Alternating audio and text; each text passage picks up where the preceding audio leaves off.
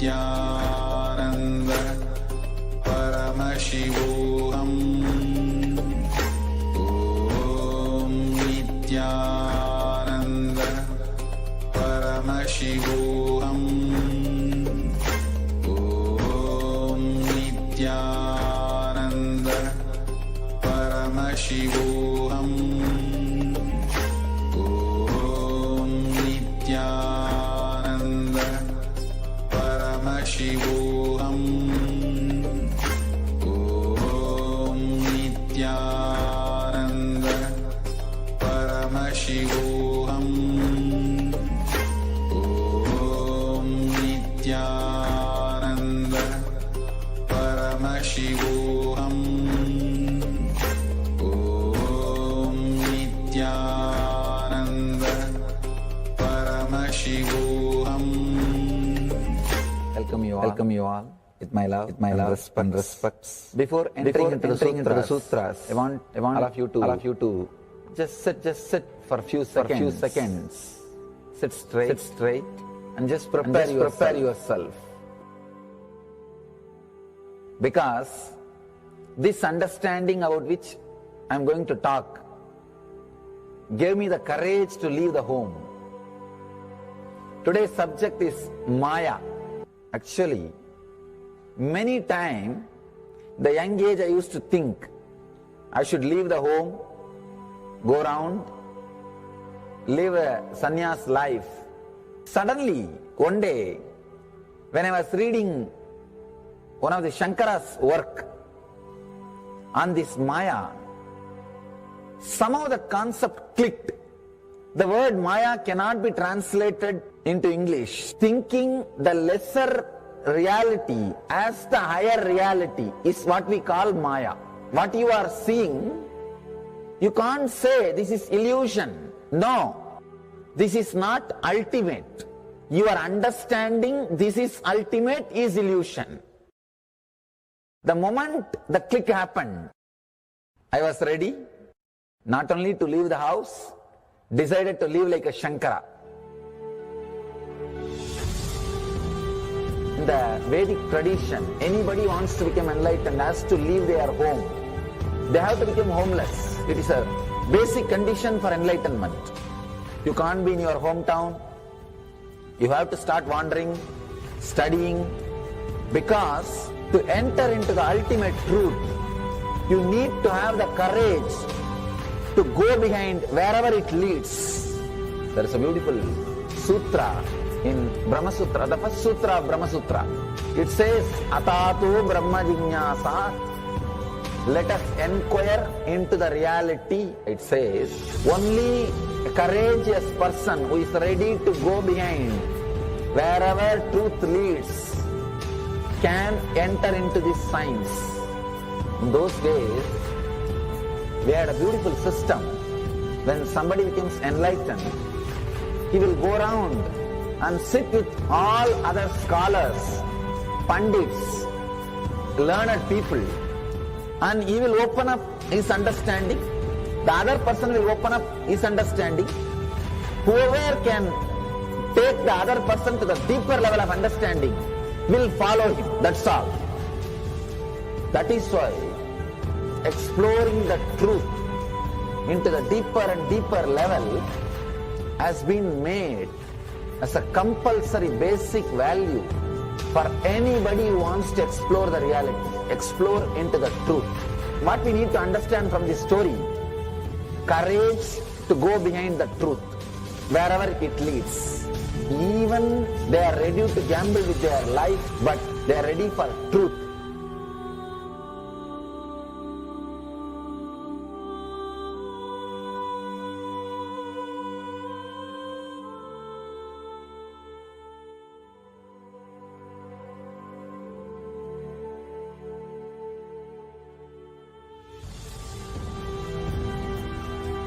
If you accept or start working on the reality, whatever you see can be Maya.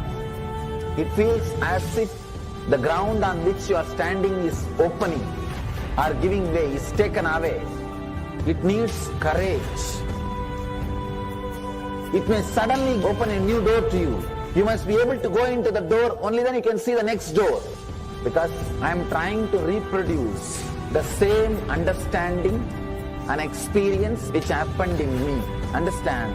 When I understood that Maya, the concept of Maya, it gave me so much of joy and courage to do anything.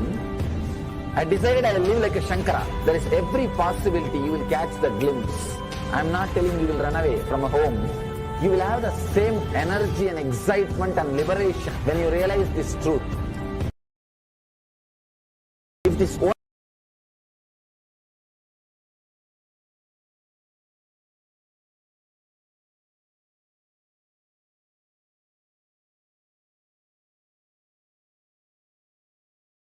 concept Maya is understood logically by you, no suffering can make low curve in you. Nobody can exploit you easily. If you can just open that courage, this understanding can open new doors for you. If you understand this clearly, you will have the courage. If you have little courage, you will have understanding. It's like a circle. Who will start first? I represent KAILASA nation led by Supreme Pontiff of Hinduism, Sri Nithyananda Paramashivam, which speaks on behalf of 2 billion Hindus around the world who do not have a voice representing them in these international forums.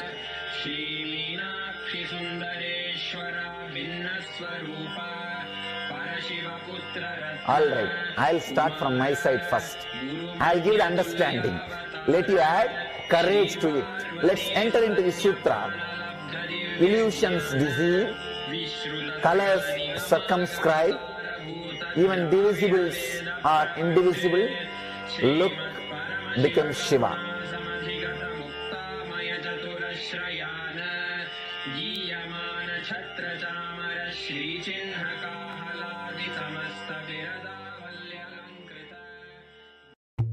Since the beginning of time and space, Bhagwan Paramashiva, the all-powerful, all-pervasive and all-knowing ultimate superconscious existence, revealed in the Vedas and Agamas, the source scriptures of Hinduism, the truths about himself and the manifested universe and its multidimensional and simultaneously existing dimensions and worlds, also known as parallel universes or vertical time zones.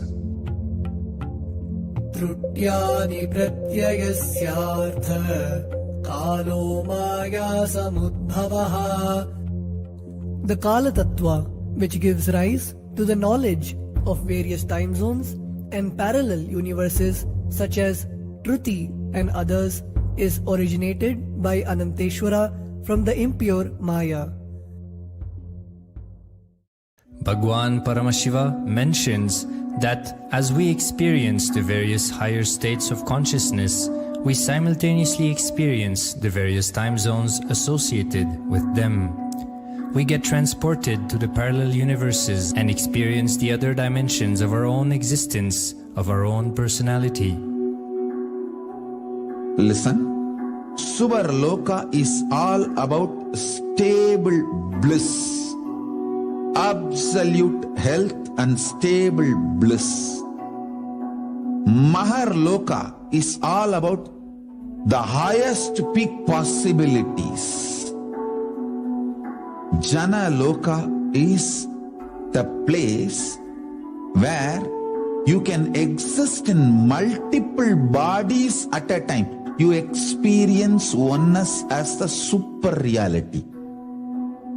Tapaloka is that last struggle you go through. Sometimes you know you are Paramashiva, sometimes you just slip off, but again you say, I am Paramashiva. That space is the Tapoloka, an absolute surrender. Whether I am remembering, I am manifesting Paramashivatva, or I am deluded, I surrender both to Paramashiva. When you take that decision, you are lifted to Brahmaloka. You move to the Brahmaloka. The deep surrender lifts you to Brahmaloka. Then from there you move to Parandama, Vaikunta, and Kailasa, then Mahakailasa itself. The key to unlock these parallel universes is hidden in the spine of the human body.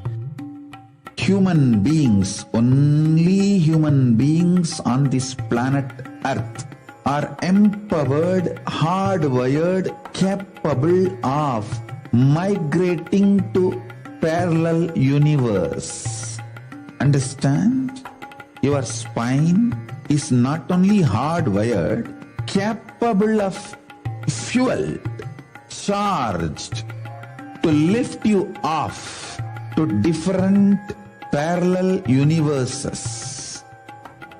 Sukritan manavo bhutva jnani chen mokshamapnuyat chaturashita-laksheshu sharireshu sharirinam namanushyam vina yatra tattvahanantu labhyate.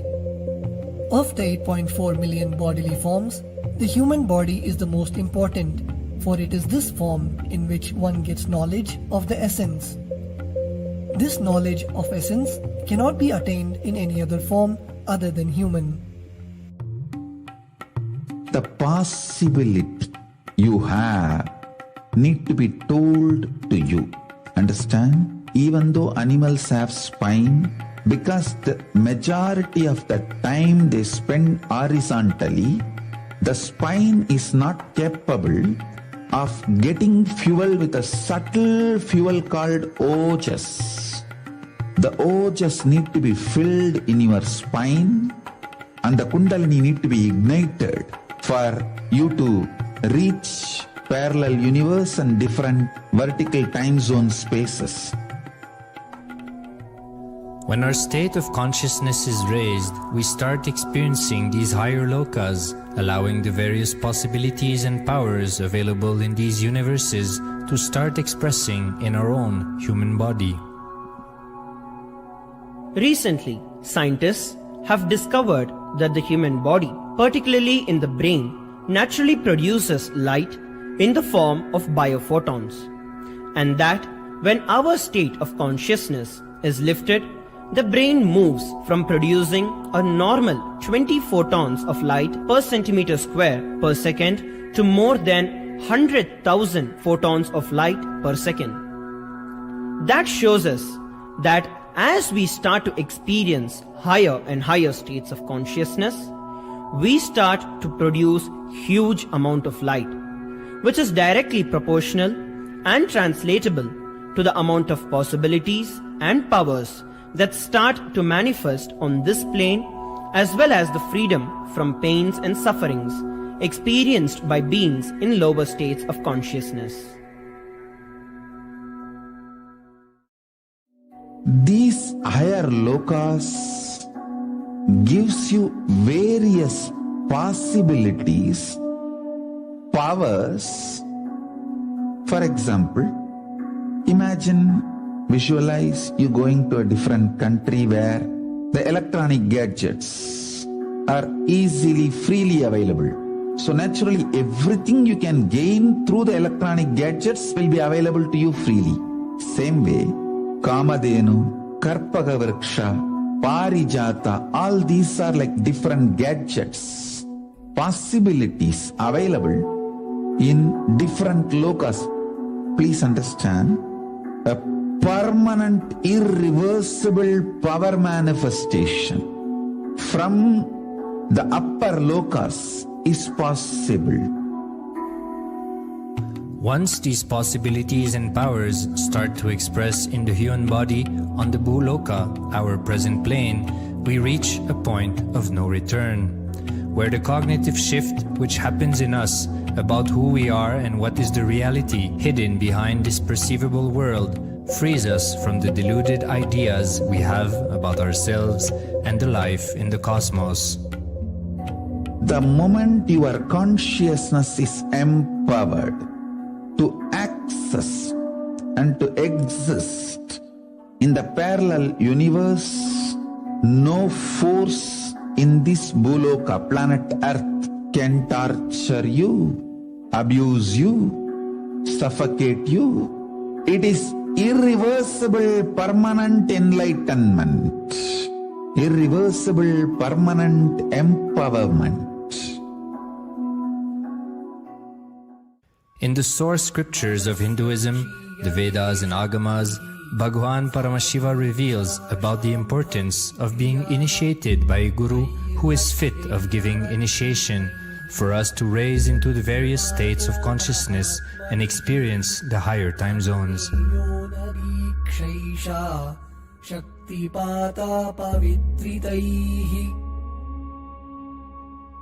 The potency of Anavamala, which veils the innate and essential nature of the soul, is set into the decaying phase by this specific activity.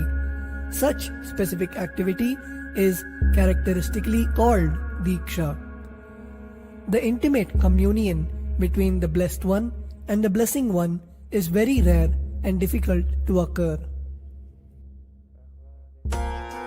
The Supreme Pontiff of Hinduism, Jagat Guru Mahasannidhanam, His Divine Holiness Bhagwan Nithyananda Paramashivam, is the 1008th incarnation of Paramashiva as per Hinduism, living amidst us today. Starting out at a young age and enduring years of intense penance, he persevered with the single-pointed vision of experiencing the ultimate oneness with Paramashiva, known as Paramadvaita. He traversed the length and breadth of India, initiated by his gurus into yoga, tantra, and other Eastern metaphysical sciences.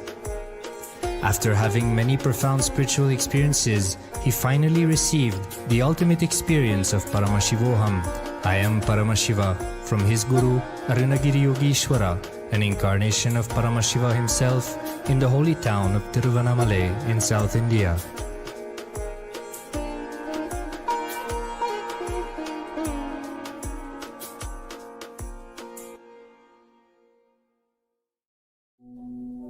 The brain is the body's most complex organ, containing more than 100 billion neurons, each of them in chemical and electrical conversation with up to 10,000 other neurons.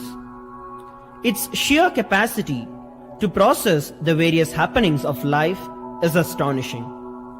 The scientific studies on the Supreme Pontiff of Hinduism's brain remarkably shows that the complexity presents no difficulty for the Supreme Pontiff of Hinduism in managing his brain's activity. The Supreme Pontiff of Hinduism's capacity to control his brain is very fluid. He can easily shift his brain function and alter his brain waves, allowing the travel into various time zones possible and effortless. The results from the scientific studies conducted on the Supreme Pontiff of Hinduism showed that the human body and brain is able to choose to alter the body and to travel to other dimensions at will. The possibility for people to experience the healing capabilities as well as the higher states of consciousness is an event of immense benefit for humankind.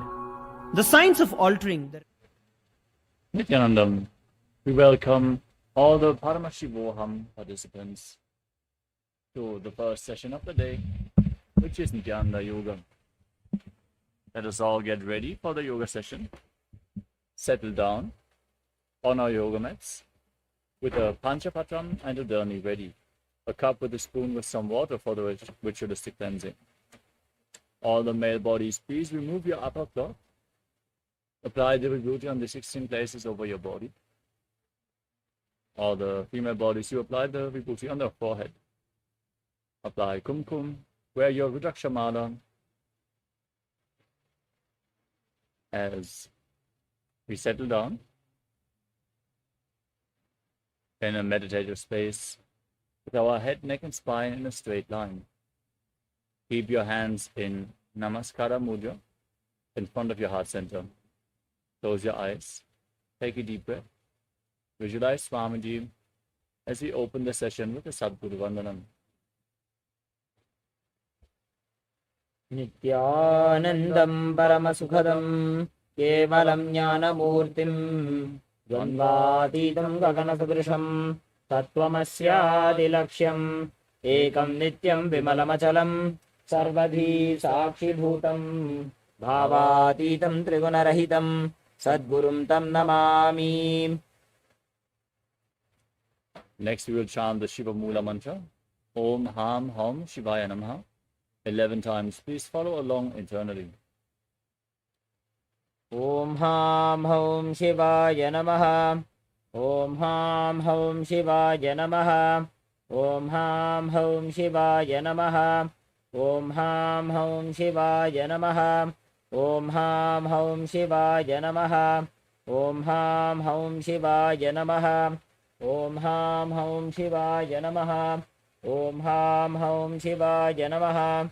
Om Ham Hum Shivaya Namaha. Om Ham Hum Shivaya Namaha. Om Ham Hum Shivaya Namaha. Next up is the Tattvachanam, the ritualistic cleansing. Now keep your right hand in the Gokarna Mudra in the shape of a cow's ear, as our Acharya is demonstrating.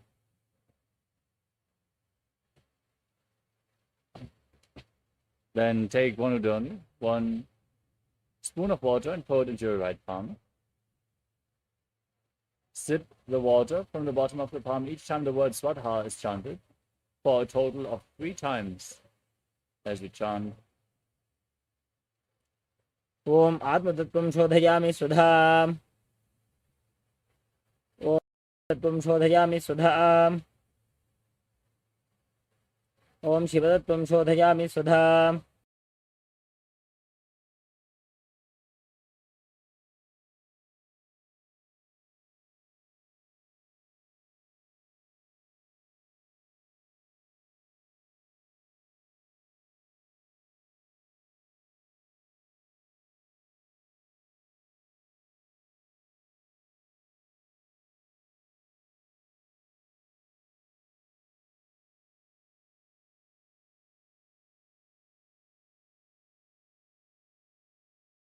Now wash your right hand with the water from the Panchapatram and wipe your lips twice with the bottom of your right thumb as we chant. Om Ham Hridayaya Namaha. Wash your hand again. With index, middle and ring finger joined together, touch above your upper lip and below the lower lip. Then wash your hand again. With your index finger and thumb joined together, touch your right nostril and then your left nostril. With your ring finger and thumb, touch your right eye, right ear, and left ear. Wash your hand again. The little finger and thumb joined together, touch your navel, your right chest, and your left chest. And with the tips of all the fingers joined together, touch the top of your head, your right shoulder, your left shoulder, and your heart center. Now, wash your hand once more. Place your right hand over top of the left, and place both hands on the right thigh. Close your eyes and set your sankalpa, your conscious resolution, what you want to manifest in the ritual of yoga today as we chant the sankalpa mantra.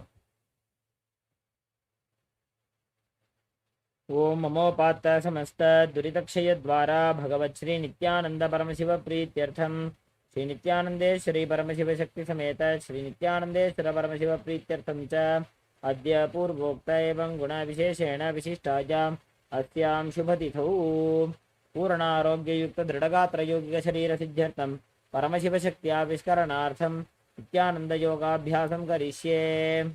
Now wash your right hand once more.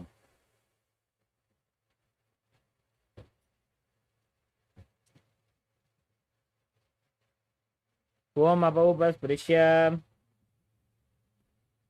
And keep your Panchapatram and Udani aside, out of harm's way, as we briefly cover the components of KAILASA Nithyananda Yoga. Nithyananda Yoga is the science of leading you to the realization that you are Paramashiva. Paramashivatva, Paramashivoham. For this, we prepare our bodies through asanas, the physical postures, aligning our bodies to Paramashiva. The breathing techniques, pranayama, as we control the flow of the inhalation, retention, and exhalation. We align our breathing to Paramashiva. With mudras, we prevent the prana from seeping out of the body again and lead the prana up to awaken the non-mechanical parts of the brain. We perform mudras by aligning our fingers, limbs, and various other body parts. Next up is bandha, the energy locks performed by contracting certain muscles and diaphragms within the body, preventing the prana from seeping out once more and aligning our internal organs to Paramashiva as we push the Kundalini Shakti upwards along the spine into the higher energy centers. We are going to perform the Mula Bandha, the root lock, contracting the perineal floor and pulling it up, the Uddiyana Bandha, the abdominal lock, as you contract your muscles above and below your navel and pull your stomach in and up towards your spine. The Jalandhara Bandha, the throat lock, tucking your chin to the chest and internally locking your throat muscles. If you perform all the three bandhas at the same time, then make Mahamudra Bandha.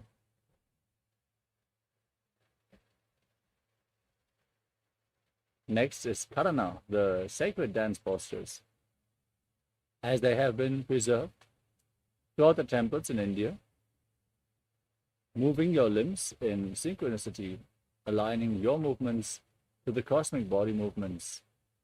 The Karanas lead to intense awareness within your body and to a subtle but intense breathing flow, which intensely infuses prana into your system.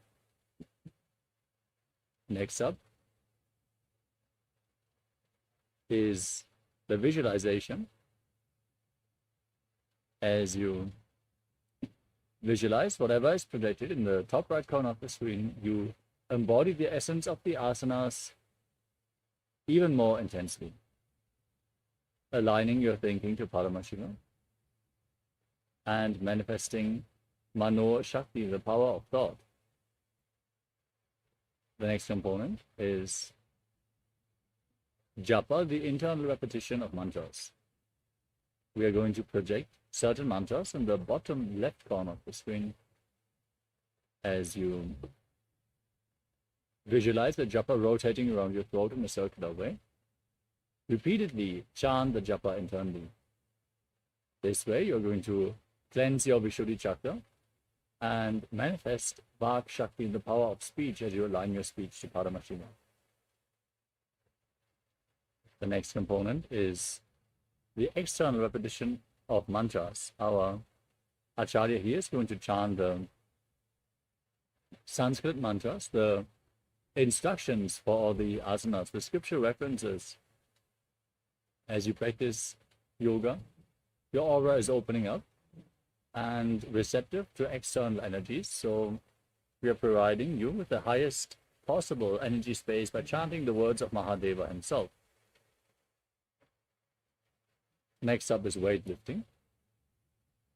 As bodybuilding is a spiritual practice, as per the Supreme Pontiff of Hinduism, implement weights into the yoga practice and intensely awaken your Kundalini Shakti. We are going to point out which asanas are where it is recommended to hold weights throughout the yoga practice. So just keep your weights ready at the side of your mat. The next component is Abharanam, the sacred Rudraksha jewelry. As Rudraksha functions like a spiritual battery, holding onto the spiritual energy more intensely than any other stone and giving it off to your system as you keep skin contact with Rudraksha beads. Wear Rudraksha beads as much as possible. You can see our acharyas are wearing the Rudraksha mala. Next is Aushadam, the sacred alchemy products. If applied on the skin, Aushadas infuse prana into the system and are capable of healing even the most chronic of diseases. So apply Vibhuti and Kumkum. If you have it available, apply Jnananjana. You can also mix some sandalwood powder with turmeric and some water and apply it on your temples. If you have any other auhiras prepared by the Supreme Pontiff of Hinduism, you can also apply them during the yoga practice. The final component, the most powerful component, of course, is the Shaktipada and Shakti Nipada, which is the Supreme Pontiff of Hinduism, our beloved Swamiji. Perform the yoga authentically and prepare your body to hold the intense energy that is being showered on you during the darshan for a longer period of time. Yield the benefits more intensely as you prepare yourself to receive the energy from the Supreme Pontiff of Hinduism. Let us now enter into the first asana of the sequence, which is Sukhasana. Now, sit in a comfortable cross-set position with your head, neck, and spine in a straight line. Keep your hands on top of the knees in Bindu Mudra. Visualize Lord Shiva in your inner space as you breathe in Samana Kumbhaka. Inhale deeply and hold the breath as you visualize the fire being kindled in your stomach, rising up your spine. Engage all Tribandhas, Mahamudra Bandha, root lock, abdominal lock, and throat lock as you internally chant the Japa Soham in Sukhasana. तत्सुखासनमित्युक्तमशक्तस्तत्समाचरेत् आसनं विजितं येन जितं तेन जगत्त्रयम्.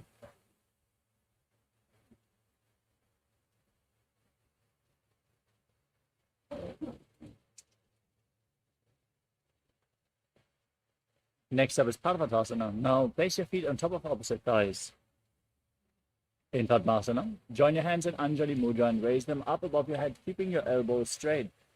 Engage all three bandhas, Mahamudra Bandha, and visualize yourself as Mount Kailash. अथ भक्षे महादेव पर्वतासनमङ्गलं यत्कृत्वा स्थिररूपी स्यात् षट्चक्रादिविलोपनम्. Next up is Halipavasana. Now extend your feet away from the body, bring the soles of the feet together, interlock your fingers behind your back, and lean forward and down, placing your forehead on the ground behind your heels. Gaze to your nose as you engage all three bandhas and visualize Swamiji in your inner space. पूर्वविधियाहु मे जानो उभयपकतले सम्पुटठानो.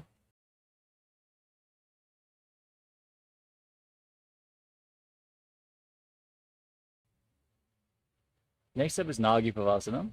With your feet extended away from the body, soles of the feet together. Extend your arms out, cup your palms and place them on the ground in front of your feet as you place your forehead on the ground behind your heels. Engage all three bandhas, gaze to your nose and visualize yourself as a snake.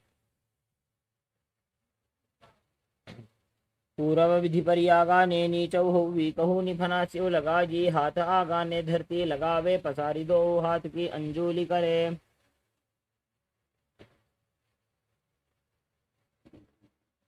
Next up is Kokilasana. Now hold onto the big toes in Prana Mudra with index and middle fingers together. Extend your legs forward and up and then cross them into Padmasana. Lean forward and down, place your elbows on the ground and engage all three bandhas as you visualize yourself as a bird. अथान्यदासनं वक्ष्ये येन सिद्धो भवे नरः अकस्मात् वायुसञ्चारं कोकिलाख्यासनेन च. Next up is Nityasana. Now stack your knees and ankles in Apta Padmasana. Hold on to opposite elbows, gaze to your nose, and start rotating your arms in a circular way, engaging all three bandhas, visualizing Swamiji, and after some time changing the direction of the movement. घोड़ा बामा पादगी आशमाहिली सोज दक्ष चरण को बार लोता परिकुल्भ समोज. Next up is Gajrasana. Now place your hands flat on the ground and lift your hips up high. Then scoop your head and chest forward and down again and again, visualizing yourself as an elephant and keeping the Uddiyana Bandha, the abdominal lock, and the Mula Bandha, the root lock, engaged. निब्जं पादाग्रे भूमौ कृत्वा लम्बी भुजा मस्तकाग्रे निधाय. From the same position, now lift one heel up, press the other heel down, alternate again and again as you engage Uddiyana Bandha and Mula Bandha and visualize yourself as a bear in Vrikshasana. एकैकं पादमाकुञ्च गजासनं कुर्यात् वृक्षासनं भवति.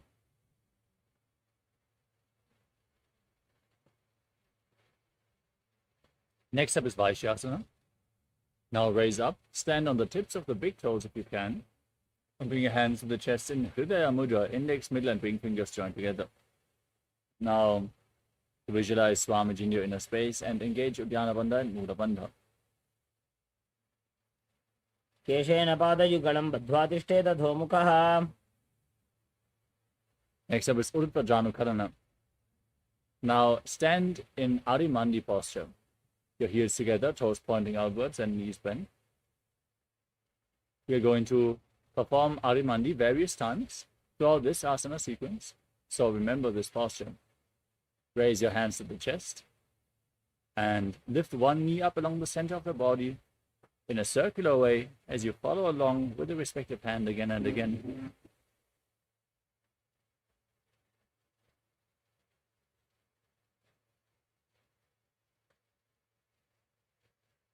Next up is Bala Lingasana.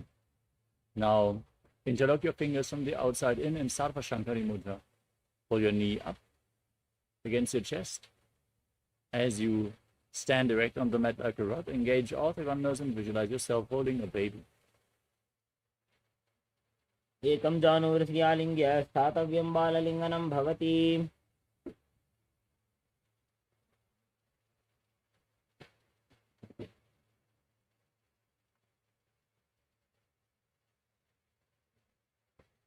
Next up is Parapidanasana.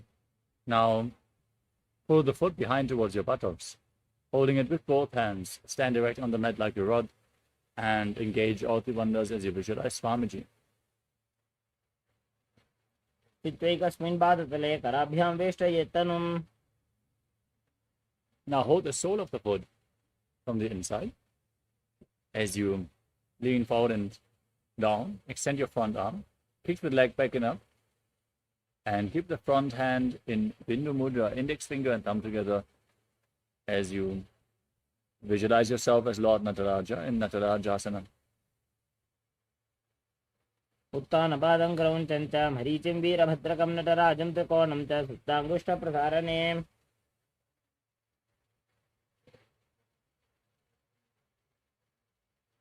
Next up is Bala Lingasana on the other side. Hold the other knee up towards your chest with your fingers interlocked, all three bandhas engaged, visualizing yourself holding a baby. एकं जानुवृत्यालिङ्ग्य स्थातव्यं बाललिङ्गनं भवति. We move on to Parapidanasana on the other side. Pull the foot behind towards your buttocks and visualize Swamiji as you engage all the bandhas. चित्वैकस्मिन् पादतले कराभ्यां वेष्टयेत्तनुं पृष्ठे संस्थाप्य यत्नेन पादपीडनमासनम्. Now hold the sole of the foot and lean forward and down with your front hand in Bindu Mudra, visualizing yourself performing the cosmic dance as Lord Nataraja. उत्तानपादं क्रौञ्चं च मरीचिं वीरभद्रकं नटराजं त्रिकोणं च सुप्ताङ्गुष्ठप्रसारणे.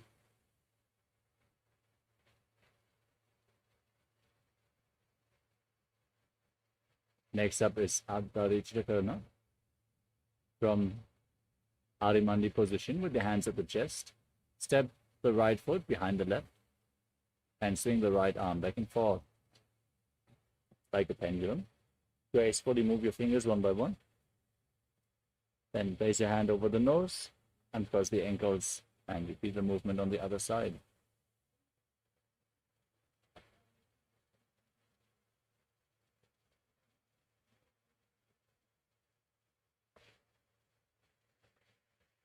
We move on to the skeleton dance. Now, visualize yourself as a skeleton and shake your body intensely.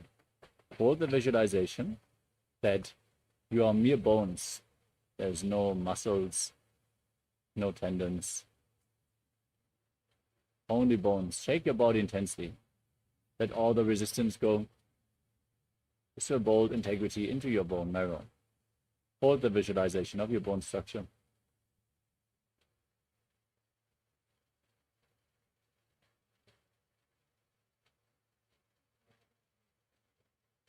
Next up is Katicchina Karana. From Adimandi position, cross your arms above your head with your palms facing back.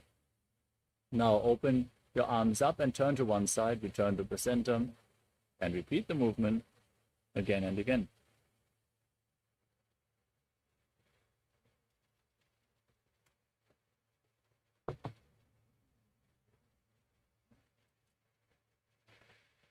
Next up is Tadasana. From a standing position, raise up onto the toes and raise your arms up parallel above your head. Engage all the bandhas and visualize yourself as a palm tree. As you internally chant the new japa, Shivoham. महामुद्राबद्ध कोनो ताडासन विभेदकान् विनोतानं सदा कुर्यादन्तर्वत्नी पतिप्रिया.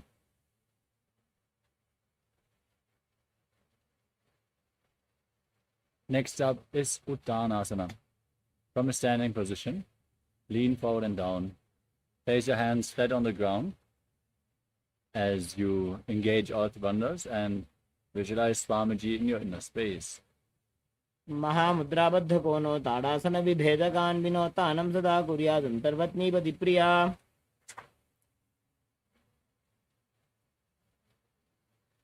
Next up is Tarakshvasana. Now step your feet back into the tall plank position and engage the Mula Bandha, the root lock, and the Jadandhara Bandha, the throat lock. As you tuck your chin to the chest, rotate your head from side to side, and visualize Swamiji in your inner space. गजासनवस्थित्वा मस्तकं वारं वारं दक्षिणकक्षं सव्यकक्षं नयेत्.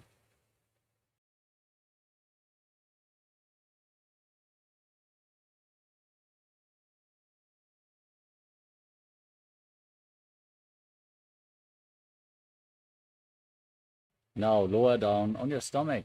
Keep your hands at the side of your chest and point your toes back as you raise your head and chest up by the strength of your lower back. Open up your mouth in Bhujangani Mudra and inhale through the hollow of your throat as you visualize yourself as a cobra in Bhujangasana. अङ्गुष्ठनाभिपर्यन्तम् अधो भूमौ विनिन्यसेत् कराभ्यां तधरां धृत्वा ऊर्ध्वशीर्षफणीवहि.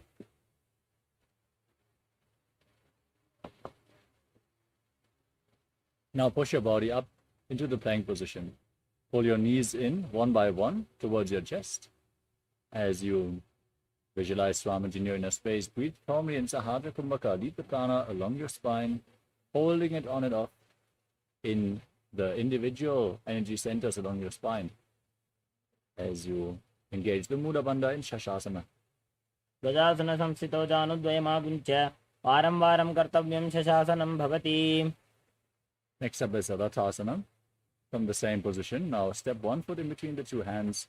Jump the front foot back and bring the other foot in between the hands again and again as you visualize yourself as a chariot. गजासन संस्थितो एकैकं पादं पुरोमार्गेण भ्रामयित्वा कर्तव्यं रथासनं भवति. Next up is Virabhadrasana.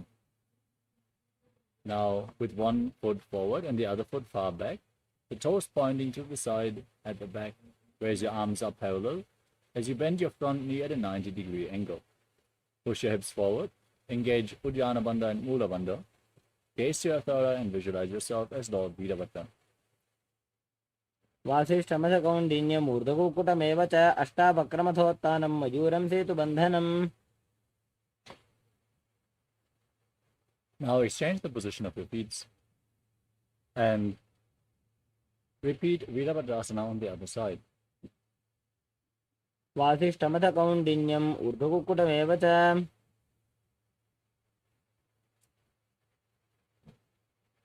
Now stand on one foot and raise the opposite foot towards your inner opposite thigh. Join your hands in Anjali Mudra, raising them up above your head as you engage Uddiyana Bandha and Mula Bandha and visualize yourself as a tree in Vrikshasana. वामोरुमूलदेशे च जाम्यं पादं निधाय तु तिष्ठेत् वृक्षवद्भूमौ वृक्षासनमिदं विदुः. Next up is Garudasana. Now place the raised foot onto the opposite thigh. Join your hands in Namaskara Mudra in front of your chest and visualize yourself as Lord Garuda. गरुडासनमावक्षे येन ध्यानं स्थिरं भवेत् सर्वदोषाद्विनिर्मुक्तो भवतीह महाबली. Next up is Vrikshasana, the tree posture on the other side. Raise the other foot up. Join your hands and raise them up above your head as you visualize yourself as a tree. वामोरुमूलदेशे च याम्यं पादं निधाय तु तिष्ठेत्तु वृक्षवद्भूमौ वृक्षासनमिदं विदुः. Now bring the raised foot on top of the opposite thigh.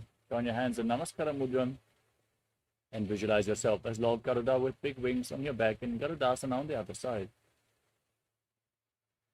गरुडासनमावक्षे येन ध्यानं स्थिरं भवेत् सर्वदोषाद्विनिर्मुक्तो भवतीह महाबली.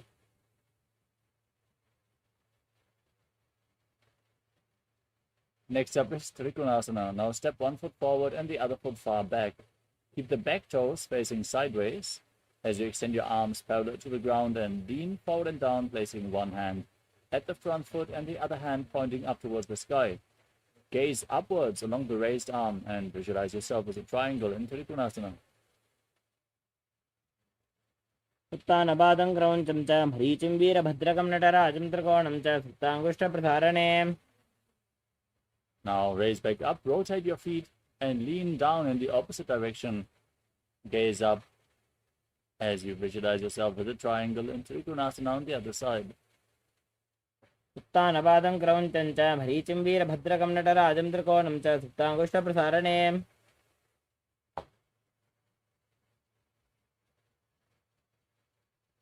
Next up is Nikuttaka Karana from Arimandi position. Heels together, toes pointing outwards, knees bent.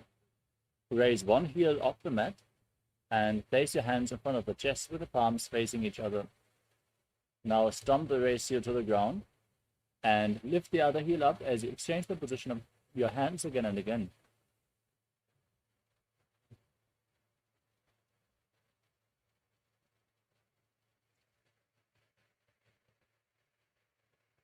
The next asana is Angushtasana. Now lower your body down, tuck your toes and sit on raised heels as you keep your knees together, lifted off the ground. Join your hands in Namaskara Mudra in front of your chest as you visualize Swamiji in your inner space and start buzzing like a bee on the in and exhalation in Brahmari Kumbhaka, internally chanting the new japa Sadashivoham in Angushtasana. कबन्धासनमित्याहुः गोरक्षासनमेव च अङ्गुष्ठमुष्टिकं ज्ञेयं ब्रह्मप्रासादितं तथा.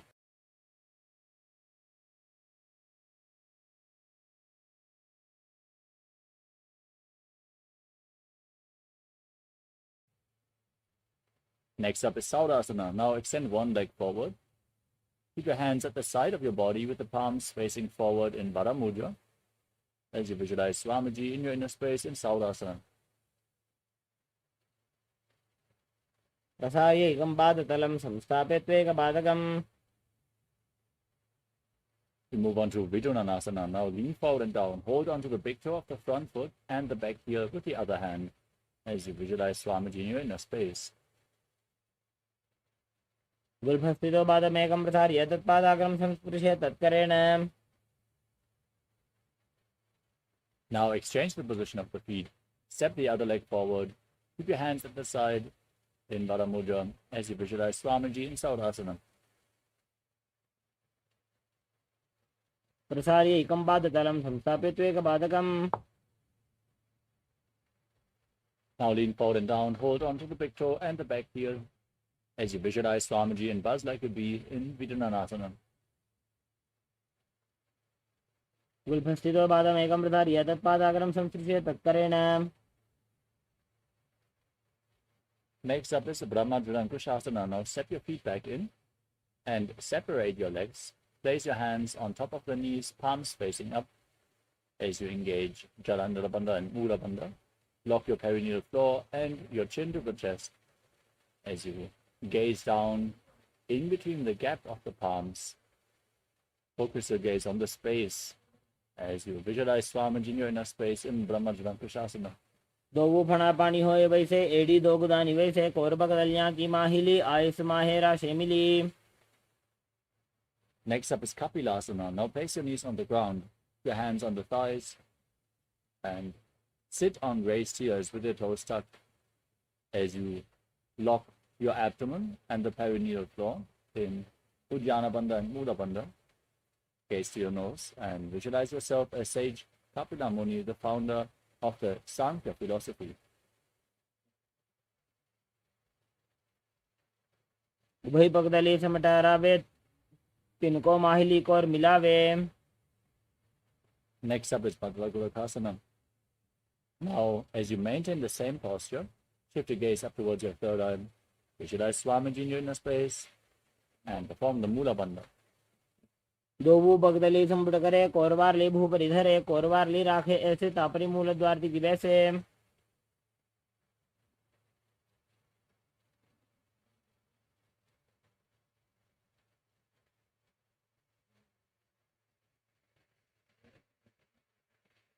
Next up is Suryasana. Now, raise your knees off the ground, bring the soles of the feet together, separate your knees, and join your thumbs and little fingers in Padma Mudra, opening up the palms resembling a lotus flower. As you raise your arms up above your head, elbows straight, gazing through the gap between the palms, as you engage Uddiyana Bandha and Mula Bandha and visualize Lord Surya in your inner space. एडी दो गुदा तरियाने फना पानी बैठक पुनिठाने. Next up is Mandukasana. Now place your knees on the ground, your feet flat, and keep your hands on top of your knees. As you gaze up towards your third eye, visualize yourself as a frog, and breathe through your nose in Sahajra Kumbhaka as you press your tongue up flat against the palate of your mouth in Manduki Mudra in Mandukasana.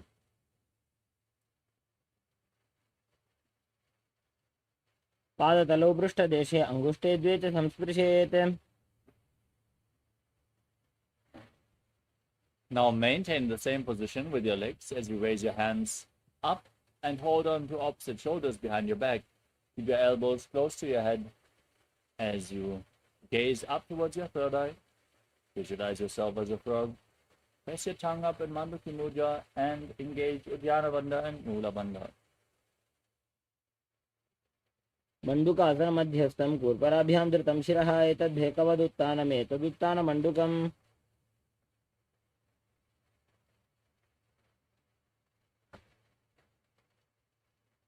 The next asana of the sequence is Simhasana. Now, cross your feet and sit on the heels.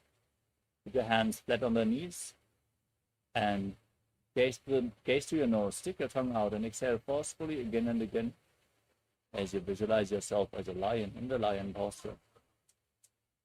दक्षिणं सव्यगुल्फेन दक्षिणेन तथेतरं हस्तौ तदान्वो संस्थाप्य साङ्गुलीश प्रसार्य च.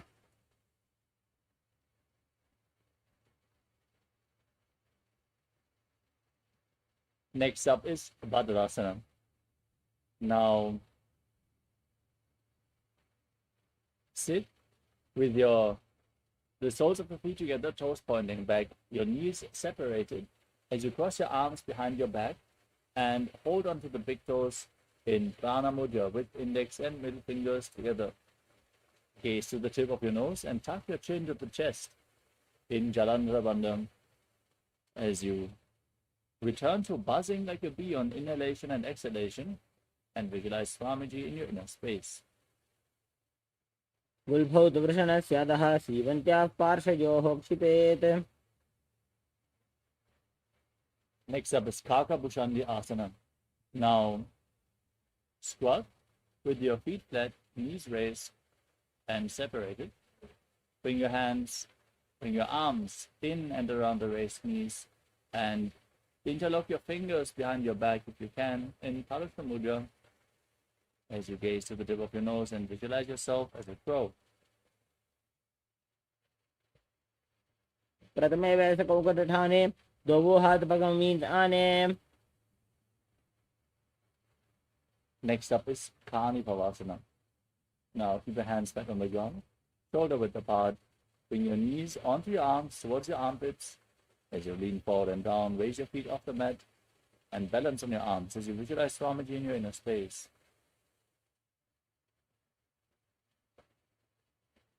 आसन को गुण आशी दुष्टा होई तो आछी होई.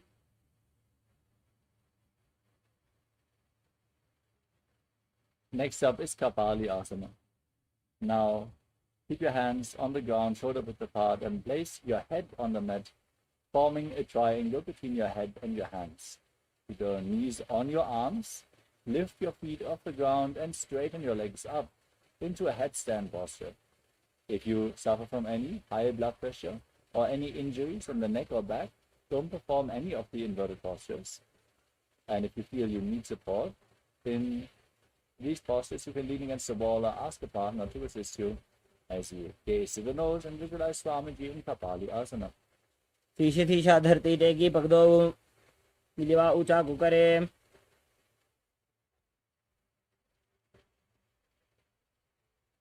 Next up is Paramashivoham. Now squat with your hands flat and twist your body to one side, aligning your knee and hip with your elbows. Lean on your arms and lift your body off the mat, extending your legs out to the side as you gaze to your third eye and visualize yourself as a peacock. Exhale all the way and hold your breath in Richapakumbhaka in Paramashivoham. मयूरं दंडवत् कुर्यान् मायूरं दंडनामकम्. Now twist your body in the opposite direction. Balance on your arms. Visualize yourself as a peacock and hold your breath in the exhaled state again and again. Repeating Paramashivoham. मयूरं दंडवत् कुर्यान् मायूरं दंडनामकम्. The next asana is Baidaganathasana. Now place your hands flat and step your feet back into Kalakshvasana. Then step 1 foot outside the respective shoulder in between the hands. Now push your hips forward. Stretch the hamstrings as you gaze up. Visualize yourself as Lord Kala Bhairava in Baidaganathasana. आसन को गुण पीती जाई. Exchange the position of your feet. Step the other foot forward. Gaze up. Visualize yourself as Lord Kala Bhairava in Baidaganathasana on the other side. आसन को गुण पीती जाई. Now raise your body back up. Step your feet back and bring your forearms on the mat. Keep your hips raised and walk your feet forward. Try to keep your heels on the ground as well. As you gaze up towards your third eye and visualize Swamiji in Ummukha Pīఠāsana. भून्य स्तोजानुनि हस्तो चतुष्पदम वाङ्मुखम् उत्थापिताङ्घ्रि युगलकटिस्थलमभिरुका. Next up is Vasishthasana. Raise yourself back up onto your hands and rotate your body, lifting one hand up towards the sky. Keep your core engaged, your body straight as you gaze up along the raised arm and visualize yourself as Sage Vasishtha and Vasishthasana. ऊर्ध्वकुक्कुटवासिष्ठ मरीचहल मत्स्यकं परिवृत्तिं चोदरस्य बीजं धनुरासनम्. Now rotate your body in the opposite direction. Repeat Vasishthasana on the other side. ऊर्ध्वकुक्कुटवासिष्ठ मरीचहल मत्स्यकं परिवृत्तिं चोदरस्य विविधं धनुरासनम्. Next up is Anjani Asana. Now sit with your legs extended and bring your hands underneath your buttocks with the palms facing up. Gaze towards your navel as you visualize yourself as Lord Hanuman. Perform Jalanirabandha and Udabandha and internally chant Mahasadaशिवोहम. दो करके उभय हथेली कोरवारली मैले भेली. Next up is Paschimottanasana. Now lean forward and down. Hold on to the feet. Hold on to the big toes in Prana Mudra. As you visualize Swamiji in your inner space, perform all the bandhas, Mahamudra Bandha. जानो परिललाटन्तो पश्चिमं तानमुच्यते.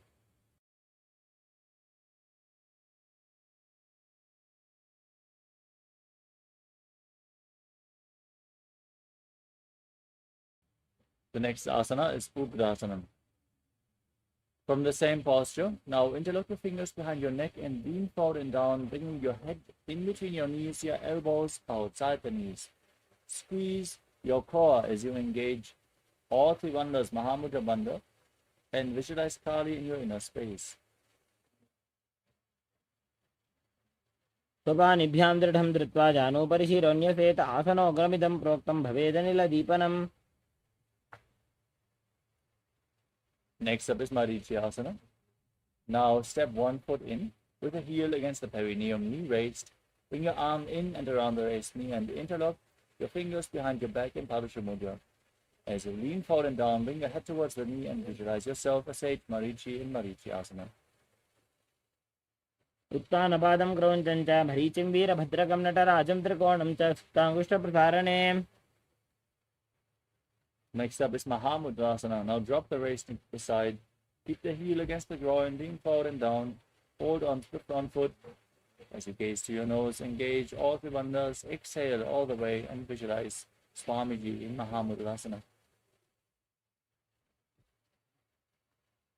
महामुद्रां प्रवक्ष्यामि तन्त्रेऽस्मिन् मम वल्लभे यां प्राप्य सिद्धा सिद्धिं च कपिलाद्याः पुरागताः.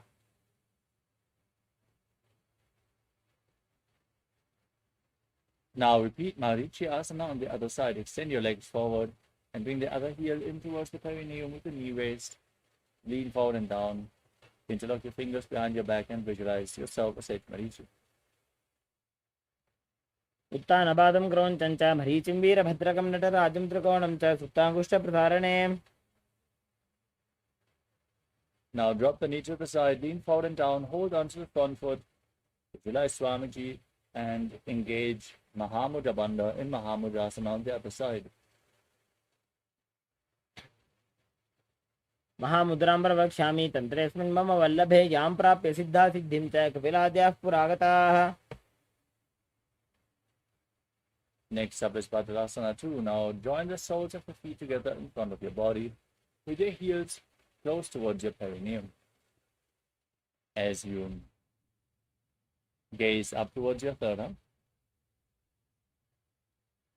visualize Swamiji in your inner space and push your knees down towards the mat. गुल्भौ तु वृषणस्याधः सीवन्त्याः पार्श्वयोः क्षिपेत्.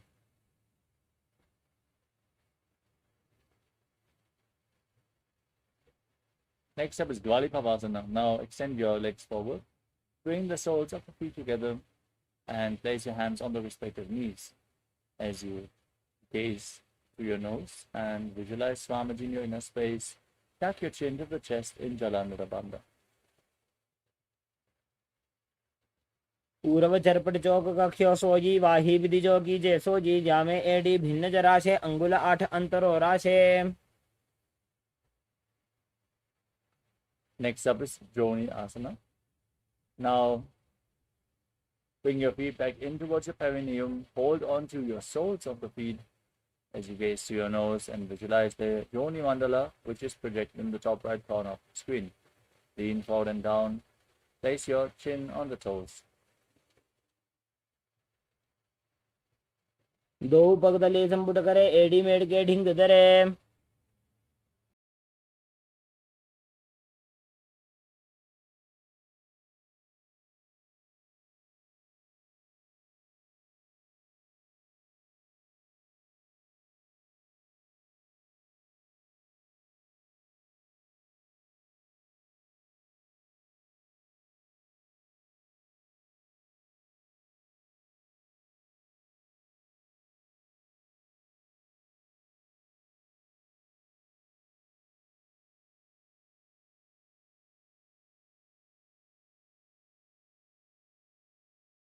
The next asana is Midaki Pavasana.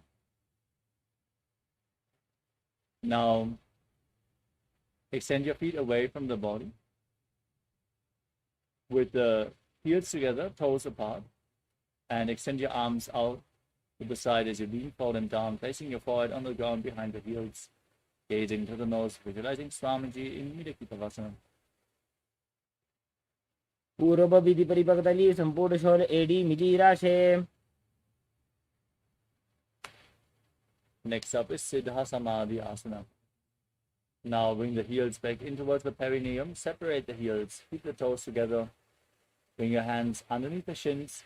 Elbows on the ground. Palms facing up as you place your chin on the ground over top of the toes. Bring your toes to your throat. Gazing to the nose. Visualizing Lord Surya in your inner space. दोबू पगदली संपुट करे सोले मेढ आगा मेधरे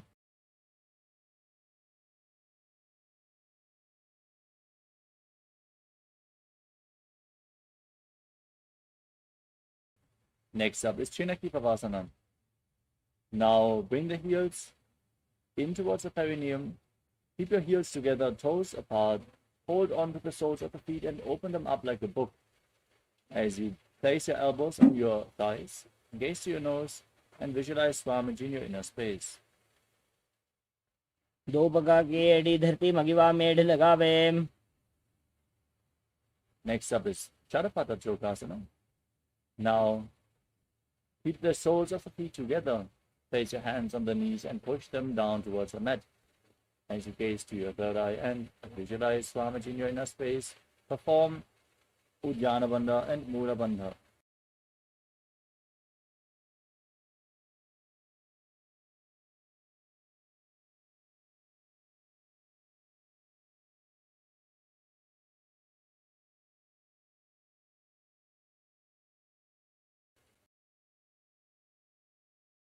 Mahasadaशिव Om Nithyananda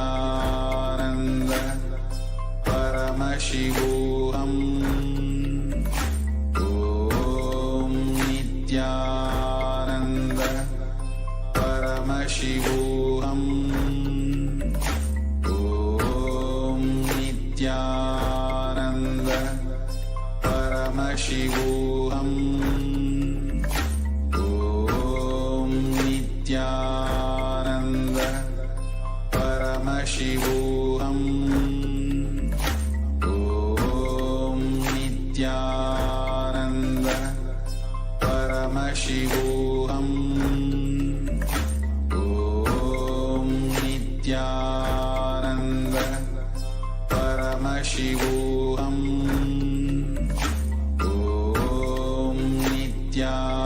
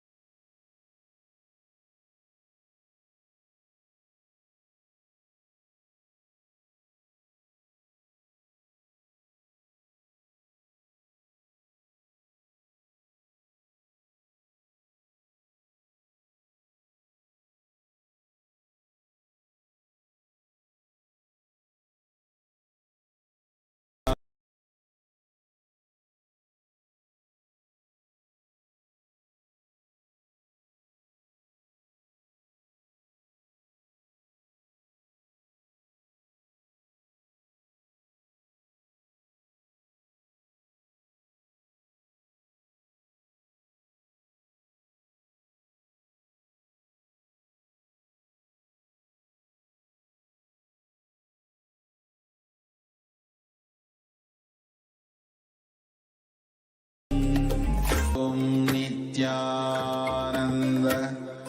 Paramashivoham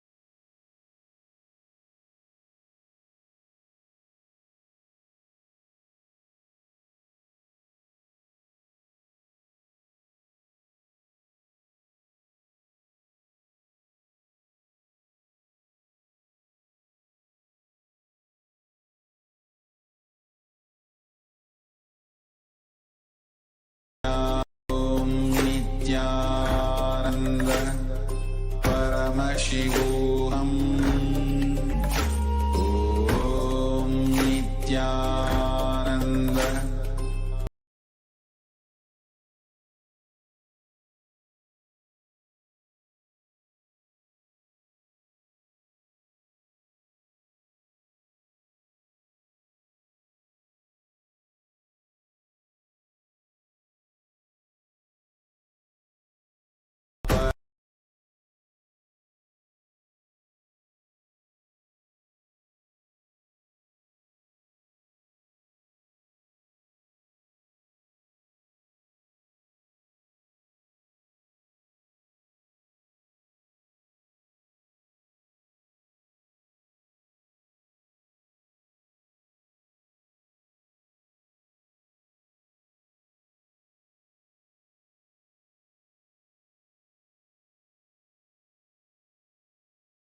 Paramashivoham Om Nithyananda Paramashivoham Om Nithyananda Paramashivoham Om Nithyananda Paramashivoham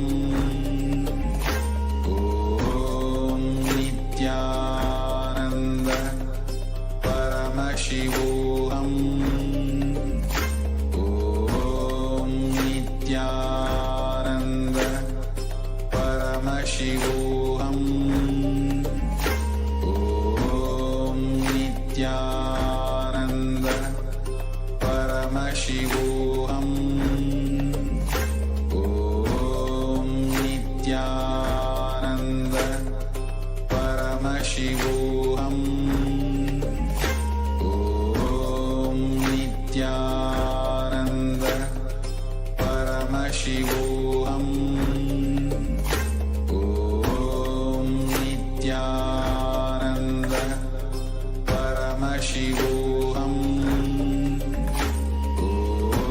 Om Nithyananda Paramashivoham Om Nithyananda Paramashivoham Om Nithyananda Paramashivoham Om Nithyananda Paramashivoham Om Nithyananda Paramashivoham Nithyananda Paramashivoham Om Nithyananda. Yes. Sorry for the technical glitch, Nithyanandam. We are back. Let us now move on to the next asana of the sequence, which is Chadapata Chokasana. Now join the soles of your feet in front of your body with the heels against the perineum. Place your hands on top of the respective knees and gently push them down towards the ground. Gaze up towards your third eye. Visualize Swamiji in your inner space as you engage Ujjana Bandha and Mula Bandha. दो पगदली संपुट धारे आगा ने करे जारे पसारे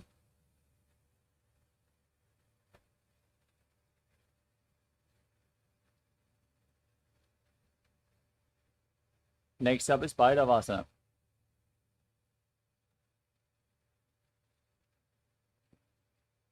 Now, put the soles of feet together.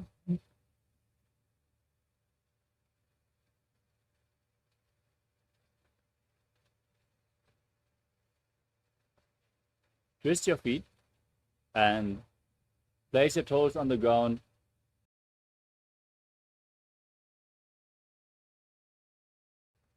Raise your heels up and bring your knees on the mat.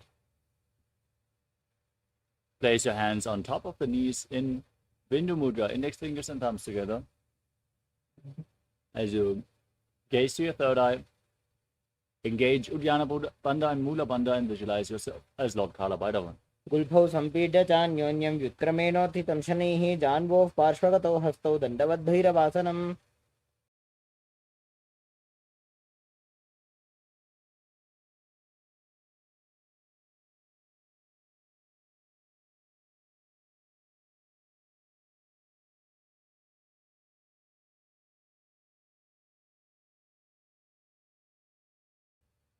Next up is Samanasana. Now keep one heel against your perineum and lift the other foot up against your chest. Keep your soul touching your chest. As you gaze to your third eye, visualize Swamiji. Perform the Mula Bandha and hold your breath in the Muladhara chakra. समानासनमावक्षे सिद्धमन्त्रादिसाधनात्. Next up is Apanasana. Now bring one leg over your shoulder and extend the opposite leg forward and up. Keep your hands at the side for balance as you gaze to your third eye and visualize Swamiji in your inner space.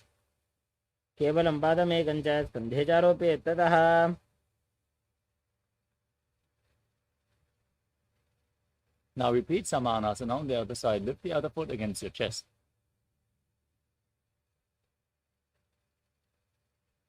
समानासनमावक्षे सिद्धमन्त्रादिसाधनात्. Now lift the other foot over your shoulder. Extend the opposite leg forward. Repeat Apanasana as you visualize Swamiji.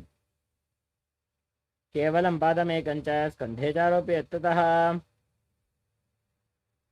The next asana is Gomukhasana. Now, stack your knees in front of your body. Hold on. Interlock your fingers and place them on the top knee. As you gaze to the nose and visualize the face of a cow, breathe in Siddhkari Kumbhaka. Press your tongue up against the top of your mouth without touching the teeth. And hiss through your teeth as you inhale. तव्ये दक्षिणगुल्फं तु पृष्ठपार्श्वे नियोजयेत्. Internally chant the japa Om Nithyanandoham as you move to Anasuyasana. Interlock the fingers around the big toes as you gaze to the nose, engage Uddiyana Bandha and Mula Bandha, and visualize yourself as Rishikana. दक्षिण गोड़ नीचे उठाने, बाहों ताके ऊपर आने.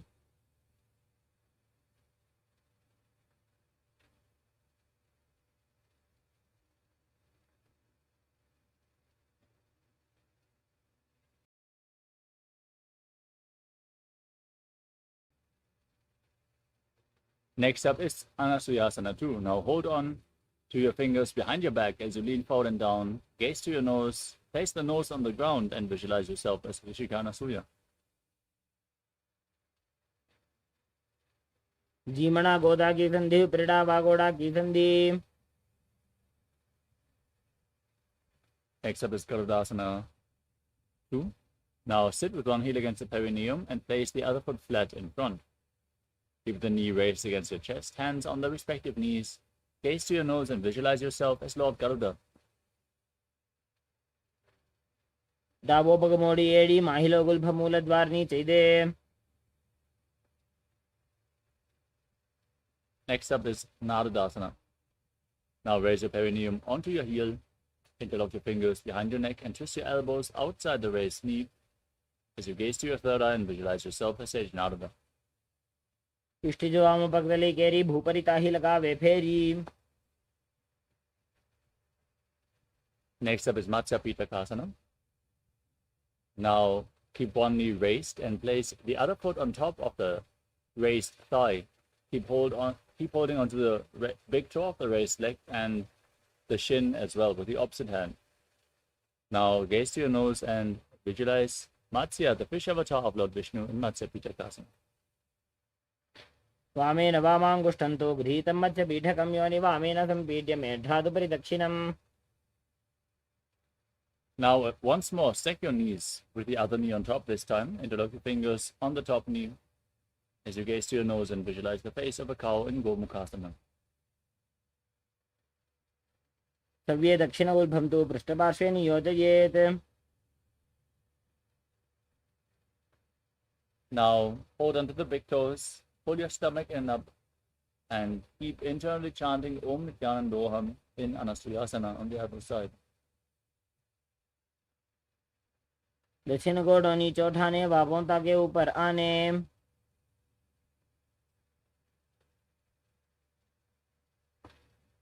Now interlock your fingers behind, lean forward and down, gaze to your nose as you repeat Anasuyasana 2. जीमणा गोदा की संधि उपरिड़ा वागोड़ा की संधि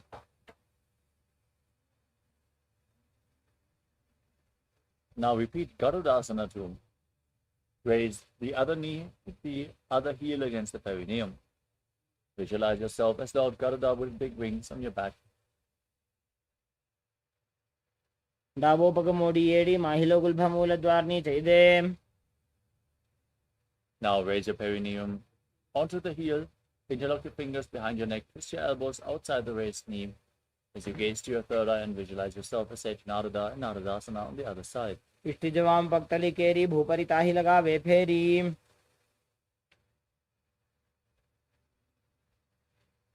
Now repeat Matsya Pitakasana.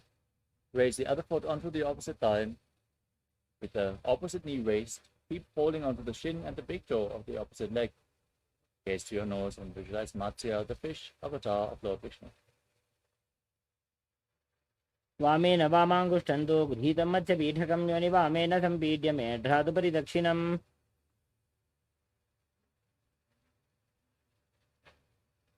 The next asana is Matsyendrasana. Extend your legs forward. Then place one foot onto the opposite thigh. Twist your elbow outside the raised knee as you bring your hand to the neck and place the other hand on the ground behind you. Twist your spine, gaze up towards your third eye, visualize Sage Matsyendranath, and keep breathing in Siddhkari Kumbhaka in Matsyendrasana. उदरं पश्चिमाभासं कृत्वा तिष्ठति यत्ततः नम्राङ्गं वामपादं हि दक्षजानुपरिन्यसेत्. Next up is Kupasana. Now, hold on to the big toe of the front foot as you extend your front arm down. Place the other hand on your ear. Gaze up and visualize yourself as a camel. आसन को गुण झोलो जाए. Next up is Matsyendrasana 2. Now, drop the hand from your ear down to the ground behind you. Gaze to your third eye and visualize Sage Matsyendranath, the master of Hatha Yoga. मत्स्येन्द्रपीडं जठरप्रदीप्तिं प्रचण्डरुक्मण्डलखण्डनास्त्रम्.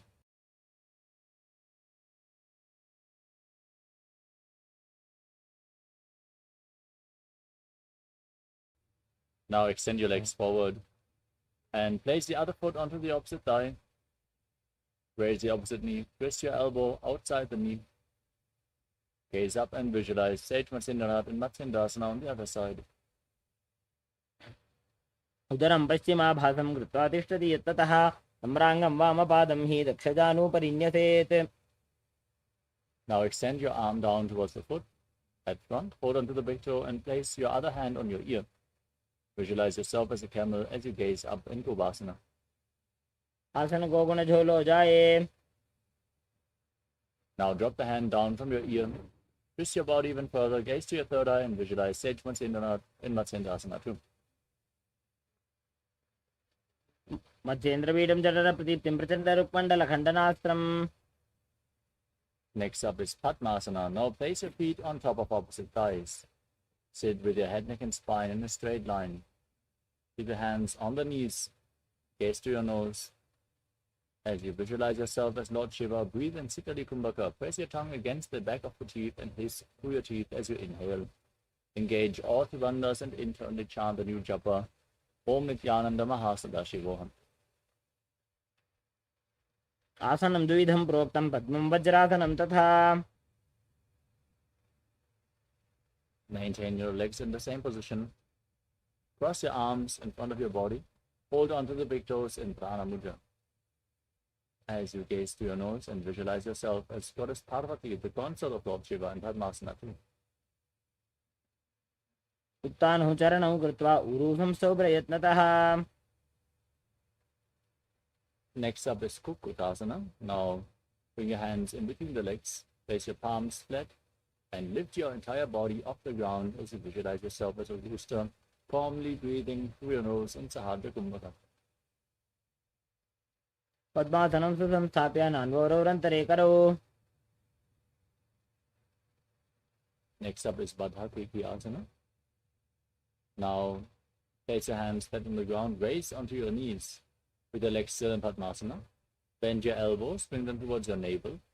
As you lean onto your elbows, lift your knees off the mat and balance, visualizing Swamiji in your inner space. अथ वक्षे Mahadev मयूरासनमुत्तमम्. Now extend your legs back with your fingers still pointing towards your body. Lean onto your elbows, find balance, and lift your legs off the ground straight as you visualize yourself as a peacock in Mayurasana. अथ वक्षे Mahadev मयूरासनमुत्तमम्. Next up is Makarasana. Now lay down on your stomach, interlock your fingers behind your neck, and place your forehead on the ground as you twist your feet so the toes are pointing out to the side and the heels are on the ground. Now visualize yourself as a crocodile and breathe through your nose in Sahadra Kumbhaka and Makarasana. अध्यासशेते हृदयं निधाय भूमौ च पादौ च प्रसार्यमानौ. Now place your hands on the ground next to your shoulders and lift your feet off the ground as you visualize yourself as a locust in Shalabhasana. अध्यासशेते करयुग्मवक्षो भूमिमवष्टभ्य करयोस्तलाभ्याम्. Next up is Ushtrasana. Now bend your knees and hold onto your feet, pulling the feet outside the hips to the ground. Now visualize yourself as a camel. अध्यासशेते पदयुग्मव्यस्तं पृष्ठे निधायापि धृतं कराभ्याम्.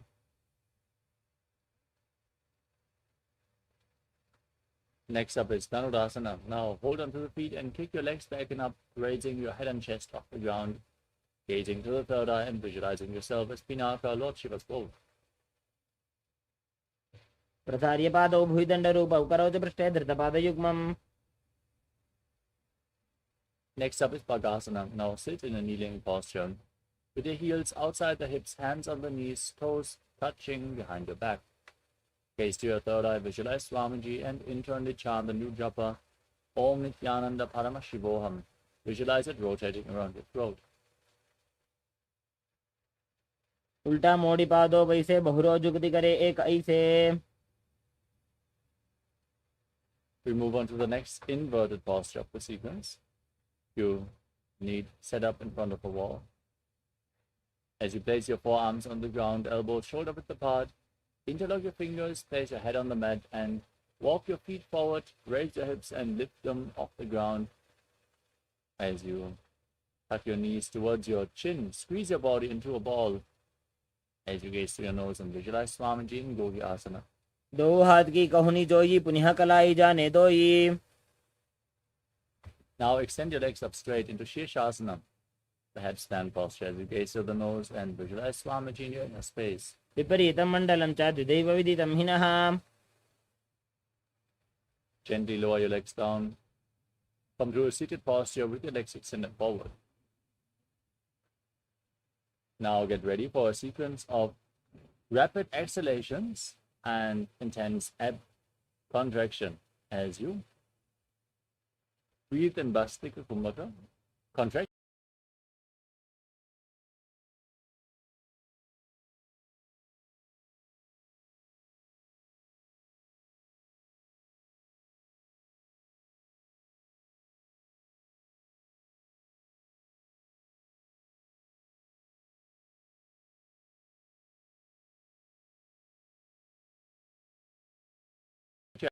Breathe in Bastika Kumbhaka. Contract.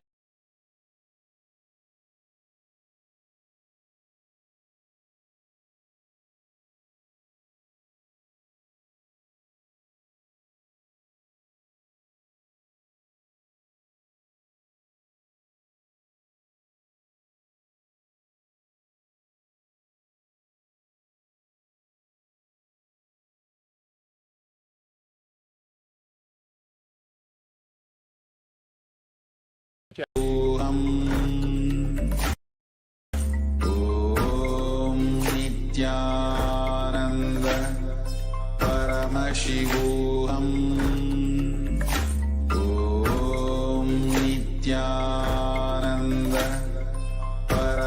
Paramashivoham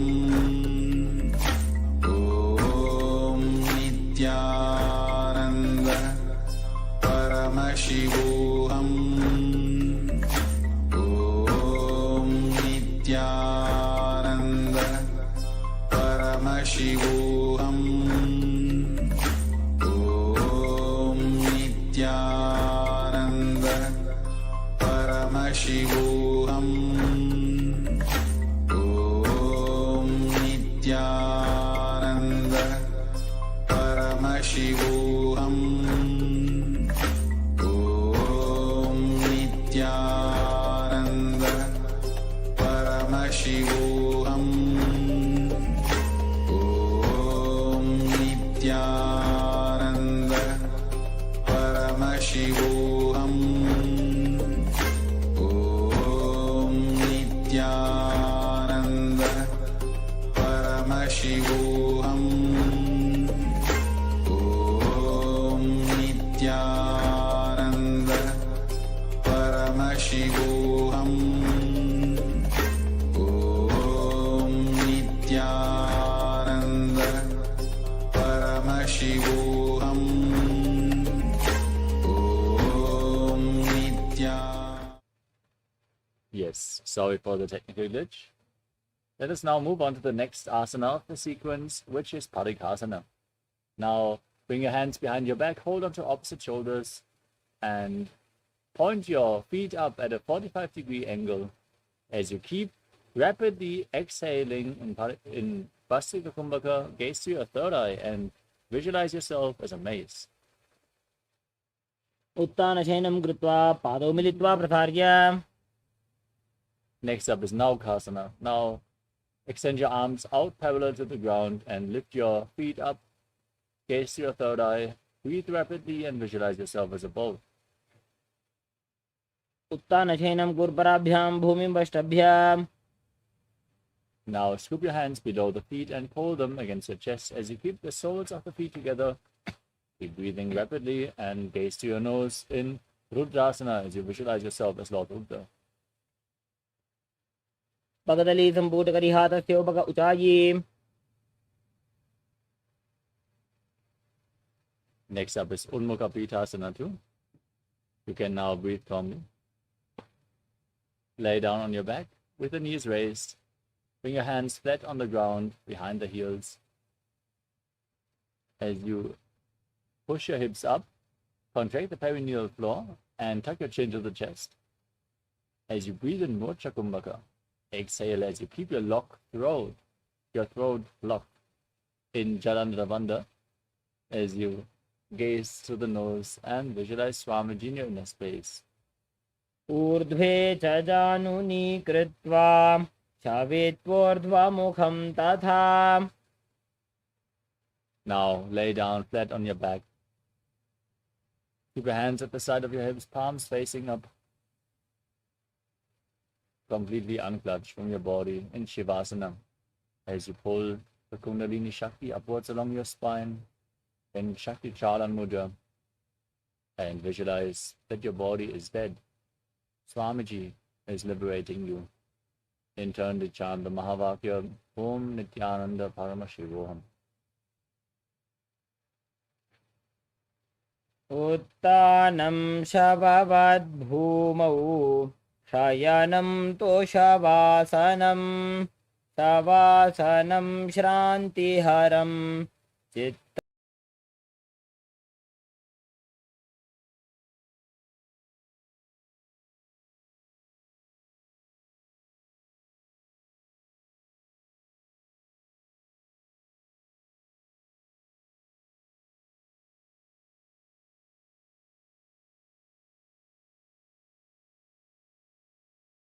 विश्व Om Nithyananda Paramashivoham Om Nithyananda Paramashivoham Om Nithyananda Paramashivoham Om Nithyananda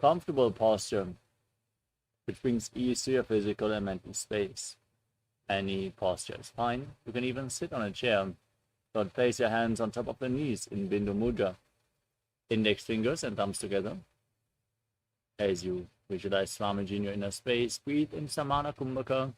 Inhale, hold your breath, and kindle with Jataragni, the digestive fire in your stomach. As you perform the Mula Bandha and internally chant Om Nithyananda Paramashivoham. पर्यङ्कं तत्समाख्यातं यतसंस्थं यथा स्थितिः.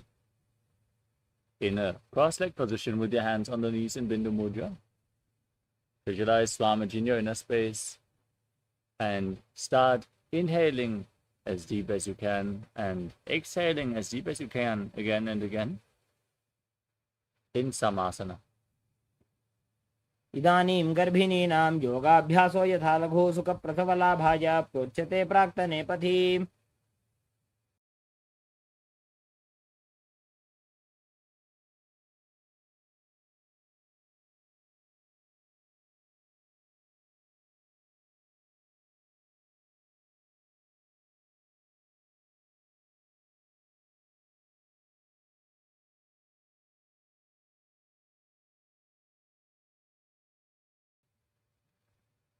The next asana is Muktasana. Now bring your left heel against the perineum and place your right foot on top of the left. Keep your hands flat on the knees, gaze to your nose, and visualize yourself as a sage liberated by the Supreme Month of Hinduism. निपीड्य सेविनीं सूक्ष्मां दक्षिणेतर गुल्पतः वामं यां येन गुल्फेन मुक्तासनमिदं भवेत्.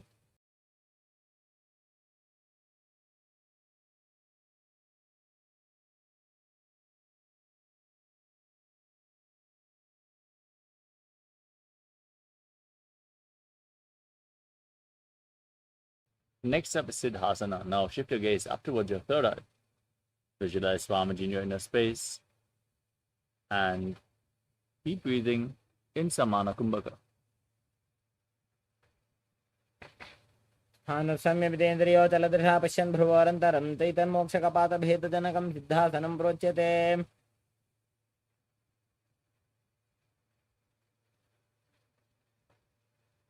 Next up is Siddhyasana.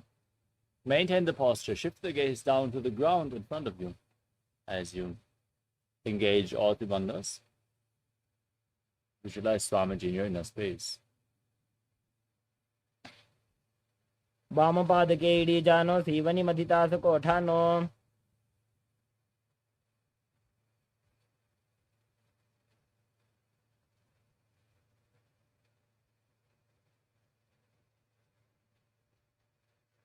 Next up is Rudrasana 2. Now rotate your hands on top of the feet into Bindu Mudra. Gaze to your third eye as you visualize yourself as Lord Rudra. वामचरण परिदक्षिण राखे एक जुगति ऐसे विधि दाखे.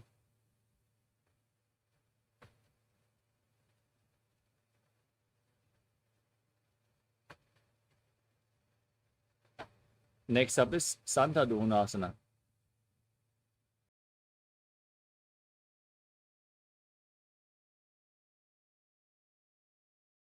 As you sit in a cross-legged position with your hands on the knees in Bindu Mudra, gaze to your nose and embody tranquility and an unshakable nature. आसन की गुणमन की चंचलता meet.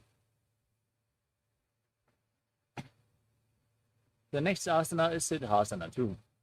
Now bring your hands to your navel, one palm cupped over the other in Samputa Mudra, resembling a lotus flower, as you visualize Swamiji in your inner space in Siddhasana 2. ऋजुकाय समासीन सिद्धासनमुदीरितं प्रसार्य भुवि पादौ तु दोर्भ्यामङ्गुष्ठमादरात्.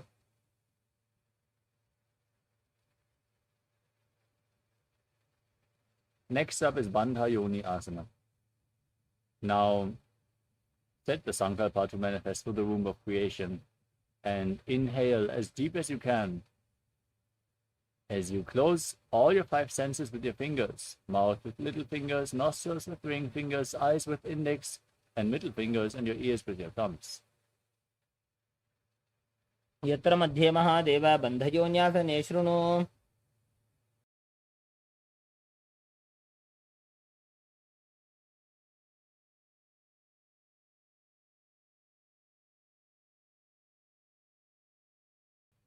The next asana is Virasana. Now place one foot on top of the opposite thigh and the other foot below the opposite thigh. Keep your hands on the knees in Bindu Mudra, index fingers and thumbs together, as you visualize the state and space of bravery, Vira. एकं पादमथैकस्मिन् भिन्यस्योरुणि संस्थितः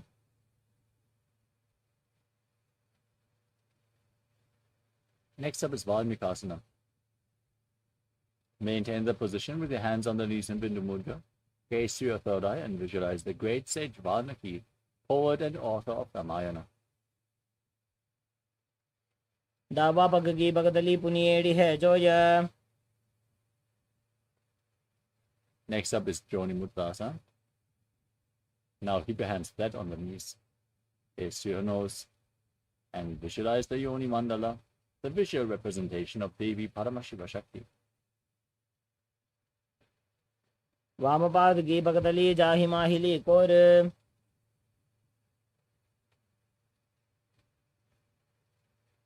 Next up is Yoni Asana. Now shift your gaze up towards your third eye. Maintain the position and the visualization. Visualize Yoni Mandala. योन्यासनं पर्वतेन योगं योगफले नीलम्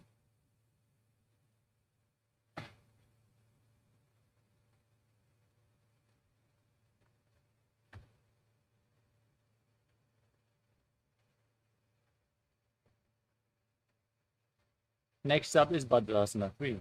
Now join the soles of the feet together and hold your feet with your hands as you push your knees down towards the mat. Gaze to your nose, visualize yourself as Lord Veeravata, and perform Udyana Bandha and Mula Bandha. गुल्भौ च वृषणस्यादः सीवन्त्याः पार्श्वयोः क्षिपेत्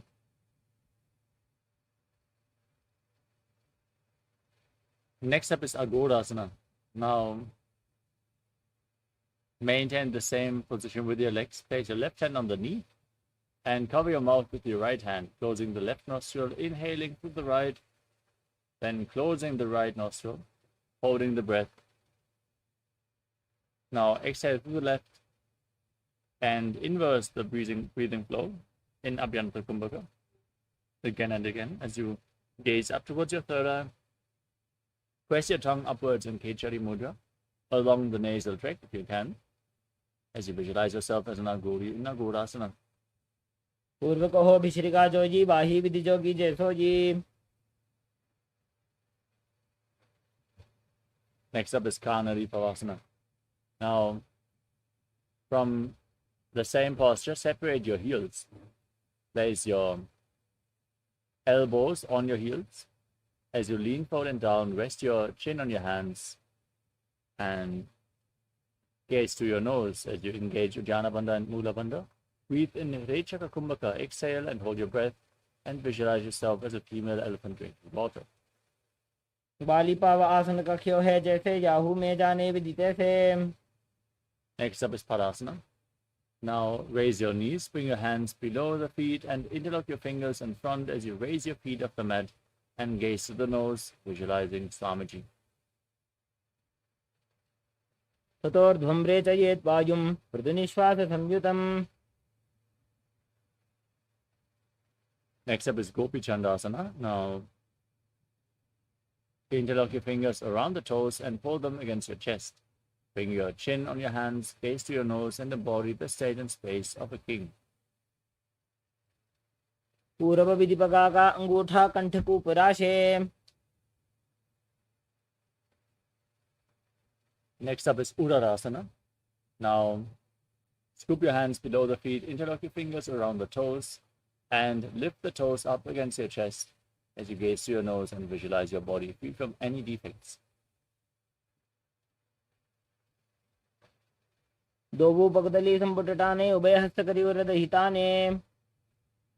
From the same position, now raise your feet even higher in front of your face as you visualize yourself excelling in everything. द्वौपगदली जोड़ी संपुट करे.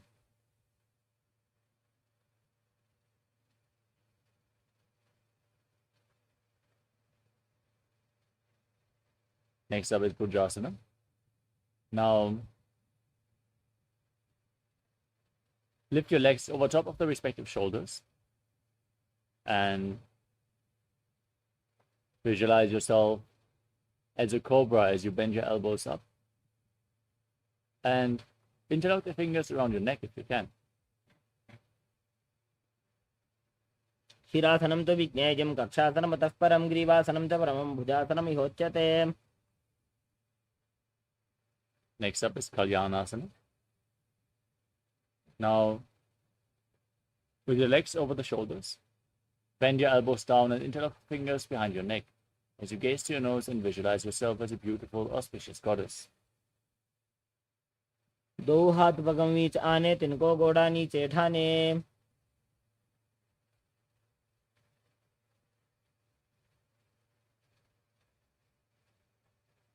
Next up is Sankatasana. Now, sit on the left heel as you keep the left foot flat on the ground and stack the right knee over top, bringing the right heel to the left hip. Place your hands onto opposite knees and visualize yourself as an elegant swan.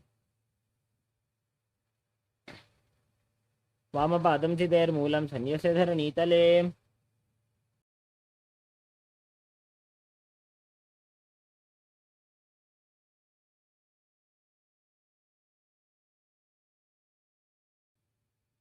Next up is Dhenukasana. Now slide the left heel outside the hip and sit on the ground.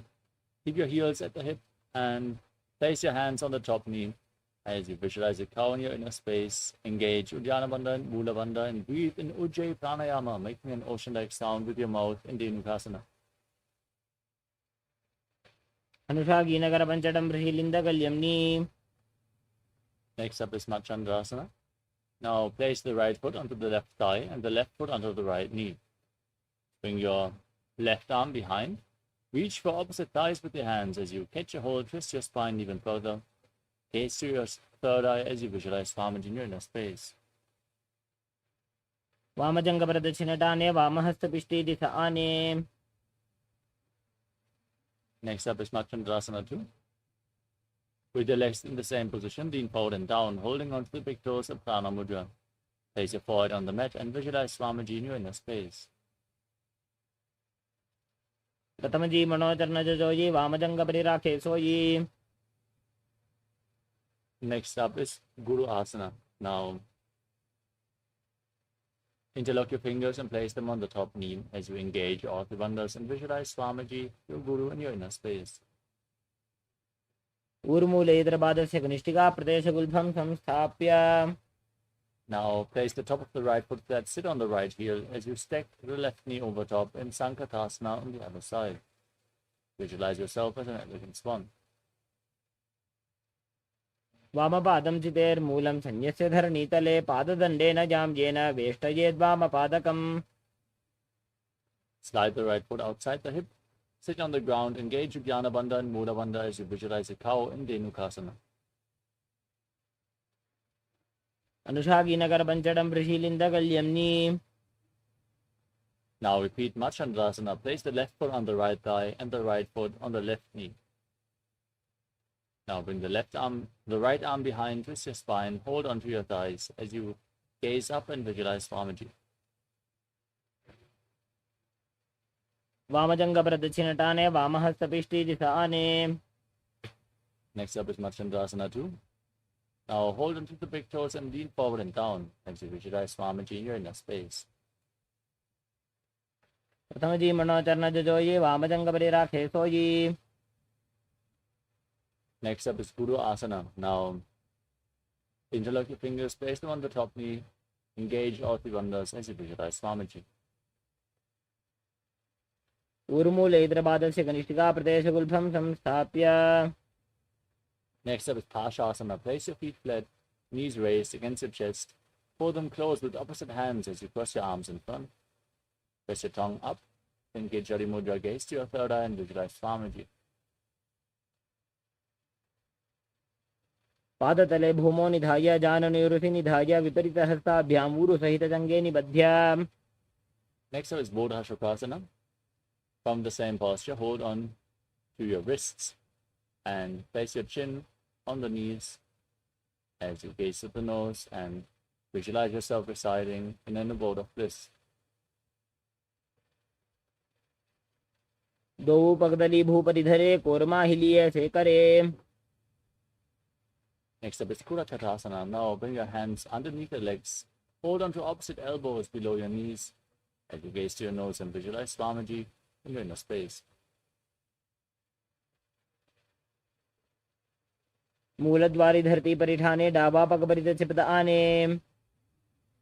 Now cross the right foot over the left. Keep holding onto your elbows as you keep your toes pointing up, gaze to your nose and visualize the great sage Maharishi Sumati in Sumati Asana. मूलद्वारि धरती परिठाने डाबा पग परित चिपद आने. Next up is Dandasana. Now extend your legs out forward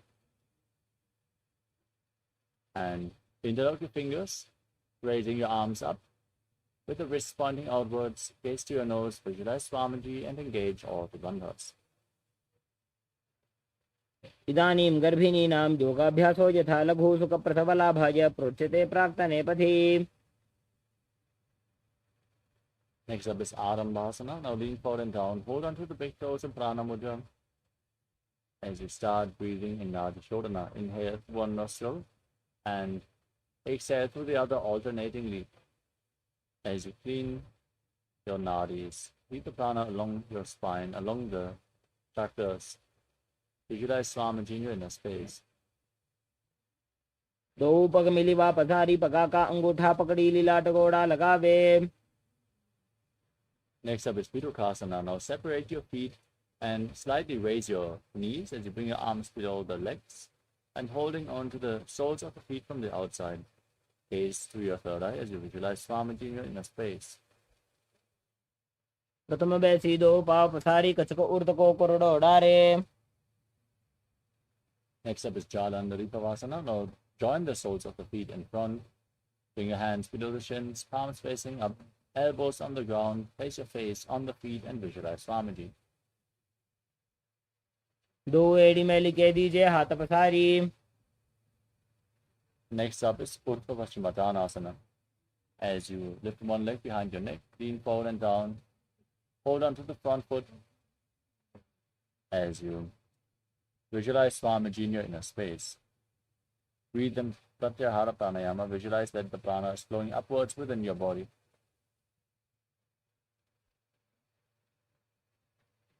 पश्चिमतानवत् संस्थितिं कृत्वा एकं पादं ग्रीवायां धृत्वा तिष्ठेत्.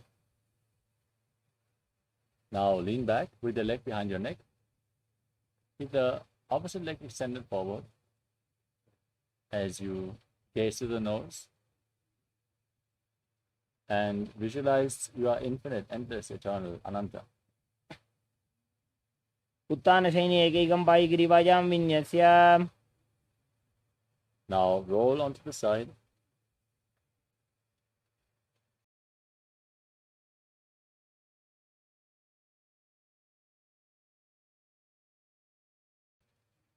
And gaze to your nose as you feel in complete control in Ankushasana. उत्तानशयित एकैकं पादं ग्रीवायां कुर्वन्. The next asana is Drushasana. As you lay on your back, pull your knees up against your chest and encircle them with your hands, rocking your body from side to side as you visualize Swamiji in your inner space.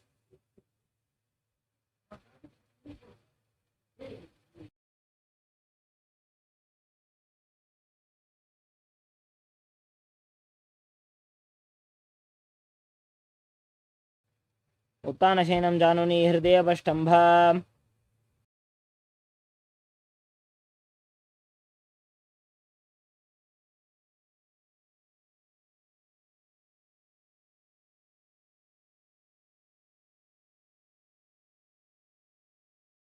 The next asana is Urdhva Paschimottanasana on the other side. Now lift the other leg behind your neck and lean forward and down, holding onto the front foot as in Paschimottanasana, as you visualize Swamiji in your inner space. पश्चिमतानवत्संसिद्धिं कृत्वा एकं पादं ग्रीवायां धृत्वा तिष्ठेत्. Now lean back with your legs still behind your neck. Hold on to the foot with the opposite hand as you extend the other leg forward. Visualize Swamiji in your inner space in Ananta. Visualize you are infinite, endless, eternal in Anantasana. उत्तानशयने एकैकं Pai ग्रीवायां विन्यस्य. Now roll onto your side as you feel in complete control, gazing to the nose in Ankushasana. उत्तानशयिते एकैकं पादं ग्रीवायां कुर्वन्. The next asana is Yoga Nidrasana. Now, one by one, lift one leg behind your neck as you lay on your back. Gaze to your nose and visualize Swamiji in your inner space. Remember to breathe in Pratyahara Pranayama and interlock your fingers behind your back as you gaze to your nose. पादाभ्यां वेष्टयेत् कण्ठं हस्ताभ्यां पृष्ठबन्धनं तन्मध्ये शयनं कुर्यात् योगनिद्रा सुखप्रदा. Next up is Atmaramasana. As you lift your legs up, bring your hands underneath and interlock them behind your neck. As you gaze to your nose, visualize Lord Vishnu blessing you from within. आत्मा राम आसन प्रथमसुधो सोवे. The next asana is Kochikasana.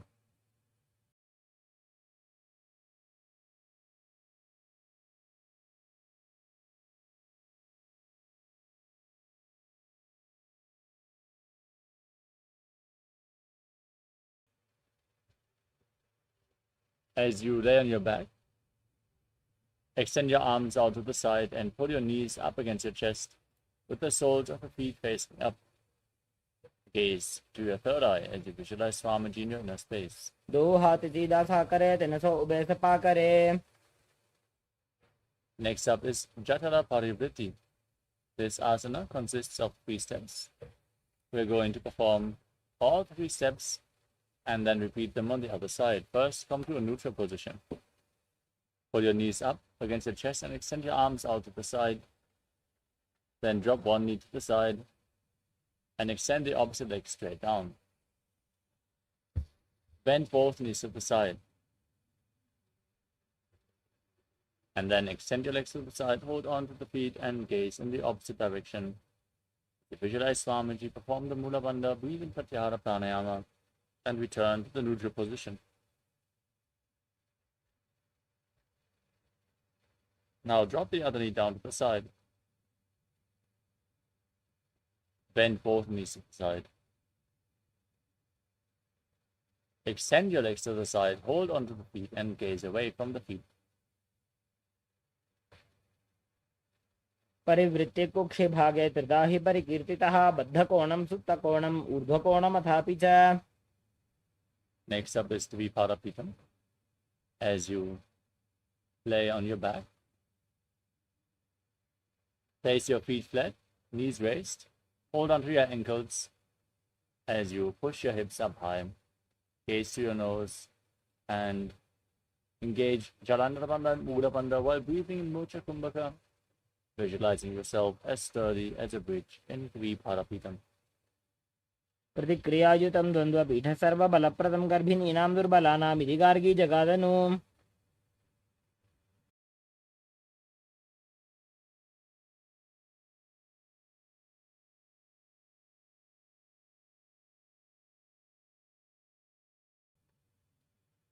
Next up is Paryankasana. Now bring your hands over top of your shoulders, hands flat, fingers pointing towards your feet. As you push your hips up high, walk your hands and feet closer together. As you visualize yourself as sturdy as stone furniture, breathe calmly through your nose in Sahadra Kumbhaka. उत्तानशयनं हस्ततलाभ्यां भूमिं अष्टभ्यः पादतलाभ्यां भूमिं धृत्वा Now lay down on your back. Pull your knees to the chest. Bring your hands on the shoulders and move your legs in a circular motion, visualizing yourself as a dog playfully rolling around on its back. शरीरं संस्थाप्य जानुनी सम्मील्य नाभौ वाणिज्य. Next up is the Viparita Karani. Now keep your hands flat on the mat and lift your legs up straight. Point your toes upwards as you visualize Swamiji in your inner space. Breathe in Mocha Kumbhaka and move your legs in a circular motion. भूतले सशिरो दत्त्वा खेनये चरणद्वयं विपरीतकृतिश्चैषा सर्वतन्त्रेषु गोपिता. Now stop the movement of the legs. Point your toes upwards. Push your hips through all the way as you visualize Swamiji in Viparita Karani too. करणी विपरीताख्या सर्वाधिव्याधिनाशिनी नित्यम् अभ्यासयुक्तस्य जाठराग्निविवर्धनी. Now drop the toes down over top of your head. Keep them on the ground as you interlock your fingers behind your back. Push your hands on the mat in Paramashivoham as you visualize yourself as a plow in Langalasana.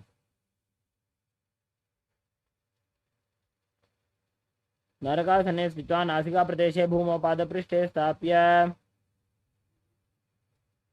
Now reach for your feet above your head. Hold on to the feet. In Shaita Paschimottanasana, one of the 84 asanas revealed directly by Lord Paramashiva himself.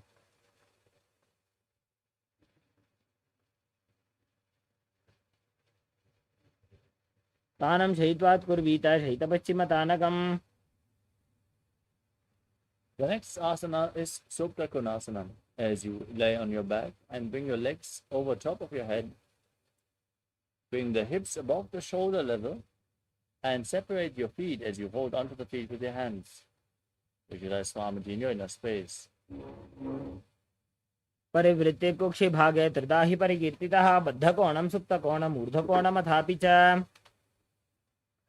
Next up is Chakrasana. Now bring the feet together, hold onto your ankles and roll onto your back as you visualize yourself as a chakra, a wheel in Chakrasana. शवासनस्तद्वौ पादौ कुर्यान्मस्तकतः परो व्युत्क्रमेण ततः शीघ्रमेतत् सर्वस्य साधनम्. Now extend your legs up at a 90-degree angle and hold on to the big toes in Prana Mudra. As you visualize Swamiji and separate your legs widely in Supta Prasarita Parangustasana.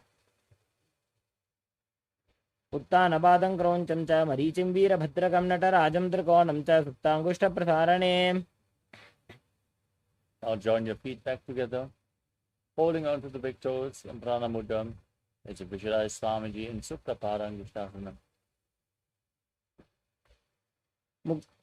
उत्तानपादं क्रौञ्चं च मरीचिं वीरभद्रकं नटराजं त्रिकोणं च सुप्ताङ्गुष्ठप्रसारणे. Now cross your legs into Padmasana and lay on your back. Bring your hands above your head, holding onto opposite elbows as you gaze to your nose and visualize Matsya, the fish avatar of Lord Vishnu in Matsyasana. मुक्तपद्मासनं कृत्वा उत्तानशयनं चरेत् कूर्पराभ्यां शिरो वेष्ट्य मत्स्यासनं तु रोगः.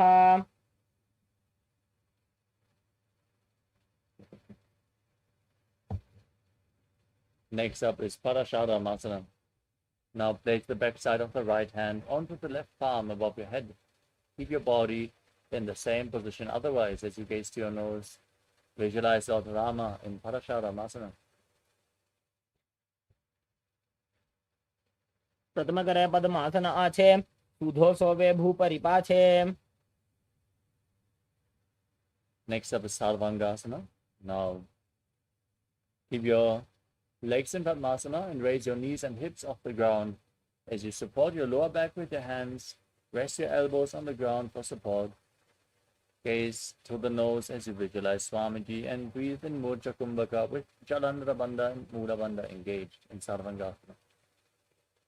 अथवा क्षेत्र संक्षेपात् सर्वांगासनमुत्तमम्.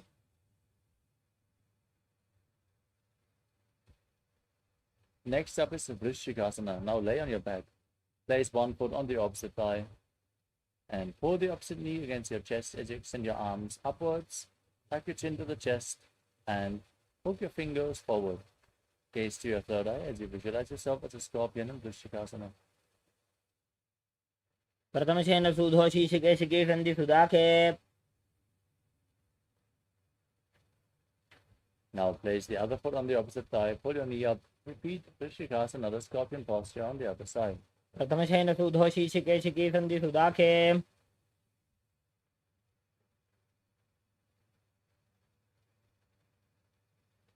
Next up is Paramashivoham. Now lay on your back and interlock your fingers behind your neck. Lift both your legs off the mat and alternate, pulling one knee in towards your chest, back and forth. And to visualize Swamiji in your inner space. शवत् शरीरं संस्थाप्य जानुनी सम्मील्य नाभुवानीज. Next up is Maruttanasana. Laying on your back with your hands flat next to the hips. Pull one knee up and touch your ear with the knee, alternating on both sides as you visualize Swamiji. श्वोत्तानवत् संस्थिति कृत्वा जानुद्वयं पर्यायेन कर्णयोः संस्पृशेत्. The next asana is Apikasana. As you lay on your back, place your feet flat and stand up and lay back down again and again. अथ उत्तानशयनं कृत्वा पादतलाभ्यां भूमिं धृत्वा.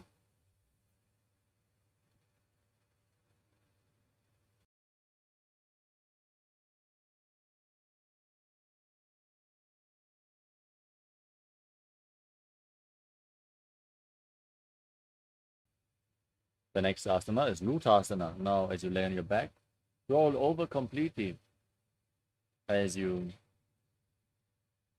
visualize Swamiji in your inner space and finally end in a prone position. उत्तानशयनं पादौ शिर उल्लङ्घ्य भूमौ स्थापयित्वा.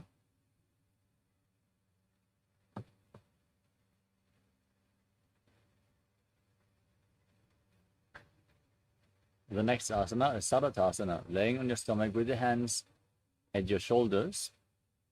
Contract your lips and make a whistling sound like a flute while inhaling, as you visualize yourself as a chariot, carrying warriors into a battle for Dharma on your chariot back. निब्जं शयनं कृत्वा नाभिं भूमौ निधाय संवज्रस्ताभ्यां भूमिमष्टभ्य.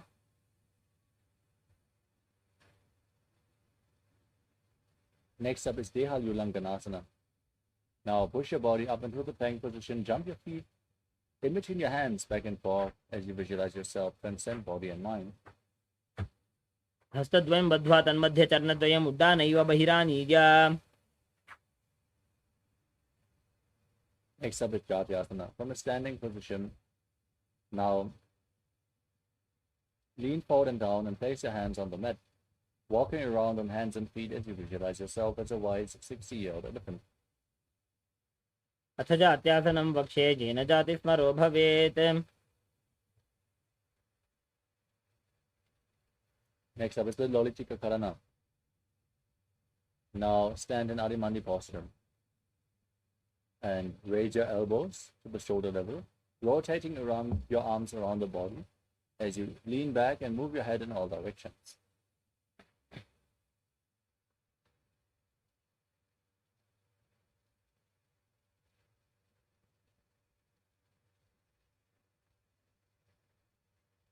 Next up is Sarvasana. Now, if you have a rope available, tie your feet with the rope and then keep your arms close to your body, hands on your thighs. Stand erect on the mat like a rod as you visualize the Kundalini Devi rising and curling upwards around your body. अथ सर्पासनं वक्ष्ये वायुपाणाय केवलं शरीरं दण्डवत् तिष्ठेत् रज्जुबन्धस्तु पादयोः. Next up is Pushta Sadhanasana. Now lean forward and down and hold onto your toes with your hands as you clench your hands into fists. Walk around on the mat visualizing yourself as a camel. मुष्टिकनिष्ठिका प्रदेशेन भूमौ निधाय उपरि पादतले संस्थाप्य.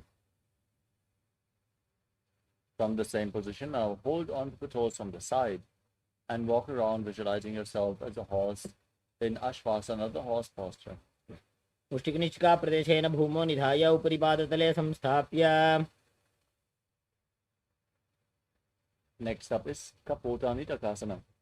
Now stand with your feet together and lean back as you interlock your fingers behind your back. Tilt your head back, open up your chest as you visualize yourself as a soaring bird diving. पादतले भूमो निधाय पृष्ठभागेन हस्तो जङ्घापर्यन्तं नीत्वा. Next up is Thala Pushpa Bhutam Karana. As you stand in Adimandi, join your hands in Namaskara Mudra and bow down to one side, raising the respective heel and opening your palms to the side. As you visualize yourself holding a bouquet of flowers and offering it to Paramashiva.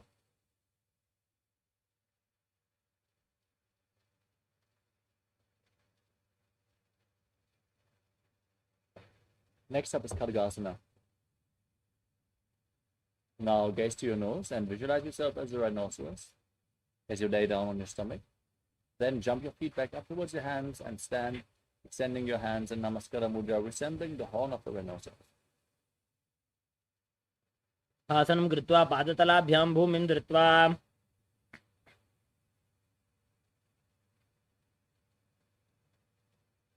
Next up is the Uttanottanam. Now hold on to weights if you want to intensify this asana. Then sit down or squat down as low as you can and stand back up. Gaze to your nose and visualize Swamiji in your inner space. पुनः पुनः उत्थातव्यम् स्थितव्यम् इति उत्थानोत्थानं भवति.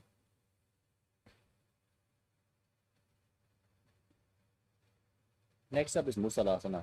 Now raise your arms up above your head and jump repeatedly as you visualize yourself as a mace. सरलं स्थित्वा ऊर्ध्वं बाहु नयेत् वारं वारम् उड्डानं कृत्वा.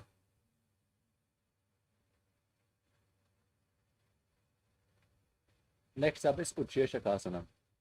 Now hold on to one foot and pull the sole of the foot against your chest as you sit down and stand back up on the other leg, alternating on both sides as you gaze to your nose and visualize Swamiji in your inner space. एकैकं पादतलं कुक्षौ निधाय तिष्ठेत् उत्शीर्षकं भवति. Next up is Parshvadranukarana. Now hold one knee towards your chest and encircle it with your arm, hand in a fist, the other hand on the inner respective thigh.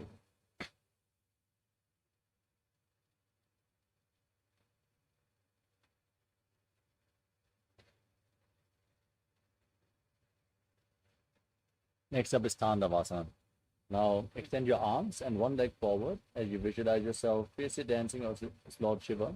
Hold on to weights and sit down and stand back up in Tandavasana. एकेन पादेन स्थातव्यं ताण्डवासनं भवति. Next up is Brahmanasana. Now raise one foot towards the inner opposite thigh. Your hands at the side as you visualize Lord Brahma blessing you from within. ब्राह्मणासनमावक्षे यत्कृत्वा ब्राह्मणो भवेत्. Next up is Garudasana 3. Now bring the left foot over and around the right knee. Tuck the left toes behind the right. Bring the left arm below the right and join your hands in Namaskara Mudra as you visualize yourself as Lord Garuda. उत्तानकूर्मपीठं च सिंहद्गारुडमेव च वातायनं गोमुखं च भारद्वाजं त्रिविक्रमम्. Next up is Ekapadasana. Now bring the left foot onto the right thigh. Keep your hands relaxed by the side as you visualize Swamiji in your inner space. दक्षाङ्घ्रिं वामपादस्य जङ्घोपरि निधाय च. Next up is Dhruvasana, the poster posture. Now hold on to the left toe and extend the leg out to the side as you rotate quickly on the standing leg. Visualize yourself as a north poster. एकेन हस्तेन दण्डरूपस्य एकस्य पादस्य अग्रं धृत्वा.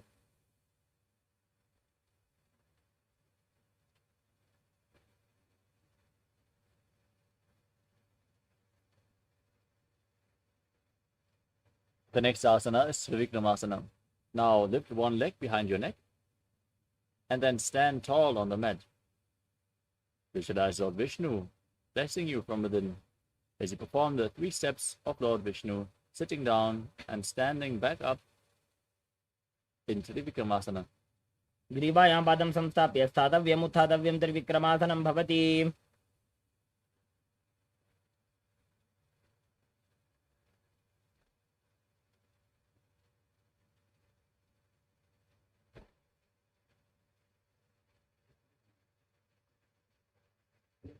Next up is Parshvajanukharana on the other side. Now, lift the other knee up and circle the knee with your hand in a fist as you keep the other hand on your inner thigh.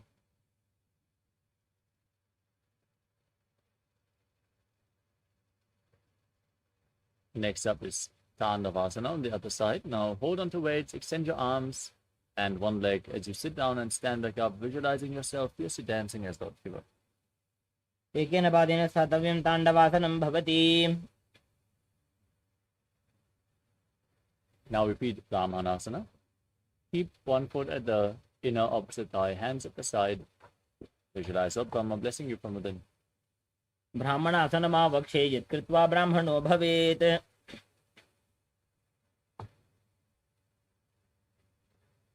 Now bring the raised knee over top of the opposite thigh, toes tucked behind. Bring the right arm below the left. As you join your hands in Namaskara Mudra, visualizing yourself as Lord Garuda. उत्तानकूर्मपीठं च श्रीमद्गारुणमेव च वातायनं गोमुखं च भारद्वाजं त्रिविक्रमम्. Now raise the right foot onto the left thigh. Keep your hands at the side and visualize Swamiji in Ekapadasana.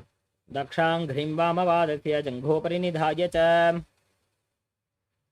Hold onto the right big toe. Extend it out to the side as you rotate quickly on the standing leg, visualizing yourself as the North Poster in Dhuruvasana on the other side. एकेन हस्तेन दण्डरूपस्य एकस्य पादस्य अग्रं धृत्वा. Now lift the other leg behind your neck and stand tall. Sit down. Stand back up. Visualize Lord Vishnu as you perform the 3 steps of Lord Vishnu in Trivikramasana. ग्रीवायां पादं संस्थाप्य स्थातव्यम् उत्थातव्यं त्रिविक्रमासनं भवति.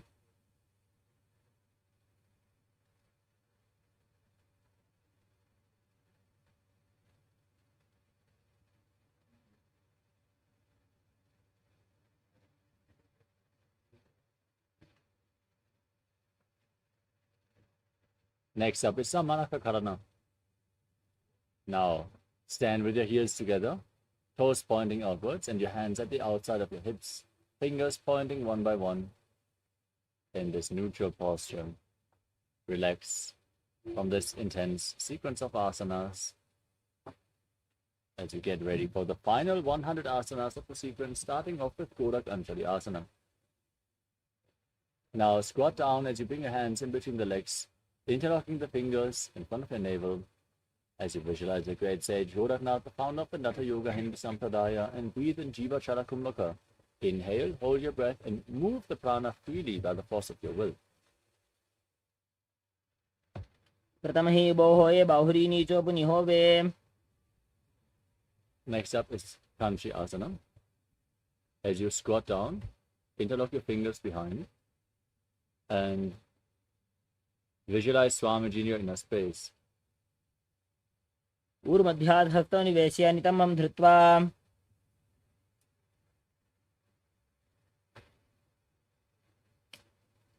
Next up is Bairu Asana. Now, squat down with your heels against the perineum. Interlock your fingers behind the lower back as you gaze to your nose and visualize Bhagavan Kala Bhairava, the Lord of Time.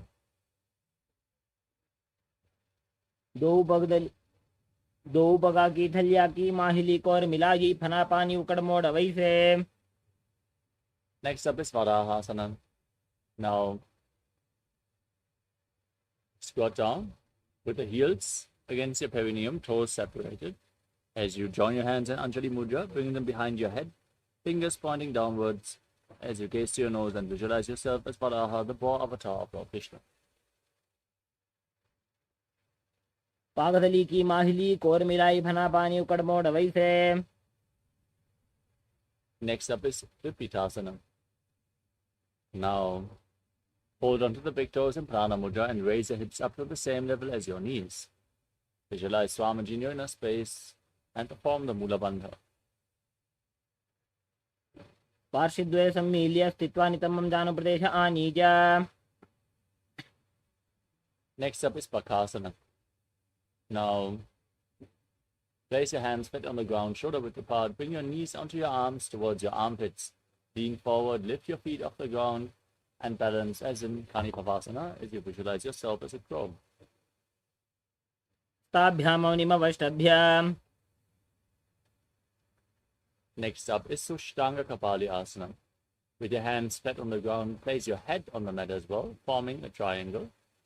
As you keep your knees on your arms, lift your feet off the mat and then extend them up as you cross them into Padmasana.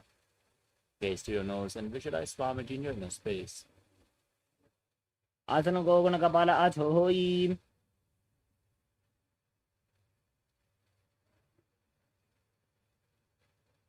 Next up is Guptasana. Now sit in a kneeling posture with your heels outside the hips, feet flat, toes touching behind.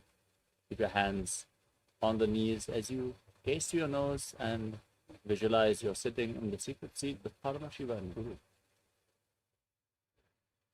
जानुर्भोरन्तरे पादौ कृत्वा पादौ च गोपयेत्. Next up is Vrikshasana 2. As you place your hands on the mat and pick your legs up into a handstand, you lean against a wall if needed, or ask a partner to assist you in this asana. Everyone should perform this asana to purify the 7 chakras. Now with your hands down, your feet up, visualize yourself as a tree with deep roots growing into the ground in Vrikshasana 2. सप्तचक्रक्षालनाय vrikshasana विशेषकान्. Next up is Shibu Asana. From the handstand position, now bring your hands and feet closer together. Gaze up towards your third eye and visualize that Tejas energy is flowing towards your third eye, rejuvenating your body.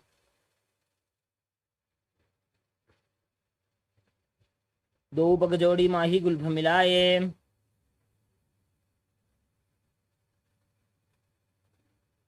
Next up is Matsyasana 2. Place your hands flat on the ground.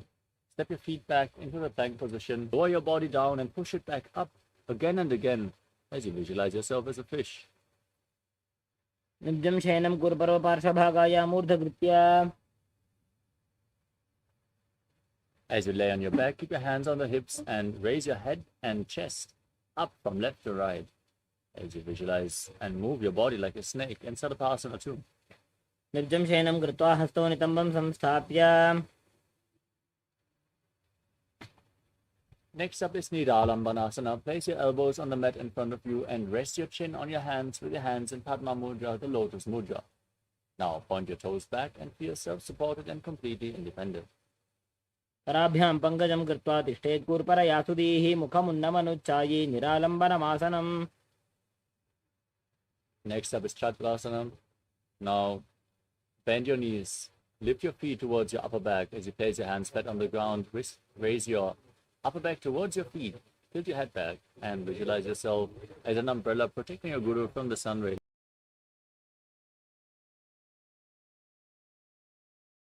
अर्ध्यासनौ स्थित्वा हस्ततलाभ्यां भूमिं वष्टभ्य.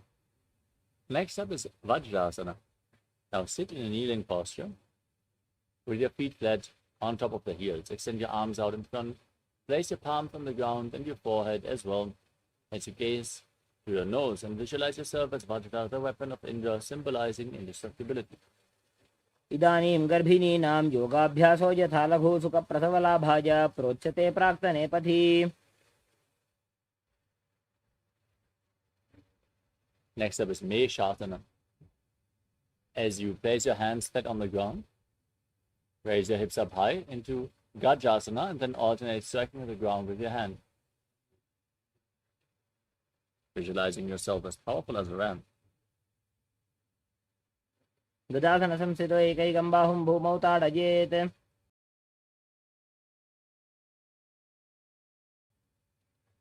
The next asana is Ajasana. As you raise your legs up into a handstand, slowly lower your face down towards the ground as you Visualize yourself as unborn, existing for all eternity.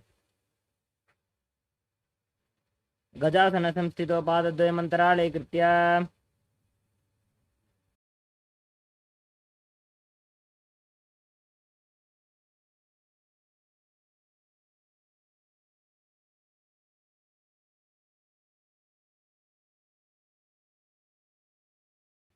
The next asana is Dhanantarasana. As you sit in a kneeling posture, hold on to the big toes and pull them towards your perineum. Then place your hands on top of the knees, gaze to your nose, and visualize Swamiji, the Supreme Pontiff of Hinduism, in your inner space. पूरव विधि परिहाता के काकसी से फणा शरा मोड़ी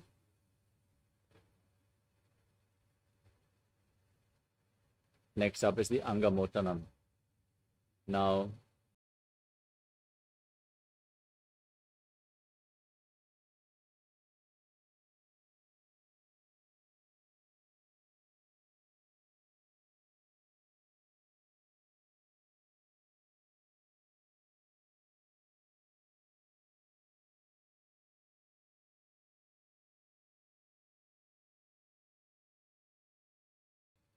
Now, from the kneeling position, interlock your fingers in front and extend your arms out, move them up, down, left, right, in all directions. Give massage to various different joints and muscles of your body. As you then interlock your fingers behind, repeat the movement and visualize Swamiji in your inner space. हस्तयोः अङ्गुलीर्भद्वा हस्तयोर्मध्यात् सर्वमङ्गं निष्कासयित्वा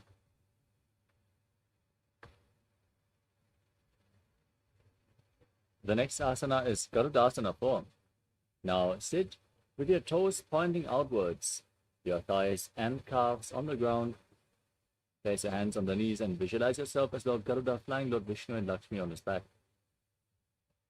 जङ्गोरुभ्यां धरां पीड्य स्थिरकायो द्विजानुना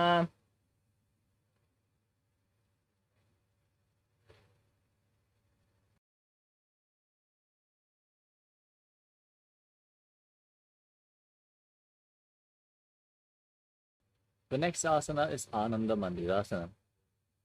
Now, bring the soles of the feet together, toes pointing back, and sit on your heels. As you separate your knees, hold on to your ankles and place the front of the buttocks on the ground if you can. Gaze up towards your third eye as you visualize yourself residing in the blissful space of a temple.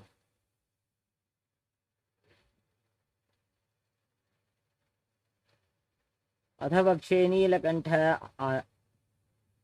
आनन्दमन्दिरासनं यत्कृत्वा अमरो धीरो भवत्येवेह साधकः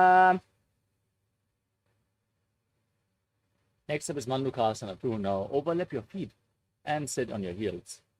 As you keep your hands underneath your knees, engage Uddiyana Bandha and Mula Bandha and visualize yourself as a frog as you press your tongue up flat against the palate of your mouth and Manduki Mudra.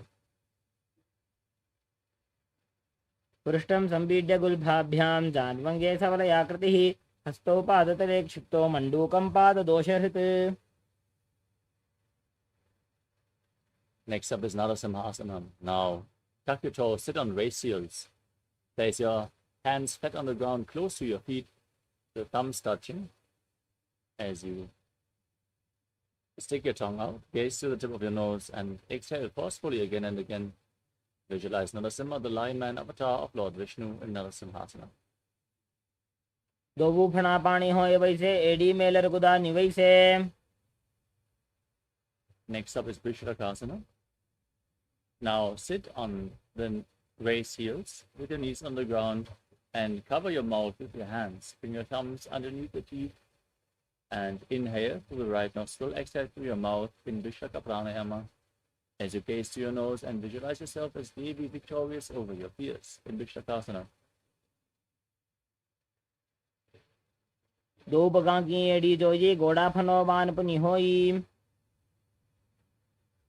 Next up is Makarasana. Bring the soles of the feet together, the feet flat, toes pointing back. Separate your knees, sit on the heels, and raise your elbows bend them, bring your fingers towards your armpits, and mimic a monkey stretching itself as you visualize yourself as a playful monkey, gazing up towards your third eye in Makarasana. द्वौ पकदले संपुट आने तिनिके पुष्टि भूमि परिधाने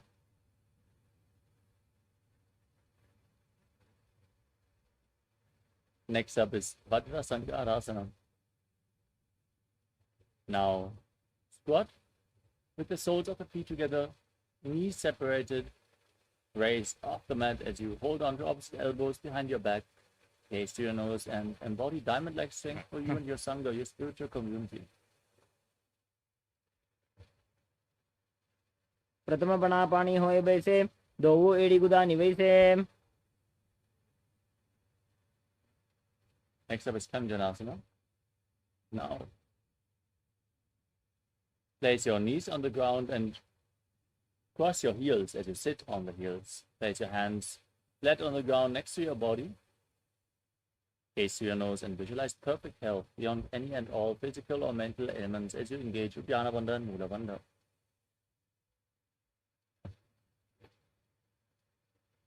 खंजनासनमा वक्षे यत्कृत्वा सुस्थिरो भवेत्.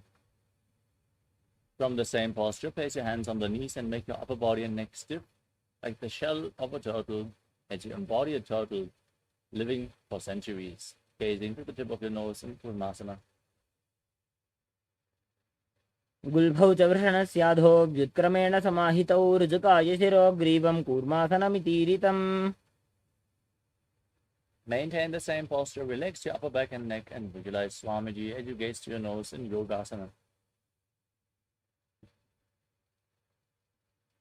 गुदं नियम्य गुल्भाभ्यां व्युत्क्रमेण समाहितः योगासनं भवेदेतदिति योगविदो विदुः. Next up is Vidyogasana. Now stand on the knees and cross your feet with the feet near the opposite knees. Hold on to your calves with the fingers inside and the thumbs outside. As you gaze up towards your third eye, visualize a space of eternal oneness, Advaita, with your Guru in Vidyogasana.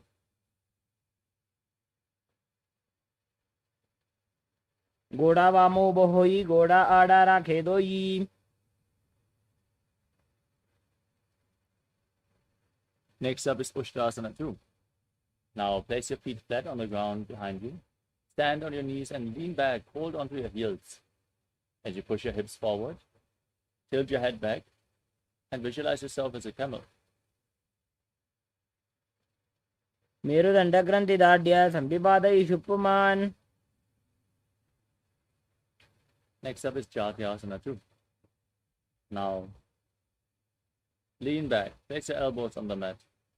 As you hold onto the soles of the feet with your hands, place the back of your head on the ground as well. Gaze to your nose and visualize yourself as a lotus blooming. दो एड़ी संपुट करे सोले मूल द्वारी तरी धरे. Next up is Viratasana. As you hold onto your feet, lay back, place your back on the ground and rise back up again and again. You can use the support of your hands if needed. As you gaze to the tip of your nose and visualize the healing and liberation of all causal, subtle forms of your body. दो एड़ी संपुट करे सोले मूल द्वारी तरी धरे. The next asana is Kapotasana. From the same position, now lean back, hold onto your feet as you bring your arms over your shoulders and bring your head in between the feet. You can, as you visualize yourself as a beautiful dove. दो एड़ी संपुट करे सोले मूल द्वारी तरी धरे.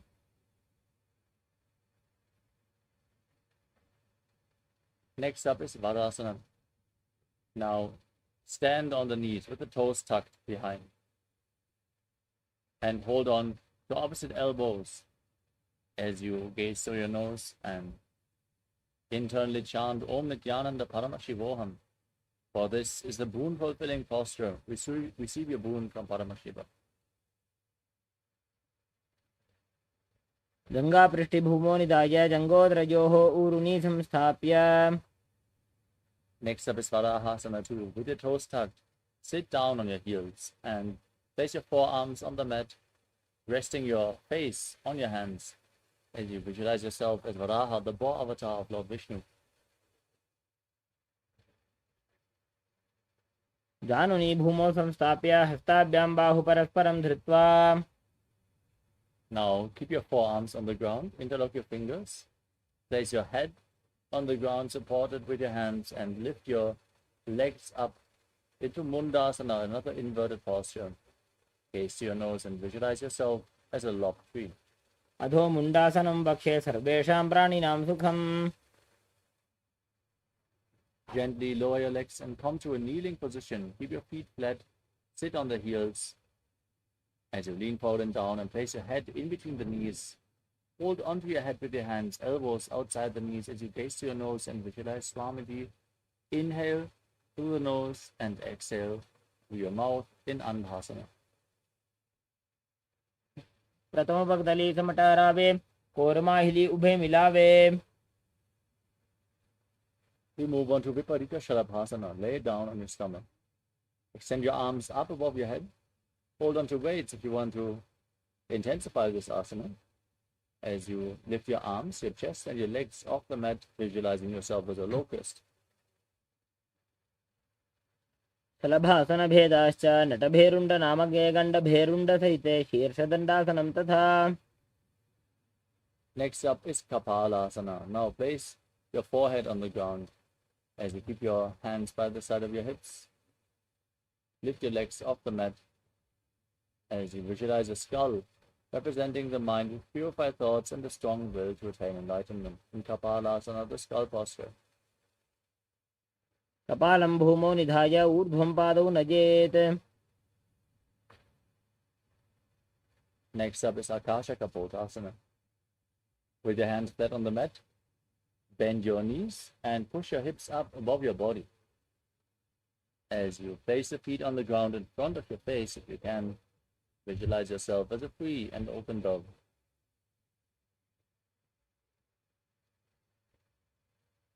उष्ट्रासने स्थित्वा चरणौ भूमेरुत्थाप्य मस्तकोपरि नीत्वा.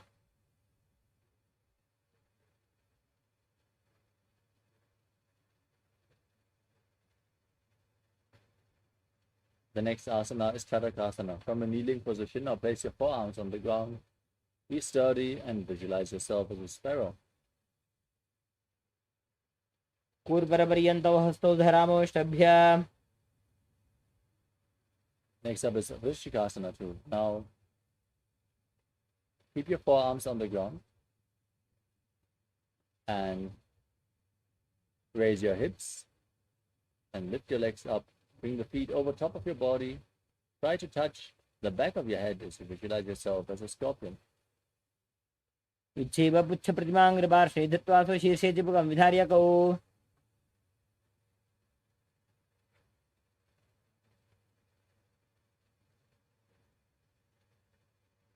Now sit in a kneeling posture.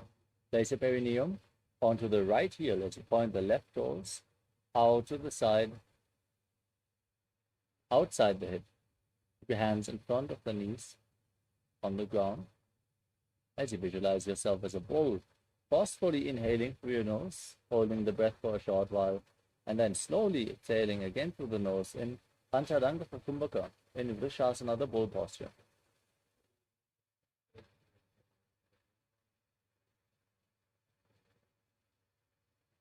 वामपादं चितेर्मूलं संन्यस्य धरणीतले. Next up is Lulasana. Now, keep your hands flat on the ground and raise your knees and entire body off the mat, balancing on your arms as you cross the toes of the left foot over the right and visualize Swamiji. लोलासनं सदा कुर्यात् वायुलोलापघातनात्. Now, place your perineum onto the left heel. Keep the right foot outside the hip. Place your hands in front as you repeat Vrishasana, the bull posture on the other side. Yame गुल्फे पादमूले वामभागे पदेतरम्. Next up is Bala Gunasana. Now, place the toes of the left foot on the ground and sit on the left heel. As you keep the right foot flat, knee raised against your chest. Keep your hands on the respective knees as you visualize Balagunahai, one of the 84 siddhas in your inner space. आसन को गुण झोलो जाइए.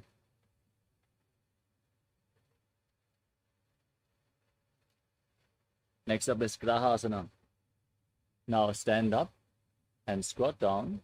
Bring your arms in and around the knees as you hold on to the respective ankles with your hands, visualizing yourself as the entire planet.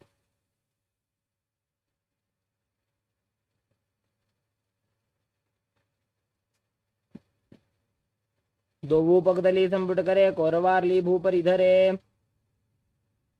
Next up is Balagunasana. Next, tuck the toes of the right foot, sit on the right heel. As you place the left foot flat, knee raised against your chest, hands on the respective knees. Visualize Balagunahai in your inner space. आसन को गुण जल विकार जाई.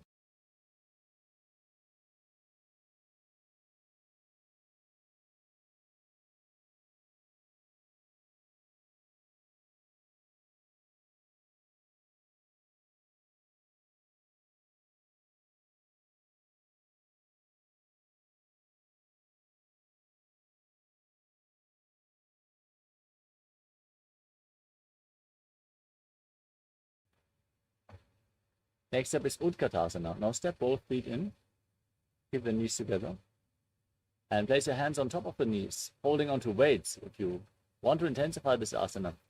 Visualize Swamiji in your inner space. Pijas pijos diyata urvajanu yatrasane padataladvajo pari. Next up is Vajrasangarasana 2. Now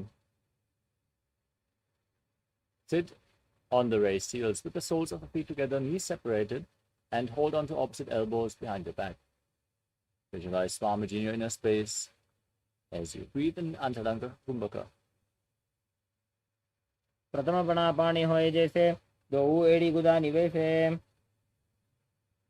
Next up is Anilasana. Place your hands flat on the mat and step your heels onto the back of your hands. Squat down as low as you can and keep your arms straight as you gaze to your nose and visualize you are able to live off of air alone. दो हाथ भूमि पर टाने कहनी जाड़ी ना भी लगाने. Next up is Parukasana. As you grab your hands around the feet from below, step your feet onto your hands. Visualize you're wearing padukas, walking all across India as you walk around on your mat. हस्ततलयोः पादतले कृत्वा तिष्ठेत् गच्छेत् पादुकासनं भवति. Next up is Kukkotoddanasana. Place your hands on the ground and pick your legs up, let them fall back down again and again, visualizing yourself as a rooster. हस्ततले भूमौ कृता पादतले च ऊर्ध्वमुड्डानं कृत्वा. Next up is Viparita Nidhyasana. Now place your hands flat on the ground and raise your legs up into a handstand. Then dance around on two hands as you feel yourself become free of all inhibitions.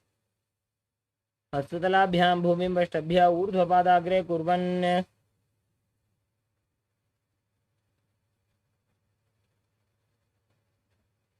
Next up is Kunjarasana. Now separate your feet and lean forward and down, placing one hand on the mat, holding your head with the other hand as you visualize Swamiji in your inner space. अथवा क्षे महादेव कुञ्जरासनम् उत्तमम्. Exchange the position of your hands. Repeat Kunjarasana. अथवा क्षे महादेव कुञ्जरासनम् उत्तमम्. Now squat down all the way. Keep your feet together, heels close to your body. Hold onto your ankles and lift your feet off the mat as you visualize yourself as a Kadamba tree, a pious tree that promotes a long life. पार्श्वेभ्यां भूमिं वष्टभ्य हस्तद्वयेन गुल्फौ धृत्वा. Now keep your feet flat, your knees raised against your chest. Hold on to opposite knees with the hands and hold them close as you visualize any excess vata being released from a balance within your system Breathing calmly in Sahadra Kumbhaka and Pavana Muktasana. द्वयोस्तु पादयोः पाणिं लात्वा स्वस्वनितम्बके. Next up is Chakorasana.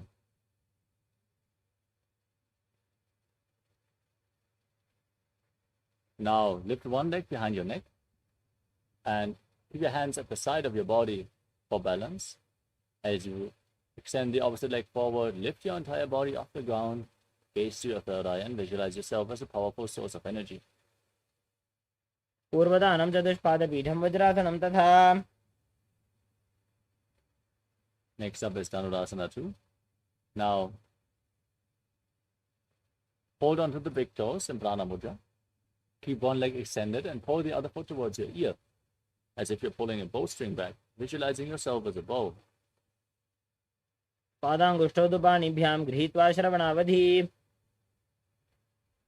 Next up is Ashtavakrasana. Now keep your hands flat and lift the left foot over top of the left shoulder. Hook the right foot over the left foot. Extend your legs out to the side as you lean forward and balance on your arms with your legs extended to the side, visualizing yourself as a flying crane. वासिष्ठमथकौण्डिन्यमूर्धकुक्कुटमेव च.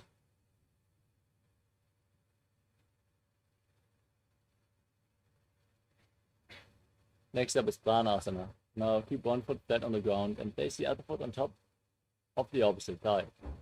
Bring your shoulder beneath the raised knee. Press the other knee to the ground. Gaze up towards your third eye. As you visualize, you are immortal and able to exist from prana.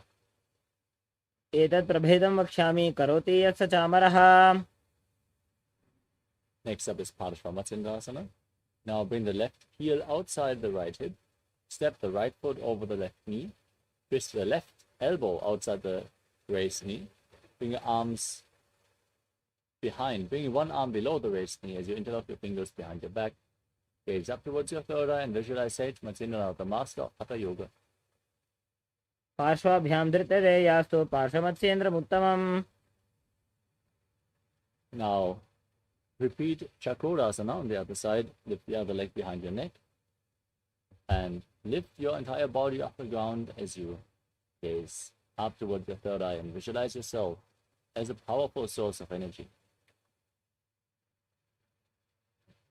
पूर्वतानं चतुष्पादपीठं वज्रासनं तथा.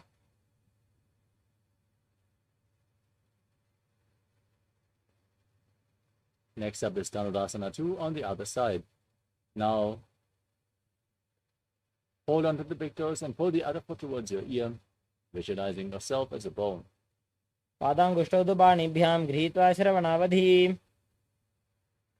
Now repeat Ashtavakrasana. Bring the other leg over top of the shoulder and hook the opposite foot over top, extending the legs out to the side, leaning forward and visualizing yourself as a flying crane.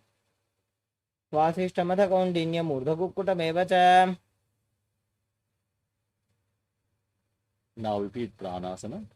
Keep one foot on the opposite thigh. Bring the shoulder beneath the raised knee and gaze up, visualizing yourself being immortal, able to exist solely on prana. एतत् प्रभेदं वक्ष्यामि करोति यत् स चामरः. Now repeat Parashvamatsindasana on the other side. Bring the right foot to the left hip, step the left foot over top, and twist the right elbow outside the raised knee. Bring the right arm below, and interlock the fingers behind your back as you gaze up and visualize Sage Matsindana. पार्श्वाभ्यां धृतते यास्तु पार्श्वमत्स्येन्द्रमुत्तमम्. Next up is Ardha Paschimottanasana. As you keep the heel against the perineum, extend one leg forward and lean forward and down, holding onto the front foot with both hands, visualizing Swamiji in your inner space as you perform the Mula Bandha and breathe in Jiva Chala Kumbhaka. एकं पादं प्रसार्य एकं पादस्य पार्श्वनासीवनी सम्पीड्य.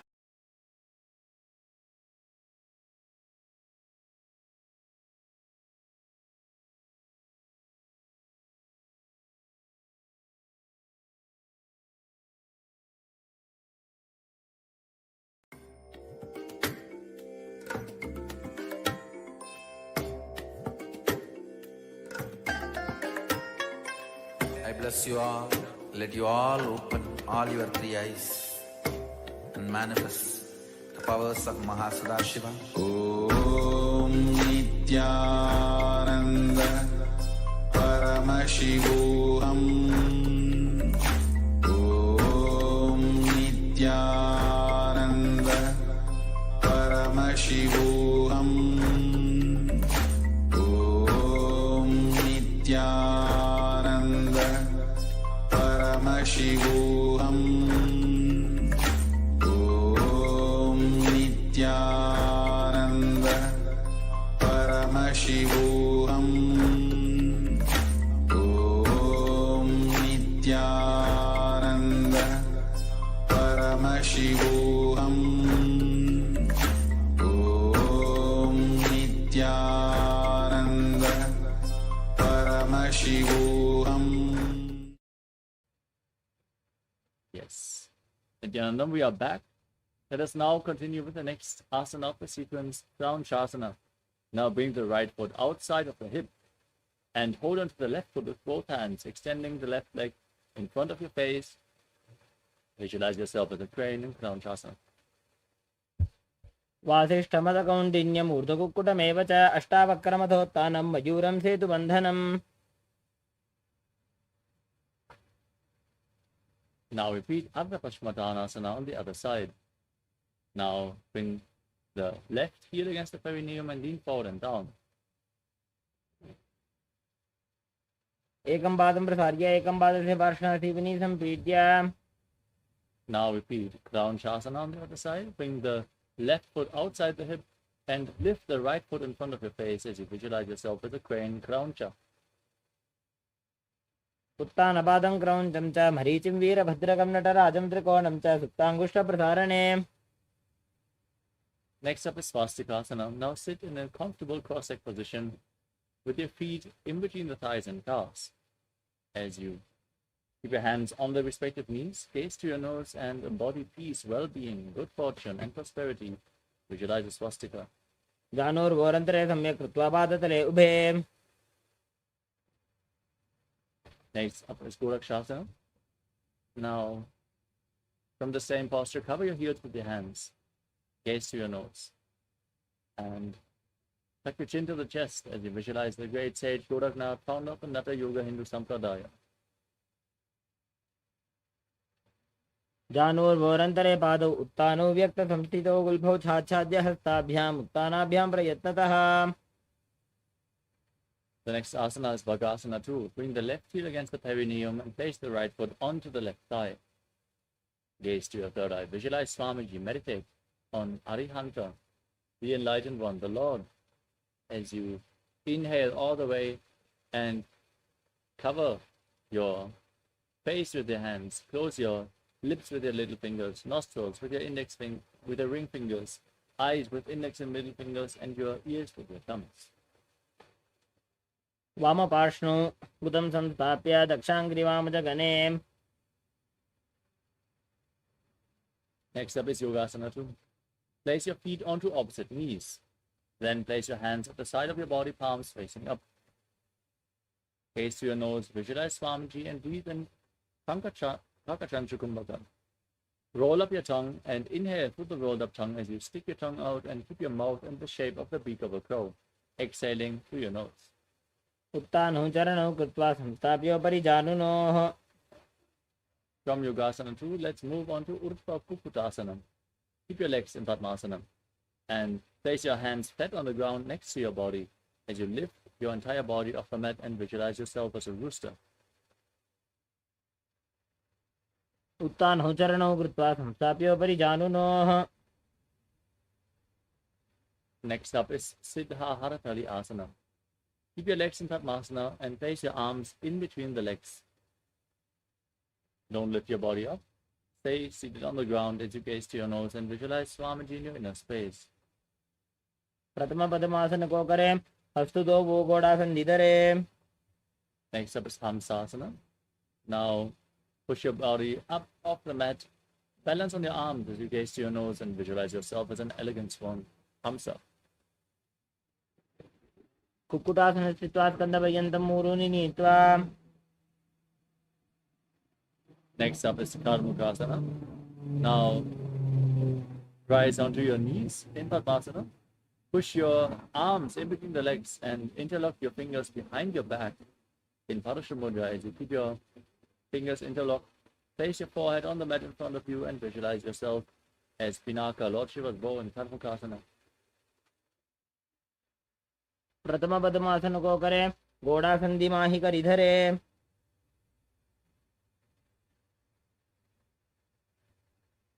Next up is Kurmasana 2. As you sit in Padmasana, bring your arms in between the legs and bend your elbows so you can hold onto your shoulders. Now visualize yourself as a turtle with a stable body and mind to live for hundreds of years.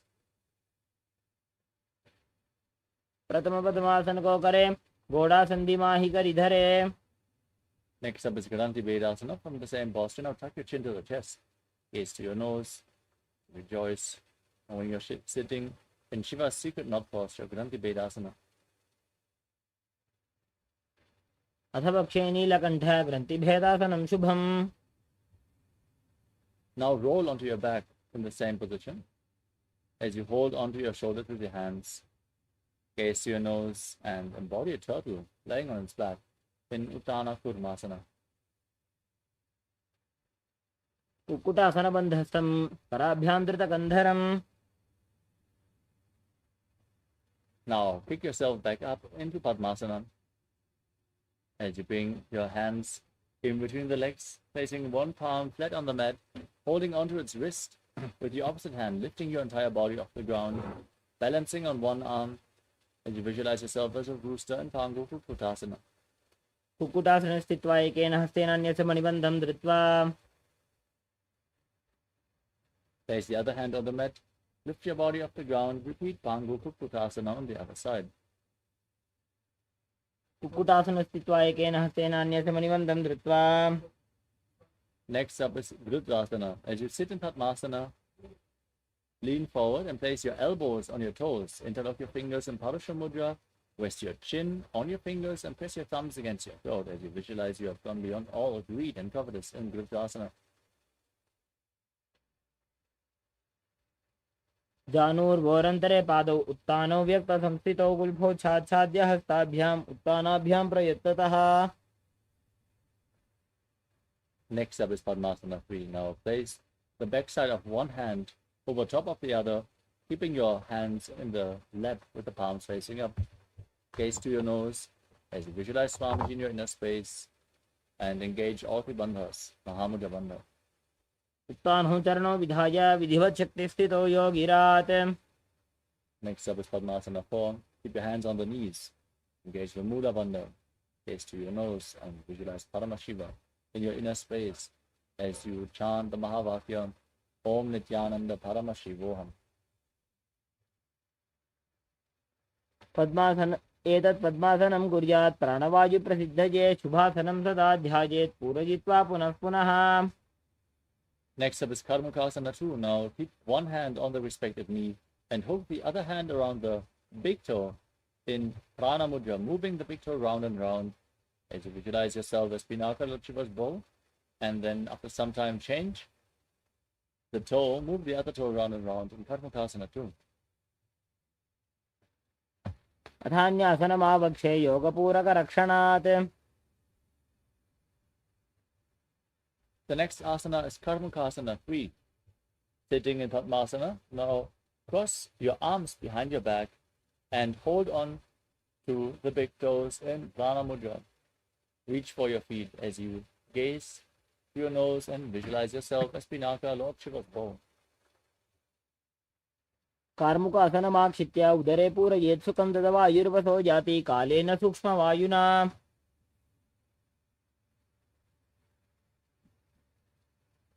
Next up is Dridhasana. Now raise your chest. From the same posture, keep holding onto the toes. Gaze to your third eye and visualize yourself as the action of Paramashiva's third eye, destroying anything you come across. पूर्वभ्यामुपरि स्थाप्य पादयुग्मं प्रयत्नतः. Now lay down on your back, roll backwards as you keep your arms crossed behind. Keep holding onto the big toes if you can. Gaze to your nose and visualize yourself as a snake as you breathe calmly through your nose in Sahasrara Kumbhaka in Nagrasana. प्रथम पद्मासन को ठाने दो हाथ पाछाने आने. Next up is Kandukasana. Free your arms and legs.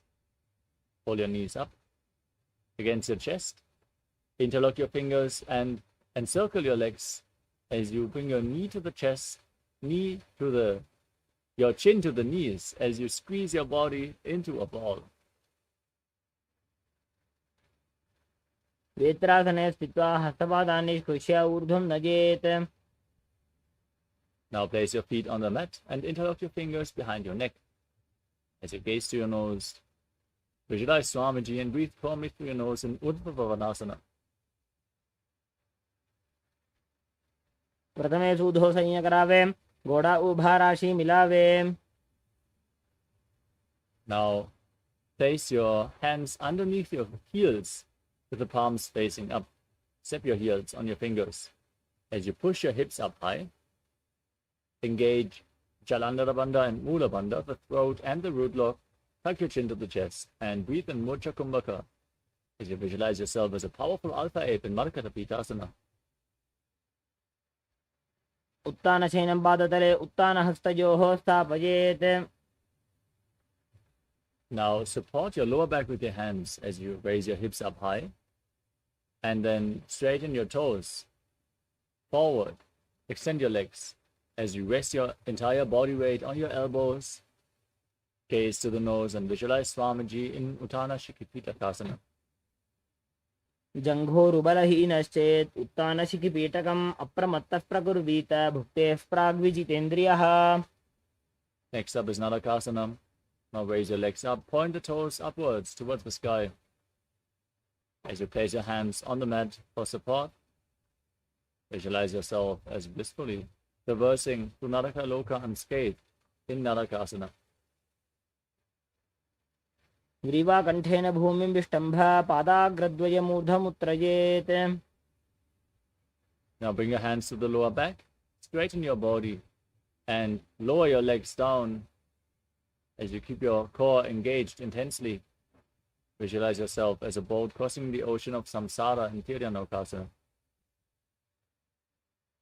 नौकावत् स्थित्वात् ऊर्ध्वं पादाग्रद्वयं नयेत्. Now raise your feet back up, place your hands flat, be stable, sturdy, like a flagpole as you visualize yourself as the KAILASA flag, respected across all nations in Dvajasana. तिर्यन्नौकावते ग्रीवापृष्ठकोर्परैः भूमिं वष्टभ्य मस्तकालाक्षेन पादाग्रद्वयमूर्धमुन्नयेत्. Now lower your body down flat onto your back.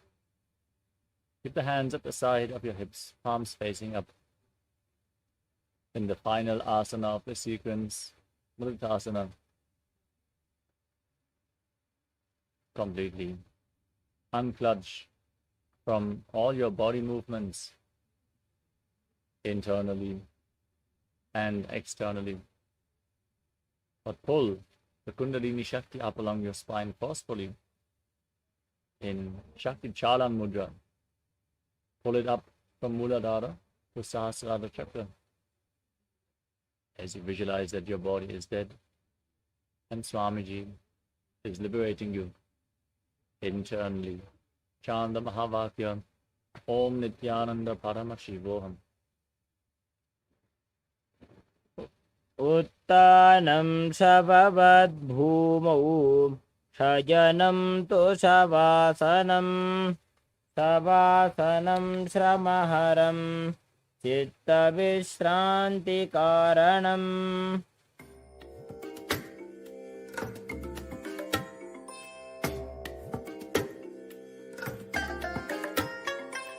I bless you all. Let you all open all your three eyes and manifest the powers of Mahasada Om Nithyananda Paramashivoham. Om Nithyananda Paramashivoham. Om Nithyananda Paramashivoham.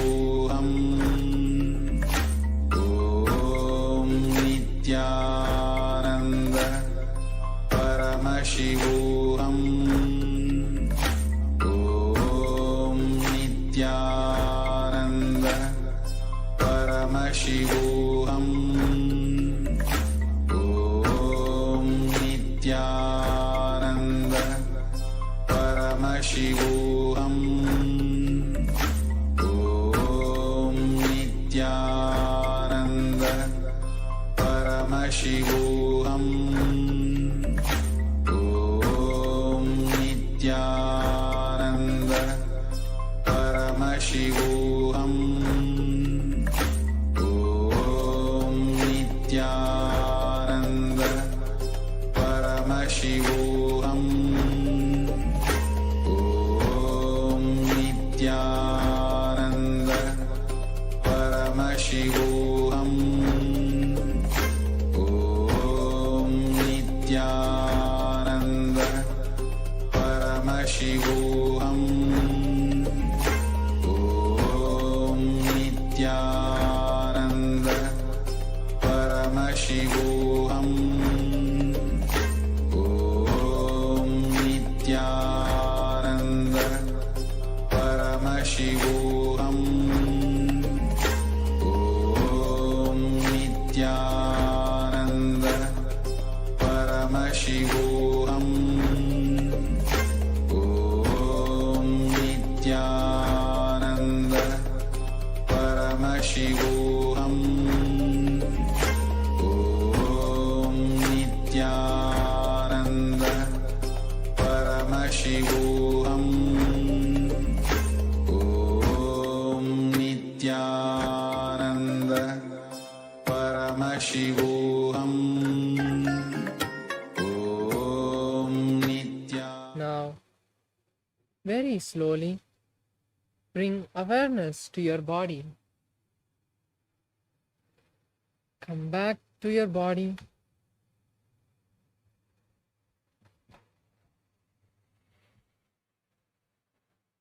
And now, bend your knees and bring them to your chest as you wrap your legs and rock from side to side, back and forth, relaxing all the muscles of the back. Slowly bring some momentum and come to a seated position. Roll up. We have beautifully completed the Dvitiya Vinyasa Krama. Now after this intense sequence of asana, let's now get ready to enter into the next session, the power manifestation session. Now we'll be completing with the Purna Mantra. Bring your hands together in front of your heart center. Close your eyes. Visualize Swamiji. Take a deep breath and let's chant the Purna Mantra. Om Purnamadav Purnamidam Purnat Purnamudachyate Purnasya Purnamadaya Purnamevavashishyate. Om Shanti Shanti Shanti Hari Om Tat Sat. Sarvam Bhagavat Shri Nithyananda Paramashiva Padukarpanamastu. Om Nithyanandam. Nithyanandam. See you all in the power manifestation session.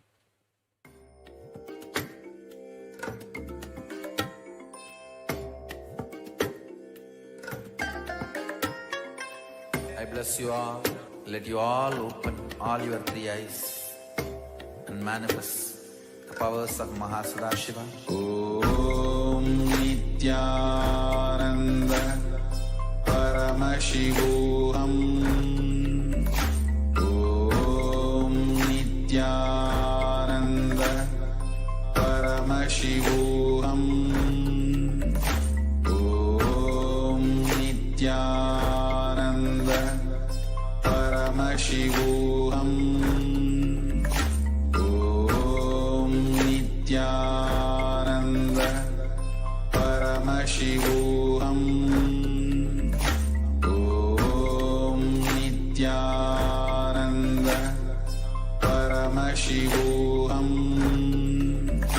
Om Nithyananda Paramashivoham Om Nithyananda Paramashivoham Om Nithyananda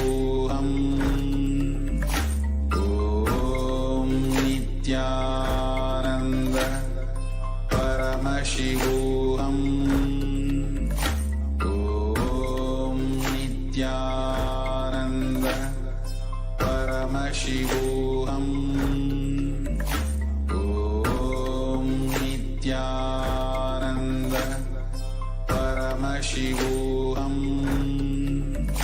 Om Nithyananda Paramashivoham. Om Nithyananda Paramashivoham. Om Nithyananda Paramashivoham. Om Nithyananda Paramashivoham.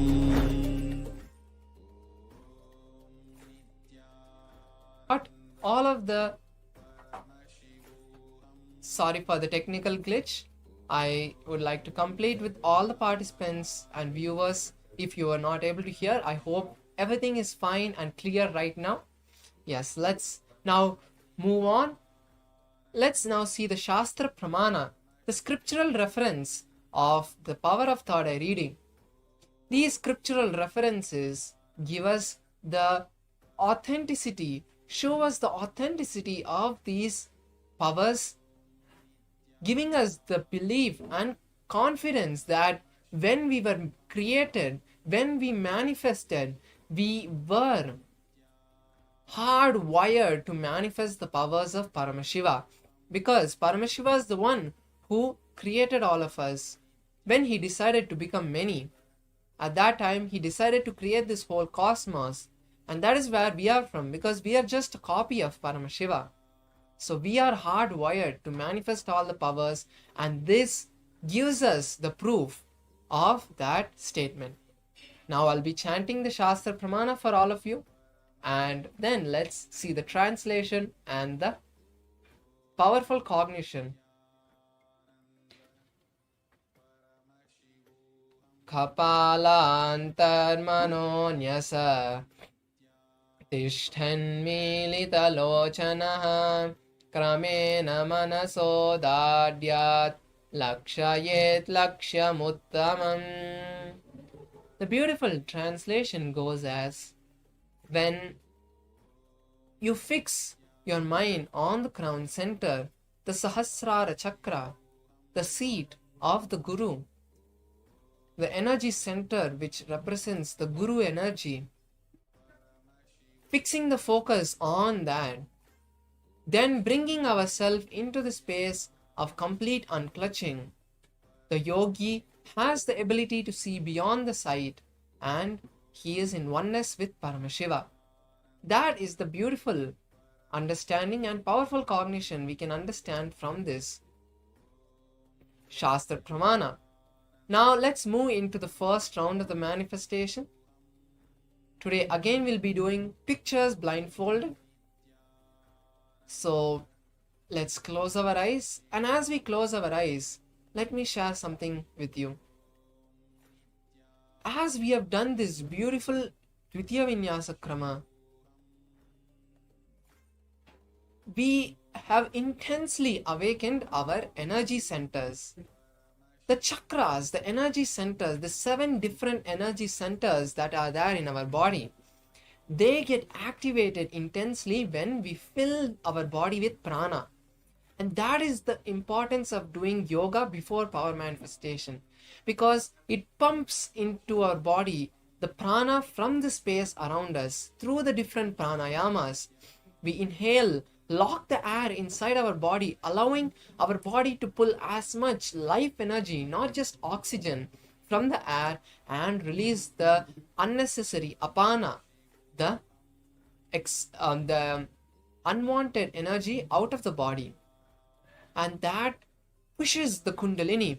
It's like this: when there's a hydraulic press, so on one side there's intense pressure being pressed on the oil that is there inside, but because it cannot get compressed, On the other side, it is able to lift something.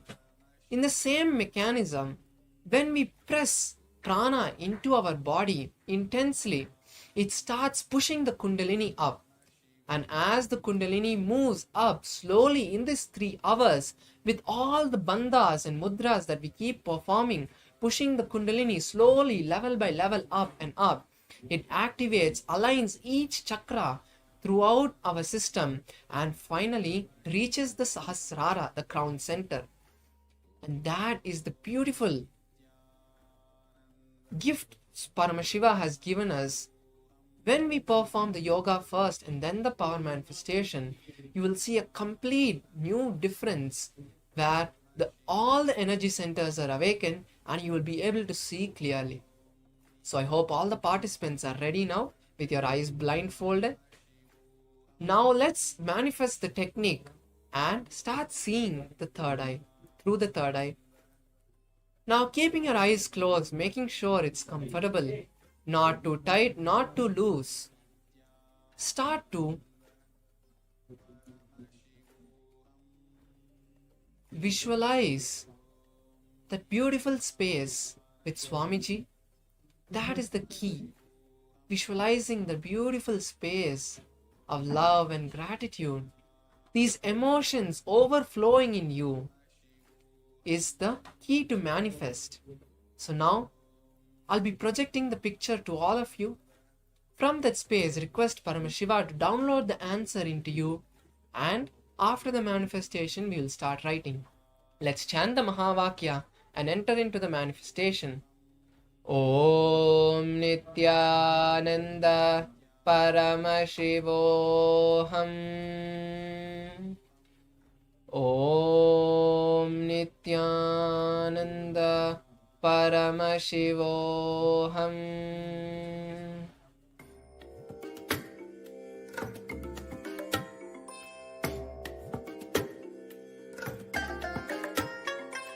I bless you all.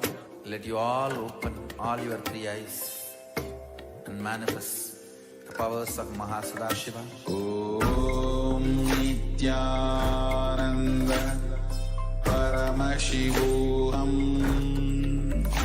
Om Nithyananda Paramashivoham.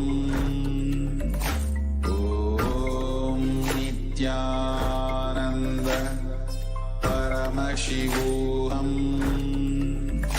Om Nithyananda Paramashivoham.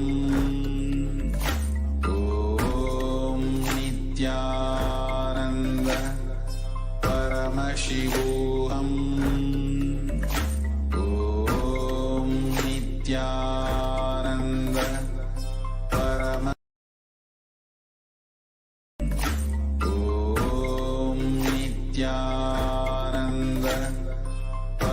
Paramashivoham. Om Nithyananda Paramashivoham. Om Nithyananda Paramashivoham. Om Nithyananda Paramashivoham. Om Nithyananda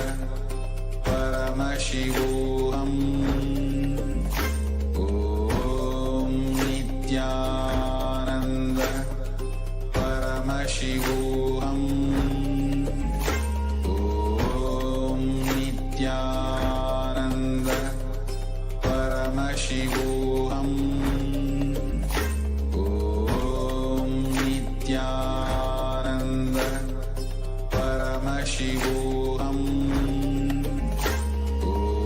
Om Nithyananda Paramashivoham. Om Nithyananda Paramashivoham. Om Nithyananda Paramashivoham. Om Nithyananda Paramashivoham. Om Nithyananda Paramashivoham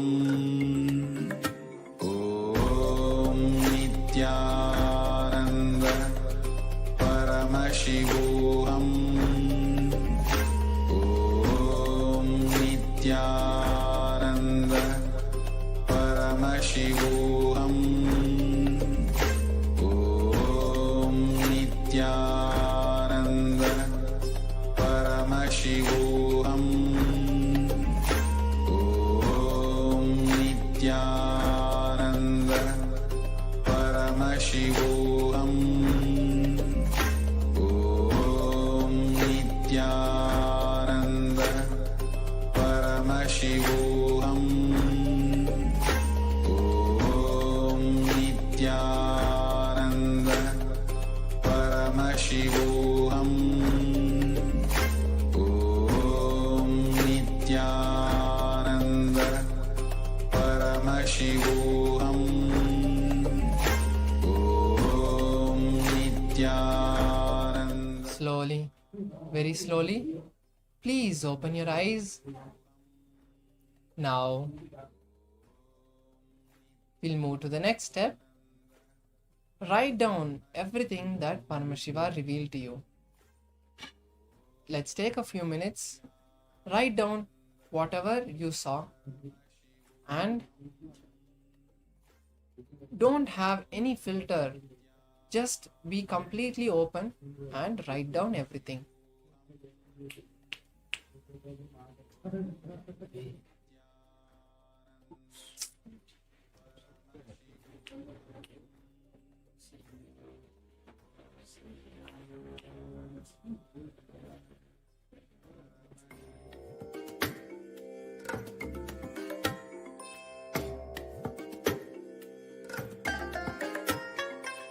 I bless you all. Let you all open all your three eyes and manifest the powers of Mahasadashiva. Om Nithyananda Paramashivoham Om Nithyananda Paramashivoham Om Nithyananda Paramashivoham Om Nithyananda Paramashivoham Om Nithyananda Paramashivoham Om Nithyananda Paramashivoham Om Nithyananda Paramashivoham Om Nithyananda Paramashivoham. Now, as you have written, we'll be verifying the answer now with the picture. So this is the picture that was seen, that you are shown. It's the beautiful picture of Lord Rama, where he's standing with the bow and the arrow, the period in his life when he was in the Vanavasa, where he was living in the forest. So you can see there's colors of red, orange, blue, brown, and black, and some shades of white. So this is the beautiful picture that was projected to you. So now let's move to the next round. Now let's once again close our eyes. As you close your eyes, hold the powerful cognition that you are Paramashiva, in that oneness with Paramashiva. Once again start chanting the Mahavakya and let's enter into this round. Om Nithyananda Paramashivoham. Please start seeing the picture that is being shown to you.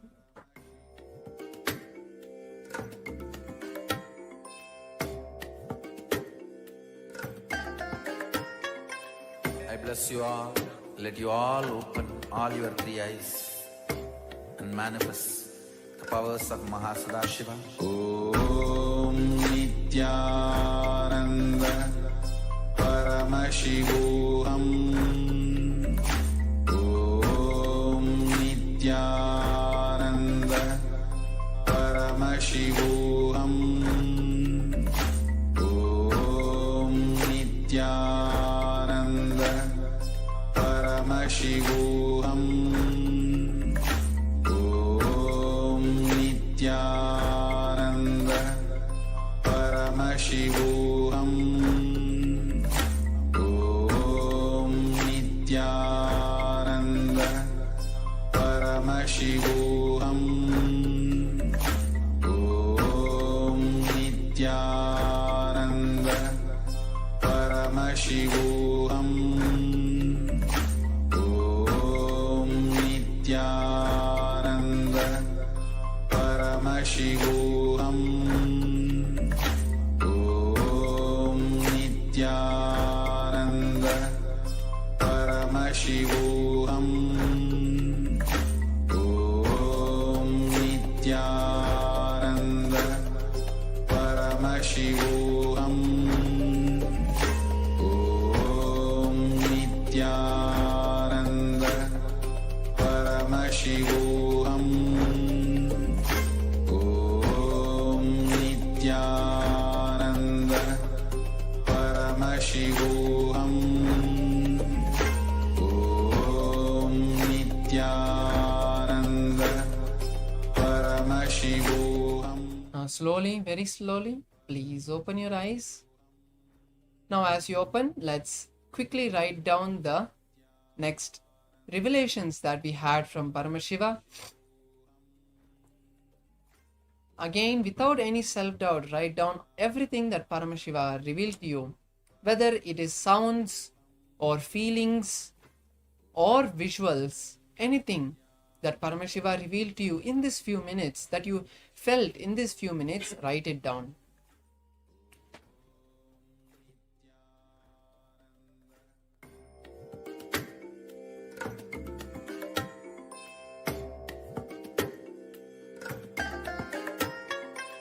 I bless you all. Let you all open all your three eyes and manifest the powers of Mahasadashiva. Om Nithyananda Paramashivoham. Om Nithyananda Paramashivoham. Om Nithyananda Paramashivoham. Om Nithyananda Paramashivoham. Om Nithyananda Paramashivoham. Om Nithyananda Paramashivoham. Om Nithyananda Paramashivoham. Now slowly, very slowly, let's now see the picture that was shown. So it's the beautiful picture of Hanuman this time, a beautiful small marble deity with some beads around him. Now you can see there's white, gold, blue and some shade of kind of peach. So these are the colors and is the picture of Lord Hanuman. So if you have seen anything of this, that's very beautiful. Now let's move to the next slide, where we'll be seeing the sharing. So this is very important, where you share in social media your experiences, share it with the hashtags KAILASA, Nithyananda, Power Manifestation and Paramashivoham. And with this we come to the end of this Power Manifestation session. You can share in the social media, so I can see how you have all manifested. And now we'll be moving into the next sessions to get ready for receiving Swamiji itself. So with this, I'll leave you here to let you get ready for the next session. Thank you, Nithyanandam.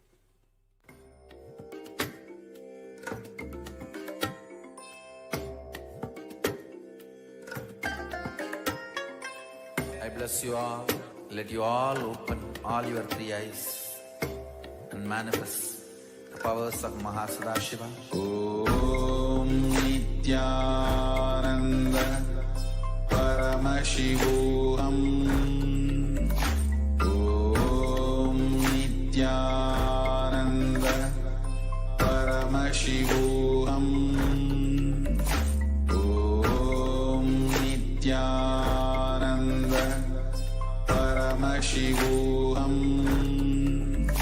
Om Nithyananda Paramashivoham. Om Nithyananda Paramashivoham. Om Nithyananda Paramashivoham. Om Nithyananda Paramashivoham. Om Nithyananda Paramashivoham. Om Nithyananda Paramashivoham. Om Nithyananda Paramashivoham. Om Nithyananda Paramashivoham. Om Nithyananda Paramashivoham. Om Nithyananda.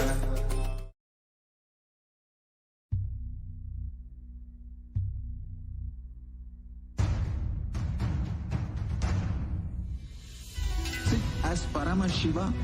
Inhale and exhale deeply with 25 heads and 75 eyes and 50 hands. Visualize, meditate, connect with him. He is a living, alive being. Drop your form into his form and dissolve. Remember, you are a Sarupya Mukta, means your form is dissolved into his form. All my disciples, now I am initiating Salokya Mukti, Samipya Mukti, Sarupya Mukti, Sayujya Mukti. Om Nithyananda Paramashivoham. Om Nithyananda Paramashivoham. Om Nithyananda Paramashivoham. Om Nithyananda Paramashivoham. Om Nithyananda Paramashivoham. Om Nithyananda Paramashivoham. Om Nithyananda Paramashivoham. Om Nithyananda Paramashivoham. Om Nithyananda Paramashivoham. Om Nithyananda Paramashivoham. Om Nithyananda Paramashivoham. Om Nithyananda Paramashivoham. Om Nithyananda Paramashivoham. Om Nithyananda Paramashivoham. Om Nithyananda Paramashivoham. Om Nithyananda Paramashivoham.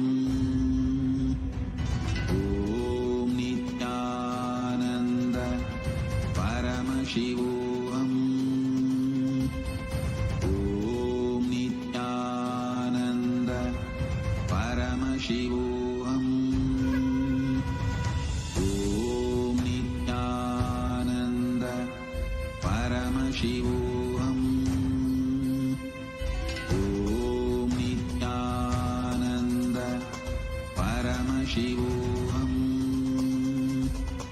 Om Nithyananda Paramashivoham. Om Nithyananda Paramashivoham. Om Nithyananda Paramashivoham. Om Nithyananda Paramashivoham. Om Nithyananda Paramashivoham. Om Nithyananda Paramashivoham. Om Nithyananda Paramashivoham. Om Nithyananda Paramashivoham. Om Nithyananda Paramashivoham. Om Nithyananda Paramashivoham. Om Nithyananda Paramashivoham. Nithyananda Paramashivoham. Om Nithyananda Paramashivoham. Om Nithyananda Paramashivoham. Om Nithyananda Paramashivoham. Om Nithyananda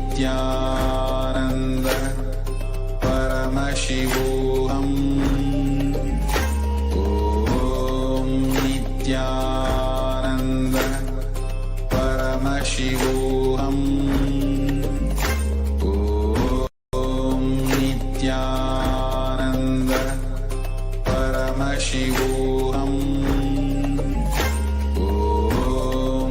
Nithyananda Paramashivoham. Om Nithyananda Paramashivoham. Om Nithyananda Paramashivoham. Om Nithyananda Paramashivoham. Om Nithyananda Paramashivoham. Om Nithyananda Paramashivoham. Om Nithyananda Paramashivoham.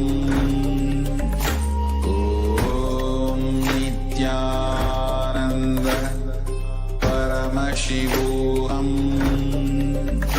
Om Nithyananda Paramashivoham. Since the beginning of time and space, Bhagwan Paramashiva, the all-powerful, all-pervasive,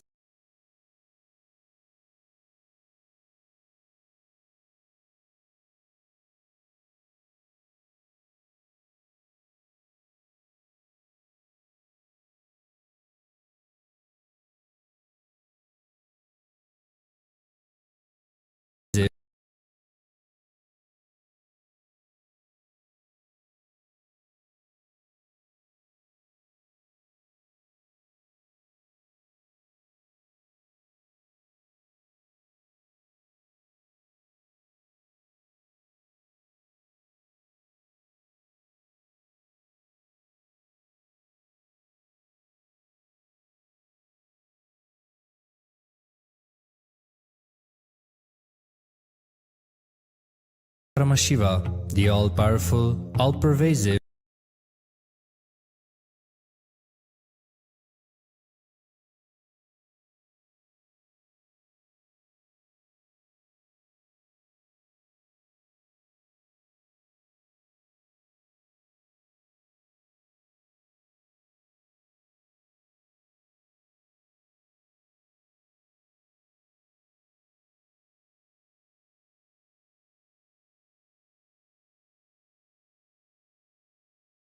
Paramashiva, the all-powerful, all-pervasive,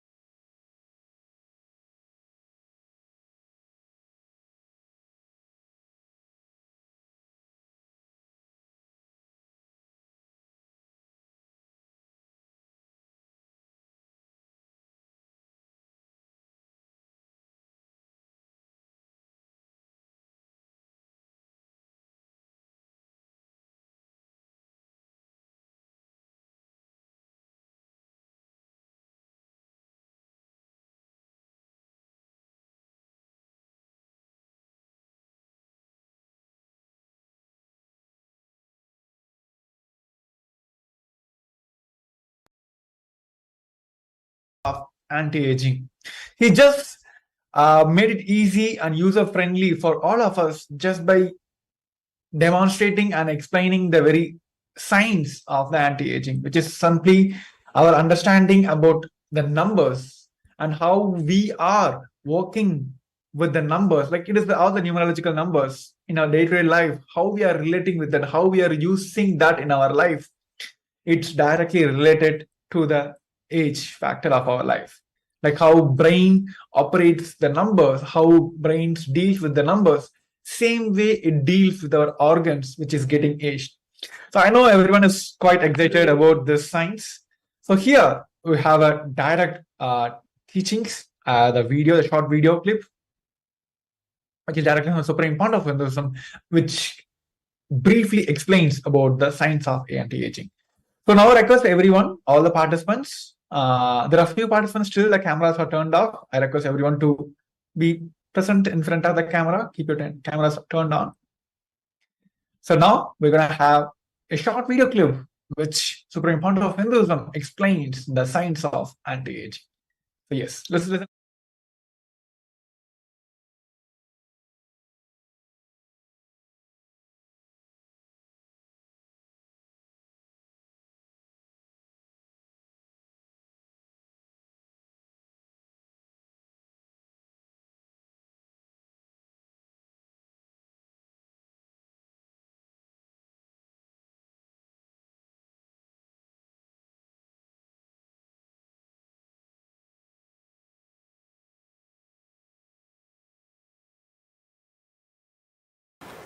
First and foremost important thing I wanted to share with you on this great subject, anti-aging through superpowers. The first sacred secret you need to know from Paramashiva, anti-aging is possible. That's first. Second, your association of Chit Jata means the body and consciousness. If consciousness overlaps the body, body gets the qualities of the consciousness. If body overlaps the consciousness, your consciousness gets the qualities of the body, like a feeling bound, suffocated, heavy, depressed. Listen. Listen carefully. Which component is predominantly active in you? If your consciousness is alive, functioning, if that is operating, all the intra-organs and internal organs of your system, body manifests the qualities of consciousness. Your consciousness, Paramashiva declares, is eternal 16 in his Dhyana Sloka. In Agama he says, I am eternal 16. Meditate on me as eternal 16. Listen carefully. Whether your body takes over your internal organs and intra-organs, or your consciousness takes over your intra-organs and internal organs and body. Fundamentally, what you strongly believe as you, those cognitions are all based on your identification and qualities of the body, or the identification and qualities of consciousness. If you feel you are going to die and remember that continuously, that is the cognitions based on body. You will feel you are mortal and your internal organs will respond in the same way, and intra-organs, when I say intra-organs, the 14 chakras,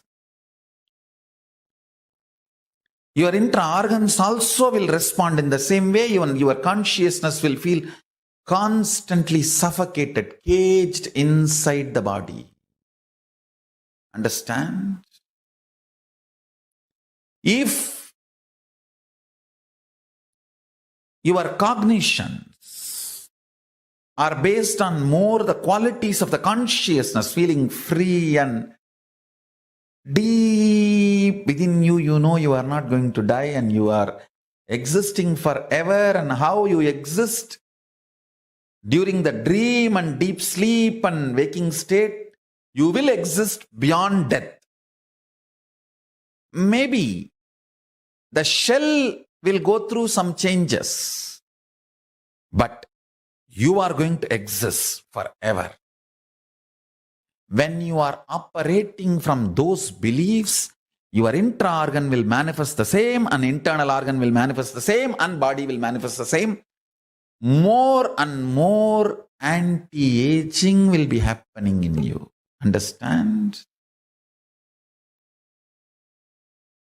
The inner software you are having, is it programmed more based on the qualities and perceptions of the body, or is it more based on the qualities and perceptions of the consciousness, Chit or Jata, which is overpowering your inner software's operation? That's all decides your anti-aging or aging. Listen carefully. Sometimes you can be in your teenage and feel suffocated, depressed and suicidal. Means you are old already. Sometimes you can be 115, 120, 150 and feel so light, alive and joyful, complete, fulfilled, Purna, ecstatic. Understand? It is fundamentally. The good news I have is, fundamentally, it is the way you cognize your inner software that decides aging or anti-aging. The great news I have is that can be consciously programmed and changed through your will persistence. It is possible, and it is possible for you. Because fortunately, Paramashiva, Mahadeva, has given the will persistence to all of us.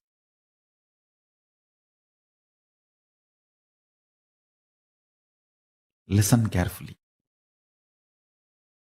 The cognition's inner software which operates your system, which generates your desire patterns, your joy patterns, your pleasure patterns, your greed patterns, your fear patterns, your anxiety patterns, your depression patterns, your frustration patterns, your good idea of your bad, your right, wrong, all which you generate, which is generated inside your system.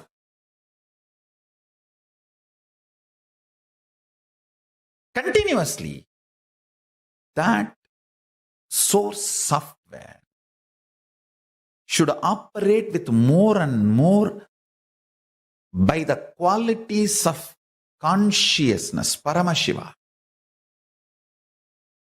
not by the qualities and ideas of body, but by the qualities and ideas of Paramashiva, superconsciousness, consciousness, the state, space, powers and being of Paramashiva. I gave one example. Body is mortal, consciousness is immortal. Deep down, what you believe as you, what is your inner software believes, that is going to impact your internal organ. Intra-organ means chakras. That is going to impact your intra-organ and internal organ and body.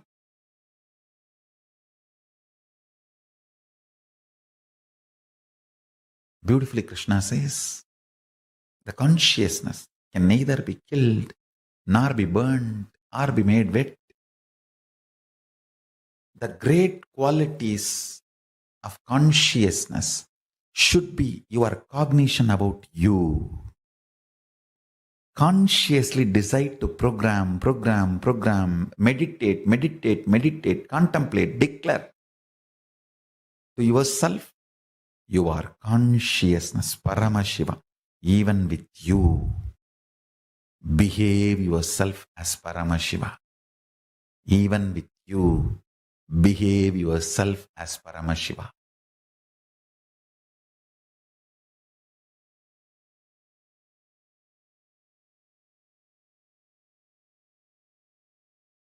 Listen.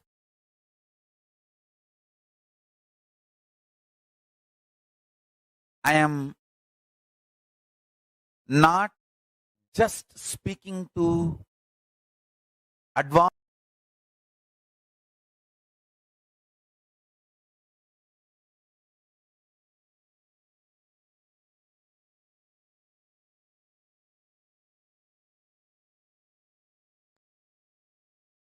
beings. I am speaking.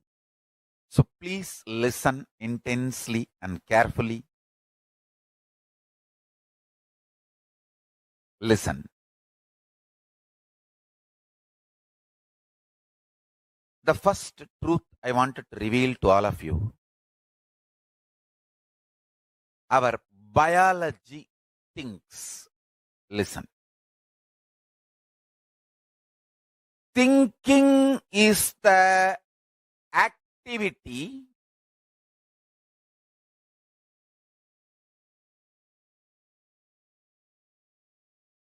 that affects directly one end the consciousness, the other end tip of your fingers, nails, tip of the hair. I mean, the whole thing is directly involved, affected in thinking. Understand? I'm using two words. Your nail, the fingertip, or tip of the hair. Don't think it is not involved in thinking process. It is only affected by thinking process. No. No. I'm using two words. Consciousness, one end. The other end, your biology. Whole thing is involved, responsible, and affected by your thinking. Involved in your thinking, responsible for your thinking, affected by your thinking. Understand, please understand, do not think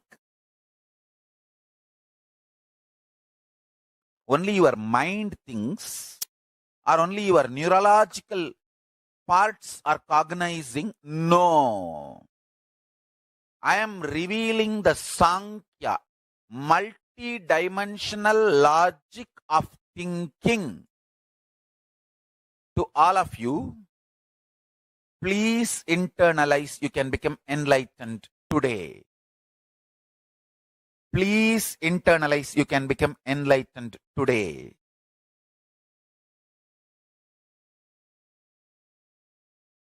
It is extremely beautiful, sweet realization. Whenever you understand, I have seen in my disciples, when they understand your biology, body thinks, they become responsible for their thinking. Whenever you think, your mind thinks, you think, oh, somebody else, not me. Because you feel more grounded with your biology than your mind and other components. Listen carefully. One important dirty secret is you start thinking before even knowing how you think. You start thinking without even knowing how you think. You start thinking without even knowing how to stop thinking. These three are the dirty secrets. You start thinking before even knowing how to think. You start thinking before even stopping how to think. And you start thinking without even knowing how to think. Without knowing, before knowing, without knowing how to stop. All these three is responsible, sure shot, sure recipe for destruction. I'll give you sure recipe for enlightenment. The wrong identification of your self as your body starts all the crimes in your life.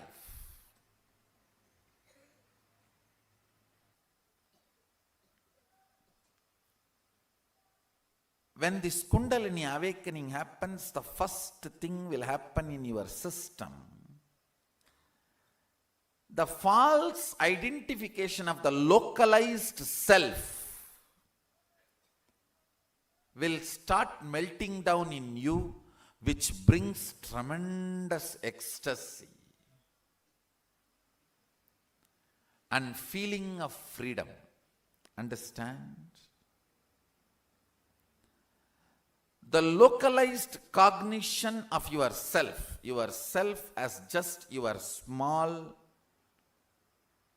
pleasures or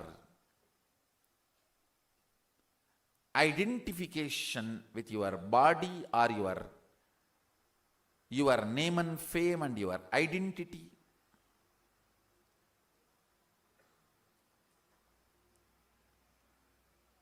The localized logy with which you are functioning, I'll call it psychology. The logy which functions locally on your physical system. It is all about what your physical system goes through, ups or downs or right or left or center. The logy which functions constantly centered on your localized system.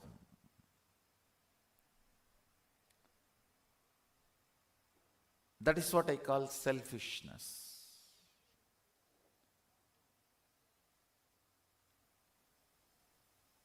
When the Kundalini is awakened in you, the larger understanding of the self liberates you from the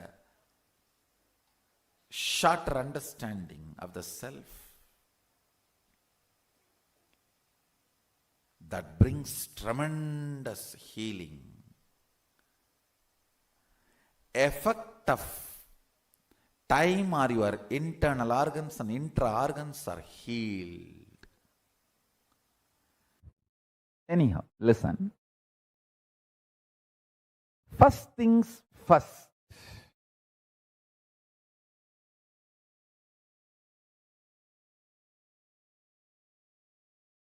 Whether you feel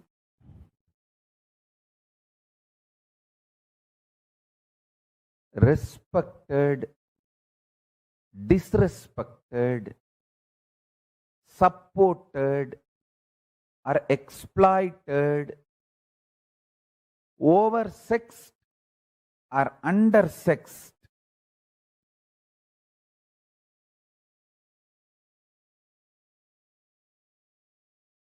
wealthy or poor,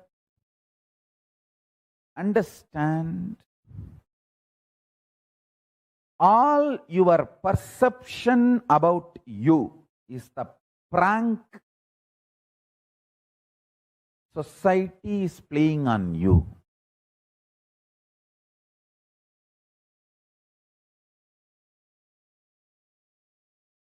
You can play prank on pranksters. I'll give you the technique to play prank on pranksters. People who are trying to play prank on you, you can play prank on them. How? Some of the pranksters, both of the whole team is paid actors. They enact the prank But the viewers are thinking it's a real spontaneous happening and getting pranked. I tell you, you can play the prank on the pranksters in multi-level if you learn this one trick, one technique. Extremely peaceful unclutching, at least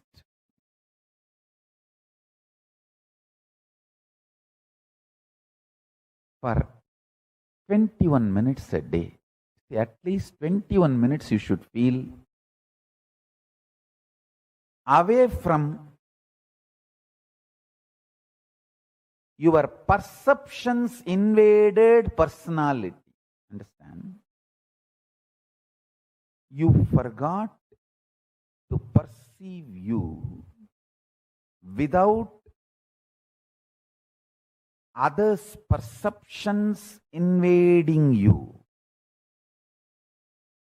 Just at least half an hour feel your individuality without the perceptions invaded personality.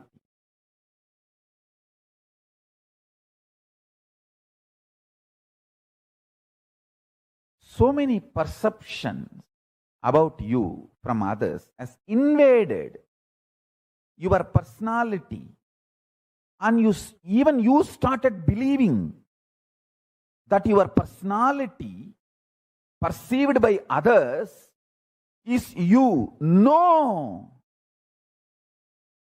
Listen.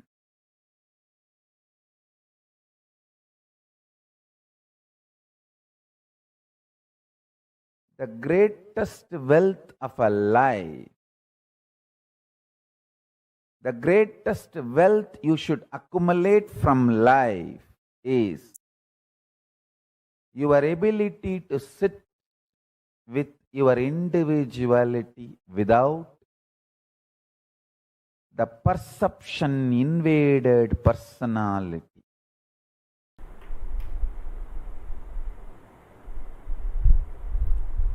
As per the Hindu tradition, I should say as per the reality, time is also a matter, subtle but matter.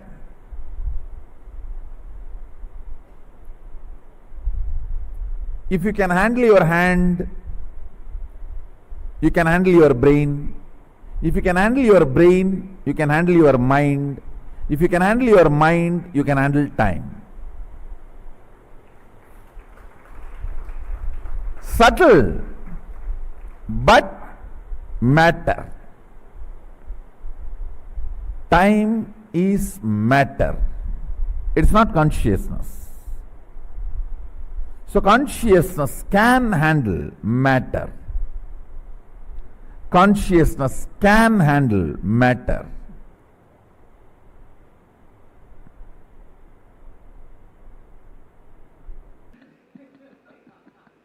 See, just like if you have cotton, you can make thread. I have kala, time, out of which I can make longevity. See, longevity is just thread made out of kala. If I inhale kala, time, and exhale all the old age symptoms, the aging symptoms, over. I make life out of kala. Understand? If you don't understand, it's okay.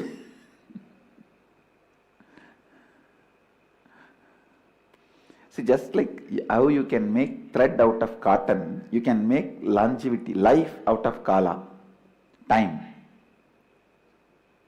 See, whenever time enters into you and comes out, your organs, body gets aged, means tired. Because of the incompletions, kala, time leaves into your system.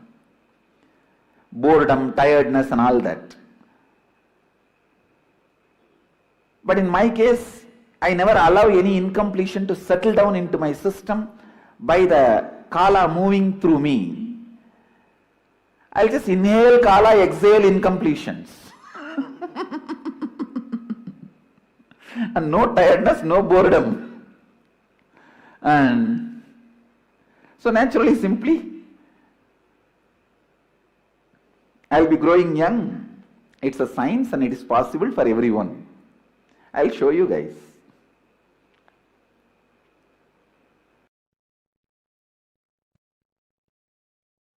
Tyaga. Tyaga is the superpower for anti-aging. Understand? Tyaga is never age. Do not allow your anger, negativity to push you into disease, death. Do tyaga of all the powerlessness and internal, external emotions. I have seen how fools age and destroy themselves. I have seen how tyagis live young forever. They only grow young. Tyaga keeps you eternally 16. So many people are asking me in the Facebook, what's the secret of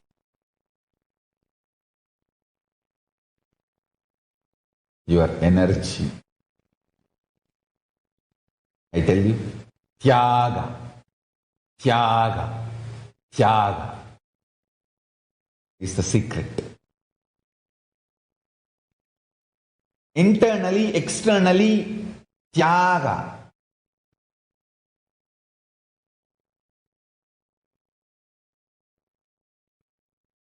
Extreme tyaga.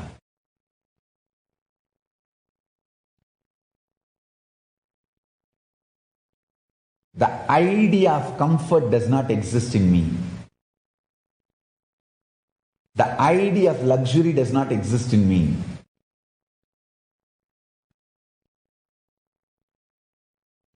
The idea of wants, doesn't exist in me. First of all, even the idea of freedom does not exist in me. I can just be sitting in one room, go on, living my life, doing my work of reviving KAILASA. Doesn't need anything. People who lived around me, they know sometimes for months together, I will not even step out of my room. Just sit. And same way, months together, I will not even step out of my room, sit, do my classes, programs, take my work as my life. I'll do all the online classes, programs, darshans, whole day in and day out. But I will not even step out of the room. Just sit and do all the work. Paramashiva's powers during the time of puja. Listen, I'll repeat once more. Your body, which evolved, your consciousness, which descended. Your consciousness descended from Paramashiva. Your body evolved from animals. During the time of the puja, your body imbibes the state, space, powers and being of Paramashiva and starts manifesting. If you want superconscious breakthrough, start doing puja every day. I tell you, during the puja, Paramashiva himself manifests in your system and gives not just DNA breakthrough, biomemory breakthrough, where he becomes your biomemory, muscle memory. He becomes your very core being. I was shocked when I was reading some of the research reports science reveals about DNA. The agriculture lifestyle, eating rice and drinking milk, has given us such huge breakthrough. For the human DNA, brain started growing bigger and multiple benefits have started happening.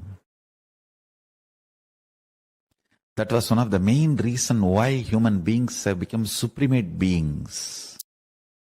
Why our species have conquered the planet. I tell you.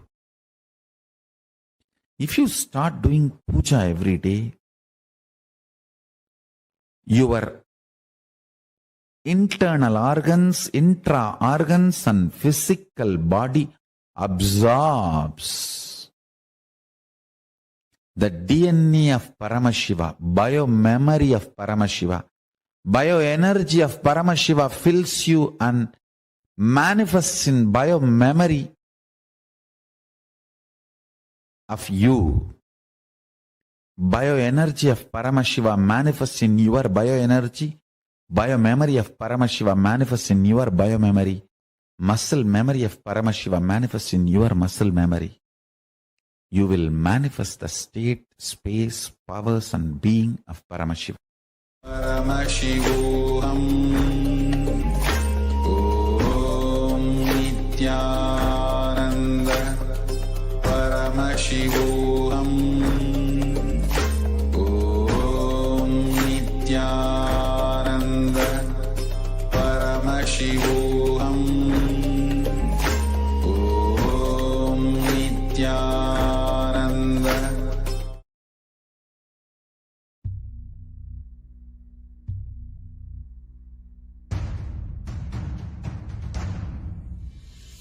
Sit as Paramashiva.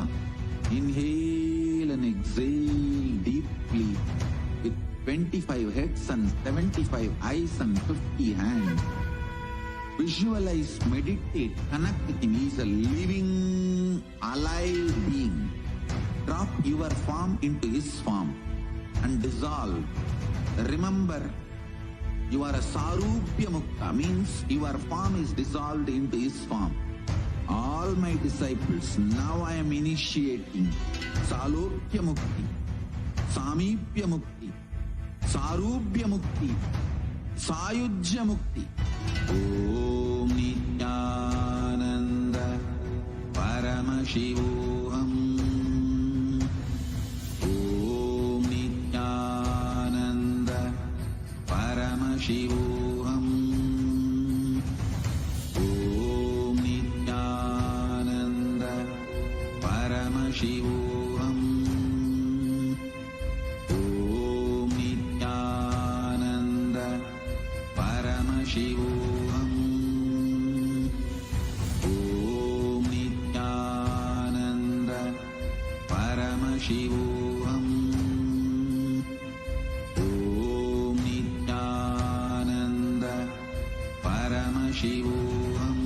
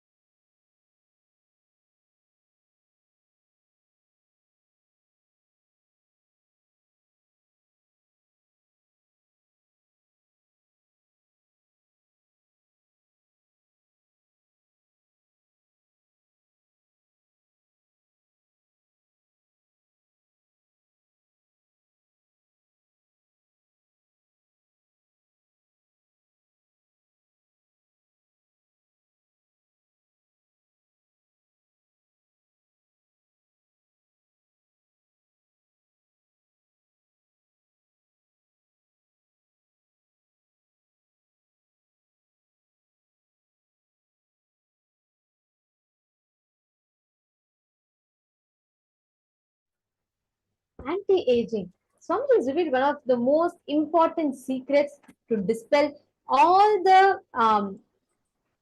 wrong understandings that we have about the science of anti-aging.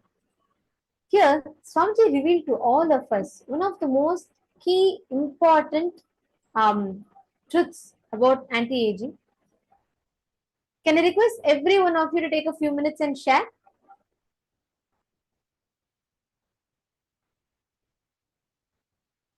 See, Swamiji beautifully revealed in this, right?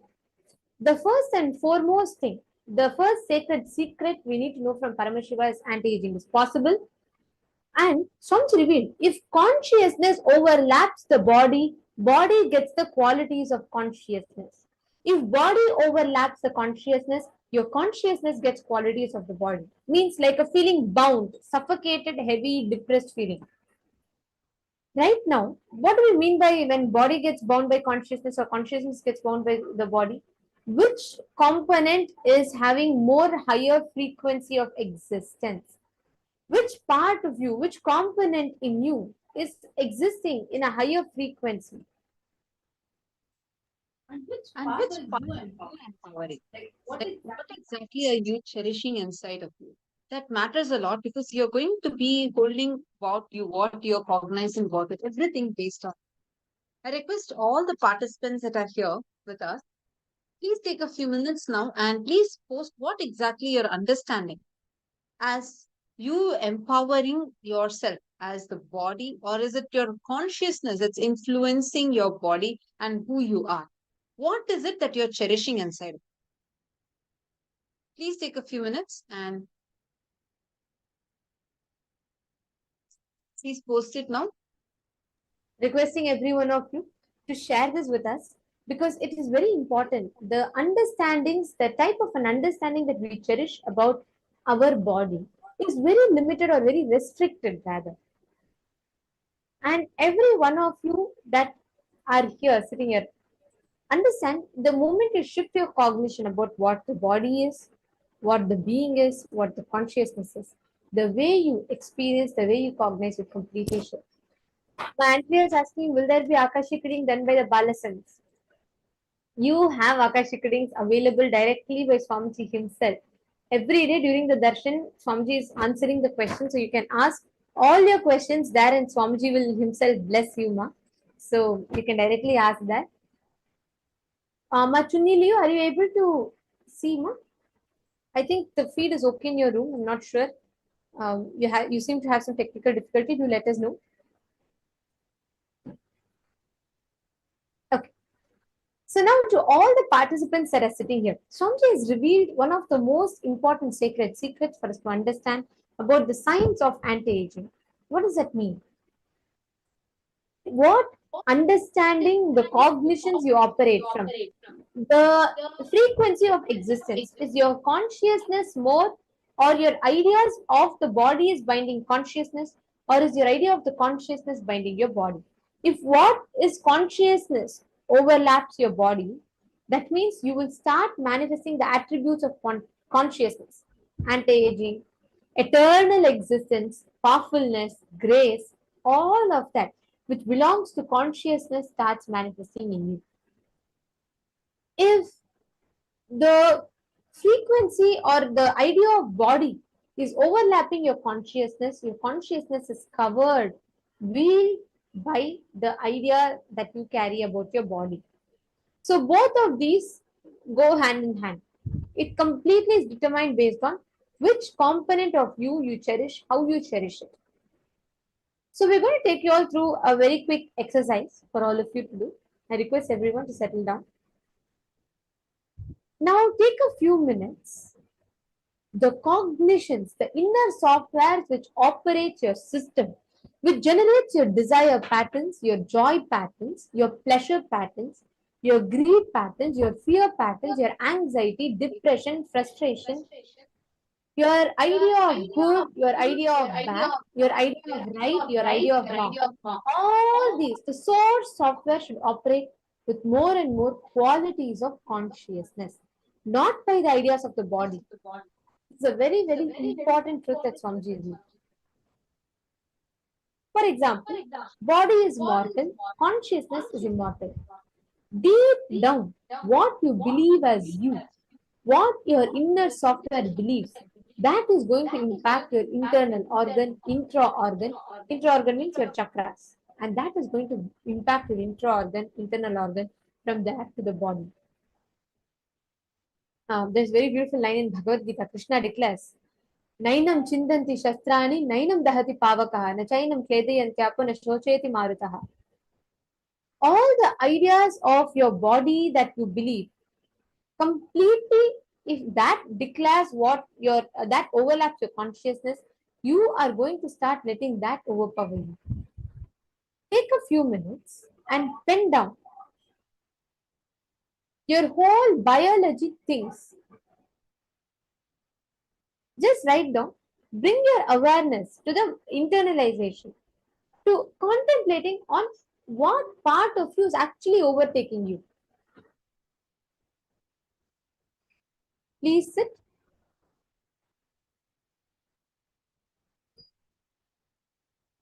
And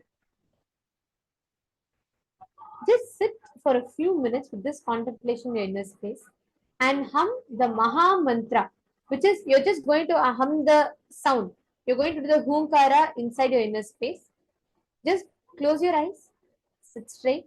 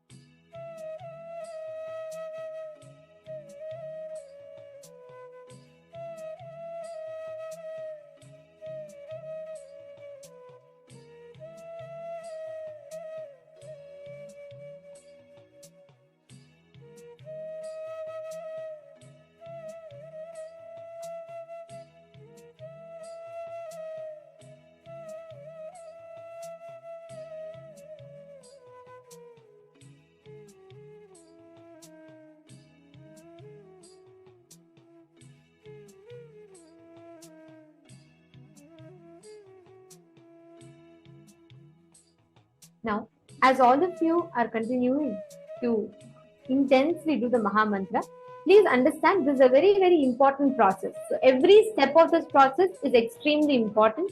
Make sure that you are following it completely. I request all the participants, every one of you here, now in the next step of this process, listen very carefully. This particular process infuses the awareness in your system. So what happens with that is, with that awareness, the way you start experiencing, the way you start living, it will become so much more better, so much more organized, so much more meticulous. Like you'll be able to start manifesting things with much more clarity. And like Swamiji said, when you start having the ideas about eternity overlapping your body starts manifesting immortality. Today we're all going to be learning this powerful sacred secret. Now every one of you that are sitting here with us, understand very carefully, applying this exact same science in your life, you can start manifesting this as a reality. Very simple. Just sit, and I request every one of you here to connect to a partner. Today we're all going to be learning about different aspects of how you can manifest these powers or how you can manifest the ultimate health, because end of the day, from the time you're born till the time you leave your body, one thing that accompanies you, that is crucial for you to achieve your mission, whether you have anything or not, what you need to have is your body. Your body is your companion, but how sensitive are we to it? Most of the times we just dump food, we sit and we binge watch TVs and movies, our eyes will beg for rest. We have become so insensitive to our body, and we tend to take it for granted. And this leads to so many health complications. Hinduism has had the science of one of the most best healthy lifestyle, which is what Swamiji is reviving for all of us to enjoy. So today, through the day, we're going to be learning various techniques, methodologies you can apply for this exact same purpose. Shall we all start? Okay, now we are going to be entering into the next segment, where we are going to be manifesting this powerful cognition as an experience. Okay, so listen very carefully. Paramashiva has elaborately detailed out how you have to manifest this exact process. He's told in the Vijnana Bhairava Tantra, he explains, elaborates, Swadehe jagato vapi sukshma sukshma tarani cha tattvani yani nilayam dhyatvante vyajyate para. Actually, if you read this whole verse, Paramashiva tells clearly, if you just start cognizing the breakdown of your existence as consciousness, not just your body, beyond the barriers of the body, you will be able to see everything in its detail. Let us all do that right now. Actually, I'm going to request every one of you to sit, close your eyes, start scanning. Just bring your entire awareness to yourself. And just scan your whole body end to end. Scan your whole self. Just close your eyes. See from your head to your face, every part of you. Like how your eyes are able to see 360 degrees this way, your eyes can actually see 360 degrees this way. We all think only 180 degrees, but actually 360 degrees your eyes can see. Your eyes can also see 360 degrees this way. This is the science. Not just 180 degrees, 360 degrees. Your eyes can turn inwards and see your internal organs. All of us are going to experience that now. Straight, close your eyes. Chant the Mahavakya. Right after you start scanning yourself, you'll be able to scan even others with this. Please chant the Mahavakya. And in this round,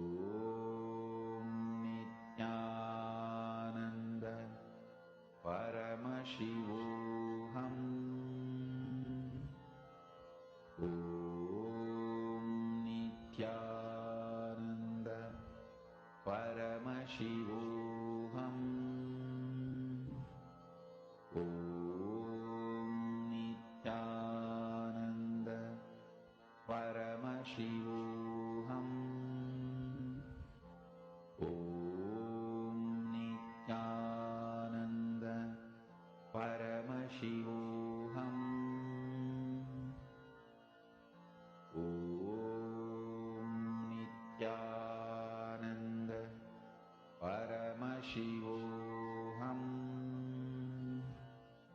Om Nithyananda Paramashivoham. Om Nithyananda Paramashivoham. How many of you have been able to manifest? I request all the participants, please post it in the chat. How many of you were able to manifest it?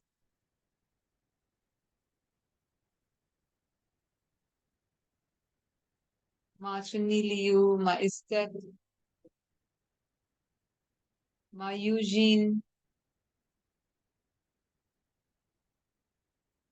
Ma Anisha Ankita Nityanandam, Ma Sugandhi Nityanandam. I request all of you, all the participants, please take a few minutes now. And all the participants that are sitting here, intensely participate in the sessions. Every cognition is going to be empowering you. Today, we are going to be preparing for the healer's initiation. I request every one of you to be intensely available here, participate actively. That is going to really help you a lot. Now, let us all enter into the next session. We are going to be learning about what is the science of Divya Sharira. What is Divya Sharira and what is the science of Divya Sharira? So this is what we are going to now be learning. I request all of you to intensely listen and please post your understandings and clicks that you received from this session. And let's listen to the revelation. If you want to become extraordinary, you have to do extraordinary things. Carve out your identity, Divya Sarira, enjoying the enlightenment, being in this loka, carving your integrity, authenticity, responsibility, enriching. Divya Sarira, pure identity, just like how you build this body. Food, workout, rest, care, same way. Build your Divya Sarira. That is what I am saying, carving out your spiritual identity. Build your Divya Sarira with integrity, authenticity, responsibility and enriching. Carve your Divya Sarira. What is Divya Sarira? I will define, understand? You take a clay and put any impression. For example, you put your hand, it get impressed, then burn the clay. Your hand is imprinted on it forever. So that clay is Divya Sarira of your hand. Same way, bring yourself and put the master on you, or put yourself on the master so strongly. He gets imprinted in you intensely, then burn yourself with integrity. Now you just radiate him, manifest his state, space, powers. You are is Divya Sharira. Thousands and thousands and thousands of years, Sanatana Hindu Dharma has kept this great science of producing Divya Shariris alive. All spiritual sampradayas will be relevant to planet Earth as long as they are able to produce Divya Shariris. If you are living the state, space and manifesting powers, your Divya Sharira has started getting built. It has started happening. Build your Divya Sharira intensely.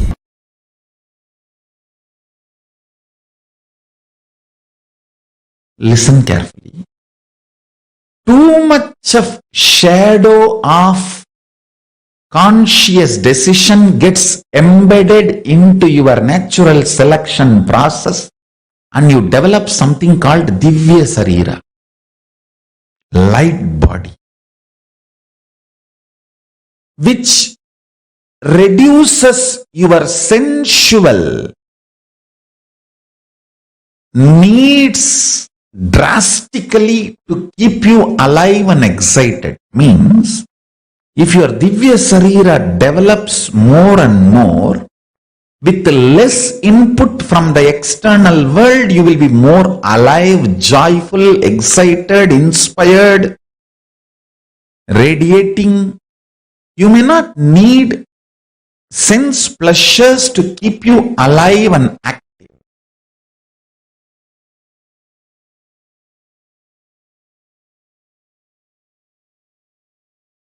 Listen intensely. Divya Sarira, the body, indestructible, effulgence, which is inside all of us. Please understand, this Divya Sarira is the core component of all of us. There is no person who does not have Divya Sarira. Everyone has a Divya Sarira. How much ever you think you are good or bad, you think you are God or demon, whatever you think, you have a Divya Sarira. That Divya Sarira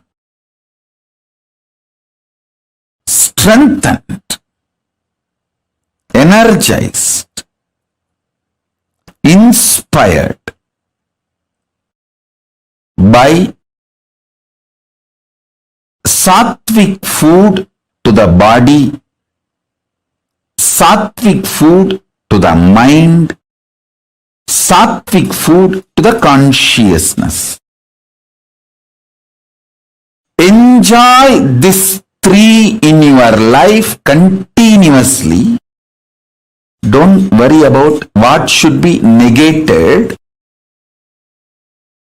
See, focusing on what need to be negated makes you very depressed, even feeling deprived. See, if the Divya Sarira in you, the self-effulgent light body in you, if that is strong, you are an enlightened being. You enjoy best things of the consciousness, your existence. You enjoy the best gifts of your existence. If that self-effulgent Divya Sarira gets more and more covered, you get deluded, suffer with the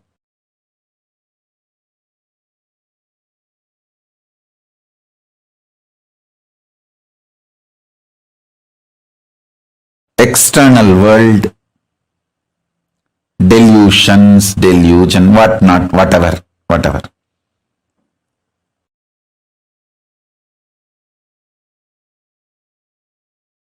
Now I don't want to get into the negative side description. If you miss strengthening Divya Sarira, what happens? I don't want to waste time on that. I only wanted to describe how to strengthen the Divya Sarira.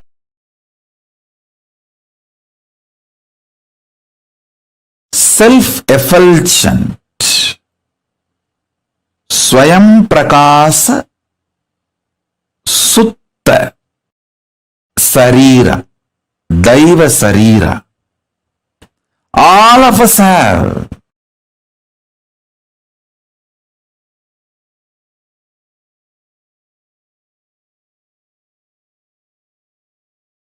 The methodologies to strengthen the Divya Sarira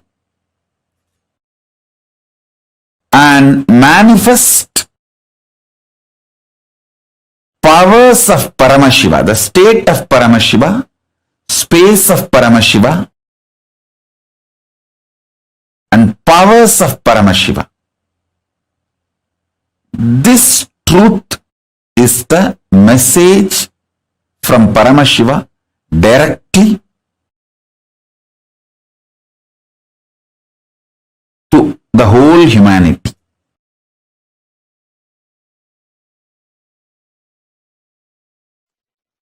Samadhi and feeling connection empowers your Divya Sarira.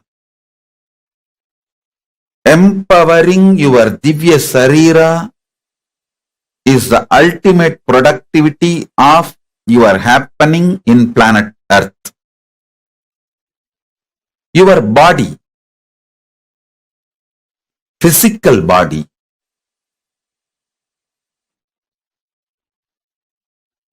carries the consciousness. I use new word called Divya Sarira. Consciousness wearing this body is Divya Sarira. That consciousness getting more and more empowered. When the consciousness gets empowered, you don't feel suffocated by physical body and its limitations. Listen.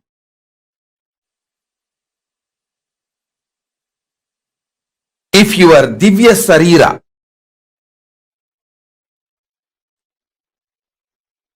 the consciousness which is holding your body, if that is empowered, you don't feel suffocated, limited, reduced by your body. Please listen.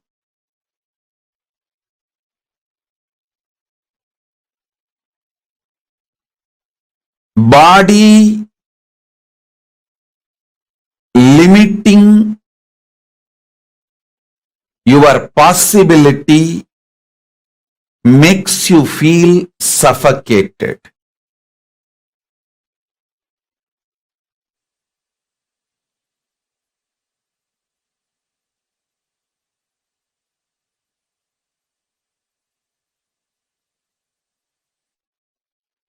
Not only the great powerful cognitions and understandings about the secrets of the cosmos, all spiritual practices are focused with the purpose of empowering your Divya Sarira. Listen. Yesterday's satsang, I gave you one truth. If you rest in Samadhi, you will see everything in your life is complementing your different aspects. The wealth you earn, or the money you spend, the relationships getting added in your life, or people leaving from your life, comforts and wealth, artha getting added or leaving, the higher values, understandings getting added to you, and middle class values leaving you, everything, if you see, it just complements your expansion. If you get terrorized by your life, suffocated by your life without understanding, if you feel everything is chaos, everything is falling apart, due to your inner restlessness, you feel whole life is complication and incompletion. I tell you, nothing falls apart, everything falls in place. Nothing in life falls apart, everything in life falls in place.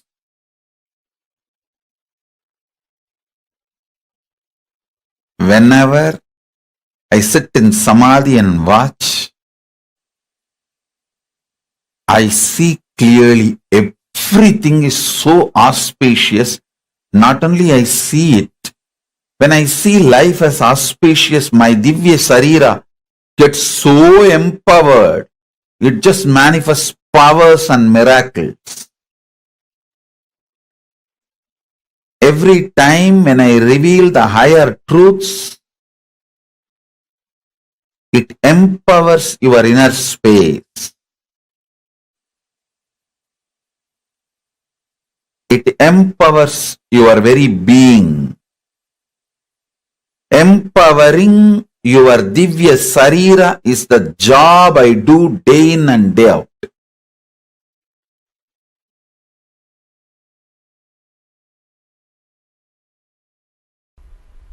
If you have been a Divya Sariri, means the people who are sitting around me during the energy darshan, helping, guiding all the participants to receive energy darshan, those people are only called as Divya Sariris. Or I can say they are getting trained to become Divya Sariris.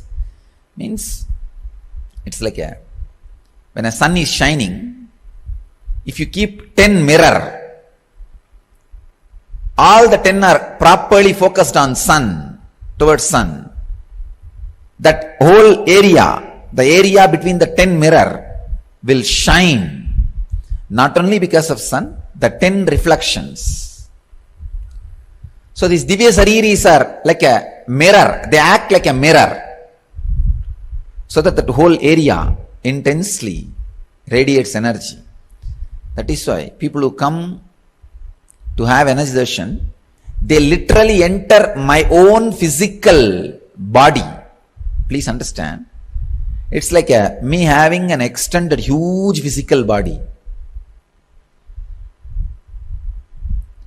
In that very intense energy field, they enter and have the energy darshan and go. If you have been a Divya Sariri, I can say at least, especially with the experience, intensely working on the body, not only you don't age, you grow younger. The growing younger happens when you become Divya Sariri. And the grace, joy, beauty starts radiating when you are Divya Sariri.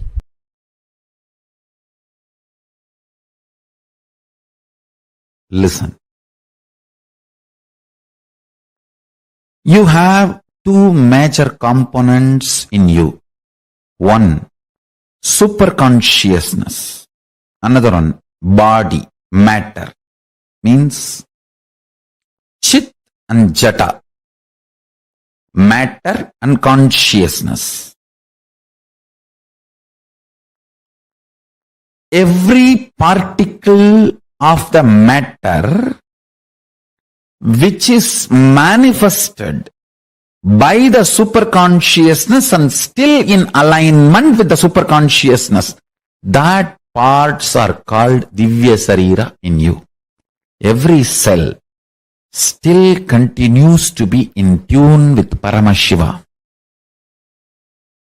Every muscle, every part of your biology, internal organ or body,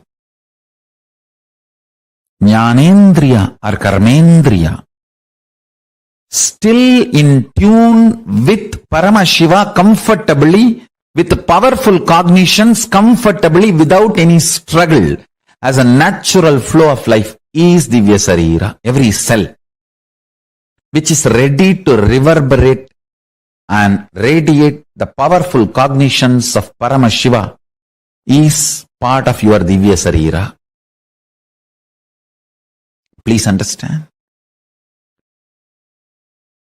Whichever part of you comfortably manifests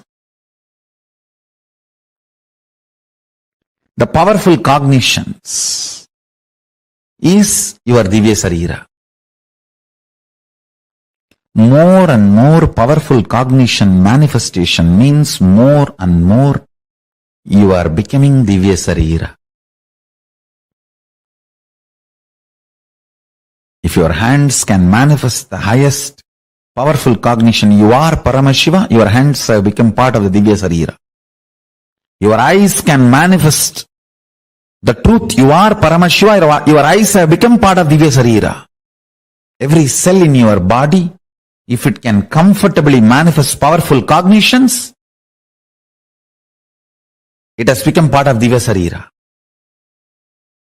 Pain does not exist is one of the powerful cognition because you are soul, you are consciousness, you are Paramashiva.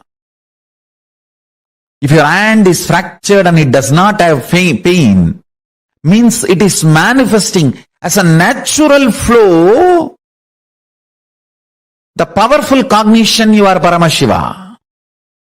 Understand? You cannot act when there is a compound fracture. You can act as long as everything is well. Not when there is a compound fracture. You can't be crying and telling, I am okay. Understand? It's a natural flow. If powerful cognitions naturally flow in your system, you are Divya Sariri. You become Divya Sarira. Paramashiva beautifully says in Kriya, in Puja, there is a special ritual called making yourself Divya Sariri. You invoke every part with the sacred syllable of Paramashiva's name. Paramashiva sits on the throne made out of 54 mantra. Not 52, 54. 52 akshara, one spelled but doesn't have a script. Another one can neither be spelled nor written. So totally 54 akshara.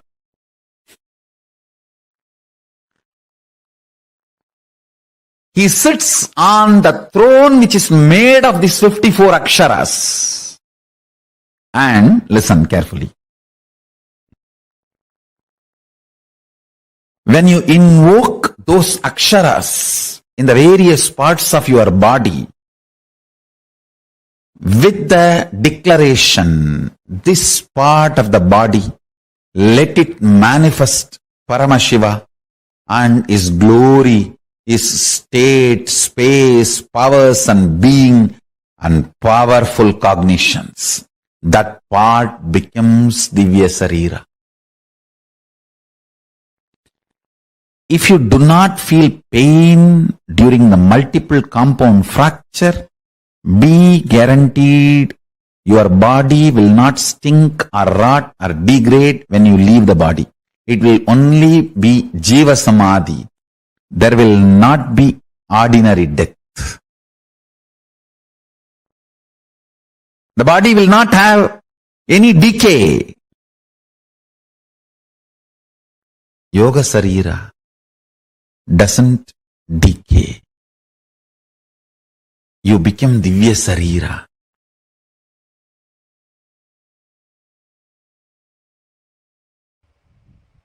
Understand the truth I am trying to convey. Anything your brain can capture and enjoy, your life will make that into reality.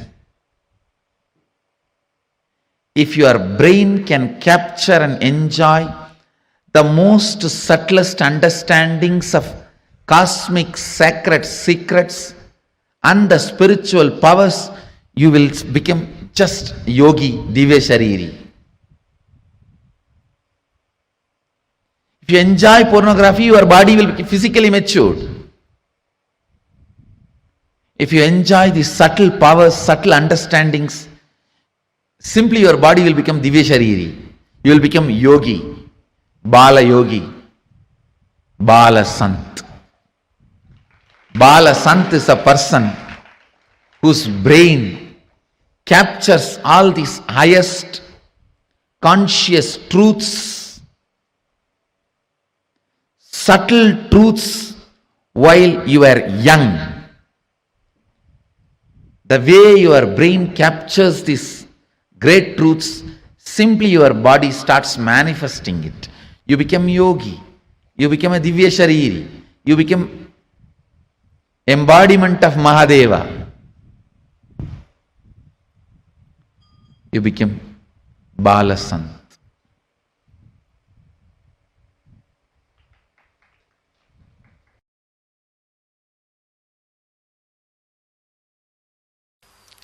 Very strong lessons. You need complete attention. But the lessons will be really helpful. This technical knowledge will really be helpful, not only for enlightenment, for making your life more and more blissful and happy and joyful, becoming a new human being. Becoming a new human being. Understand? If you act, cooperate as medium, and if your chakshu becomes pure next day morning, you feel, oh God, things are so fresh, alive. Then you are traveling in the path of Divya Sarira. Mouth having a deep taste, not just the mouth, the deeper mouth. It's called annak. In Tamil we say the part which hangs inside your tongue, the deeper mouth, this area.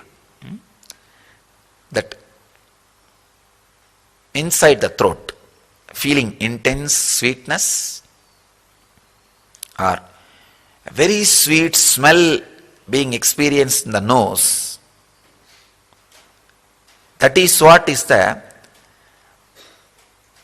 perfume of Divya Sarira, of the Master. Understand? Perfume smell of Divya Sarira of the Master. Something will be happening in your nose, some sweet smell. And any sound, you will, even a small sound, you will be able to hear with a deep sensitivity. These are the scales. I am telling all the people who were mediums, during the healing initiation. I am telling all you guys, if you have any of this experience, you are traveling towards the path of Divya Sarira. Have courage, confidence, joy, jump into it and run. Flow with it.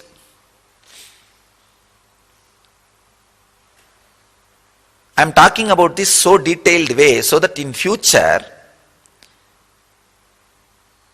people who are trying to become medium for these ghosts, the dead people, pretas, pichas, all of them should understand difference between that medium and this medium.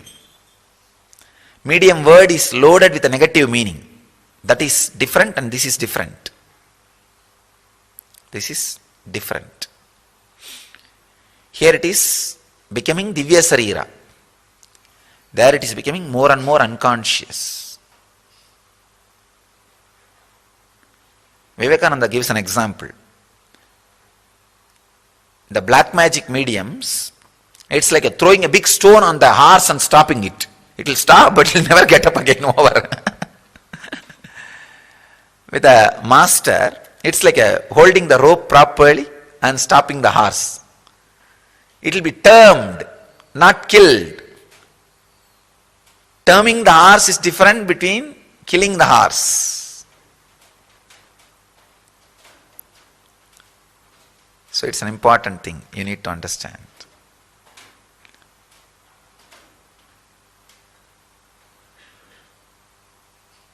This is the second level, Paragaya Pravesha, astral travel. The third level, the Siddha who doesn't have body, entering into a dead body.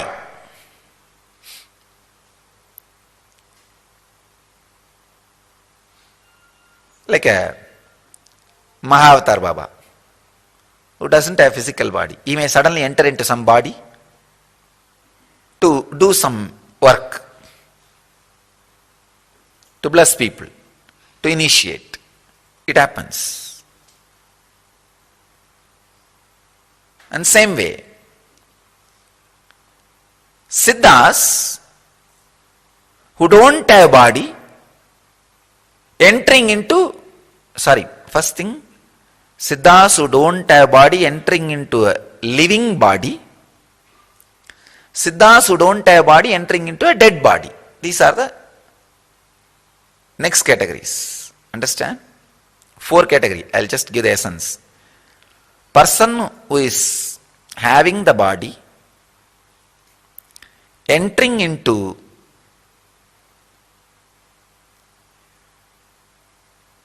the dead body, person who is having the body, entering into living body, person who does not have body, entering into living body, person who does not have body, entering into dead body. If you understand all these 4 things, in different level, it will help you.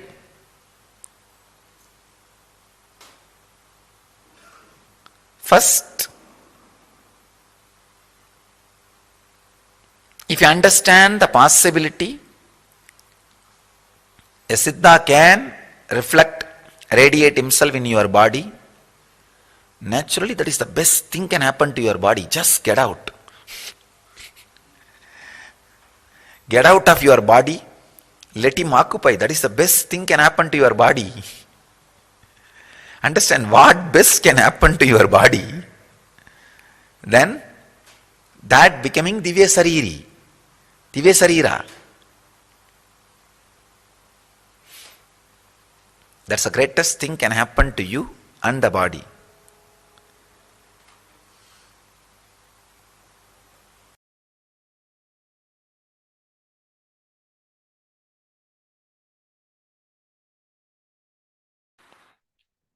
Yes, Nityanam everyone. That was a beautiful revelation Swamiji spoke on Divya Sharira. So now I request all the participants to post your understanding on Divya Sharira. Yes, Nityanandama Harleen, yes, Nityanandama, Ma Eva Anderson, Ma Istek, Ma Andrea, Ma Kareen, Ma Ratnaprabha, yes, Nityanandama, yes, Nityanandama Jean, yes. So now I request all the participants to post your understanding on Divya Sharira. What did you understand Divya Sharira? Swamiji spoke, Swamiji gave many examples on what is Divya Sharira and how can he awaken Divya Sharira in us. So now I request all of you to post your understanding on what is Divya Sharira.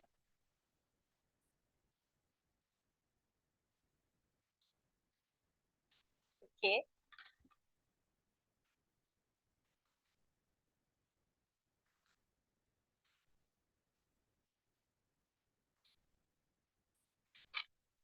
Okay. See, Swamiji says very beautifully.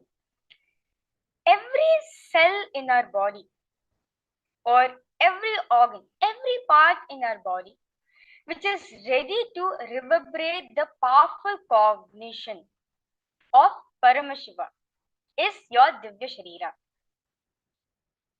Your body has consciousness.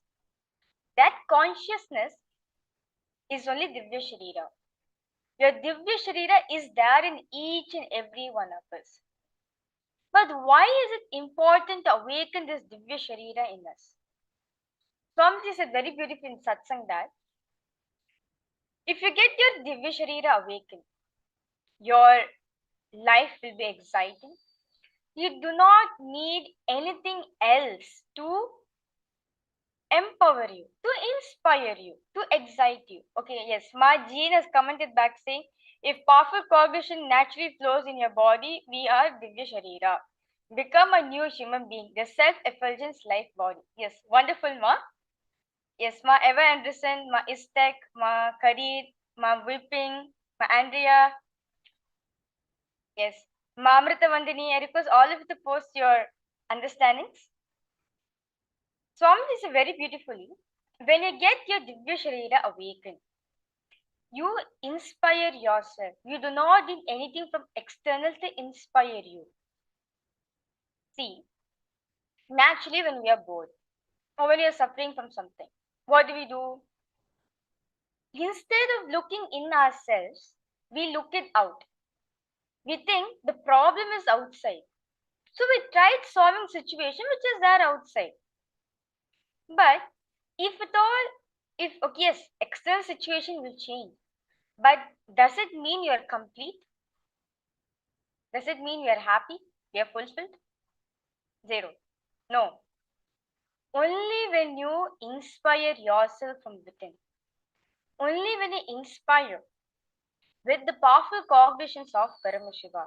When you inspire yourself, when you empower yourself, when you make yourself proud of yourself, that component which reminds you of your powerful cognitions which you have is Divya Sharira. It is this Divya Sharira we connect with Swamiji. We connect with the cosmos. Divya Sharira is there in every one of us. Divya means what? Something which is ultimate. Something which is very Divya, as in like very gracious, very ultimate, something which is great. That is only Divya. Sharira is body or layer. Divya Sharira is the subtle body, is a cosmic body which each and every one of us have within ourselves. It is the body of Paramashiva. There are understanding. Divya Sharira is the body of Paramashiva. Whenever you manifest powers, or whenever you get powerful cognitions to whatever Swamiji is saying, at this moment of time, you are touching your Divya Sharira. When you are using your Divya Sharira continuously, you will see every situation in your life, every single accident in your life will become a miracle, will be magical. You will take it in a power manifestation way. You'll inspire yourself from the situation. Yes. So, awakening this component of Divya Sharira is important for each and every one of us. When you awaken this Divya Sharira, the more and more you manifest powerful cognitions, the more and more you manifest powers. The more and more you manifest powers, the more and more you're accessing the Divya Sharira which is there each and every one of us. See, Swamiji uses his Divya Sharira body to connect with each and every one of us. When you want Swamiji to listen to your prayer, how does he listen to? It is through his Divya Sharira is listening to each and every one of us. We feel his presence, right?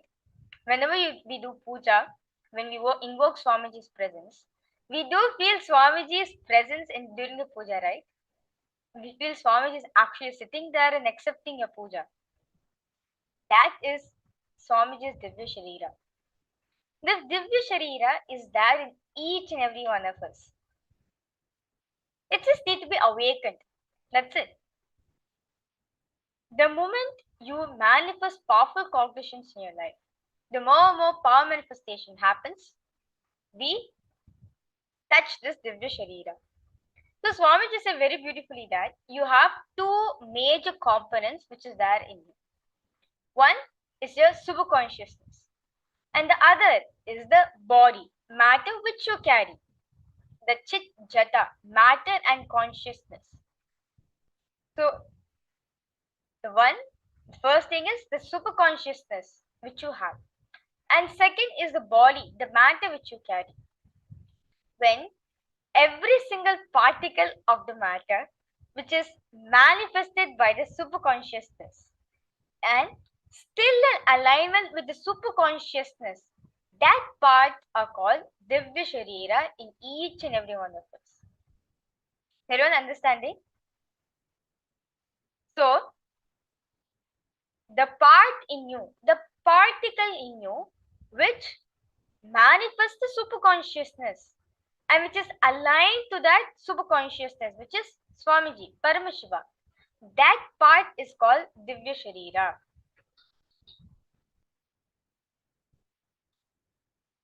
This Divya Sharira is there in every single one of us. Whenever we manifest power, you use your Divya Sharira. Whenever any powerful cognitions are clicking with you, whenever you get any powerful experience, or when you're sitting with Darshan with Swamiji, you experience this Divya Sharira which is there in us.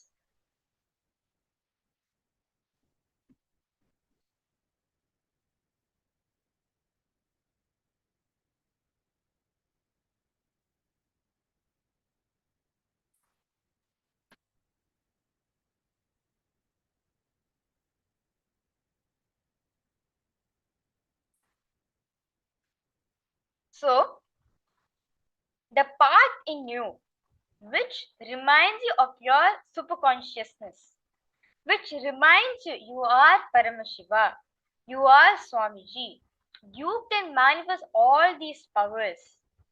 The part in you which is reminding you continuously to your Paramashiva, to your Paramashivatva, is your Divya Sharira. Is everyone understanding?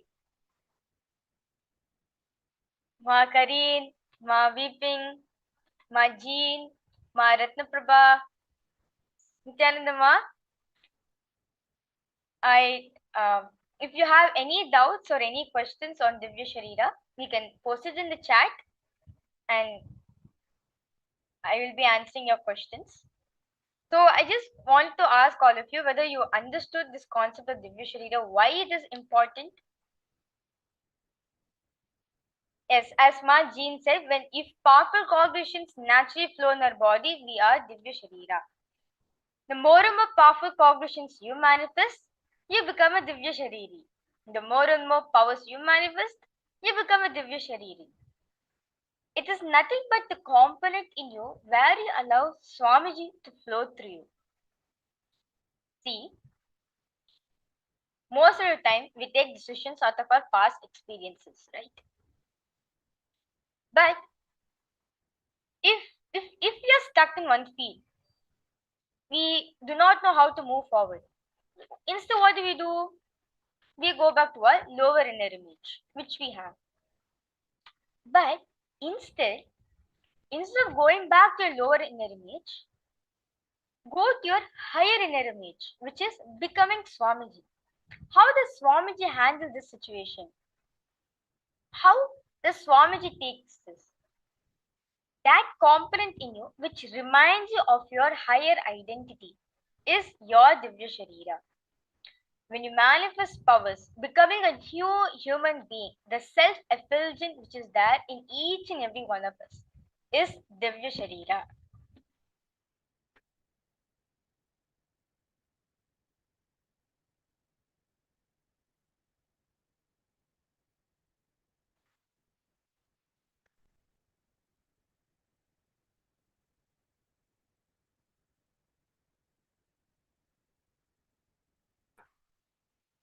So, now let's understand this. Pain does not exist is one of the powerful cognition which Swamiji has given to each and every one of us. Because you are soul, you are consciousness, you are Paramashiva, you are Swamiji. If your hand is fractured, it does not have pain, means it is manifesting a natural flow, the powerful cognition that you are Paramashiva. Look into your life and internalize, are you becoming a Divya Sharira or do you have a pain? Okay, Ma Kareen has posted. I feel it is so will experience this gratitude towards my body as much as possible. But what are the 54 aksharas, the point where Divya Sharira is reverberated? Seema, during the process, Swamiji will be chanting few Sanskrit syllables like Om or Him. These are few syllables which Swamiji uses for awakening our Kundalini. Just through these aksharas you can find them in Sanskrit letters. When each of these aksharas are being used in your body, your Divya Sharira is reverberating.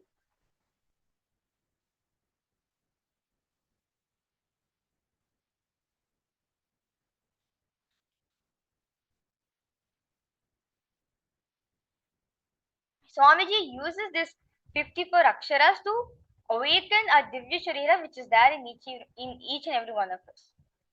So now I request all of you to intronize in your life. Take like 10 minutes in yourself. Sit with yourself and talk with yourself. Am I becoming Swamiji as the days goes by? Am I becoming Swamiji? Am I becoming a Divya Sharira of Swamiji? Or am I associating with this body which I have? Do I have pain? Or do I have suffering? Okay, Majeen has commented. However, I often get that I'm Swamiji, I fall into complaint.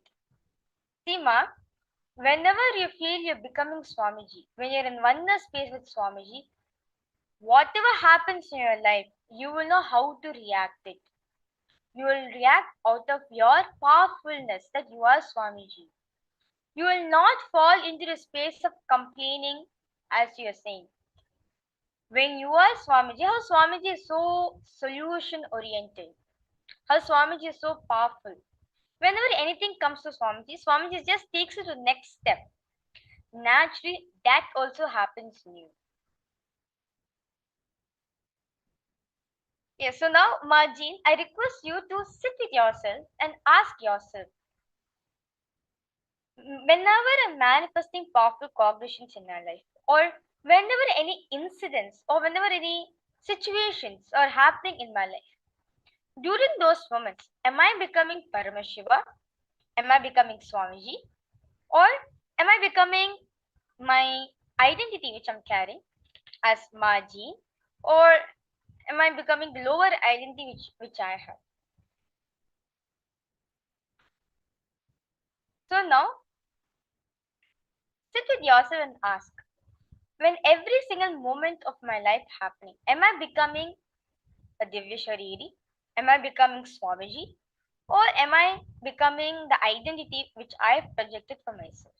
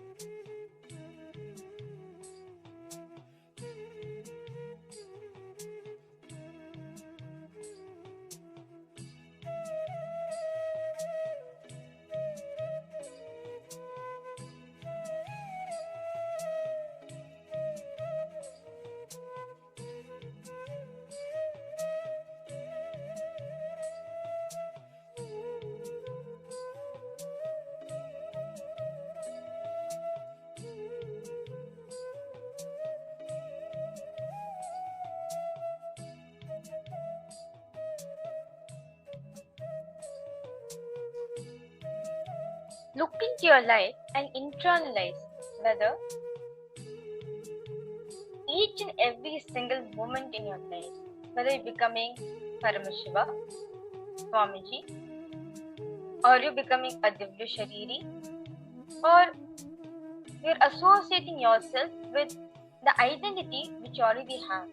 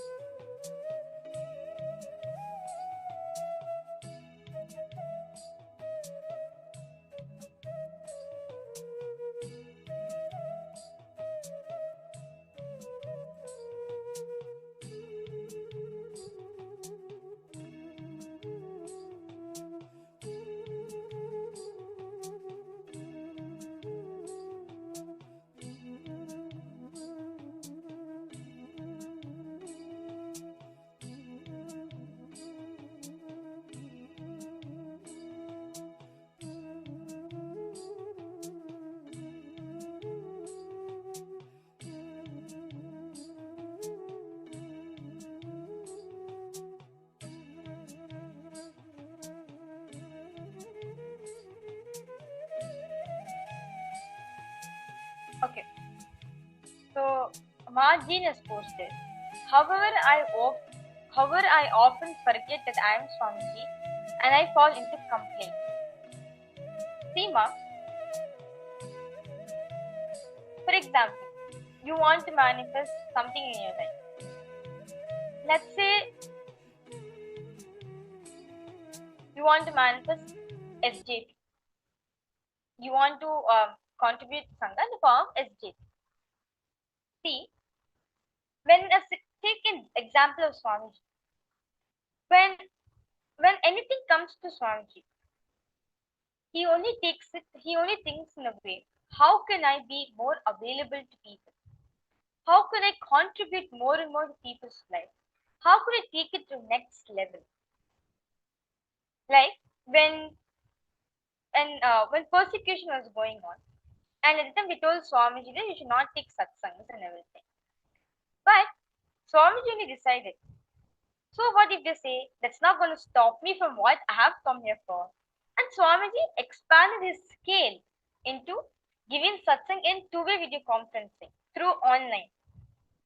Same way, when Gurukul was being attacked, even at that moment of time, Swamiji only thought, okay, how can I expand myself? Swamiji just reminded himself of his mission which he has come down. And he just created Gurukul all around the world. So that all the kids can access Gurukul easily. Same way, whenever you remember Swamiji, whatever desires you want to manifest will manifest, ma. It's because the component in you which is reminding you that you are Swamiji, it is your Divya Sharira.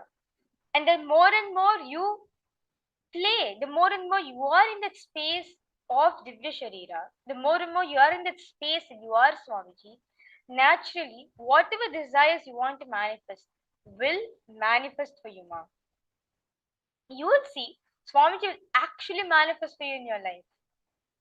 But the point is, the problem over here is, we do not remind ourselves that we are Swamiji. We go on reminding ourselves that, see, we go on reminding ourselves of an identity which have been built. That, okay, I have to go through sufferings in my life. I have to go through hardships so that I can manifest what I want in my life. But that's not the way how it is. The moment you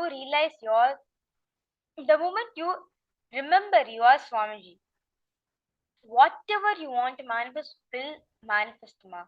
Because your Divya Sharira is powerful enough to manifest whatever you want in your life. Because your Divya Sharira is nothing but Swamiji in you. The more and more you awaken, the more and more you remind yourself you are Swamiji. Whatever obstacles you're facing in your life, you will only take it as an inspiration, as a solution, how you can manifest your desires and how you can manifest others' reality. Marjin, are you understanding? You need to constantly remind yourself you are Swamiji. If you're feeling stuck in power manifestation, or if you're feeling stuck in manifesting wealth, just remind yourself you are Swamiji. You will see immediately Swamiji will give you a solution to manifest your desires, to manifest your reality of becoming an SJP. Yes, so my Jean has commented back saying, yes, ma, thanks a lot to explain. So, with this same powerful cognition, where the part in you which is reminding you that you are Swamiji, that is the Divya Sharira. And the more and more you access this, the more and more you manifest your reality. So now, with this powerful cognition, we'll be entering into the power of body scanning.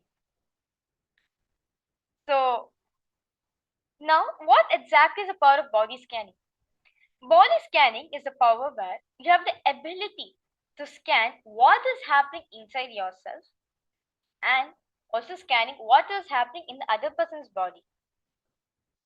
In your body, for example, if you're experiencing a pain, let's say you're having a stomach pain, you can diagnose yourself, okay, where is the stomach pain coming from? Is it the upper region, middle region, or the lower region? If it is middle region, Swamiji will actually show you what exactly is the problem. Is it the gastric problem? Or is it the wrong food, where you got food poisoning? Or what? Swamiji will actually show you the source of what made you cause that pain in you. And at the same time, Swamiji will also show you the best solution and the quickest solution where you can get out of the pain or the suffering from it. So now I request all of you to best you can get a paper and pen, or you can type down in the chat also. Now I request all of you to sit with your headache and spine in straight line. Remember the powerful cognition that you are Swamiji. Whatever reality you want to manifest, you have the capacity, you have the energy, you have the solution to manifest your realities in your life. Chew on the powerful cognition that you are a Divya Shariri of Swamiji. You are Swamiji.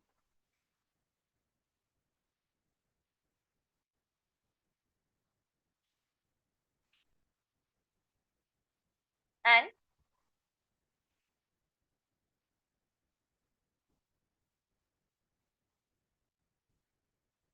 now start chanting the Mahavakya.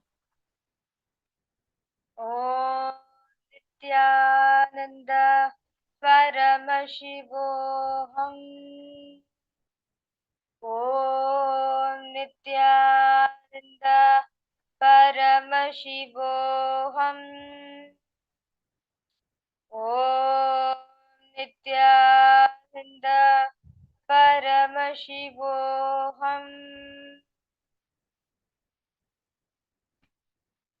Now, in this round, you will be manifesting power with a partner. One of you will be Nitya's and the other one will be Ananda's.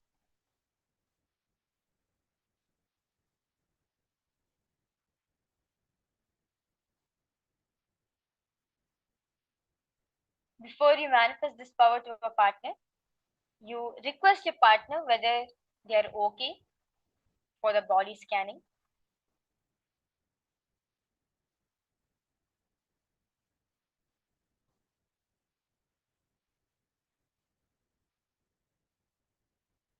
You will see Swamiji will detailedly show you what exactly is the problem your partner is experiencing. Very detailedly, Swamiji will explain you what is the root cause, what's the side effect, how the partner can get rid of the suffering.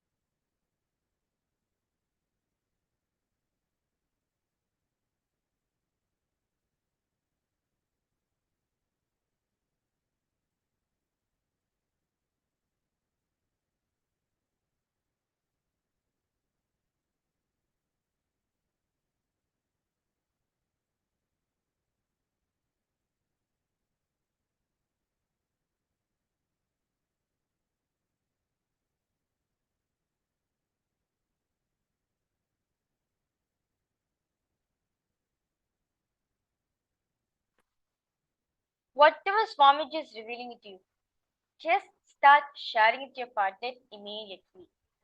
You will see the more and more you tell what Swamiji is showing you, the more detailedly Swamiji will take you.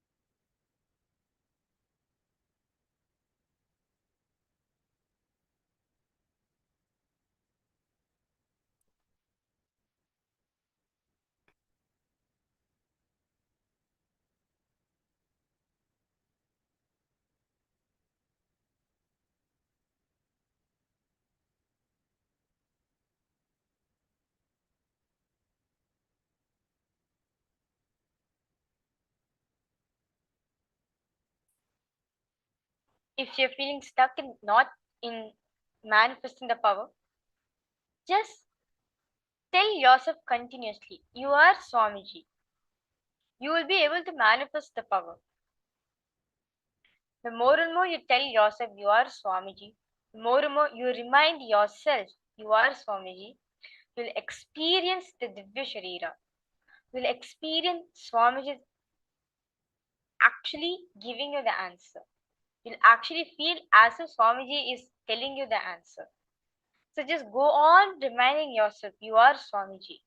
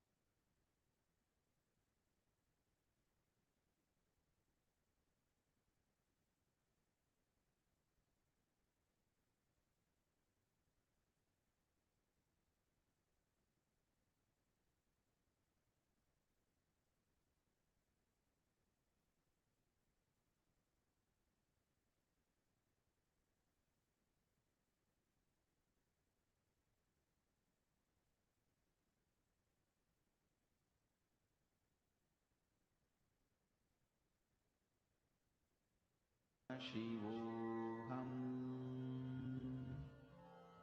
Om Nithyananda Paramashivoham. Om Nithyananda Paramashivoham. Om Nithyananda Paramashivoham. Om Nithyananda Paramashivoham. Om Nithyananda. Yes, Ma Istek, Ma Andrea, Ma Agamapriya, Ma Jean, Ma Amritavandini. If you have doubts, if you're feeling stuck in manifesting the power, you can post it in the chat, Ma. See, if you're not able to see the problem, if you feel that Swamiji is just showing you only darkness, see, for some people, you get frustrated. Okay, Swamiji is not showing me anything. What should I do now? Then and there, remind yourself, you are Swamiji. Don't go back to the feeling that, oh, I only if I do so much of penance, only if I do so much of detox, or only then if I do so much only, am I going to manifest powers? Swamiji said very clearly, just by one initiation is enough to make you manifest power. So if you're feeling stuck in not manifesting the power, if you're not able to manifest, if you're not able to see what Swamiji is showing you, even at that point of time, do not give up.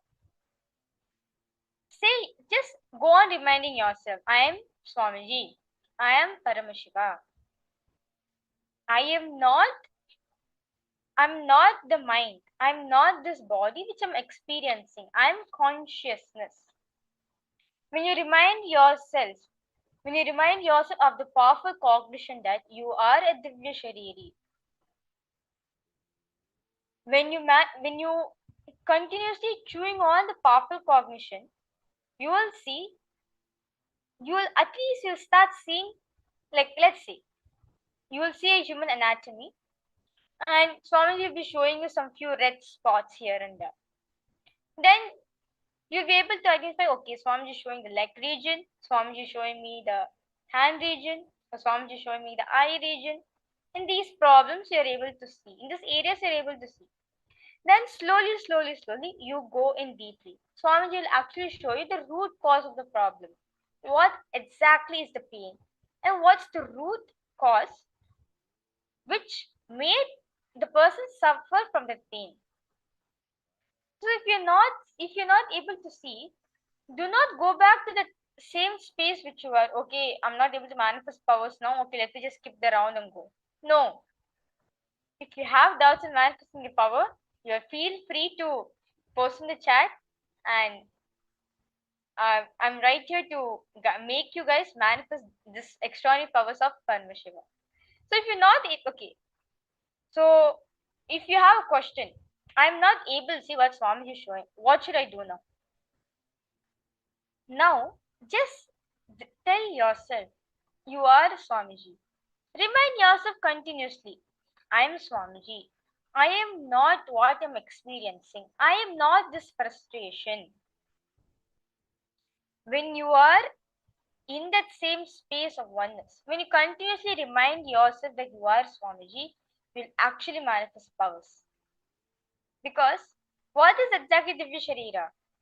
The point in you which reminds you of your Paramashiva, which reminds you are Paramashiva, that you can manifest these powers. It is a possibility which is there in us. That is only Divya Sharira. So you remind yourself continuously that you are Paramashiva, you are Swamiji. You will see, you'll be able to manifest this power. You'll be able to manifest this power of body scanning for not just for yourself, but even for others. Yes. So now I request all the participants to post in the Facebook group your experiences or your powerful cognitions, the clicks, or your experiences which you got during this session, during power manifestation. And now we'll be listening to one of the most important topic on Ichha Mrityu. What is Ichha Mrityu? Ichha Mrityu is a science of ability to leave the body whenever you want. Well, how can this be possible? It is possible. Let us directly listen from Swamiji.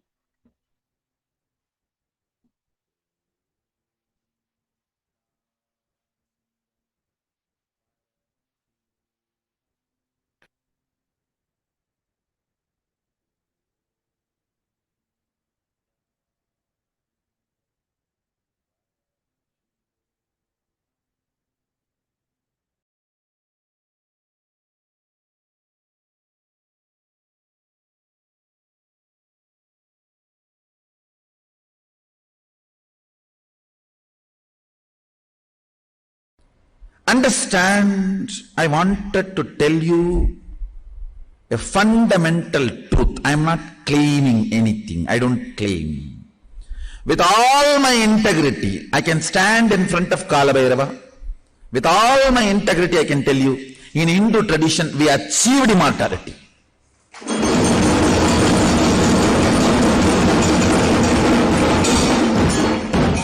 No mincing words, no second layer, third layer meaning. No, when I say immortality, what do you understand based on Oxford Dictionary? Means you will be living with your body beyond time. I am talking about that immortality, not like, oh, your consciousness will be there forever in the peace. No. I am not talking the metaphorical immortality. No. I am talking about physical, what you perceive as you, even when you are confused. Even in your delusion, what you associate as you, that component, the matter, the bone, flesh, blood, muscles, which you are operating, with which you perceive, you enjoy, senses, pleasures, relationships, concepts, ideas. This body, in Hindu tradition, we achieved immortality. Understand, we have not commercialized. We did not work on making that available irrespective of any psychological commitment from the human beings. No, understand? We have not commercialized. That does not mean the science was not discovered.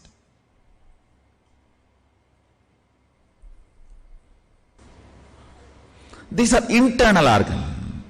Intra-organ is walk, Anandaganda, Anahata, Mooladhara, Anya, third eye, Sahasrara. Please understand, intra-organs exist, operate under clear, accepted, common principles, much more predictable than the internal organs' activities. Let me repeat once more. The predictability word I am using to include diagnosis, caring, curing, healing, attending, all these put together, I am using one word, predictability. With the lungs, like a diagnosis of the problem, ability to care, ability to cure, ability to heal, ability to protect, all this with some medicine or surgery or with whatever. The whole thing, I call it predictability. Means it functions in certain logic.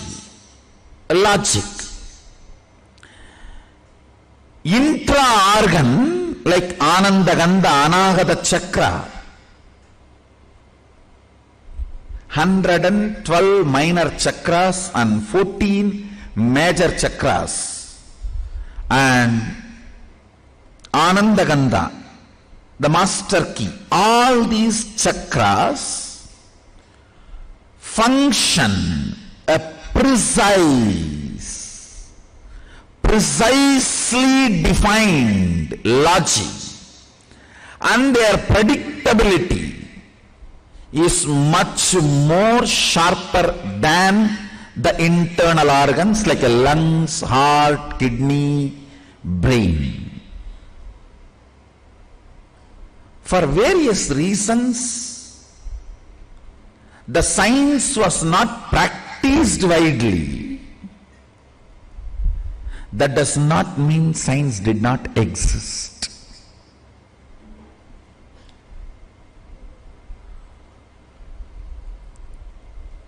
Internal organs were treated with herbs, intra-organs were treated with understanding. Immortality is possible. Two angles. One, the internal organs need to be maintained by the external support of chemicals, herbs. I should not use the word chemicals, I should use the word herbs maybe. The naturally available herbs. Intra-organs need to be supported by the strongly cultivated cosmic understandings. And again I am reminding you about the result. I am not talking about the way the consciousness is immortal. I am not talking about the amritatva of Vedanta. I am talking about the amaratva of Agama.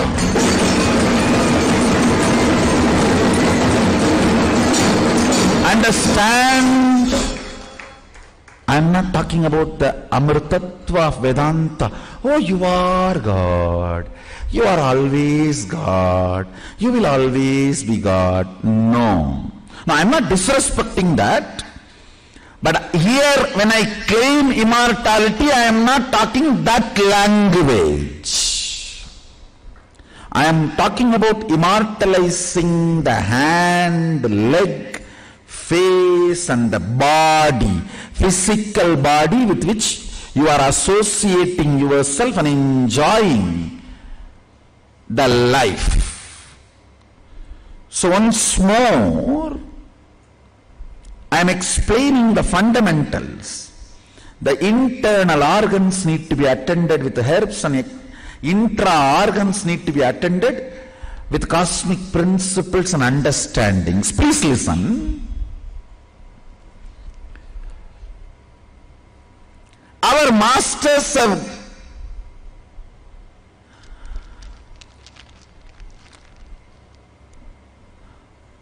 gone a step further.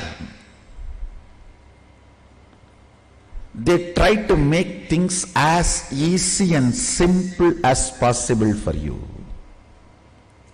They know if they tell bring integrity to keep the walk pure, bring awareness to keep the third eye alive, immediately you will bring all problems. My wife is not behaving properly, that is why I have to lie. My husband is cheating on me, that is why I am not able to all the time happy, peaceful. You will bring every possible reason why it is not possible. So that is why the science of Aushadha, understand?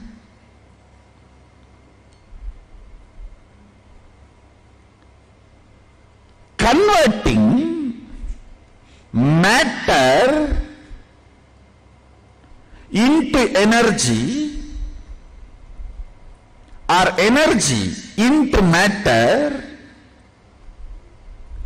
forms the foundation of the principle of Aushadha. Let me explain more precisely.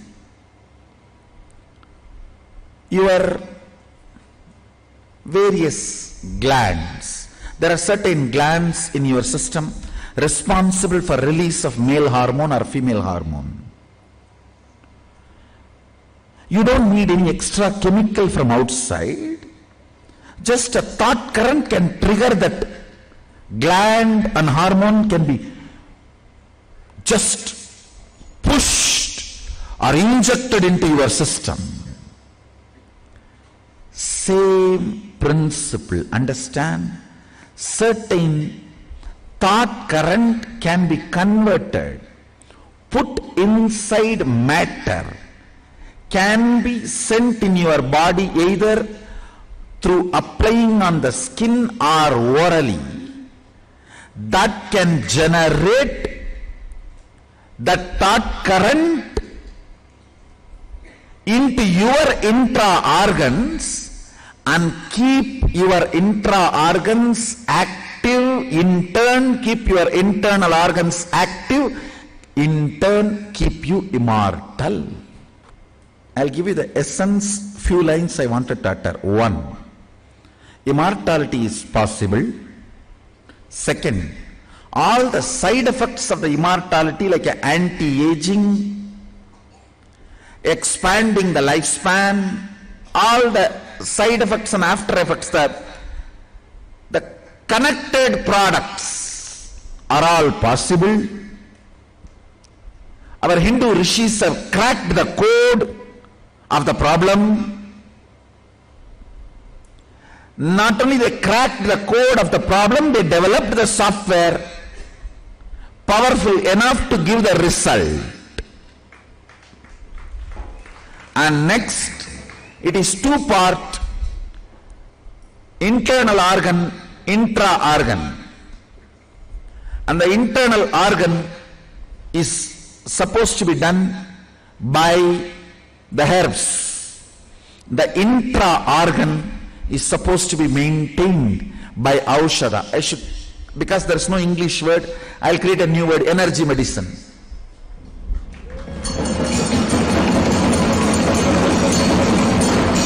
Where, as per the Shastra Pramana, without deviating, the precise thought currents are infused into certain herbs and processed which has the power to infuse the same thought current in your intra-organ when it is taken in either by through the skin or orally, whatever the prescribed method.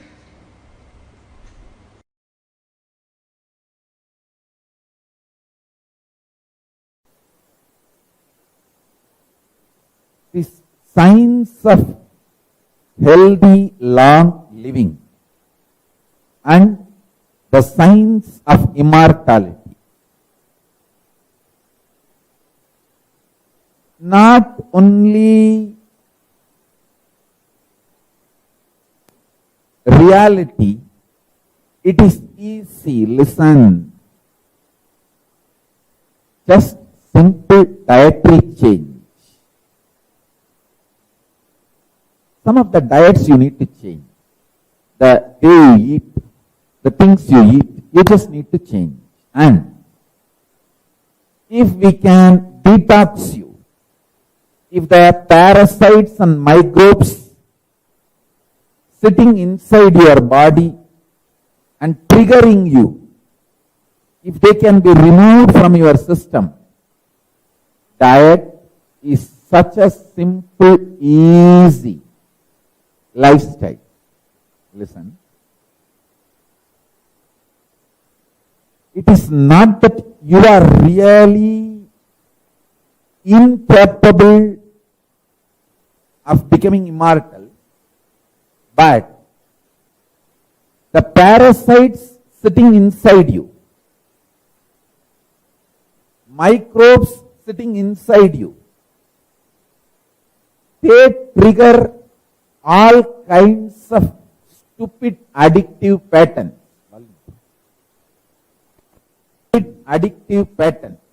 And those patterns does not allow you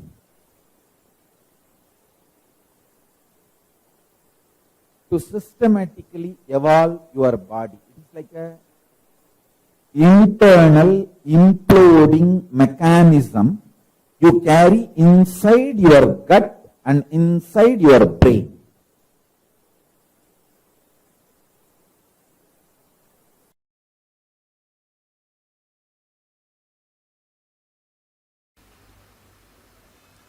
Your unquestioned enemies, the enemies you entertain in your perception just because you never questioned them. You have 100-acre land, 200 tenants are sitting, not that there is any agreement between you and your tenants, because you never questioned them, they are living there. Even if you just go for a survey and ask them, hey, this is my land, they will just vacate and they may even run away, disappear. They will never even look at your face. How many of you feel in your life you have many of your perceived enemies who are there just because you did not question them, just because you never looked into them? All of us have. Lot. See, I am not even talking about the enemies with whom you are fighting. I am talking only about the enemies you are entertaining who are there in your life because you never questioned. Your purpose of life and your perception, you have not achieved your purpose already. And you need to work towards it. These three.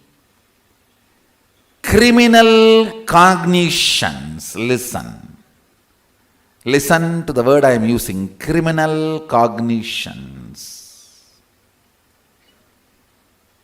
Reduces, converts your kala to your time.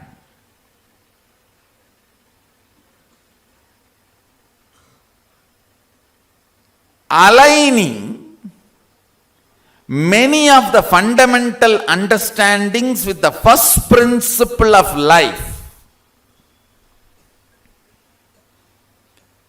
The first principle of life is oneness. using the first principle oneness. When the problems and questions are handled, conversion of your kala into time is drastically reduced. Understand? Depth of personality means your ability to handle all the fundamental questions of life with oneness in the source itself. In the source itself, if you handle many of your questions, your kala will not be reduced to time. Your inner space will reside more and more in kala. It will not go through the fears and greeds of time. All fear and all greed is your ability to understand whether you have less time or more time. That's all. All your fears when you feel you don't have enough time, and all your greed is when you perceive you don't have enough time to enjoy, achieve what you want. This one understanding of time releases you from all fear and greed.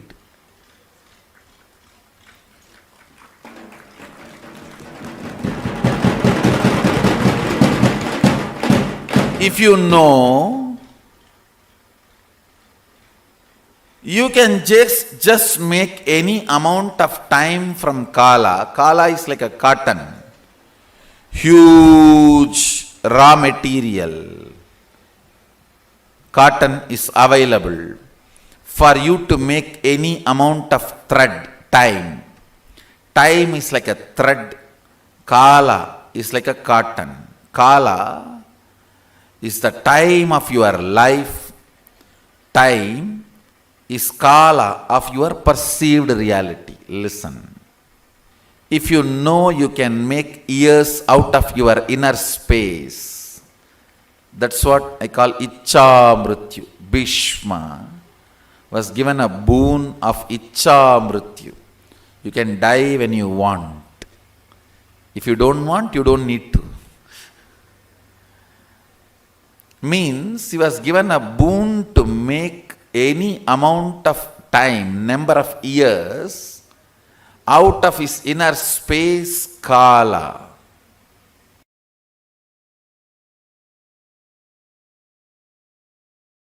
Nothing else is required other than this basic clarity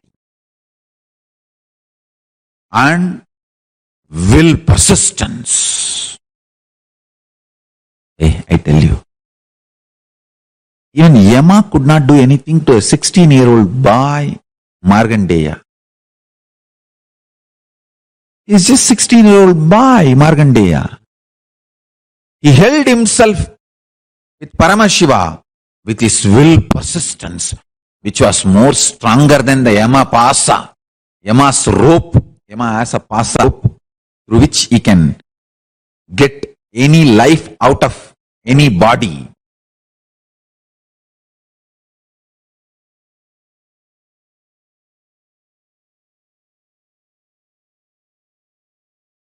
Prahlada's will persistence was more stronger than Yama's rope. I tell you, listen. Do not plan always for failure. How do I know whether I have will persistence or not? Come on.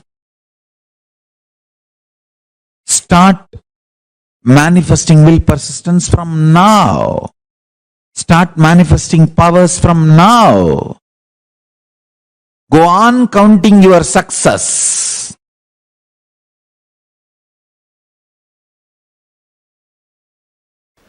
Even in Markandeya's issue,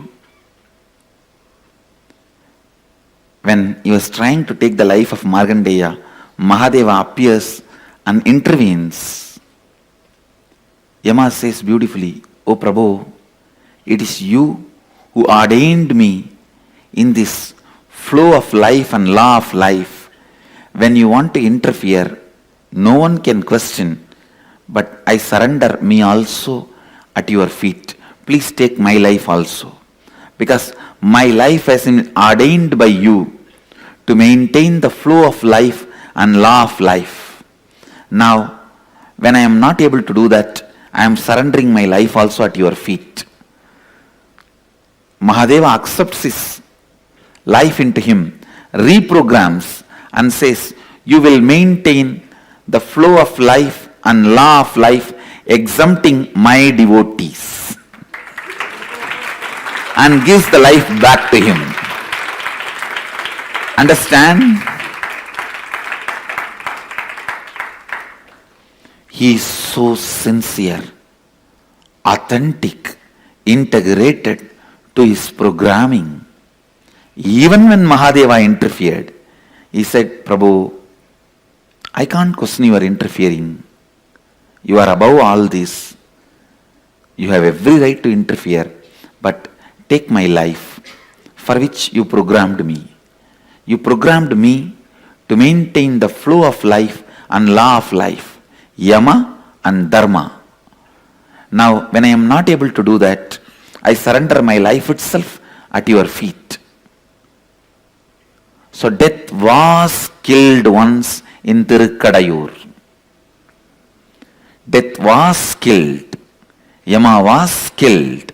Then Mahadeva reprograms him and gives him life. Gives life back to him, saying, "Yes, you will maintain the flow of life, yama, and law of life, dharma, exempting my devotees. Name bhakta pranashyati." My devotees never perish. With this vow, which Krishna repeats in Gita, in the same state of Shivoham.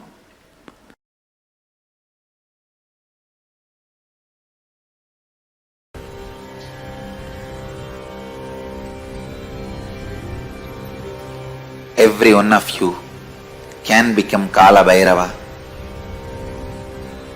when you relax from the immediate urgency of time, when your greeds can't create desire in you, when your fears can't create anxiety in you, you are free from time. The vast time is available in front of you. With the vast time available in front of you, your greed cannot make you urgent. Your fear cannot make you disgraceful. Your fear cannot frighten you. Your greed cannot make you desireful. O human beings, contemplate on this great truth again and again and again.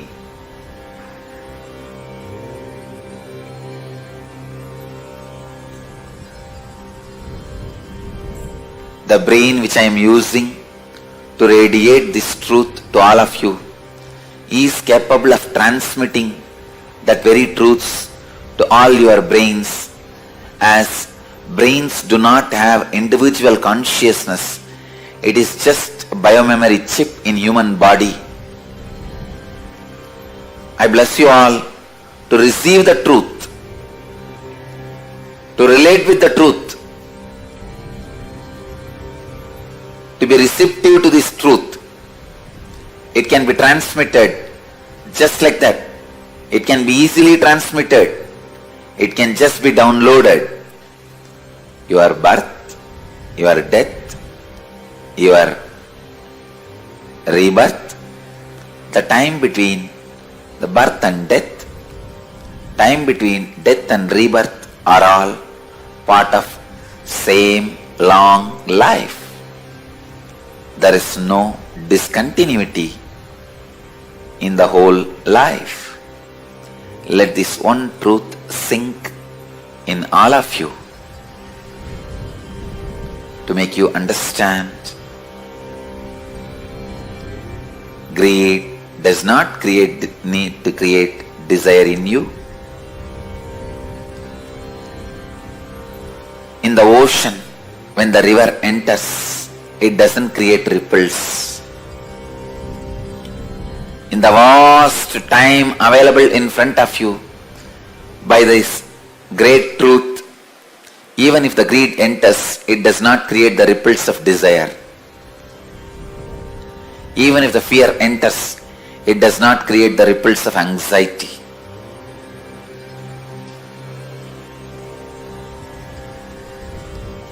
I bless you all. Kala Bhairava puts his footprint on all your brains. Let your biomemories be awakened to this great truth.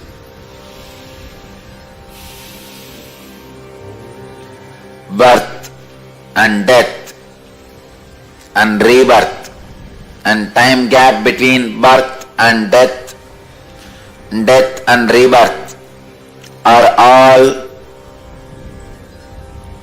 part of same long life. There is no discontinuity in these happenings.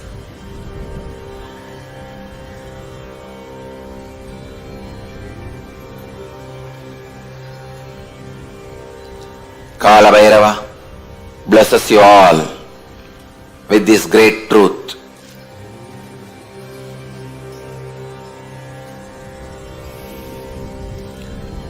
Let this great truth be downloaded in all the brains which are having Nayana Diksha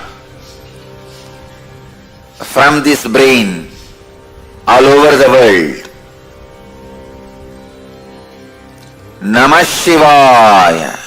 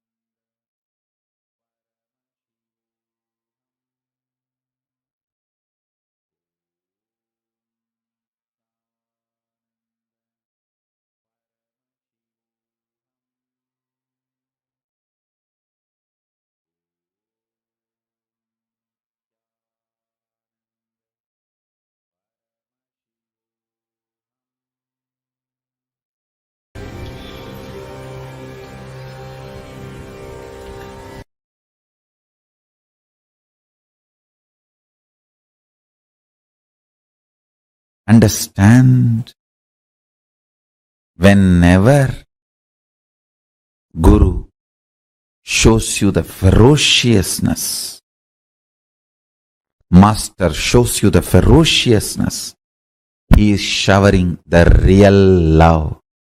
Don't think Adi Guru, the great Master Dakshinamurti, and Kala Bhairava, all the ferocious forms of Paramashiva, like Kalantaka, all the ferocious forms, and Adiguru Dakshinamurti, all of them came from the same face, south face Agora. Don't think it is coincidence. Adiguru Dakshinamurti and Kala Bhairava, all of them came from the same face, Agora, south face. It's not coincidence. Ferociousness is a straight, intimate, raw, integrated way Guru deals you, handles you. If he has to strategize and present himself very sweetly to you, understand you do not have an integrated relationship with him. You have a strategic relationship. He will also be having a strategic relationship.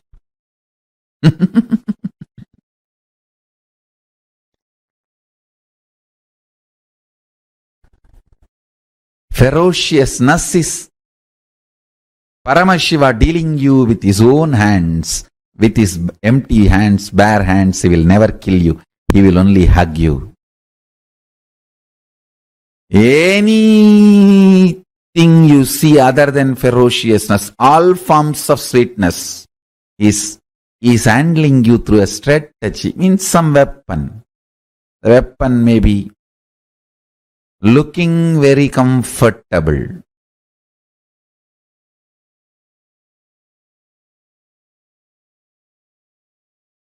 but not good for you in long term. Ferociousness, straightforwardness is the best integrated, intimate relationship with Guru. Understand, my love is lubrication for your machine. My ferociousness is energy, fuel, power for your machine. Any machine can run without lubrication, but it cannot run without power, energy. My ferociousness is as important as power is needed for the machine to run. My love is lubrication, optional, which is not compulsion. Don't even expect lubrication.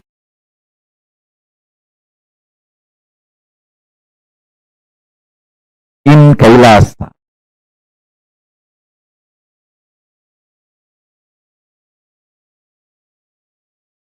you will feel empowered by every being seeing you as Paramashiva. You will feel so empowered, you will simply start seeing yourself as Paramashiva and everyone as Paramashiva. This intense ecosystem is my contribution. This is what is going to be the biggest miracle of me. This is what is going to be the biggest power manifestation of me for planet Earth. This is going to be the biggest pavada, siddhi, power manifestation for the planet Earth from me. Your very bone will feel, your very core will feel life positive. Your very source will feel empowered. Your very kundalini will feel inspired, excited. Your very DNA will dance with Nataraja, Paramashiva, with the cosmos, with the Brahmanda. Life is the greatest miracle. Life is the greatest contribution. Life is the greatest manifestation of Paramashiva. Let's celebrate it. Let's enjoy it. Let's radiate it. Let's be excited about it.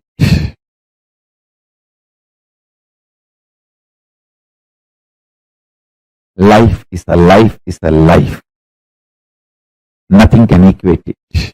Nothing can define it. Nothing can reduce it. Nothing can verbalize it. Nothing can even box it. Nothing can box it.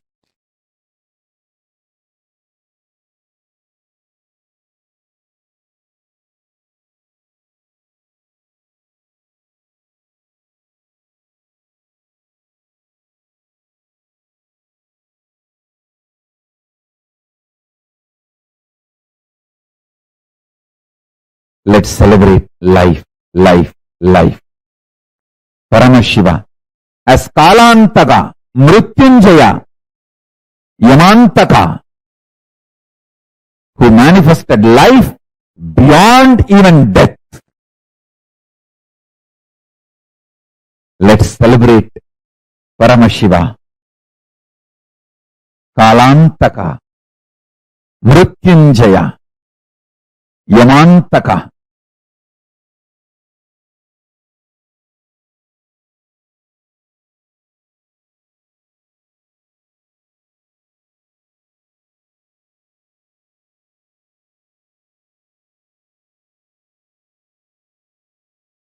Listen to this message of Paramashiva intensely and internalize. Do Vakyartha Sadas and Jivartha Sadas. We will all have superconscious breakthrough. We will all have superconscious breakthrough.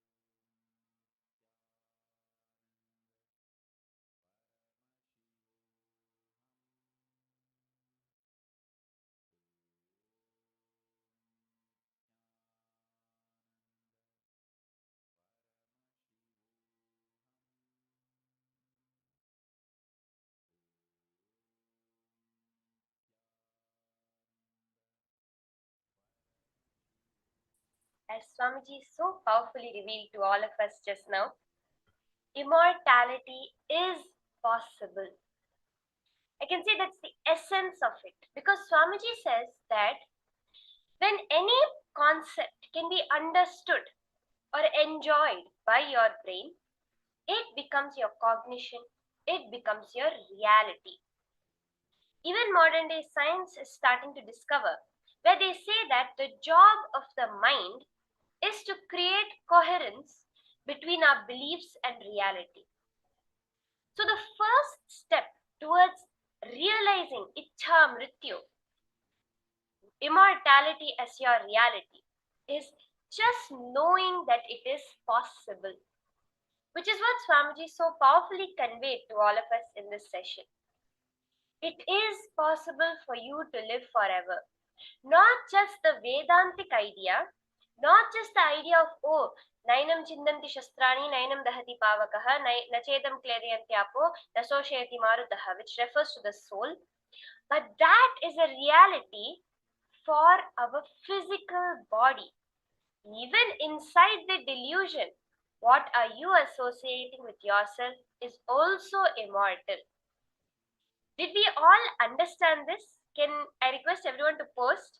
Did you really cognize that it is possible for your physical body to be eternal?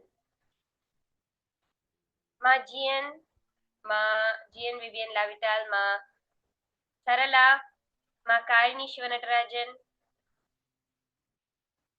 Ma Kalahantrika, Ma Emily Dumas, Ma Jnana Pradaini, Ma Sharmin, Ma Anandeshwari. Can I request all of you, post if really you were able to grasp how you exist eternally.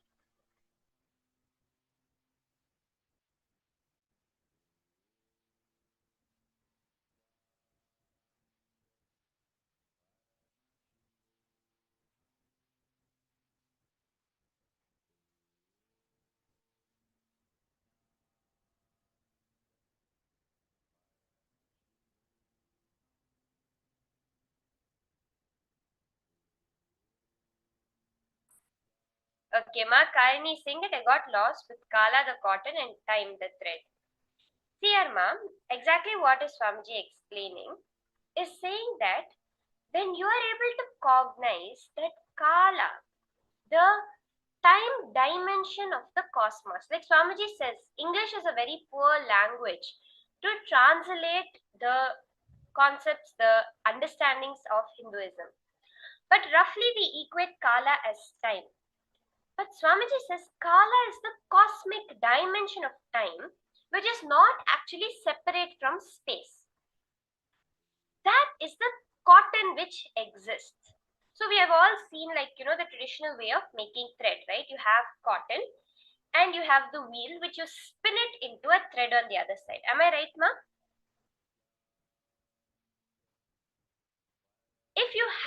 If you know the amount of cotton you have, then you can just make the amount of thread you wish. But only if you do not understand, oh, I have this much cotton, will you feel that the thread is limited, right? If at all you see, okay, I have 100 yards of thread, 100 meters of thread. This is how much I can make with it. You will feel limited by that unless you know that the whole supply of the cotton is available for you. Exactly what Swamiji is describing here is that, like how when you know the amount of cotton available to you, you can just make infinite amount of thread. The Kala is that cotton which is actually available to you, through which you can create the thread called your lifespan, the time of your life. Are you understanding this, Makarini?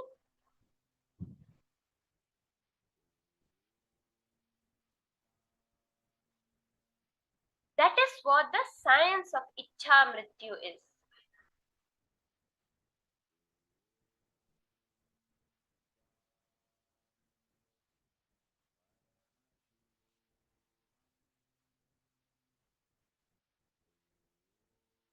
But the very first thing we have to start cognizing is that the possibility for immortality exists. Yes, ma, the vast amount of time is actually eternity, right? Because we have eternity in front of us.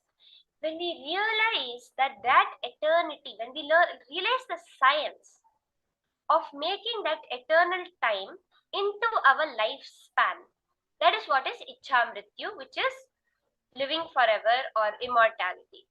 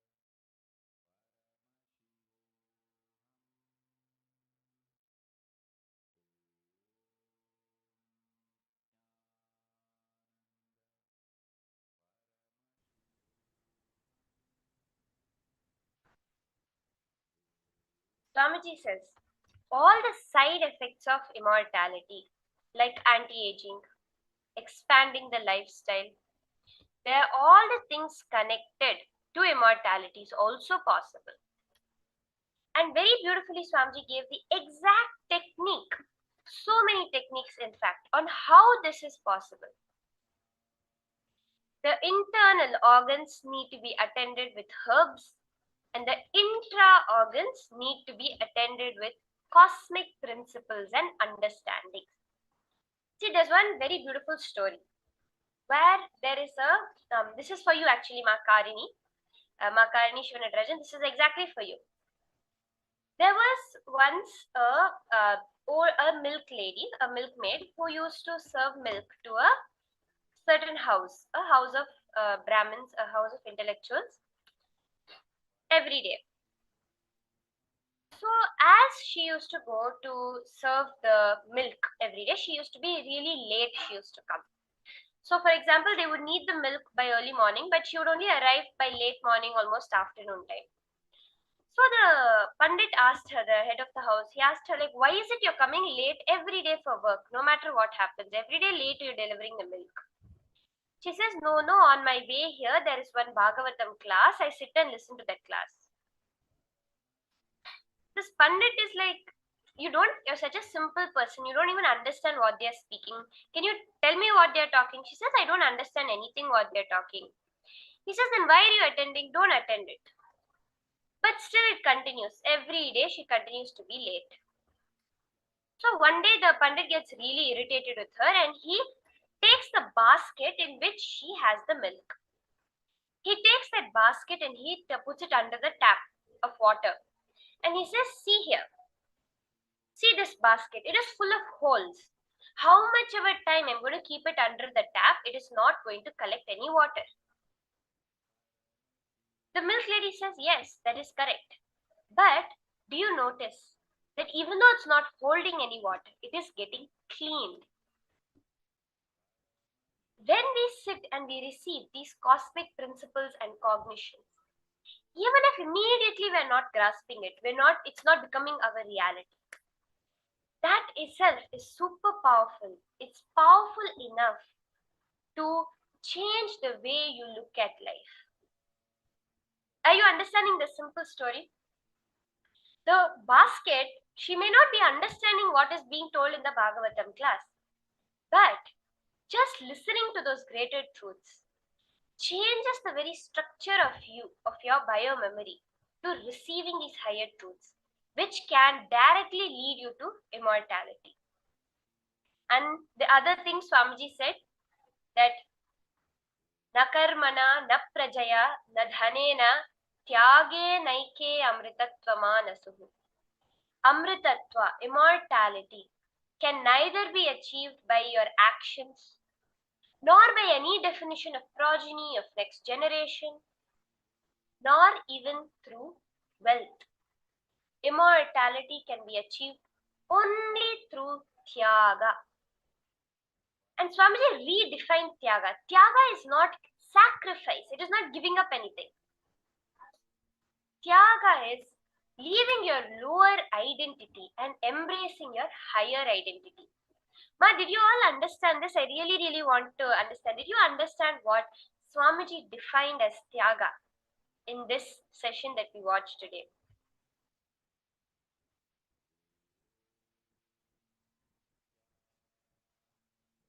That tyaga is not giving up something, not sacrificing something. It is letting go of your lower identity to embrace your higher identity. So now, for this, I want all of you to go through a simple process. You're going to spend some time doing tyaga. Now, this moment, give up all your past thoughts, all your past incompletions, all your past sufferings, your past fears, your past griefs. All of these do tyaga for. Do tyaga to your lower identity. Let's all take a few minutes and sit. How many of you are ready to do this now? I see Ma Anandeshwari has posted. How many of you are ready to, okay, Ma Istak is ready to do tyaga of her lower identity. Ma Heidi Schlack, very good.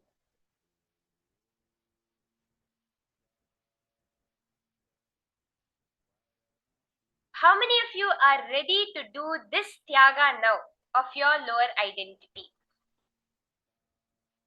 Yes, Ma Parvati Sukhmaniyam.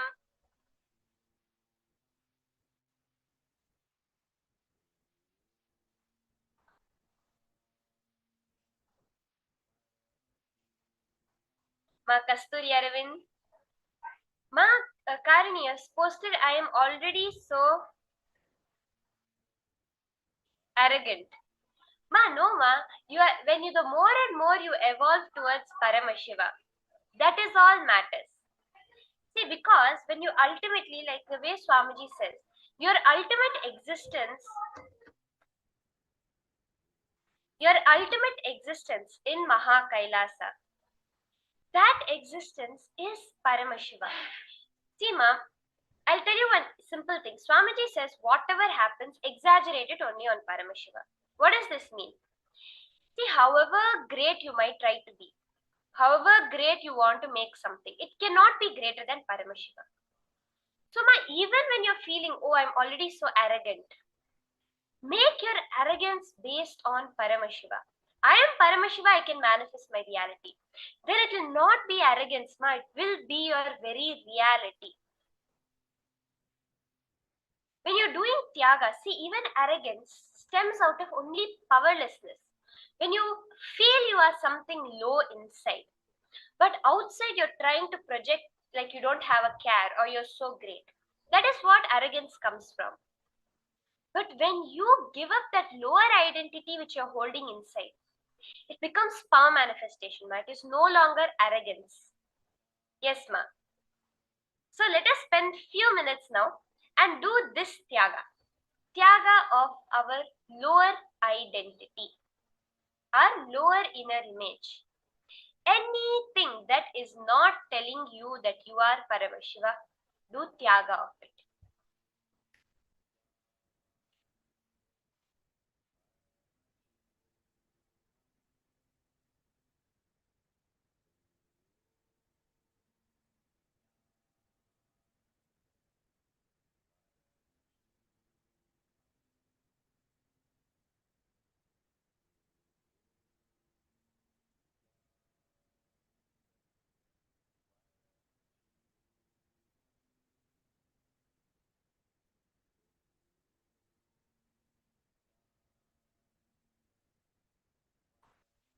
drop the patterns,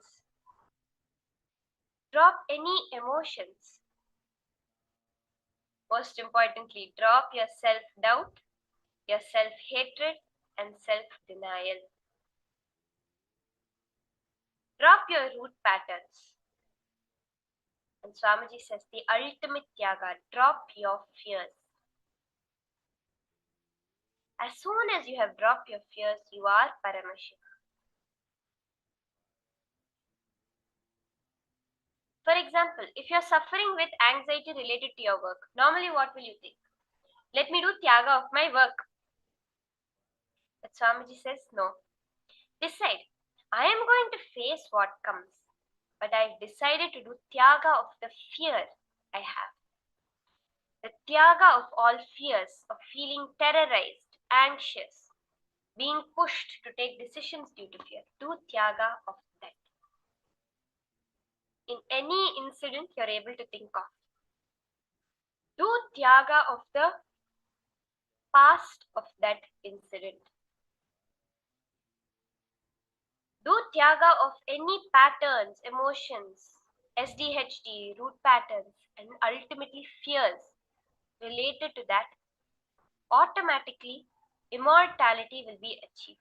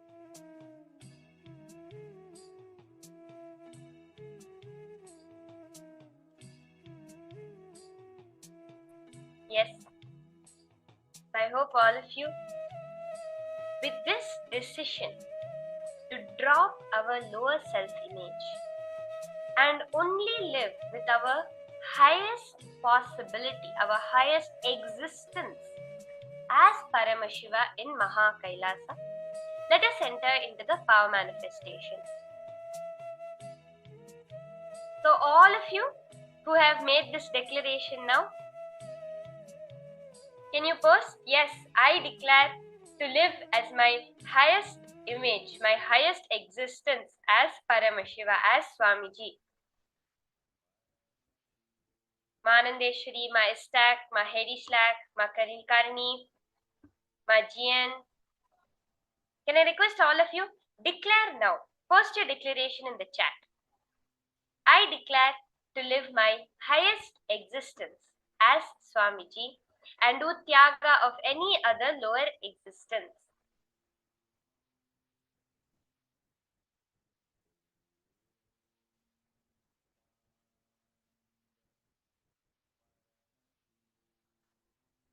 Okay, my stack has posted. Yes, I declare I want to live my ultimate possibilities. See, one thing, ma, I want to tell you, it will no longer just be a possibility. Swamiji says the minute you make a conscious decision for something, already in the highest plane of Kailasa, that has become your reality. So like throughout the program we have been learning, right, the 14 lokas, the various planes of existence. In the highest plane of existence, which is Kailasa, any conscious decision you make immediately takes you to, it immediately becomes a reality in that existence of you. Like we said, in every loka, your body is there with your face, but that loka's body. The minute, now Ma Hedi Shlak, you have said, yes, I declare to live my highest possibility. Ma Jnana Pradhani has posted, I declare to live my highest existence as Paramashiva and do Tyaga. That conscious decision now, which each one of you have made, is already your reality, your existence in Kailasa. The more time you spend in unclutching, in power manifestation, you're doing nothing but mapping that existence into your reality in Bhuloka. Kema G and Vivian Lavital has also posted, yes, I declare I want to live my highest existence, Paramashiva. For each one of you now, that highest existence is your reality in Kailasa. During the power manifestation session, what you are doing is nothing but connecting to that existence and mapping it into your Bhuloka existence. Okay, Ma Judy Ramasray has also posted, I declare to live my highest image of existence as Swamiji. Very beautiful. So let us enter into the power manifestation. Yes, continuing with the power of body scanning. Yes, more unclutching, more power manifestation. Exactly my step. So let's all now with this same space connect to a partner for the power of body scanning. See, when you're doing body scanning, choose something very precise. Choose, like for example, I'm going to be scanning what are the medically diagnosed issues that you have. And scan exactly that. You can even go to the level of, I'm going to scan your blood sugar levels. Do you have diabetes or not? I'm going to be scanning your heart health. Go very specific and do the body scanning. Okay, let us start. Start chanting the Mahavakya. Om Nithyananda Paramashivoham. Be completely unclutched and connect to Swamiji.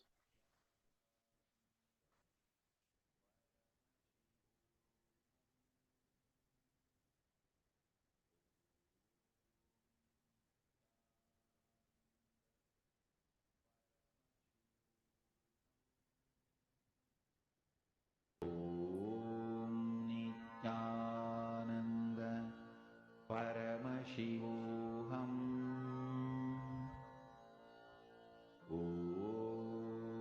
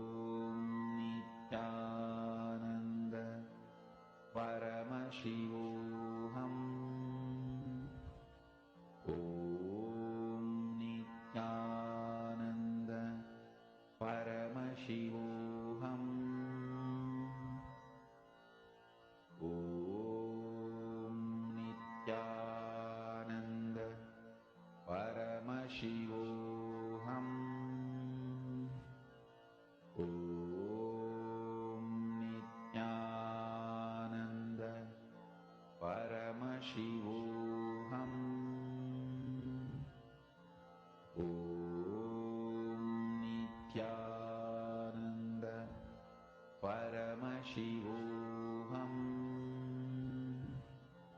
Om Nithyananda Paramashivoham. Om Nithyananda Paramashivoham.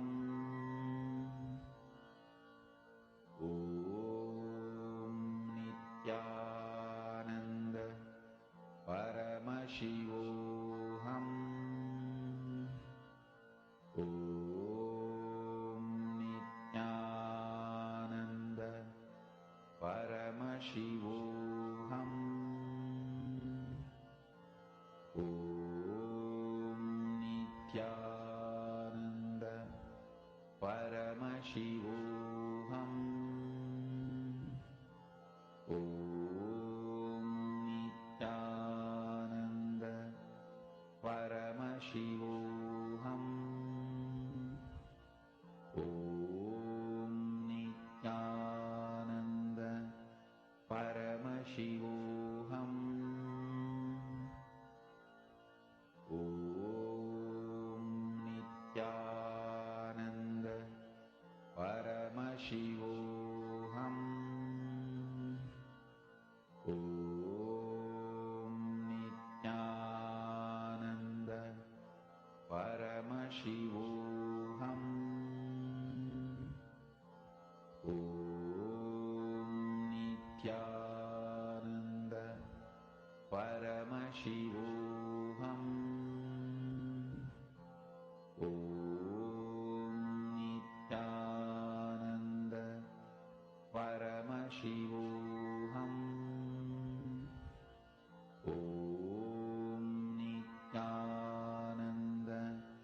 Paramashivoham. Om Nithyananda Paramashivoham. Om Nithyananda Paramashivoham. Om Nithyananda Paramashivoham. Om Nithyananda Paramashivoham. Om Nithyananda Paramashivoham.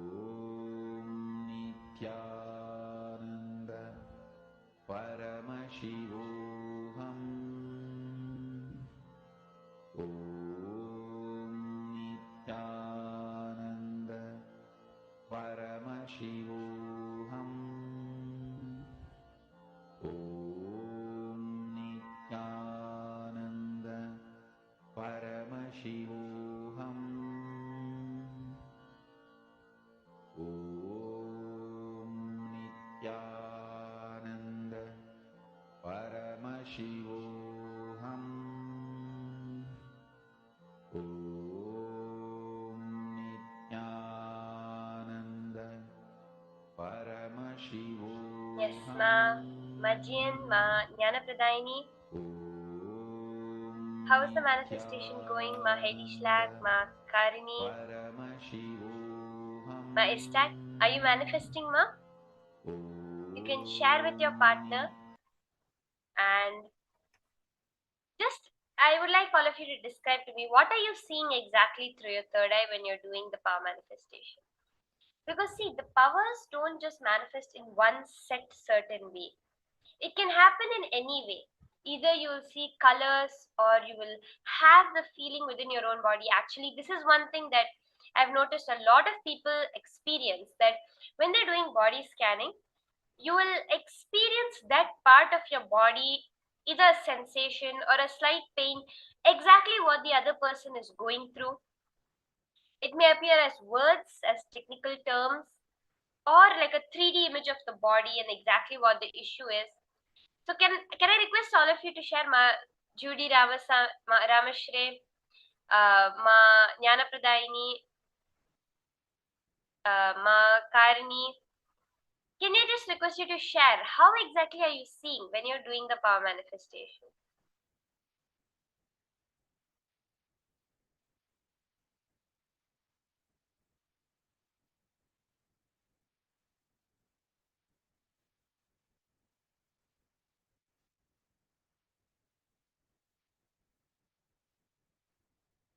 Can confirm with your partner whatever you saw through your third eye, share it with them, and also get the confirmation.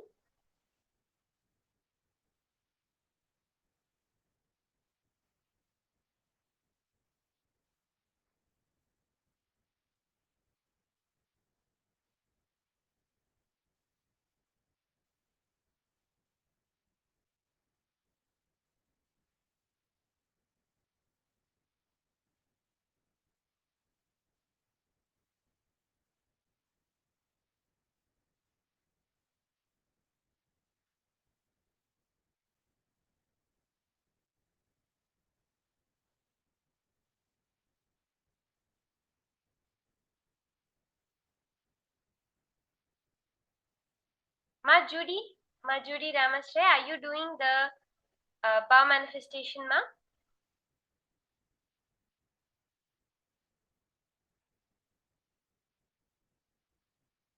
I saw Ma Maha Anugrahadananda has joined. Okay, now we are going to be entering into the next session, where we are going to be understanding. See, right now we understood the science of immortality. Out of there's so many ways to achieve immortality, there is one science which is revealed in our scriptures, which is revealed through the ancient Siddha tradition on how to make your body immortal.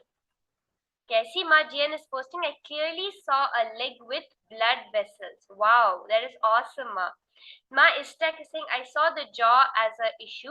I asked the person and she said she was using a mouthwort because she grinds her teeth at night. In fact, it was a good reminder that she needs to go back to the dentist to get adjusted. That is awesome, Ma Istak. That is such a beautiful manifestation. Yes. So this science that Swamiji has revealed for all of us to be able to experience immortality in our very body. And Swamiji beautifully shares how this science was revealed was during the time when Swamiji's own body was actually poisoned by the anti-Hindu elements and Hindu Guru elements. Paramashiva downloaded the science of Kaya Kalpa. Kaya means body and Kalpa means forever. The ability to keep the body alive forever. That is the science Swamiji is going to be giving to each and every one of us today. Let us listen to these powerful cognitions on the science of Kaya Kalpa from Swamiji now.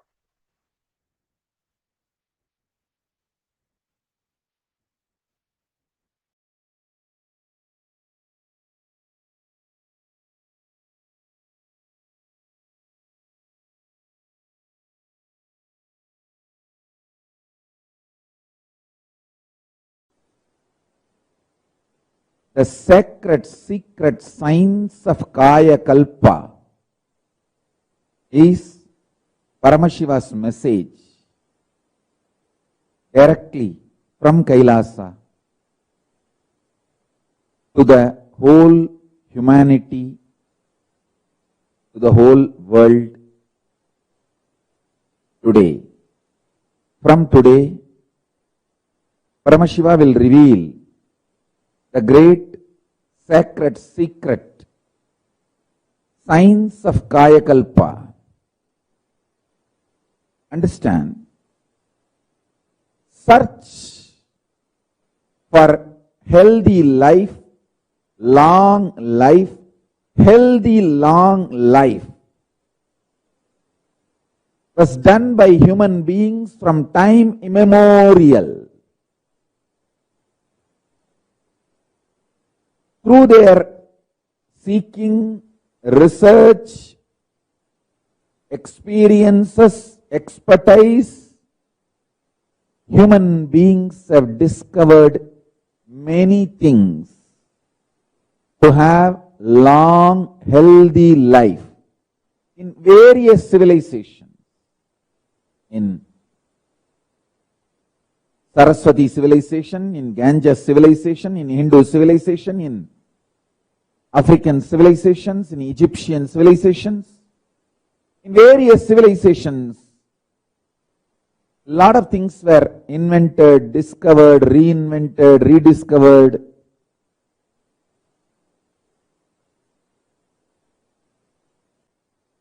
Listen, when these revelations happened in me, I was so excited, inspired, energized.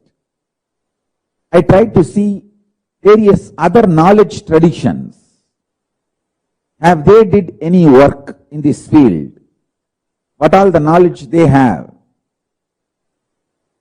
After going through everything, the Atma Pramana given by Paramashiva and Shastra Pramana given by Paramashiva, then Apta Pramana, the great masters, earlier incarnations of Paramashiva and the enlightened beings, all their Apta Pramanas and various other knowledge traditions, their experiences and expertise.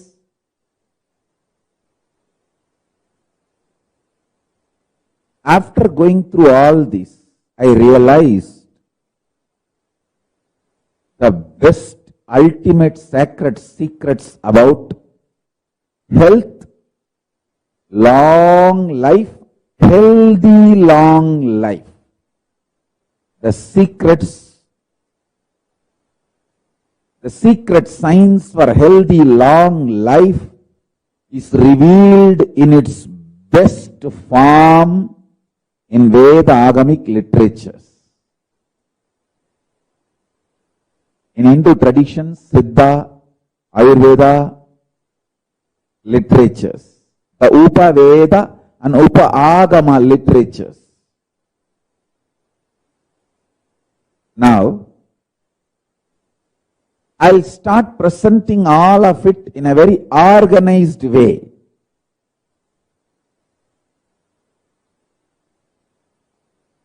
In a very presentable way, in a very user-friendly way, to all of you in the satsangs. First and foremost, let's bow down to Ganapati, who is the manifestation, the greatest manifestation of Paramashiva.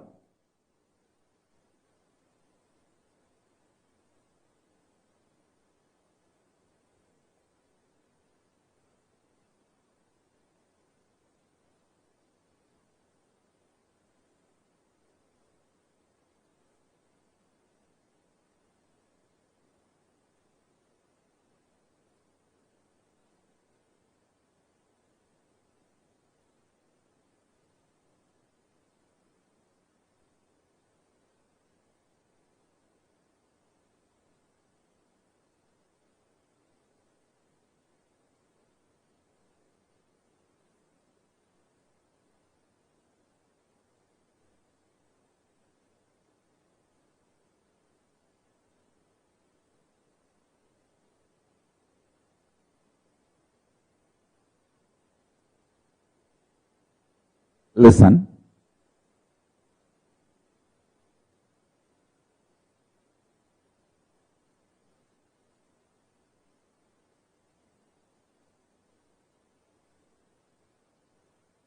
Out of your consciousness,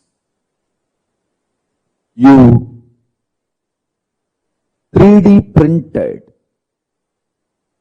consciously 3D printed this physical structure, Annamaya Kosha, breathing structure, Pranamaya Kosha, mental structure, Manomaya Kosha, cognition structure, Vijnanamaya Kosha,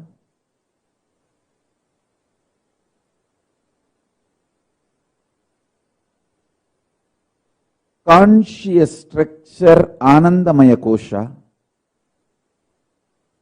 from your superconsciousness, from your core, Paramashiva himself.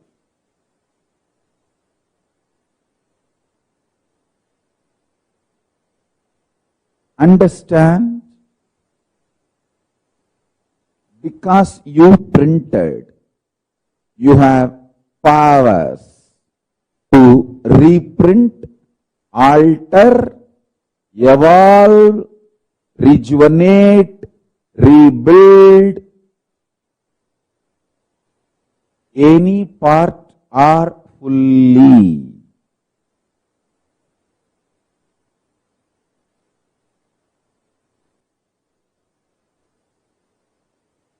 I studied everything.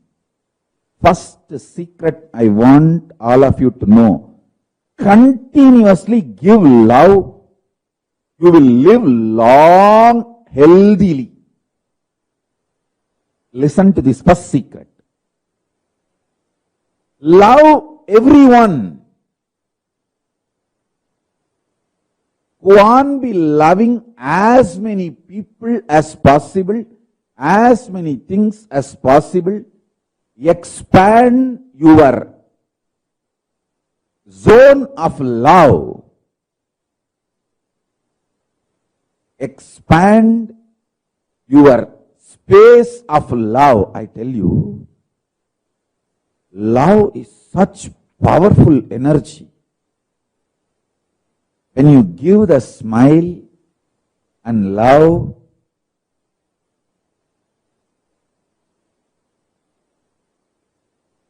the way others respond to you, react to you, and the way you start feeling about yourself, and the way again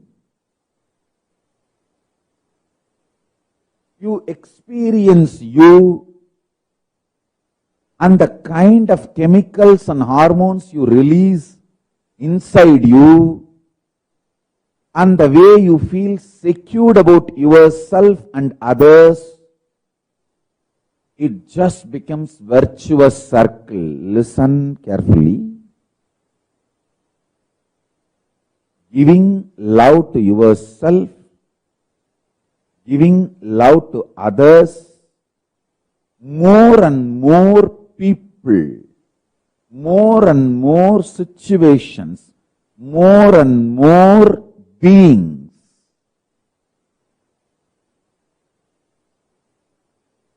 Giving love, taking intense decisions to enrich world, enrich others, Tyaga.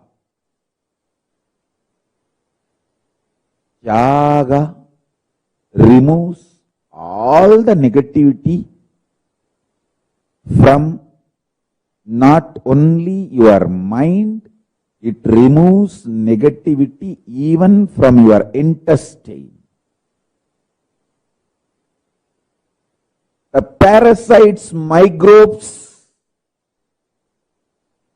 from your intestine gets clean. Gets clean.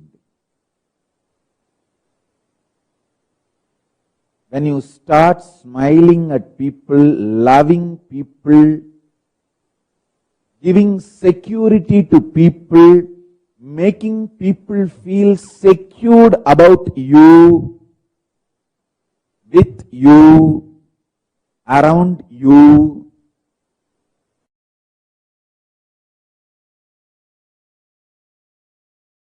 this Kayakalpa Yoga is fundamentally the science of Jiva Samadhi, Swarupa Samadhi and Jiva Samadhi. See, Jiva Samadhi means you can decide when you want to leave the body. You can live as long as you want, 100 years, 200 years, and leave the body when you want. And when you leave the body also, it will not be dead. It will be like a living, like how Paramahamsa Yogananda's body never deteriorated. There was no signs of death on Paramahamsa Yogananda's body. Paramahamsa Yogananda is one of the greatest incarnations and greatest yogis. See,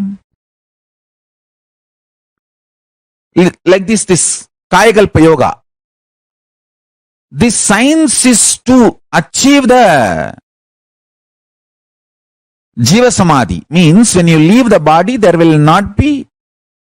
body will not be dead like a normal person.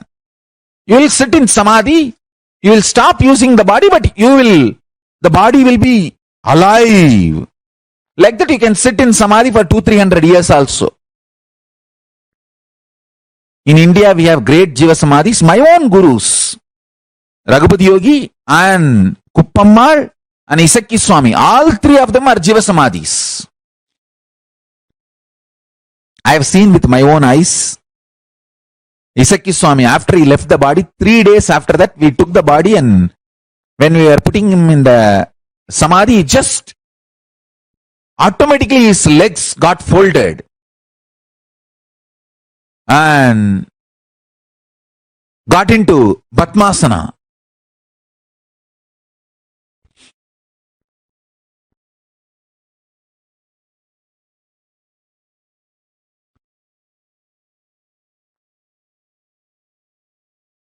Not only I saw, there are many eyewitnesses.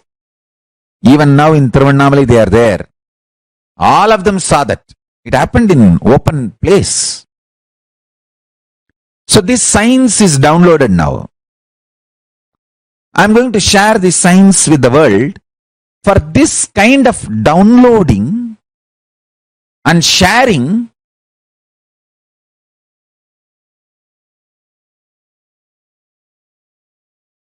body which is used intensely remains healthy. Internal organs which is active intensely remains healthy and continues to function long. Mind which remains sincere continues to be focused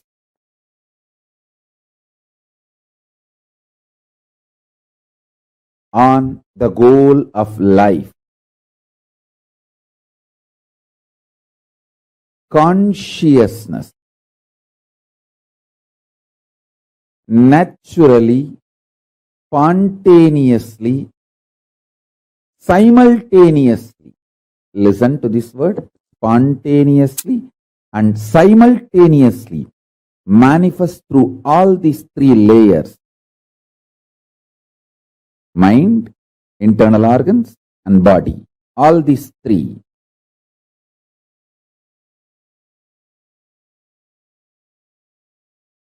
When they remain sincere.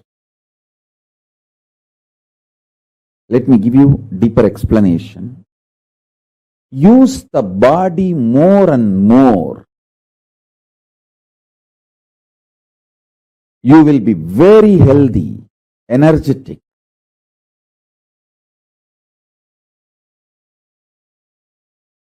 use the internal organs more and more. Every time when you fast, all the internal organs of your body starts working. Every time you fast for 24 hours, the whole system becomes alive, activated. That is why I insist at least 2 times do this to you every week. Understand? Be good to yourself at least 2 times a week. That's the best pampering you can do to you. Anyone who wants to live royal life, listen. Eating like a pig. Whenever you can, whatever you get, is the cheapest way of treating yourself.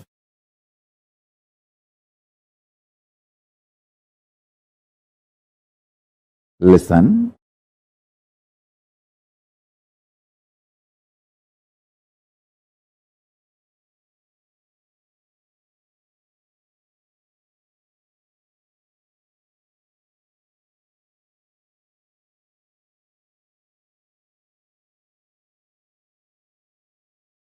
It's like treating yourself like garbage bag, garbage can, dustbin.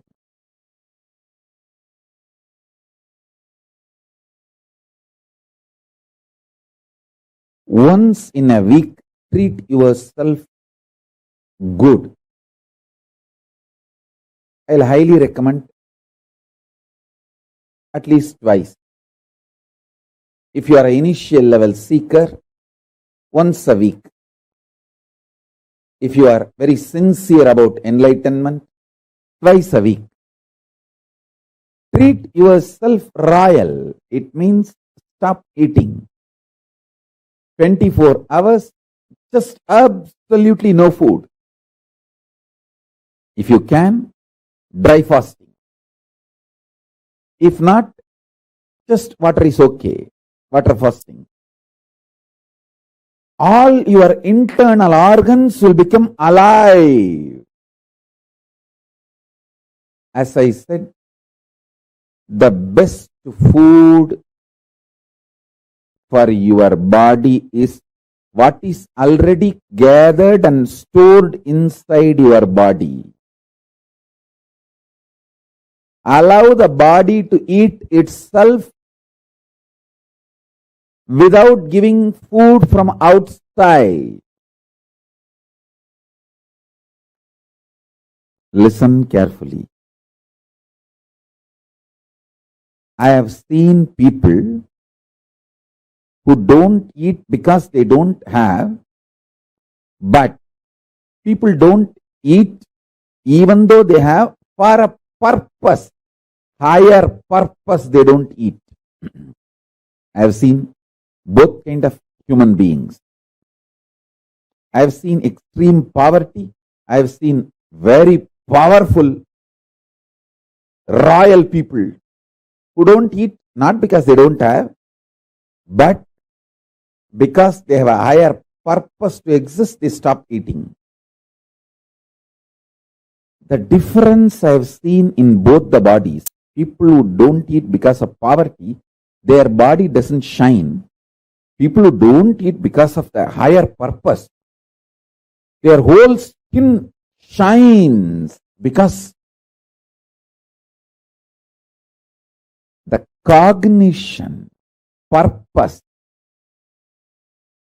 adds sincerity, shraddha, and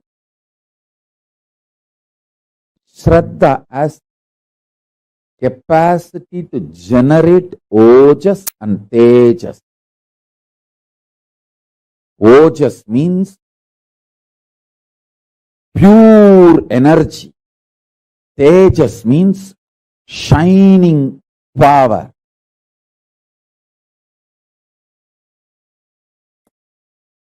organic sugar energy needed for his internal organs. Listen, I want all of you to understand this principle of Kayakalpa. Understand? See, when your intake becomes subtler and subtler, the availability becomes eternal. When your food is solid, it will not be available all the time, and digestion is a big job, and excretion, too much of work.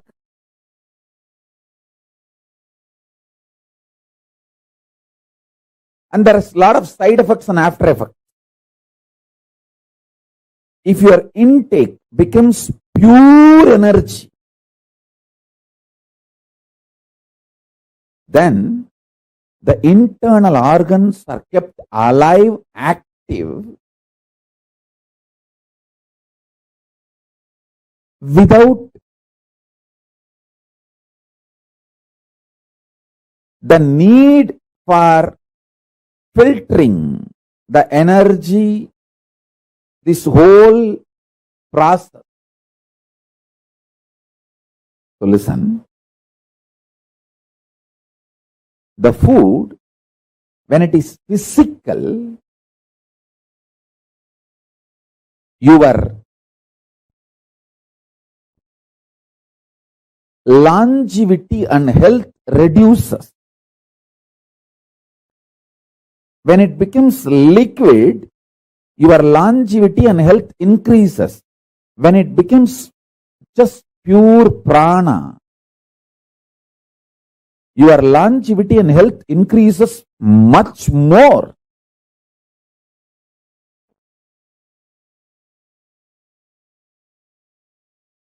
This Mauna Swami, he used to sit in that Ilippai tree breathing space.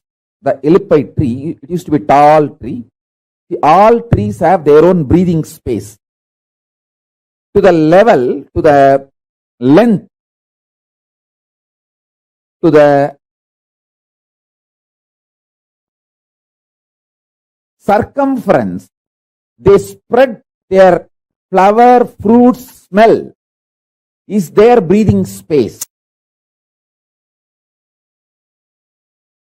So this temple tower in which this Mauna Swami was sitting comes within the breathing space of that Ilippai tree. So when he sits there and does his pranayama, that Ilippai tree's smell, breathing space, goes into his body, his internal organs receive glucose, sugar, directly just from that prana without taking any white sugar, brown sugar, anything from external source. I tell you, just if you do the detox properly, cleanse all the parasites and microbes, your whole system will become such healthy.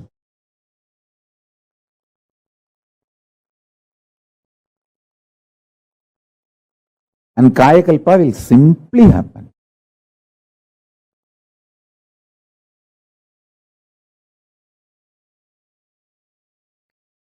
Arunagiri Yogeshwara has given me a very sacred secret about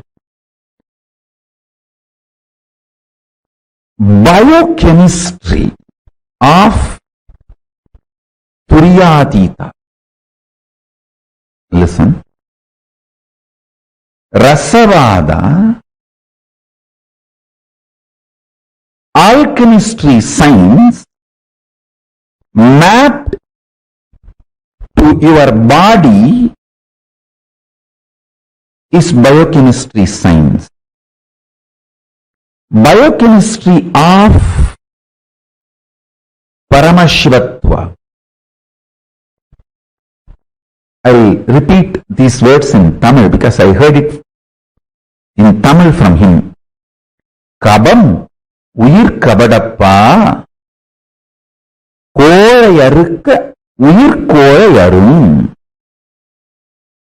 It means the kava energy, kava component of the Vada, Pitta, Kapha doshas. In Ayurveda, there are three doshas, Vada, Pitta, Kapha. The Kapha dosha,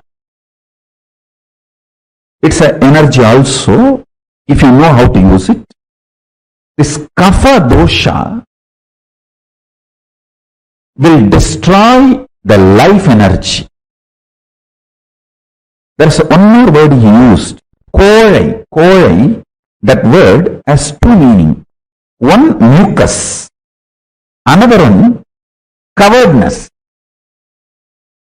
He said, the mucus in you will make your consciousness covered. When you become covered, you start thinking there are multiple people in your life and there are multiple people paying in your life, and you start continuously blaming others. Understand? Blaming others is the quality of the covered. Even if others are attacking you, if it is reality, even if it is fact, taking responsibility and solving the problem is courage. Whether others are attacking you is your imagination or fact or reality, taking responsibility for it and solving is the quality of courageous being. Blaming others, cognizing others, putting the responsibility on others is cowardness. In Tamil, there is one word, kolai. That word has two meanings. One, mucus. Another one, cowardness. My guru told me, kolai uyir kolayappa. Kolai uyir kolayakum. It means, I'll give you the gist of what he transmitted to me, what he blessed me. As the biochemistry of science of waking up to Turyadita. If you practice this science for 1 month, Paksha, we can make the Samyama, Turyadita Samyama. For Paksha, do this alchemy. Avoid all food related to kapha and mucus in your body. Mucus free food. Understand clearly. All the coveredness of your willpower, see, your willpower experiences coveredness in 3 levels. 1, not feeling powerful to manifest what you want. Second, not thinking through, planning or acting. Third, strongly feeling your opposite powers, opponents, other than you are extremely powerful. It may be persons, situations, places. All of them are extremely powerful. They may overpower you. The intense fear. All these are definitions of cowardness, of will. When your will collapses into cowardness, These are all the experiences you manifest. I tell you, too simple. Too simple. Change your biochemistry, the whole problem will be solved. I have seen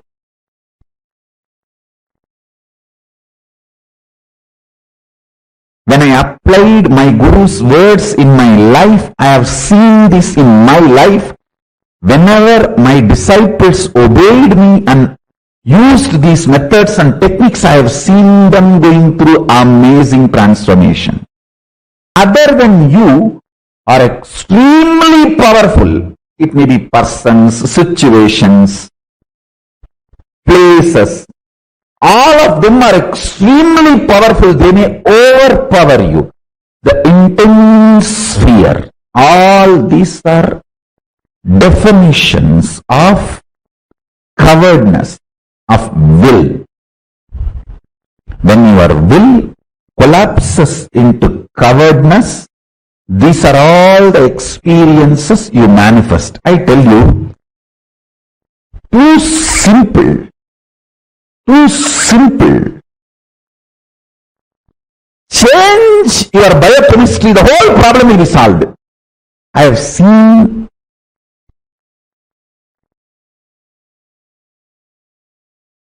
when I applied my Guru's words in my life, I have seen this in my life. Whenever my disciples obeyed me and used these methods and techniques, I have seen them going through amazing transformation. Just two paksha means either Amavasya to Paurnami or Paurnami to Amavasya. See, actually, Amavasya to Paurnami, Paurnami to Amavasya. Each is one paksha. Amavasya to Paurnami is one paksha. Paurnami to Amavasya is one paksha. Have two paksha, one Krishna paksha, one Amara paksha. Sorry, one Sukla paksha, one Krishna paksha. Sukla paksha is growing, Krishna paksha is coming down. So two paksha. It will be almost like a 31 days, roughly. Sometimes it will be 30, sometimes it will be even 32. Two paksha. You can make it like a Paurnami to Paurnami or Amavasya to Amavasya. Just only these three.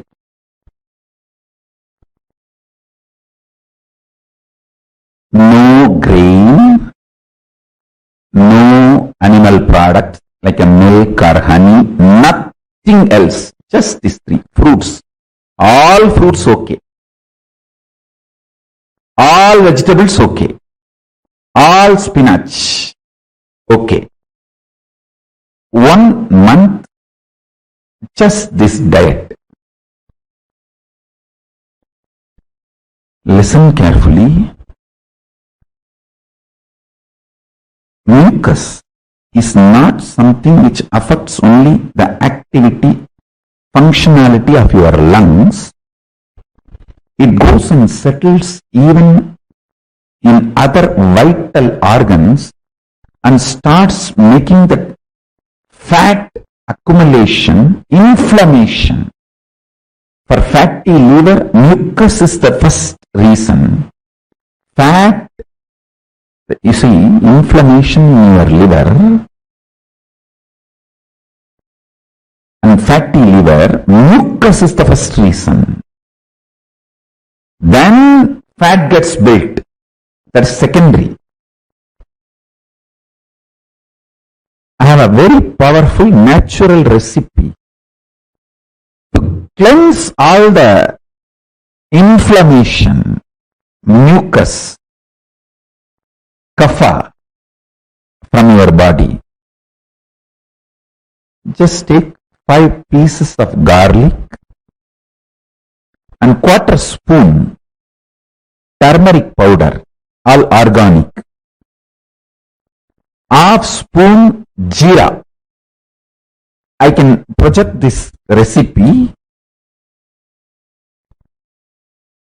I am projecting this recipe 5 parts of garlic, quarter spoon of turmeric, half teaspoon jeera, boil in water, crush all ingredients in mortar and pestle and drink at night.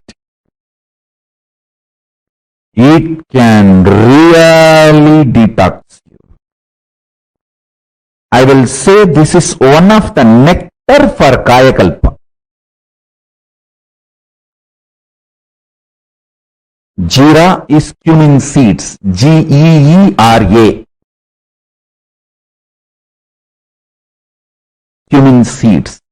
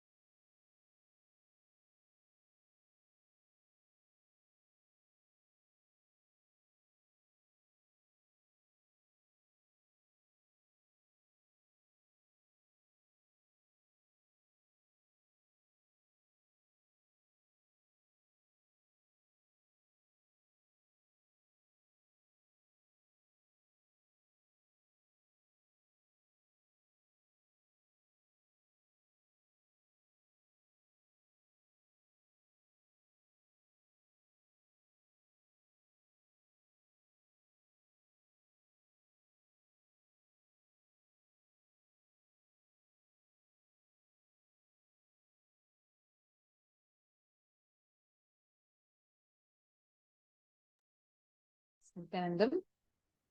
So powerfully, Swamiji had revealed to us about the science of Kaya Kalpa. Right? How many of you understood the science? How many of you understood what Kaya Kalpa means? Please take a few minutes and please post. Swamiji also gave us the recipe.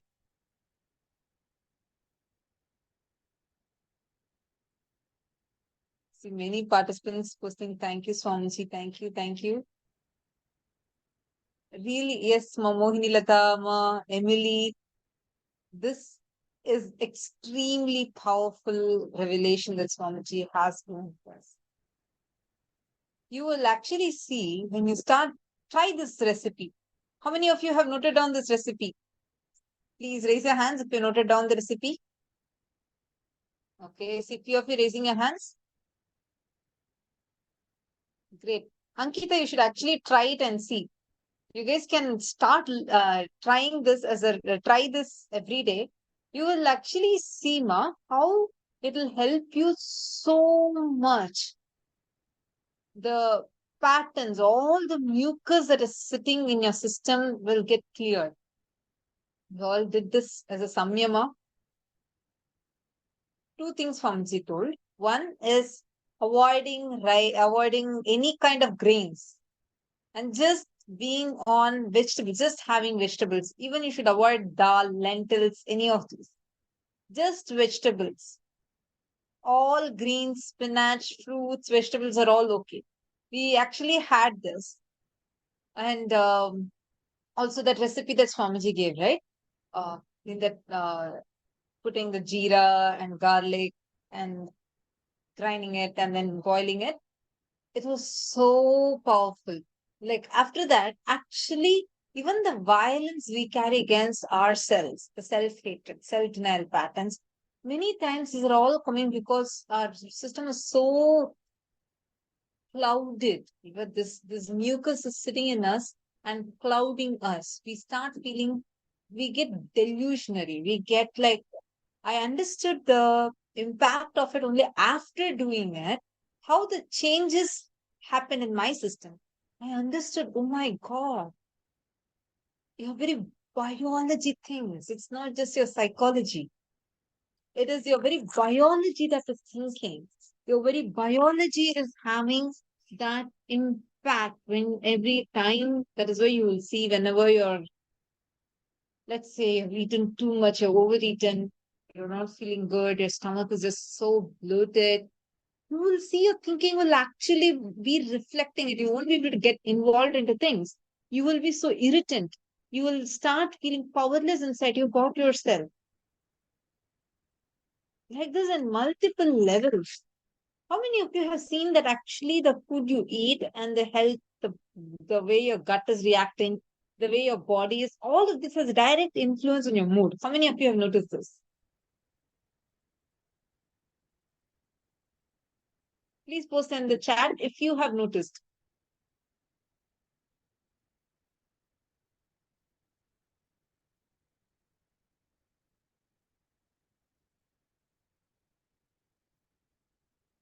Okay, see many of you saying yes. Great. See, just Ma Istak is saying, especially whenever I drink coffee, absolutely, you feel that high, correct? Same way, you will actually see when you do this samyama, you will know. See, normally right now you feel like, no, no, I'm fine, I'm all right. But when you do the samyama, you yourself will understand, oh my God, this was my actual potential. I could have done so much. And many of these delusionary reactionary patterns we carry, many times, simple reaction change in another person. You might have expected, oh, this person should appreciate me. This person should just involve me. Probably they should talk to me. One smile change of a different person, it will trigger you so much. You yourself will associate one into another and make something else out of it and put yourself down, struggle, suffocate yourself.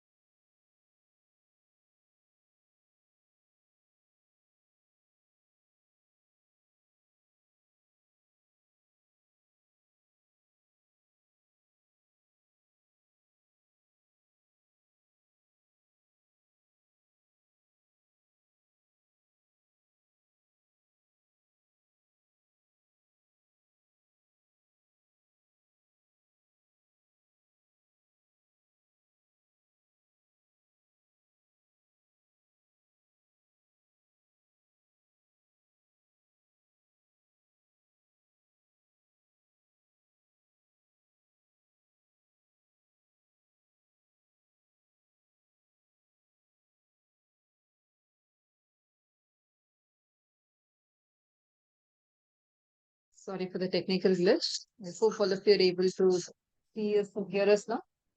All right. See, how many of you are able to understand this? How many of you are able to catch this?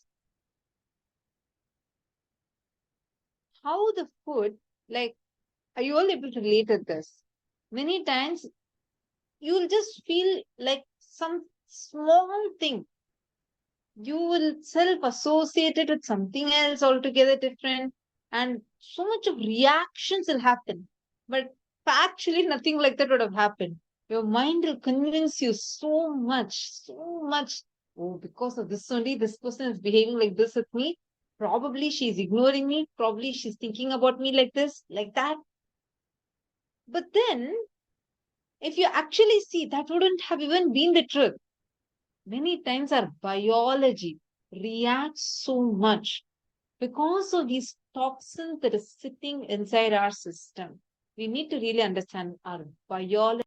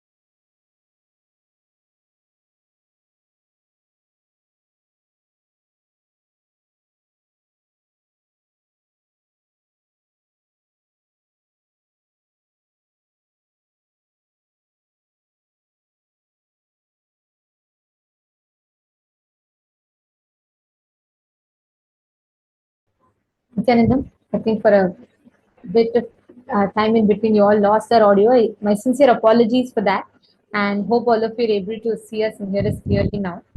This is better. Wonderful. Okay, so now I'm going to be. We were all discussing about how the food that we eat has impact in our system. Actually, you should know there's a very beautiful Sanskrit saying called Langanam Parama Aushadham, which means every one of you that are having, like, whenever you do fasting, right? Paramashiva tells you become so light, your ability to cognize things becomes so much more. I'll tell you one experiment that was conducted by Princeton University. It's a very good study. You'll be very shocked to know the results. So there was a study that was conducted by Princeton University. So what they did, they took rats and they kept the rats on water, and they observed the reactions or responses for the rat, and then they gave the rat sugar. They started giving the rat sugar. Just by starting to have the sugar, the same parts of the brain of the rat which got activated when it used to consume, when they gave it drugs, that exact same part of the rat's brain started getting activated. Actually, they saw that the rat got so addicted to that sugar, its capability to function, its analyzing process, everything came down.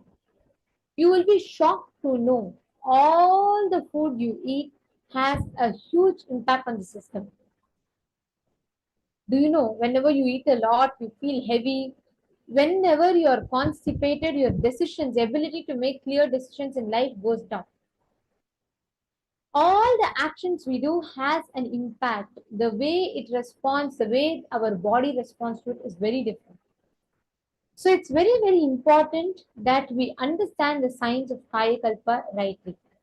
Kaya Kalpa Yoga is a science to achieve Jiva Samadhi, which means you can live as long as you want with Icha Mrityu.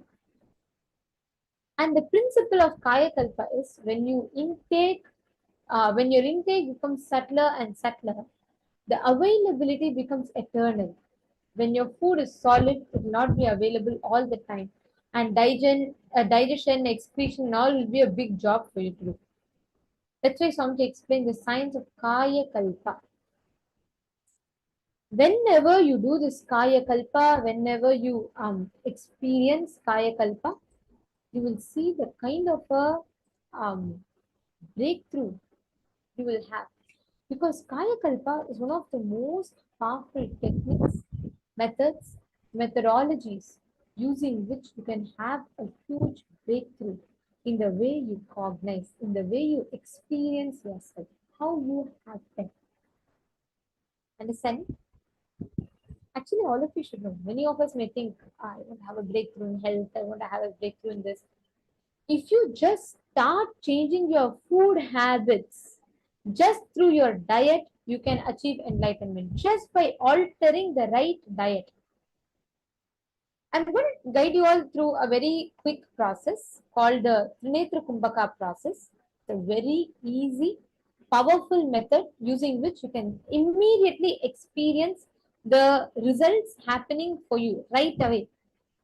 Okay, it's a very simple process, and this is a technique. Actually, this will have an impact on your third eye awakening. Like the ability to use your third eye, suddenly you will see it will increase. It's a very, very powerful method. Trinetra Kumbhaka, doing it 21 times, 108 times every day, will detoxify your third eye. So I'll tell you all the steps. First step, please follow along. Please sit straight. This Trinetra Kumbhaka is the most powerful Kumbhaka, which awakens your Kundalini Shakti to the cosmic union with Paramashiva, which means it will help you rebuild your body, burns all the bad memories in your system. Okay, so now I request every one of you sit straight. Listen very carefully, and all of you can follow along. First step, inhale through the left nostril as much as you can, comfortably. Hold. Closing both the nostrils with thumbs. Second step. Inhale through the right nostril. Hold. Do not exhale. Understand? Do not exhale. That's a key. Inhale through the left nostril. Hold without exhaling. Inhale through the right nostril. Hold without exhaling. Inhale through both the nostrils and hold comfortably as long as you can. Then slowly inhale, exhale through the left nostril. Are all of you clear? Can I request you all to put yes in the chat if you all understood? Yes, please put yes, or you can give me a thumbs up. Okay, sit straight now. Okay, I'll tell you, Alexander, I'll repeat it again for you now. Okay, see, listen very carefully. All of you can do a few times with me so you catch it. Even if you do it 21 times, it's extremely powerful. Listen, let's do it along. Please take both your thumbs, place it on your nostrils like this. Don't close them yet, just put it here. Okay. Step number 1. Inhale through your left nostril. Hold. Please hold. Step number 2. Do not exhale. Inhale through your right nostril. Hold. Hold, cover your nostrils. You should not exhale out. Now, without exhaling, inhale through both the nostrils. Hold. Hold as long as you can, as comfortably as you can. Exhale through the left nostril. Again, inhale through the left nostril. Hold. Inhale through the right nostril. Hold. Inhale through both the nostrils. Hold. Exhale through the left nostril. Okay, is this clear? Okay, thank you, Alexandra. Okay, sit straight now with your head, neck, and spine straight. And just 21 times do this. Do it slowly, comfortably, and most importantly, as long as you can. This is called one cycle. Do 21 such cycles. Trinetra Kumbhaka.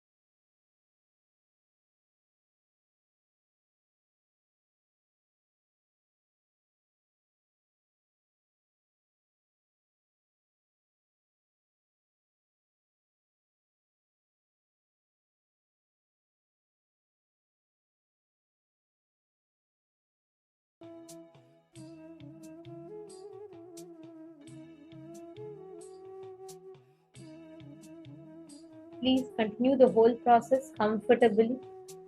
Make sure you're doing all the steps thoroughly.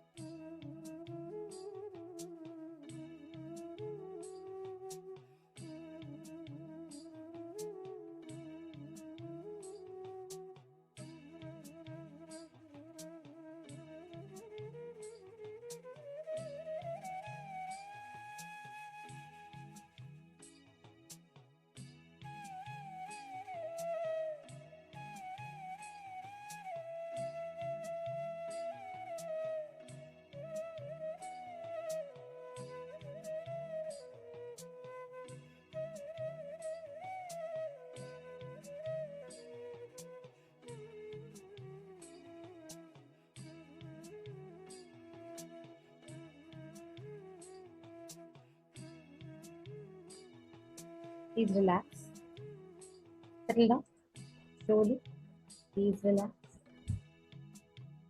Bring your breathing back to normal.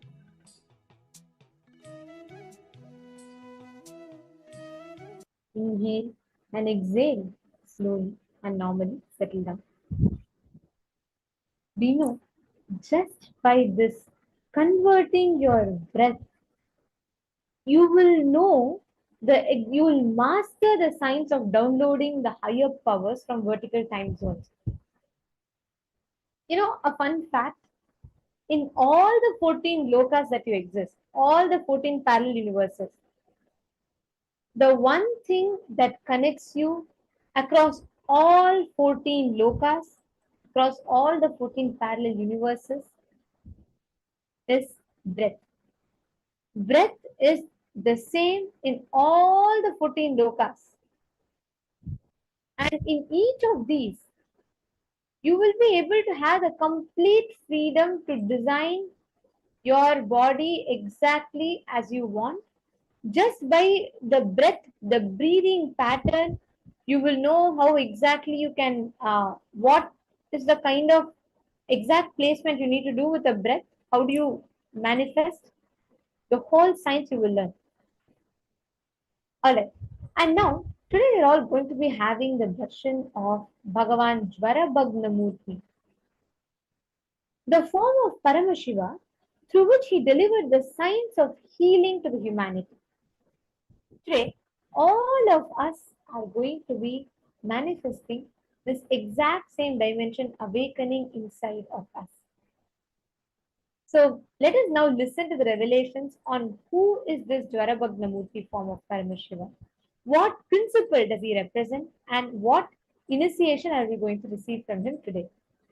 So let us enter into the next session. It's a very important session, this session, and the next one is going to be very important because we're going to be understanding in this session the science of spiritual healing. Who is Jvarabhagnamurti?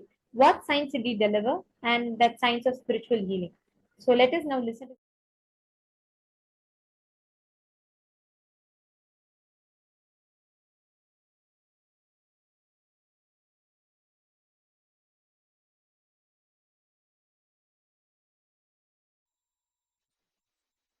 Paramashiva's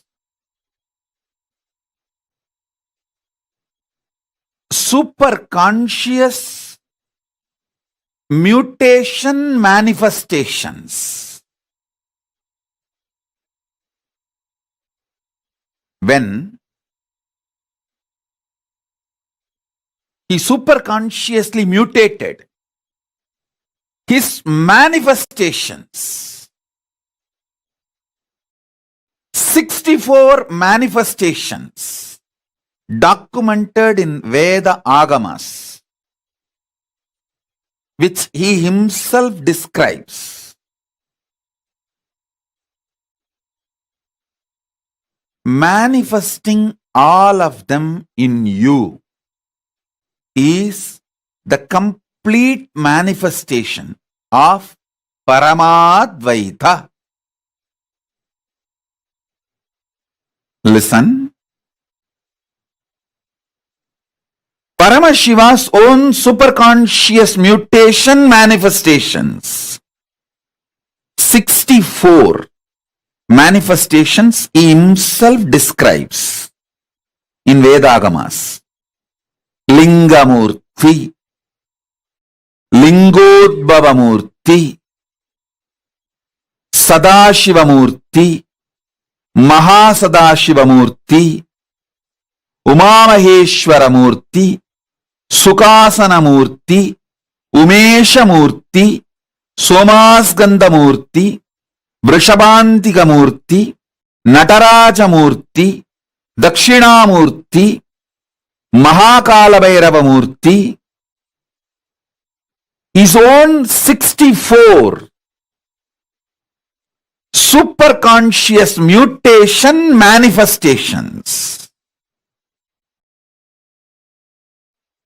initiating all of you into this, making all of you manifest this 64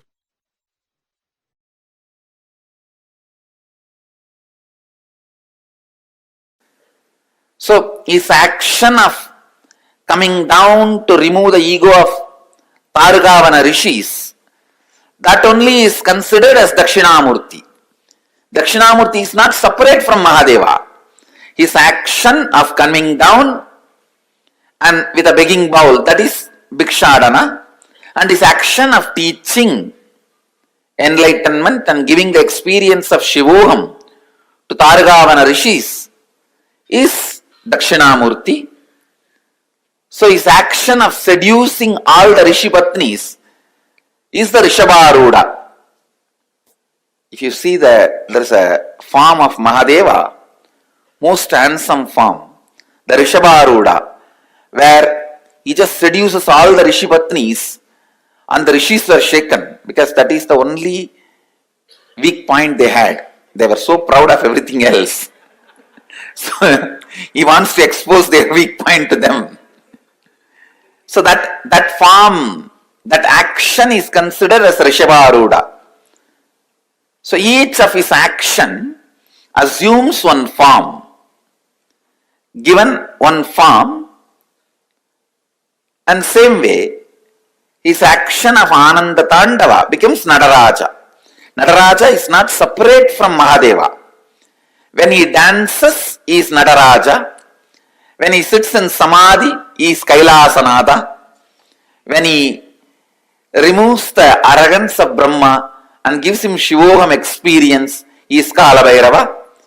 When he removes the arrogance of Daksha and gives him Shivoham experience, he is Virabhadra. So these are various forms of Mahadeva. And when he stands as the light shaft and blesses Brahma and Vishnu and gives them enlightenment, then he is called Arunachala, Lingodbhava. So each of his action is considered as one incarnation. Like that, 64 incarnations are there, Mahadeva's incarnations.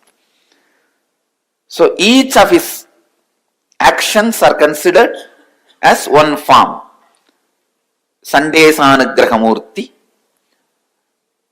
Gajasamharamurti, Kalasamharamurti, Kalabhairava, Virabhadra, Lingodbhava. Like that, 64 forms are there.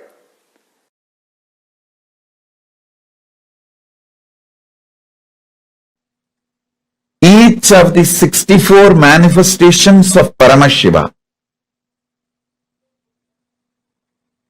is one expression, one superconscious manifestation, one of the superconscious mutation of Paramashiva in his various manifestations. I should say superconscious mutation manifestation of Paramashiva is countless.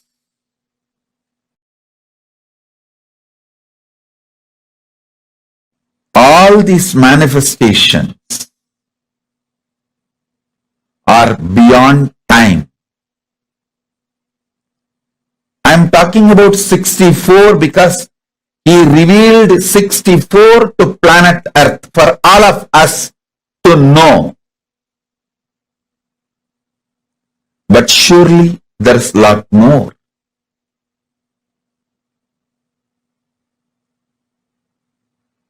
For all of us, what we need to know is revealed.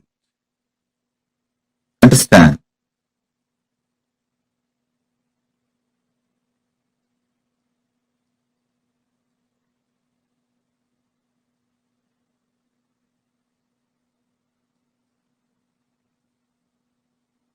First, meditate and try to understand there is a space without past, present, future, just is. Past, present, future is nothing but time cognized by the mind which can cognize only small things, which cannot cognize the pure easiness. When you are agitated and restless inside, you cognize only small things. Kanda, kanda, kanda. Small, small, small. When you are peaceful, unclutched, powerful inside, you see akanda, unbroken, which is no pieces, pure akanda. That is why in Hindu tradition, time is always shown as circular, not linear. It is circular.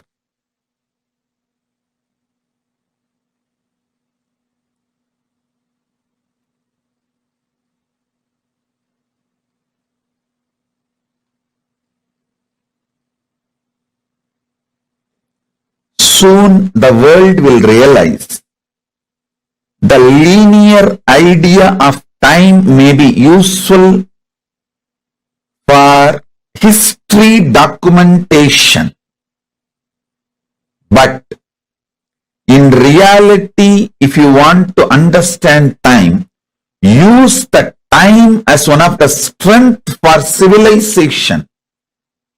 You need to understand the circular existence of time. Listen. For your day-to-day building a house or surveying the land, the idea earth is flat is useful. But to understand the whole universe, the idea earth is flat is insufficient. You need to come to the truth earth is globe.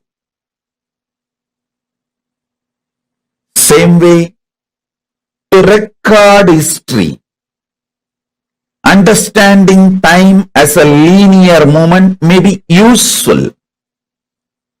But to understand time in reality, realizing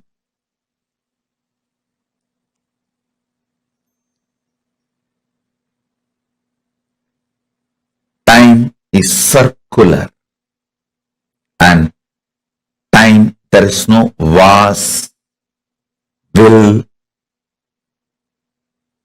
Time is. Time is.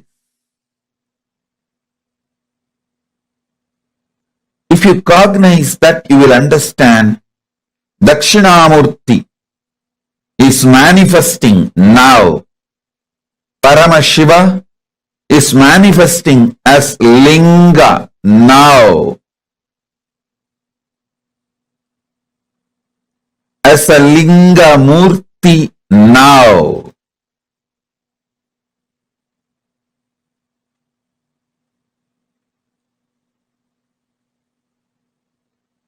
Paramashiva is manifesting as Lingodbhava Murti now.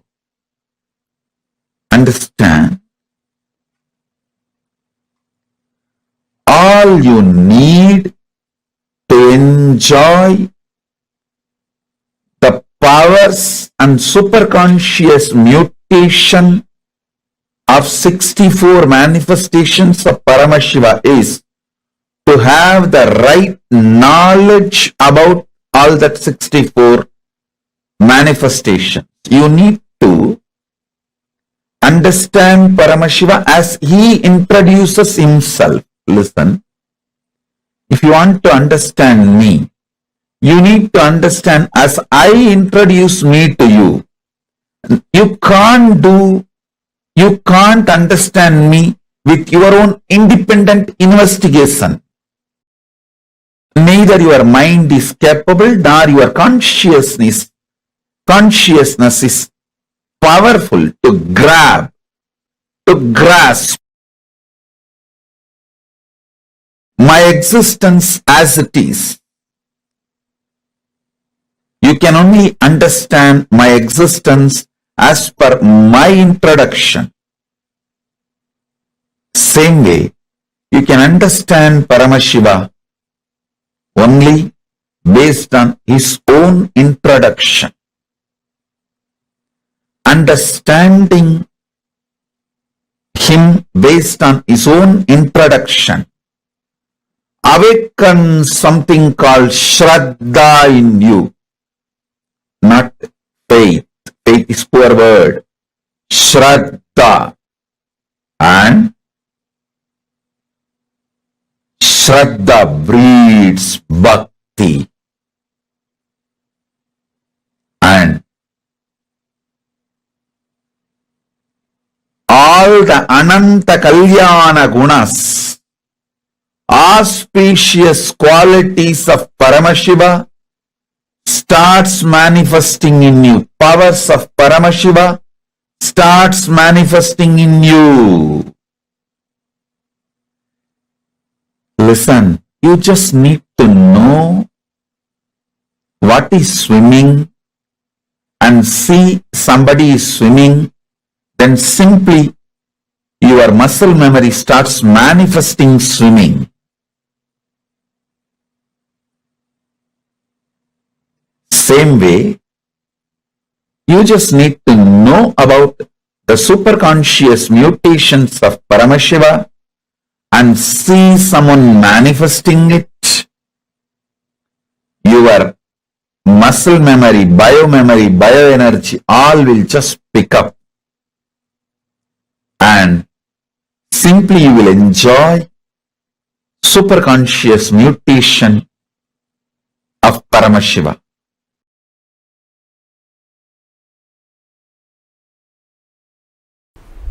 Now, the power manifestation, the initiation and power manifestation you are going to have, it is working with people, understand? You are going to be healing others. So the cosmic principle for which you need to be in tune, you need to be integrated. Let me heal the whole universe. Let me enrich and cast the whole universe. Life is for others. Understand? Because whatever you think as you is stinking so badly, it cannot be cleaned now. Decide life is for others. Whatever you think as you which is stinking will automatically dry down. So your idea about you also has become stinking like that. Forget you. Life is for others. With this decision, be ferocious with this decision. Be ferocious with this cognition. Decision to enrich and cast others' reality. Be ferocious with it.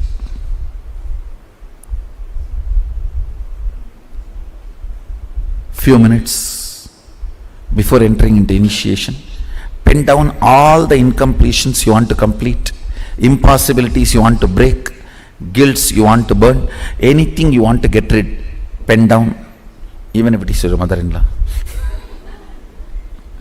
Whatever you want to get rid in your life, pen down.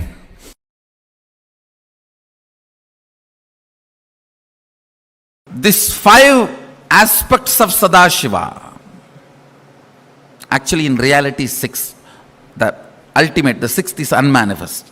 Let me explain these 5. Creation, sustenance, destruction, delusion, liberation.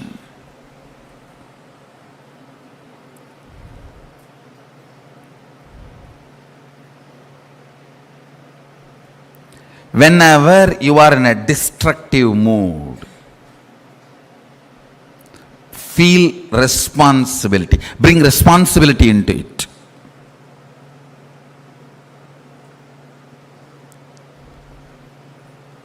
Whenever you are in delusion, you are confused, you don't know what to do, what kind of decision you should make, what will be the right at this moment for my life.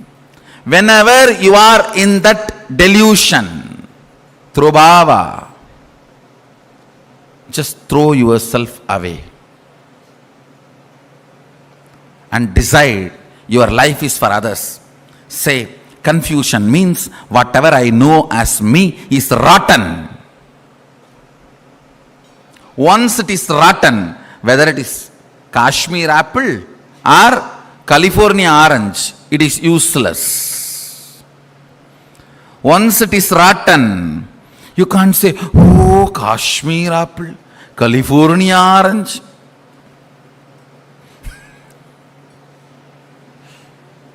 Like Shankara says, nahi nahi rakshadi to krunj karane.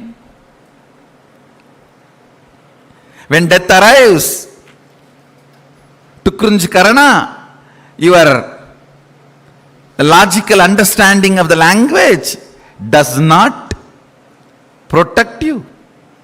You can't use a straw to float in the ocean. If you think you can, you are a fool. Nahi nahi rakshadi to krunj karane.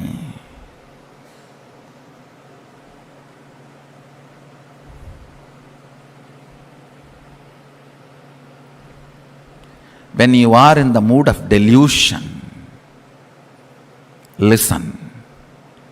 When you are in the mood of the delusion, decide life is for others. Make all the decisions based on enriching. Life is for others. Change the place you are living. Change the people with whom you are living. Change the profession you are in. If you don't, you will be stuck and wasting the life forever. I tell you, death is much, much better, 10,000 times better than being stuck in delusion. In death, at least you move, go ahead. You move further. Nothing gets lost in death, I tell you. Nothing gets lost. Life will go on running. Neither world misses you nor you will miss the world. I tell you. Many people think, oh, if I die, everybody will miss me.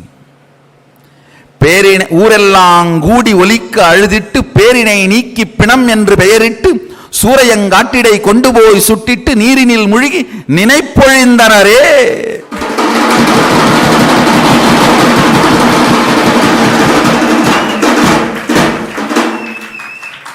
The whole city will gather and cry loud as possible. Nowadays with loudspeaker.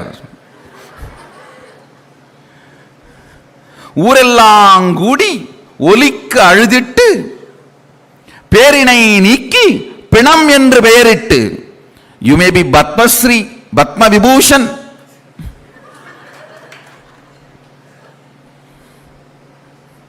பேரினை நீக்கி பிணம் என்று பெயரிட்டு. Dead body. When are they going to lift the body? சூரையங்காட்டிடை கொண்டு போய் சுட்டிட்டு. The land which is separately allotted for that, you might have been owner of 10,000 acres or the whole kingdom. சூரையங்காட்டிடை கொண்டு போய் சுட்டிட்டு. They'll take the body to a corner allotted for that. நீரினில் முழுகி நினைப்பொழிந்தனரே. Last statement. They will take bath in the water. The last statement is too hurting but true. They will forget you once for all. நீரினில் முழுகி நினைப்பொழிந்தனரே. Listen. They will take bath in the water body and forget. It is not even forgetting, deleting. Ninaipu odindanare. It is just delete, over, control D, control delete.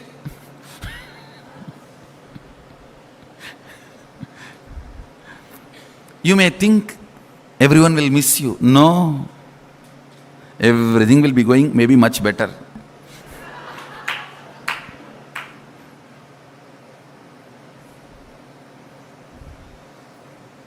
And you may feel you will be missing the world, which is not reality, actually. If you are a Hindu, you have eternal time, you are given again and again birth.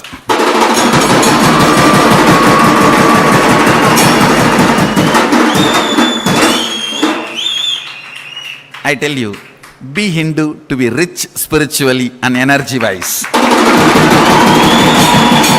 Son, this understanding, this cognition is important. Listen carefully.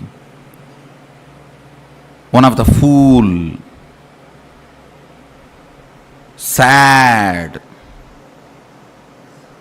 fellow was talking, saying, oh, whatever you believe, after death it is all going to be same and all of you will have the next birth.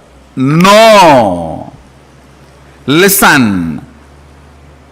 If you don't cognize that next birth is a possibility while you are in the body, even if the next birth door opens, you will be afraid to jump in because it will be overwhelming.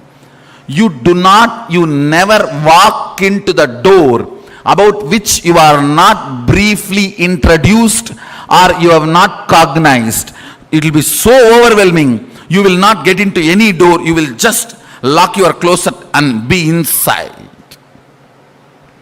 That is why the religions and traditions which does not give you the cognition of multiple births insist on retaining the shell. At least inside the shell you will have a place. Hindus don't. They never tell you to retain the shell. They tell you burn it as quickly as possible. Get rid of it. Move ahead.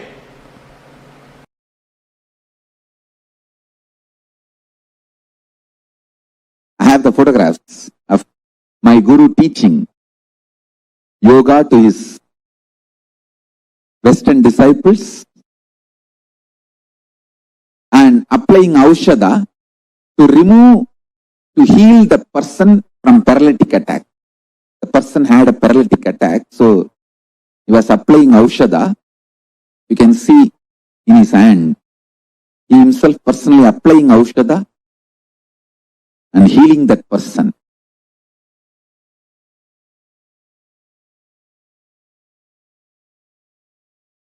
He is personally taking classes and teaching yoga to the disciples from around the world. This is just near Tiruvannamalai temple.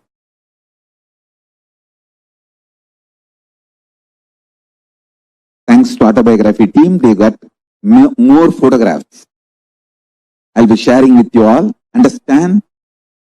I think these photos are taken in 1990s.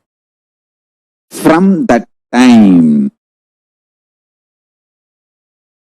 we perfected this science. Now, we are bringing this science to your home, to your couch, free of cost. The most ancient, best way of life and best kept sacred secrets. All these years, these secrets were kept inside the monastery, handed over only from guru to disciple, guru to disciple, guru to disciple. The secrets kept inside the Siddha Paramparas, Siddha tradition.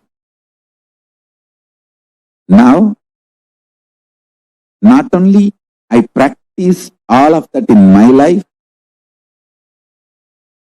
and manifested it by teaching to millions of people last 26 years. We have perfected the science of teaching, enriching and enriching.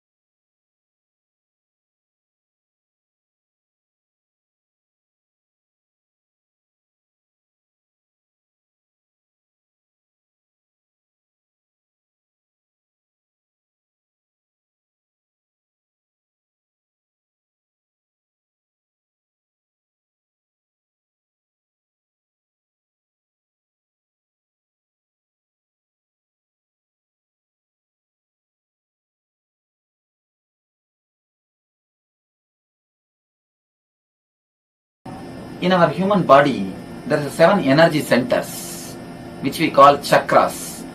Not only Hindus, almost all the great religions talk about these chakras, energy centers.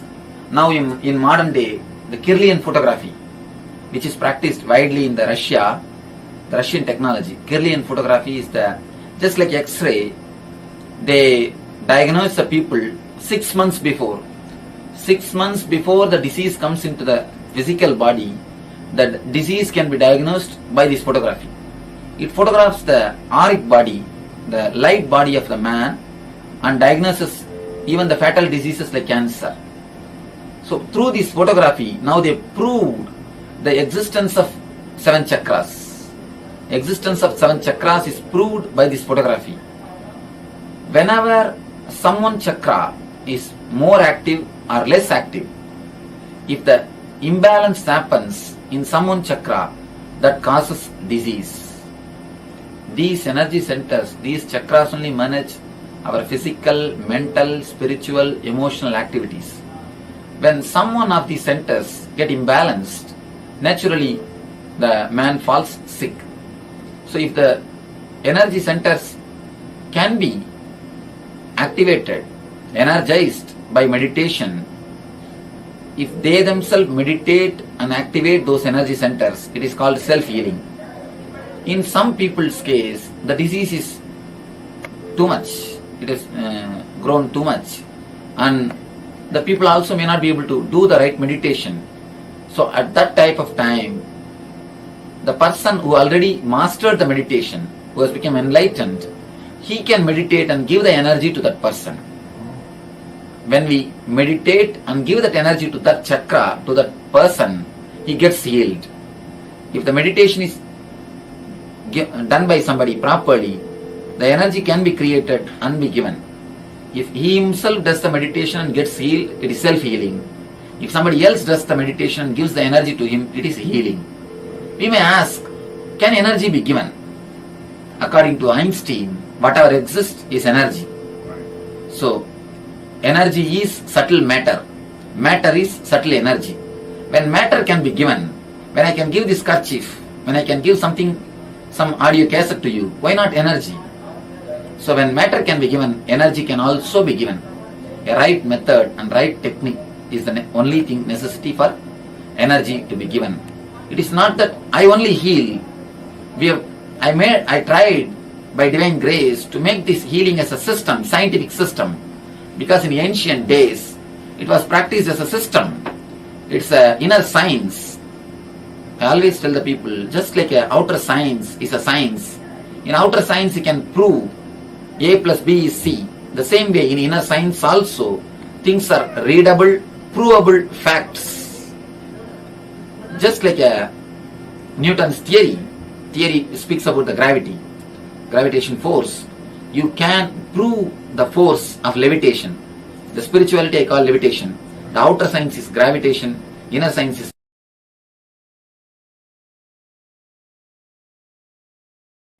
Today the first question. Swamiji, what is spiritual healing? Can you explain the way we can understand?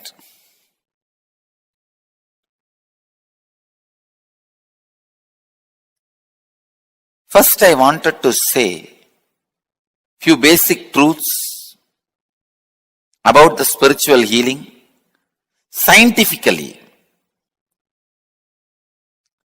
See, the other day, I was reading an article by Dr. Bruce Lipton, who has done some of the breakthrough scientific discoveries connecting the science and spirituality.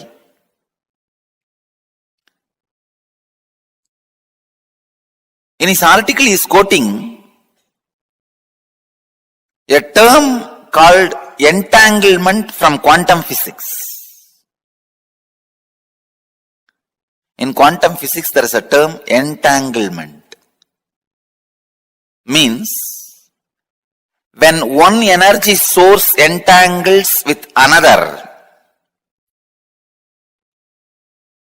they interfere with each other, this interference can be highly positive and transformative and harmonious. Please understand. If one energy source comes in contact with another, if one energy source entangles with another, they interfere with each other, that interference can be harmonious and highly positive and transforming. Another one physicist, Amit Goswami, he published an article in Physics Journal. In that, he very clearly proves entanglement directly affects human beings. Please understand, entanglement affects human beings. There are thousands of examples for entanglement. If you have some 200 pendulum clocks put on one wall, the wall can be any length. It does not need to be within certain length. It can be like China wall, any length. If you have few hundred pendulum clocks,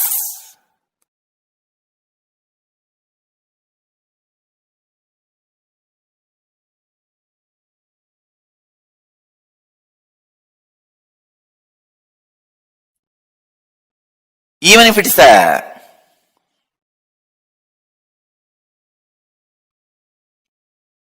long wall, put hundreds of pendulum clocks and start them all at different times. See, within next few minutes, all the pendulums will swing in synchronicity.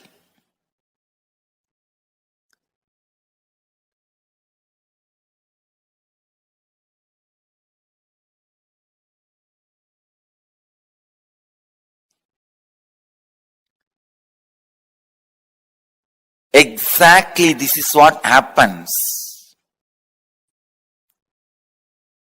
when you come in the breathing space of the healer. Please understand.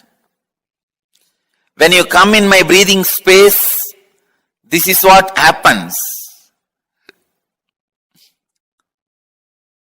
Suddenly,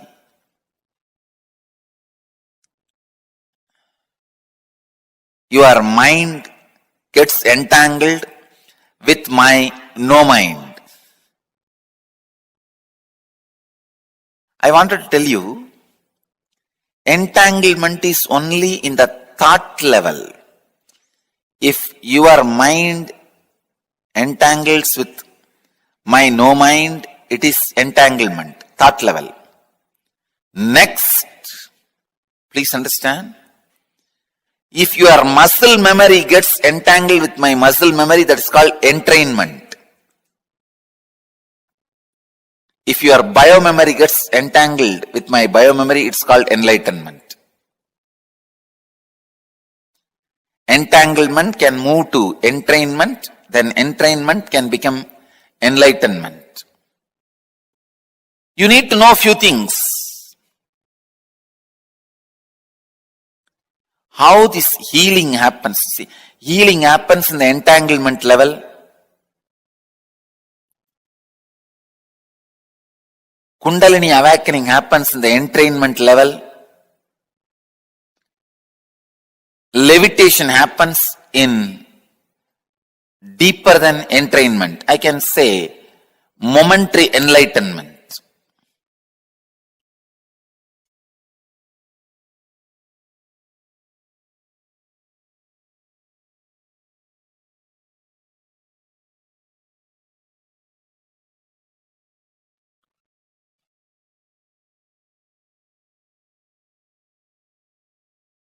This is very important truth. This truth about the entanglement, because this opens many doors, many possibilities, many understandings.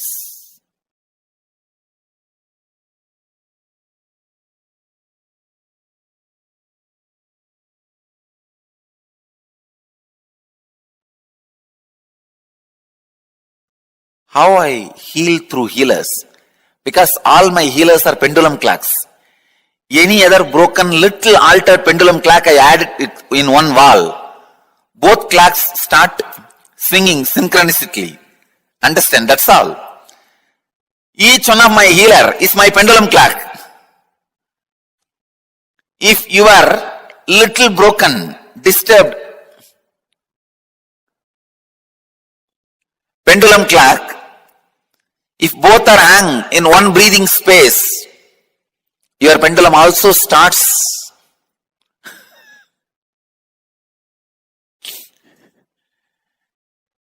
vibrating, moving.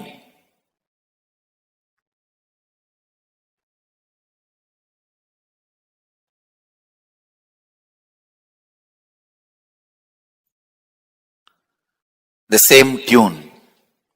And a living practicing healer, please understand, living practicing healer is continuously in entanglement with me. He may be wherever he is. A living practicing healer is continuously in entangle with me. This is what I call physiology of feeling connection. A practicing healer, a healer who lives whatever I am teaching, as long as he retains a feeling connection, the very physiology becomes different.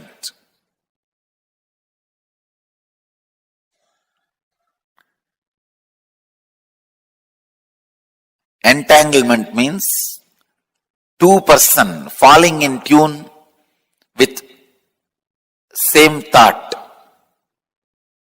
Entrainment means two persons falling in tune with the same idea. Enlightenment means two persons uniting beyond ideas.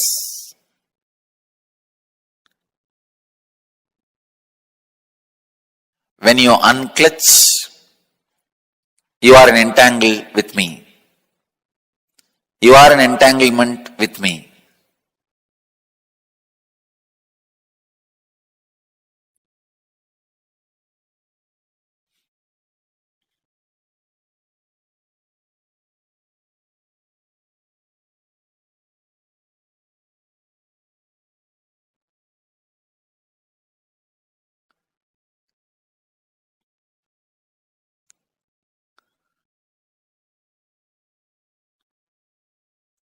This again opens a huge door.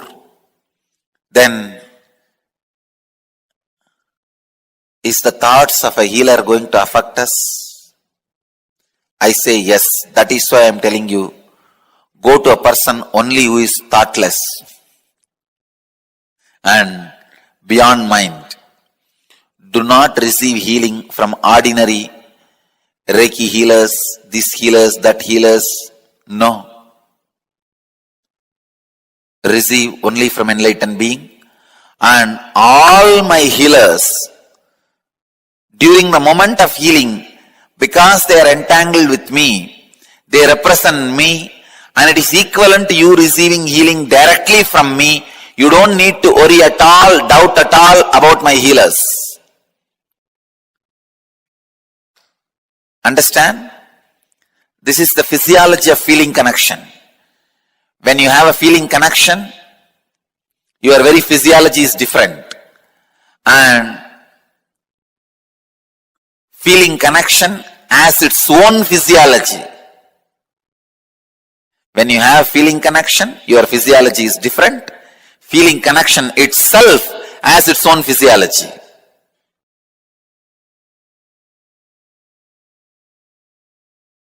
Please understand, the truth as it is I am sharing with you, the secret of healing, the essence of healing.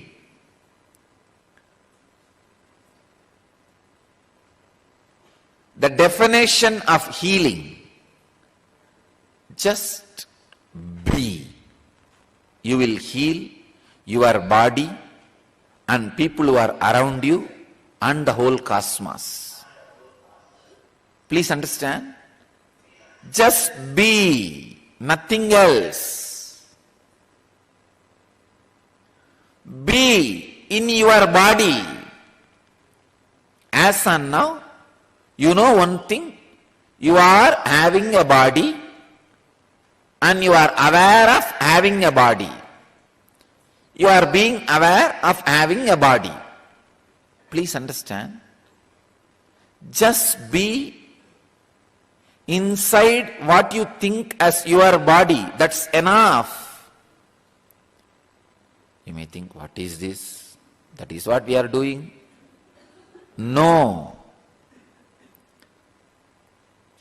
You think you are inside your body. You are never inside your body. Be inside your body. First thing will happen to you is, you will heal that intense pain and battered consciousness you are carrying. When you decide to be inside your body, the power of present moment will work on you. Power of the present moment always heals your system. That is why I am telling you, again and again and again I am reminding you, just come back to your body. Just be. Even now, decide till the end of this satsang, decide you will be heavily present, intensely present in your body. You will see healing happening in you. Be. Just be in your body intensely. Suddenly you will see the compassion biomemory, intelligence biomemory, awareness biomemory, all of them are kindled, awakened in you for no reason, because being is the right button you need to push.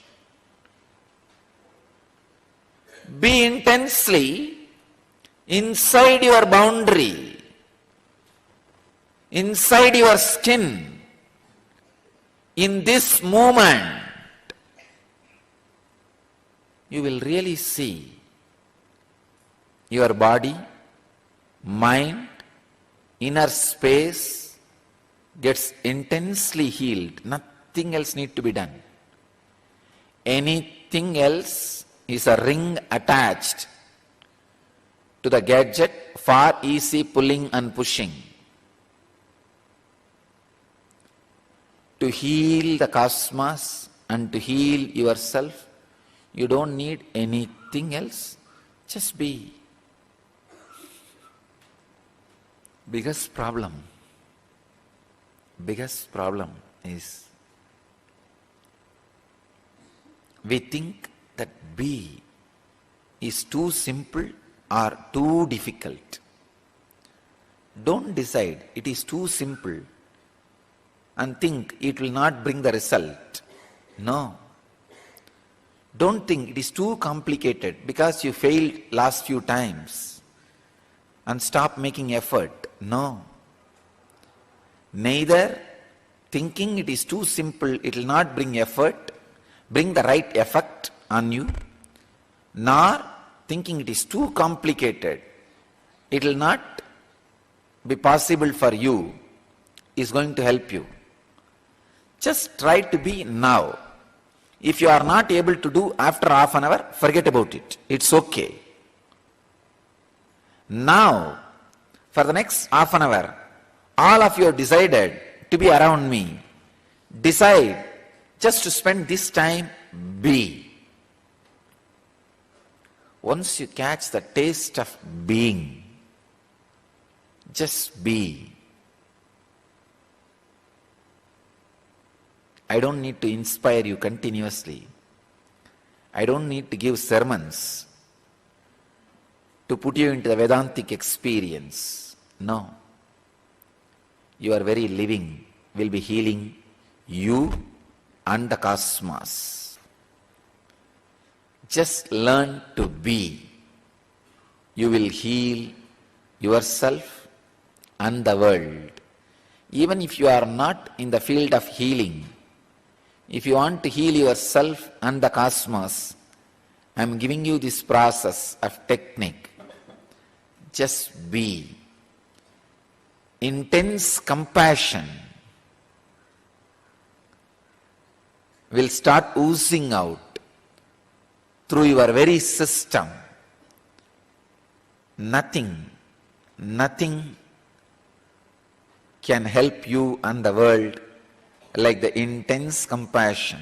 I can say, intense compassion which oozes out when you are just in being is the Sarvaroga Nivarani, cure for all diseases in the world.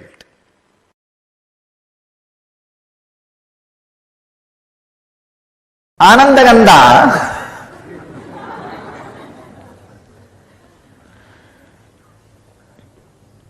the science delivered to planet Earth only when incarnations land in planet Earth. I can say this is the ID card of incarnations. Social security number. Driving license, maybe I can say flying license.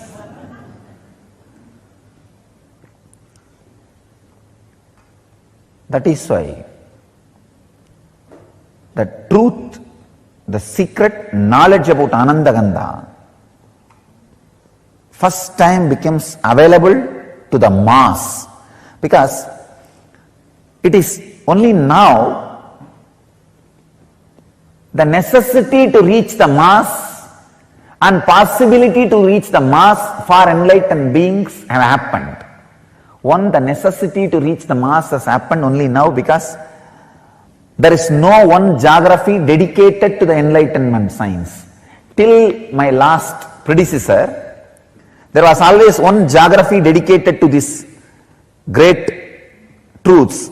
They don't need to reach to the mass. If they create one group and create that, transmit that science, it is done and they take care. But unfortunately, after the India's independence, worst calamity happened to the planet Earth is the geography dedicated to enlightenment is destroyed. It lost its uniqueness. In the name of pseudo-secularism, understand, real secularism is taking the essence of all religions and using it, experiencing it. But the pseudo-secularism, discarding all great truths of all religions and living your own materialistic culture. Anyhow, so the planet Earth is now swindled. So now the necessity to reach the mass has happened. Second thing, the possibility to reach the mass has also happened. So understand, the need to reach mass and ability to reach mass has happened first time in an incarnation's life. After these two happened, maybe I am the first guy happening.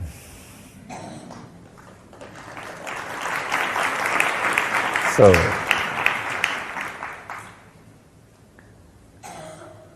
that is why I have to set all new trends. All pathfinders are path breakers. That is the reason the science of Anandagandha is revealed to the world first time. That's a source of superconscious healing. Understand? You have 7 major energy centers. About the 7 major energy centers, almost all religions talk. The 8th energy center, where all these 7 merge, become one with, is what is Anandagandha. That is why I say it is not even a separate chakra, it is a space, source of superconscious energy, where the matter comes in direct contact with consciousness, where the consciousness is directly touching the matter.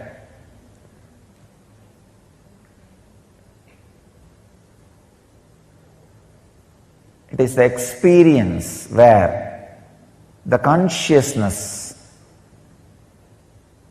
has samyoga into matter, where matter has samyoga with consciousness.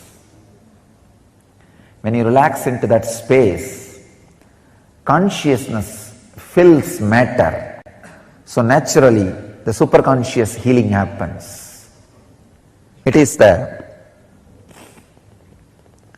highest happening which can happen to matter, not just physical healing or mental healing, radiating pure consciousness. Understand? My advent has happened to give a breakthrough for human consciousness, to bring new consciousness, new age man, new man who does not age.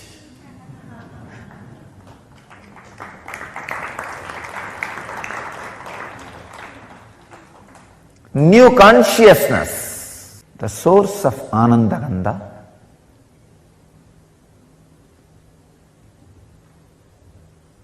which is source of spiritual superconscious healing, is the ultimate science towards enlightenment, not just physical healing or mental healing. Physical healing also happens because your very DNA structure gets re-altered when you relax into superconscious state. The other day I was reading a book, The Biology of Belief. A great scientist who has done a great service to spiritual tradition.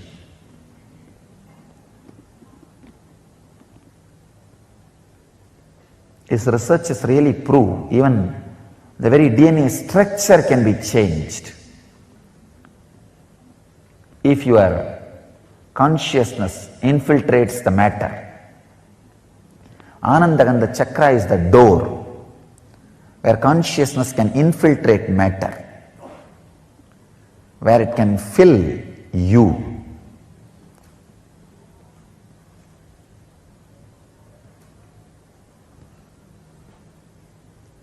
Where it can give you the extraordinary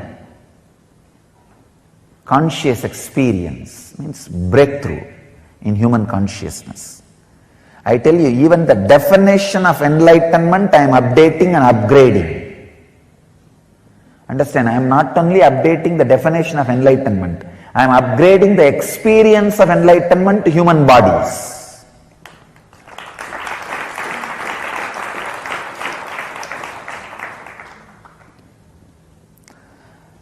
The possibility, the highest possibility which can be experienced in human body, even that highest possibility is being raised.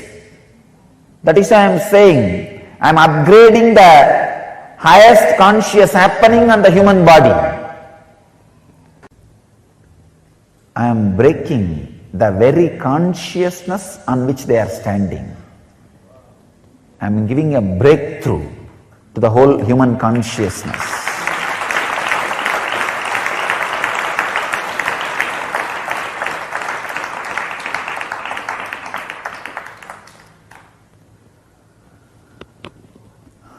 I am inviting all the people who feel the sacredness of my work, my contribution to the human society,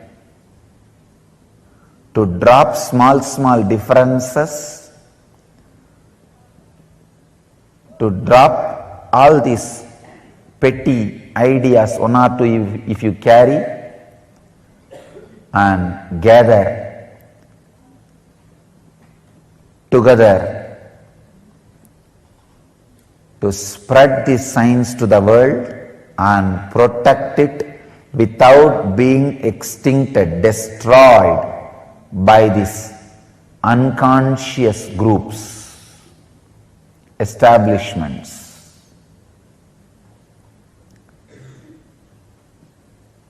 I am giving open invitation. Whoever feels helped by what I am doing, sympathetic towards what I am doing, feeling friendly for what I am doing, feels this ought to be done to save planet Earth, I invite all of you to drop these petty, foolish, small ideas, self-centered sufferings. If you are self-centered constantly, you will create suffering for you. Drop all those foolish things. Let's stand together to preserve, protect and spread these great signs of Ananda Gandha, the great process of giving breakthrough, great breakthrough, transformation to human consciousness. The very science itself cannot be described in one session. I'll try to give you the glimpse.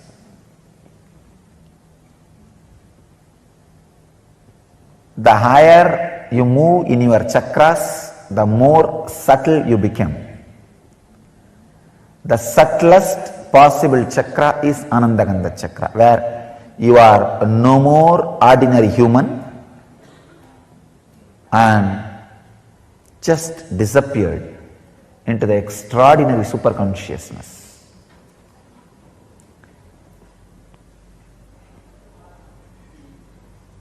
The technique or the process is 2. 1, if it has to be done just by your effort, unclutching. If it can be done with my effort also, process. If it has to be done only by me, initiation.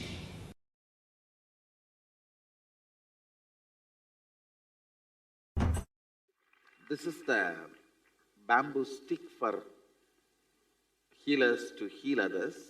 This stick has a big story. First time I started initiating others into healing in a Jiva Samadhi, means a living tomb called Neru Sadasiva Brahmendral Samadhi. In Tamil Nadu there is a Jiva Samadhi of a great enlightened master, Sadasiva Brahmendral. I went to his Samadhi after I realized my Sadashivatva to have his darshan. He himself appeared and gave the Dhruva grass and said, with this start initiating anybody, they will all be able to heal. He gave me that science and Dhruva grass. And I brought the Dhruva grass and put it on in our ashram, the bamboo grove. The bamboo grove was dead at that time. I put the Dhruva grass, whole thing came back to life. And the bamboo came back to life. From that bamboo, you are all given a stick. So, it represents the energy of Sadashiva Brahmendral's Dhruva grass. So with this, if you touch anybody, they will be healed.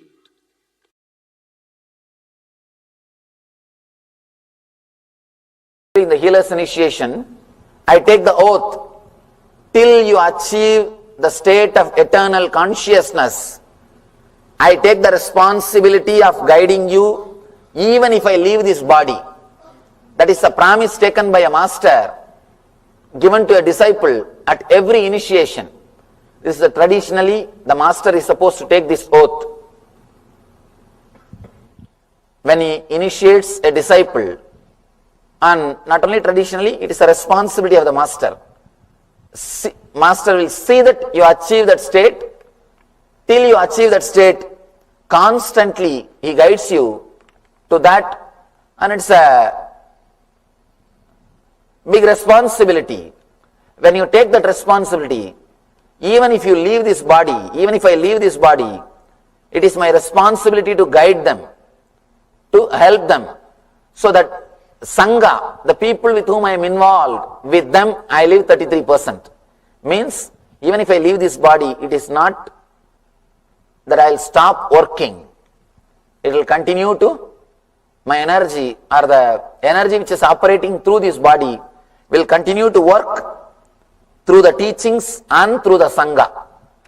You may just miss the physical presence, but you will not miss the being.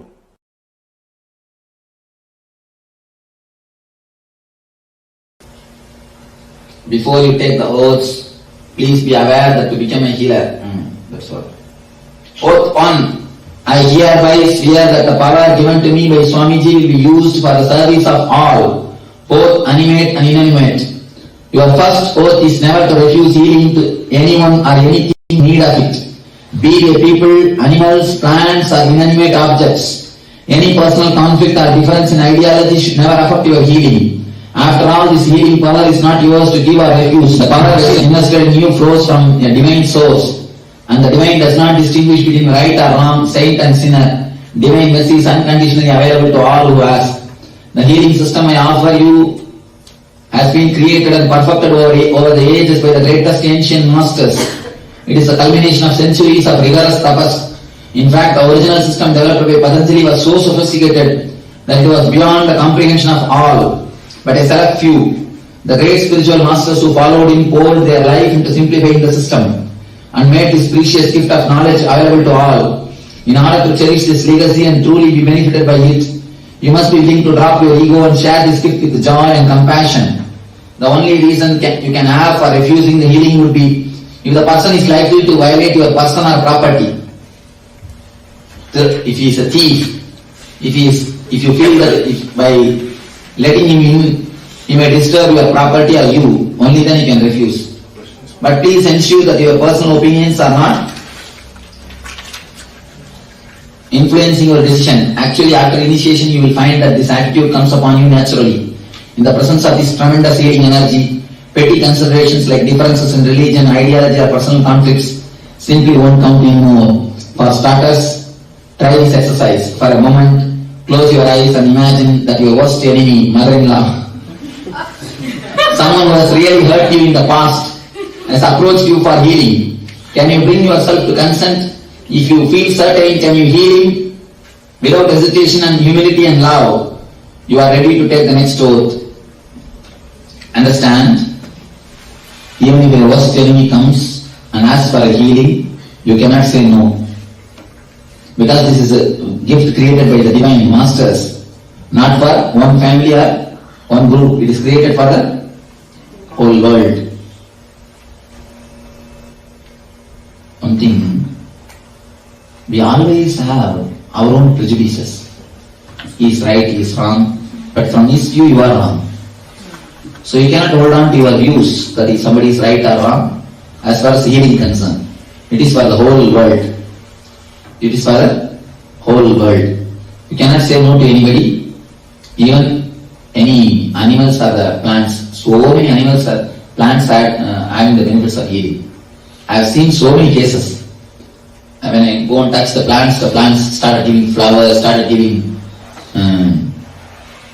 drumstick tree, it was not giving fruit. She healed and it started giving fruits. And there are thousands of instances.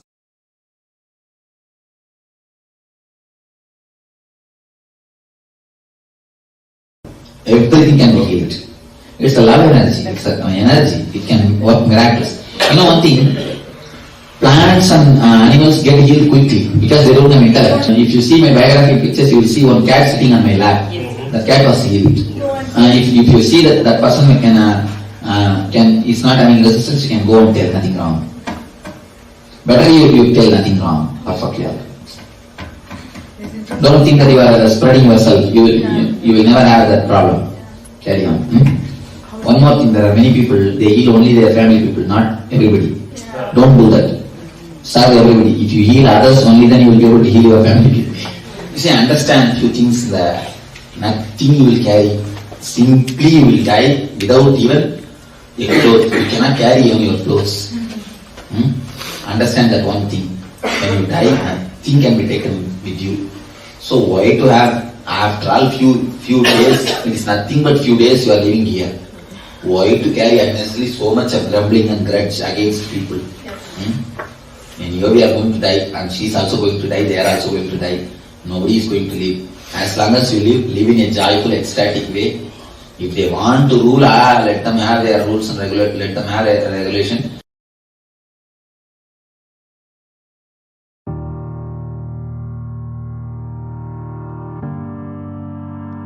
In quantum physics, there is a term entanglement. Means, when one energy source entangles with another, they interfere with each other. This interference can be highly positive and transformative and harmonious. Entanglement directly affects human beings. When you come in my breathing space, this is what happens.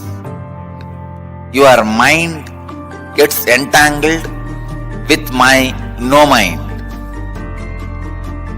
If you have some 200 pendulum clocks put on one wall, the wall can be any length. It does not need to be within certain length. Put hundreds of pendulum clocks and start them all at different times. See, within next few minutes, all the pendulums will swing in synchronicity. Exactly this is what happens. When you come in the breathing space of the healer. How I heal through healers? Because all my healers are pendulum clocks. Any other broken little altered pendulum clock, I add it in one wall. Both clocks start swinging synchronistically. Understand? That's all. Each one of my healer is my pendulum clock. If you are little broken, disturbed pendulum clock, if both are hung in one breathing space, your pendulum also starts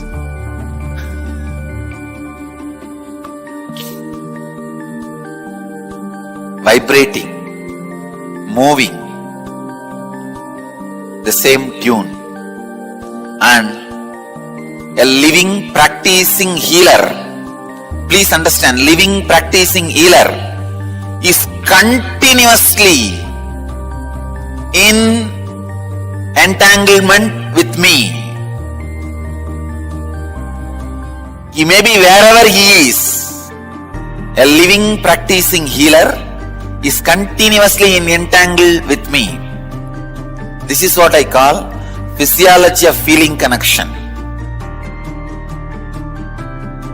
A practicing healer, a healer who lives whatever I am teaching, as long as he retains the feeling connection, the very physiology becomes different. Is the thoughts of a healer going to affect us? I say yes. That is why I am telling you, go to a person only who is thoughtless and beyond mind. Do not receive healing from ordinary Reiki healers, these healers, that healers. No. Receive only from enlightened being. And all my healers, during the moment of healing, because they are entangled with me, they represent me, and it is equivalent to you receiving healing directly from me. You don't need to worry at all, doubt at all about my healers. Understand? This is the physiology of feeling connection. When you have a feeling connection, your very physiology is different. And feeling connection has its own physiology.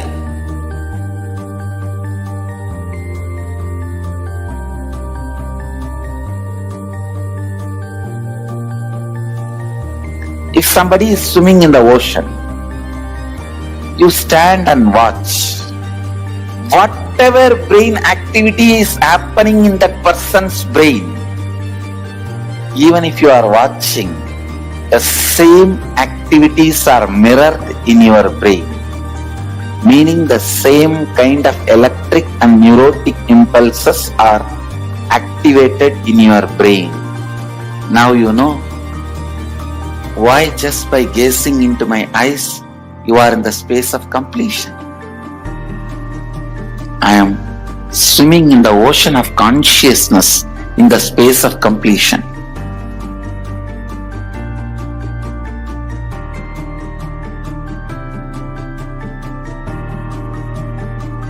Anandagandha Chakra, source of superconscious healing. The science maintained, not even in the hands of enlightened beings, in the hands of only incarnations. That's a source of superconscious healing. Understand? You have 7 major energy centers. About these 7 major energy centers, almost all religions talk. The 8th energy center, where all these 7 merge, became one with, is what is Anandagandha. That is why I say, it is not even a separate chakra, it is a space, source of superconscious energy, where the matter comes in direct contact with consciousness, where the consciousness is directly touching the matter. It is the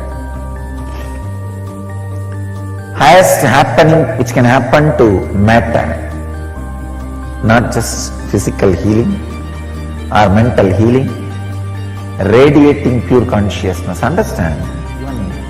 The very DNA structure can be changed if your consciousness infiltrates the matter. Anandagandha Chakra is the door where consciousness can infiltrate matter,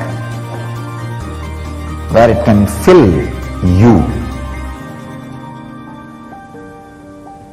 The higher you move in your chakras, the more subtle you become.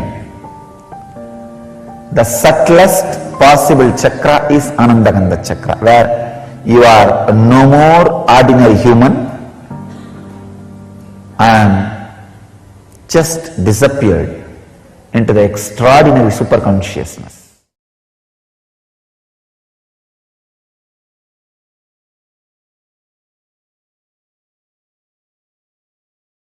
I was very sick, my liver failed.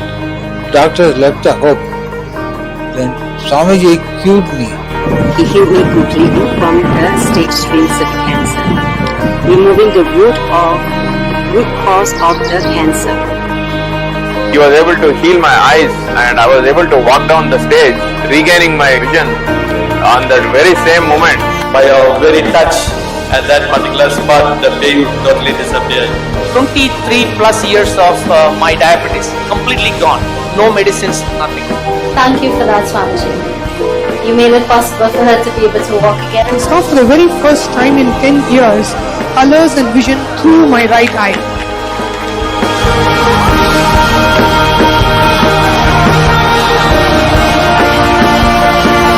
Immediately he said, I am there, don't worry.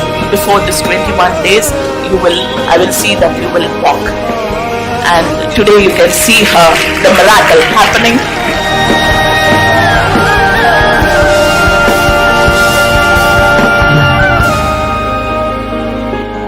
वाक्श्रोत्र नेत्रांघ्रिविहीन जन्तोः वाक्श्रोत्र नेत्रांघ्रिमुख प्रदाय कुष्ठादि सर्वोन्नतरोगहन्त्रे श्रीवैद्यनाथाय नमः शिवाय।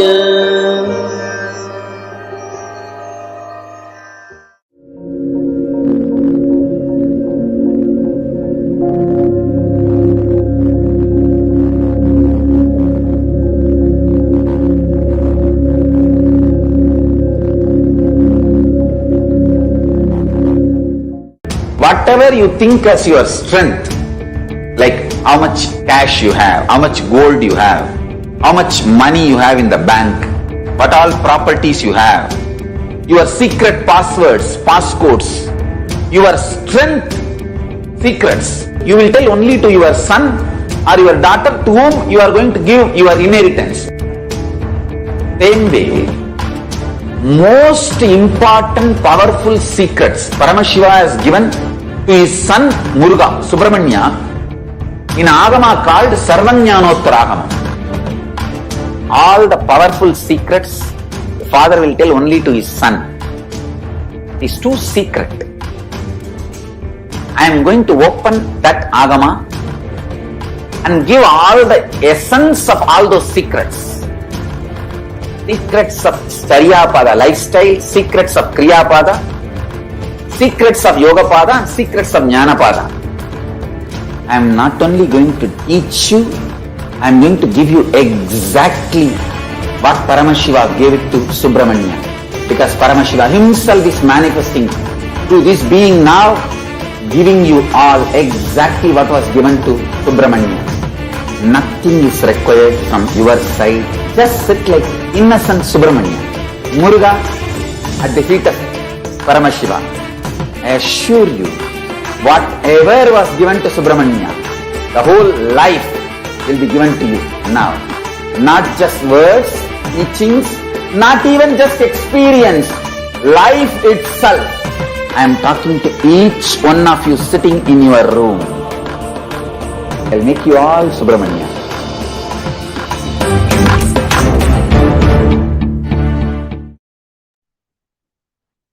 Thousands of people around the world from various different corners of the globe have walked this path, walking out of death, walking out of deadly diseases, changing their life, walking for the first time in their life after some accident which made them lose. There are thousands of us who are a testimony to the power of healing. I remember this one thing, right? There was just standing, just being in Swamiji's breathing space. Anyone that is in the breathing space of Swamiji's just will walk out of all the problems just through the healing. There are tons of miracles. We just saw a few, but every time I watch this so many times. Every time I listen to it, I have tears standing in my eyes. Because imagine in this day and age, when everything is made as a business, everything is made like monetized, and people want to get business out of everything. Such a sacred science, Swamiji is offering it to everyone. Swamiji didn't even say, okay, only I can heal and let me alone keep it. The moment Swamiji got this science, Swamiji started transmitting it to others, enabling everyone to become a healer. How was it for you all when you watched this and when you listened to this? How did you all, what was your experience? I had tears in my eyes. No matter how many times I see it, it is just too good. Ma Constance is putting, it was very touching, the power of Swamiji. And God, I have so many people. Ma Alexander has posted it was very inspiring. Actually, Ma, in Hinduism, we have this very clear science of how advanced our medical system was. Hindus were not just superstitious. It was not a very, it was not a baseless system that we had. Our system was so advanced, so scientific. We knew we had the ability to tap into our body's innate ability to heal itself. Our body's inherent ability to heal itself. And this science was unique only to Hinduism. I don't know how many of you are aware of this, but the first to contribute organized, systematic science of medicine to the world are Hindus. I am not talking about Shushruta. I'm not talking about Rishi Shushruta. I am talking about thousands of years ago, more than 5,000 years before. In the Rig Veda, which is the first Veda, there's a reference to how the prosthetics were used. We are so advanced with our sciences today. If you ask Google, it will just show you some random names. We Hindus were so advanced in the science, and it is only Swamiji, only an avatar can give, not just revive the science, he can give it as an experience to people. Today, every one of you are going to be receiving the initiation to not to be able to heal yourself. In addition to that, heal others. Becoming a channel of Swamiji explained, right? How all the healers are Swamiji's hands. Swamiji gave the example of the wall, which has like the pendulums, and how all the pendulums come into that synchronicity. This is the exact science, and all of us are going to be receiving the healer's initiation today. How many of you here are willing to get the healer's initiation or wanting to apply for the re-initiation? Could you all please post in the chat?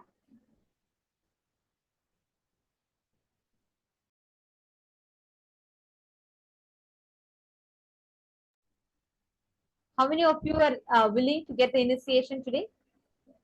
Okay, Ma Alexandra, Ma Ankita, Ma Anisha. Okay, I have a lot of you here. Ma Hedishla, Ma Prematavasi. Understand this technology of spiritual healing a little more. See, we have these 7 chakras.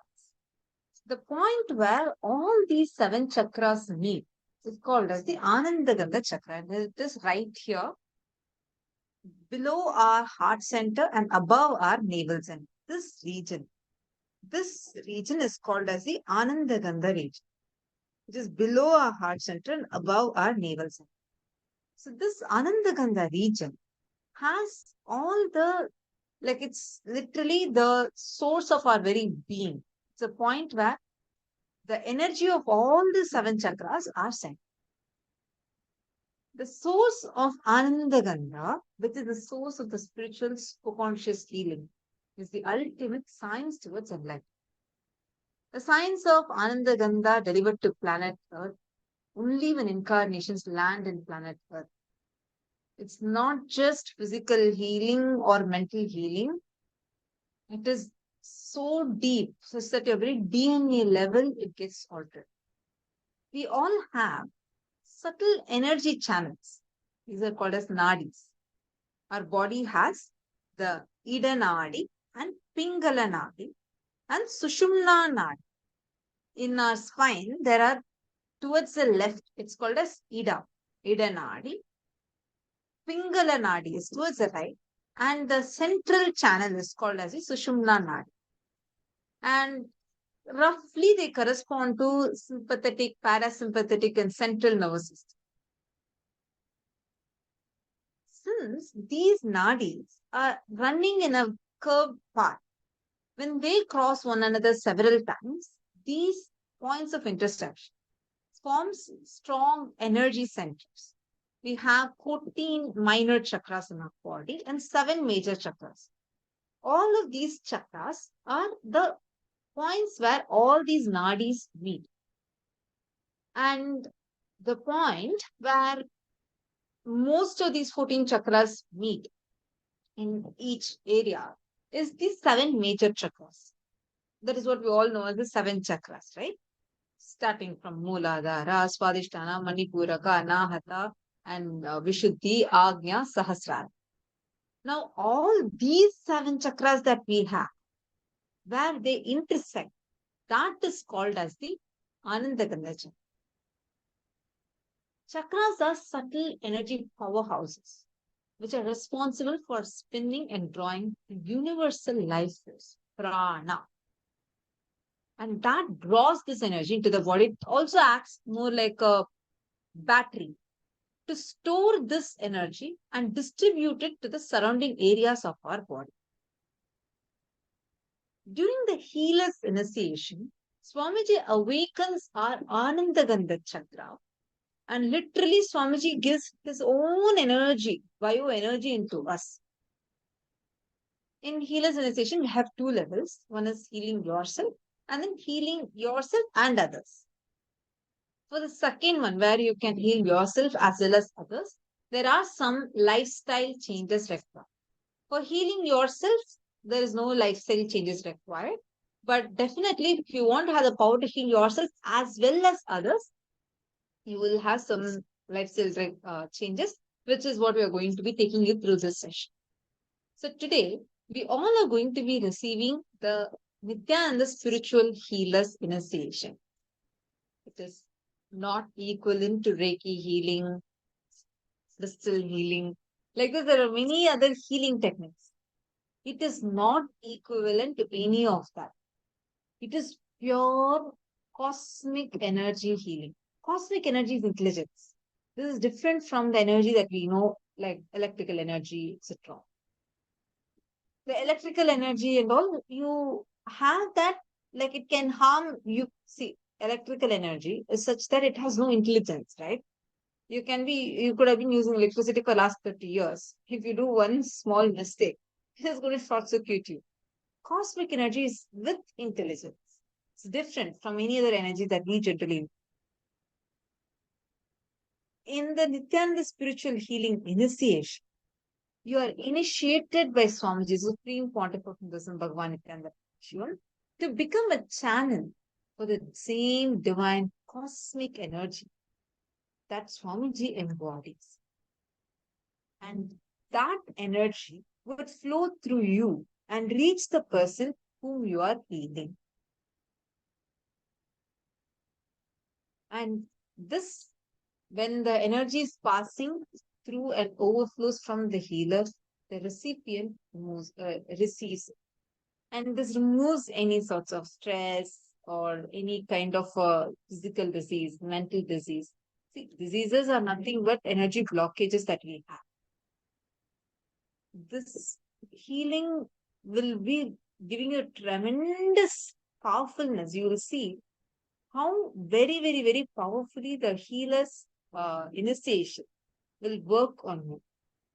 Now, healing yourself has no lifestyle changes, but healing others, you need to say no to drinking, smoking, or eating non-veg food. You need to understand the reason why. It is not for moral reasons. See, whenever you meditate and practice healing, you will have such a beautiful and a continuous energy flow. That high level of energy. When you drink low level alcohol, smoking, eating meat, this low level would directly conflict. It will oppose the high energy that is created in you through heat. And moreover, when we consume things such as alcohol or smoking, all of them are low energy by nature. In addition to that is also non-veg. When you consume non-veg, it is going to have adverse impacts on your system. And it is not just for moral reasons. It's not just, oh, okay, it has to be non-violence. Yes, all of it is one.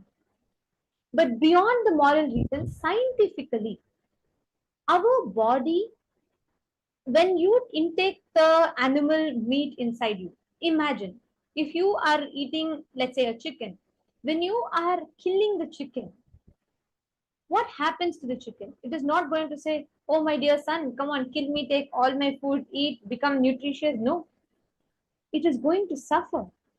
Imagine if someone was about to beat you, what happens in your body? What happens?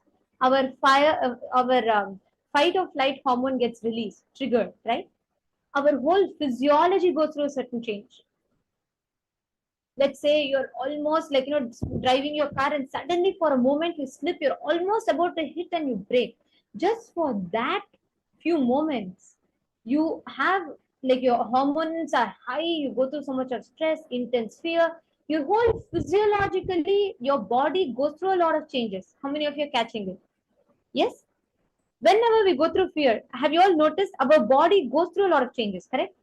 When you are angry, when you're afraid, imagine what happens to the animal's physiology when that is being killed. It is not going to say, come on, use me. Your Thanksgiving, you want to kill me? Come on, take. I will enjoy my feast. No, it is going to suffer. Its physiology, biologically, in its body, physically, it is going to release those stress hormones. And its muscles store those hormones. We need to understand this. Whenever we go through anger, and we have the adrenaline release, or we call this is called called as the amygdala hijack.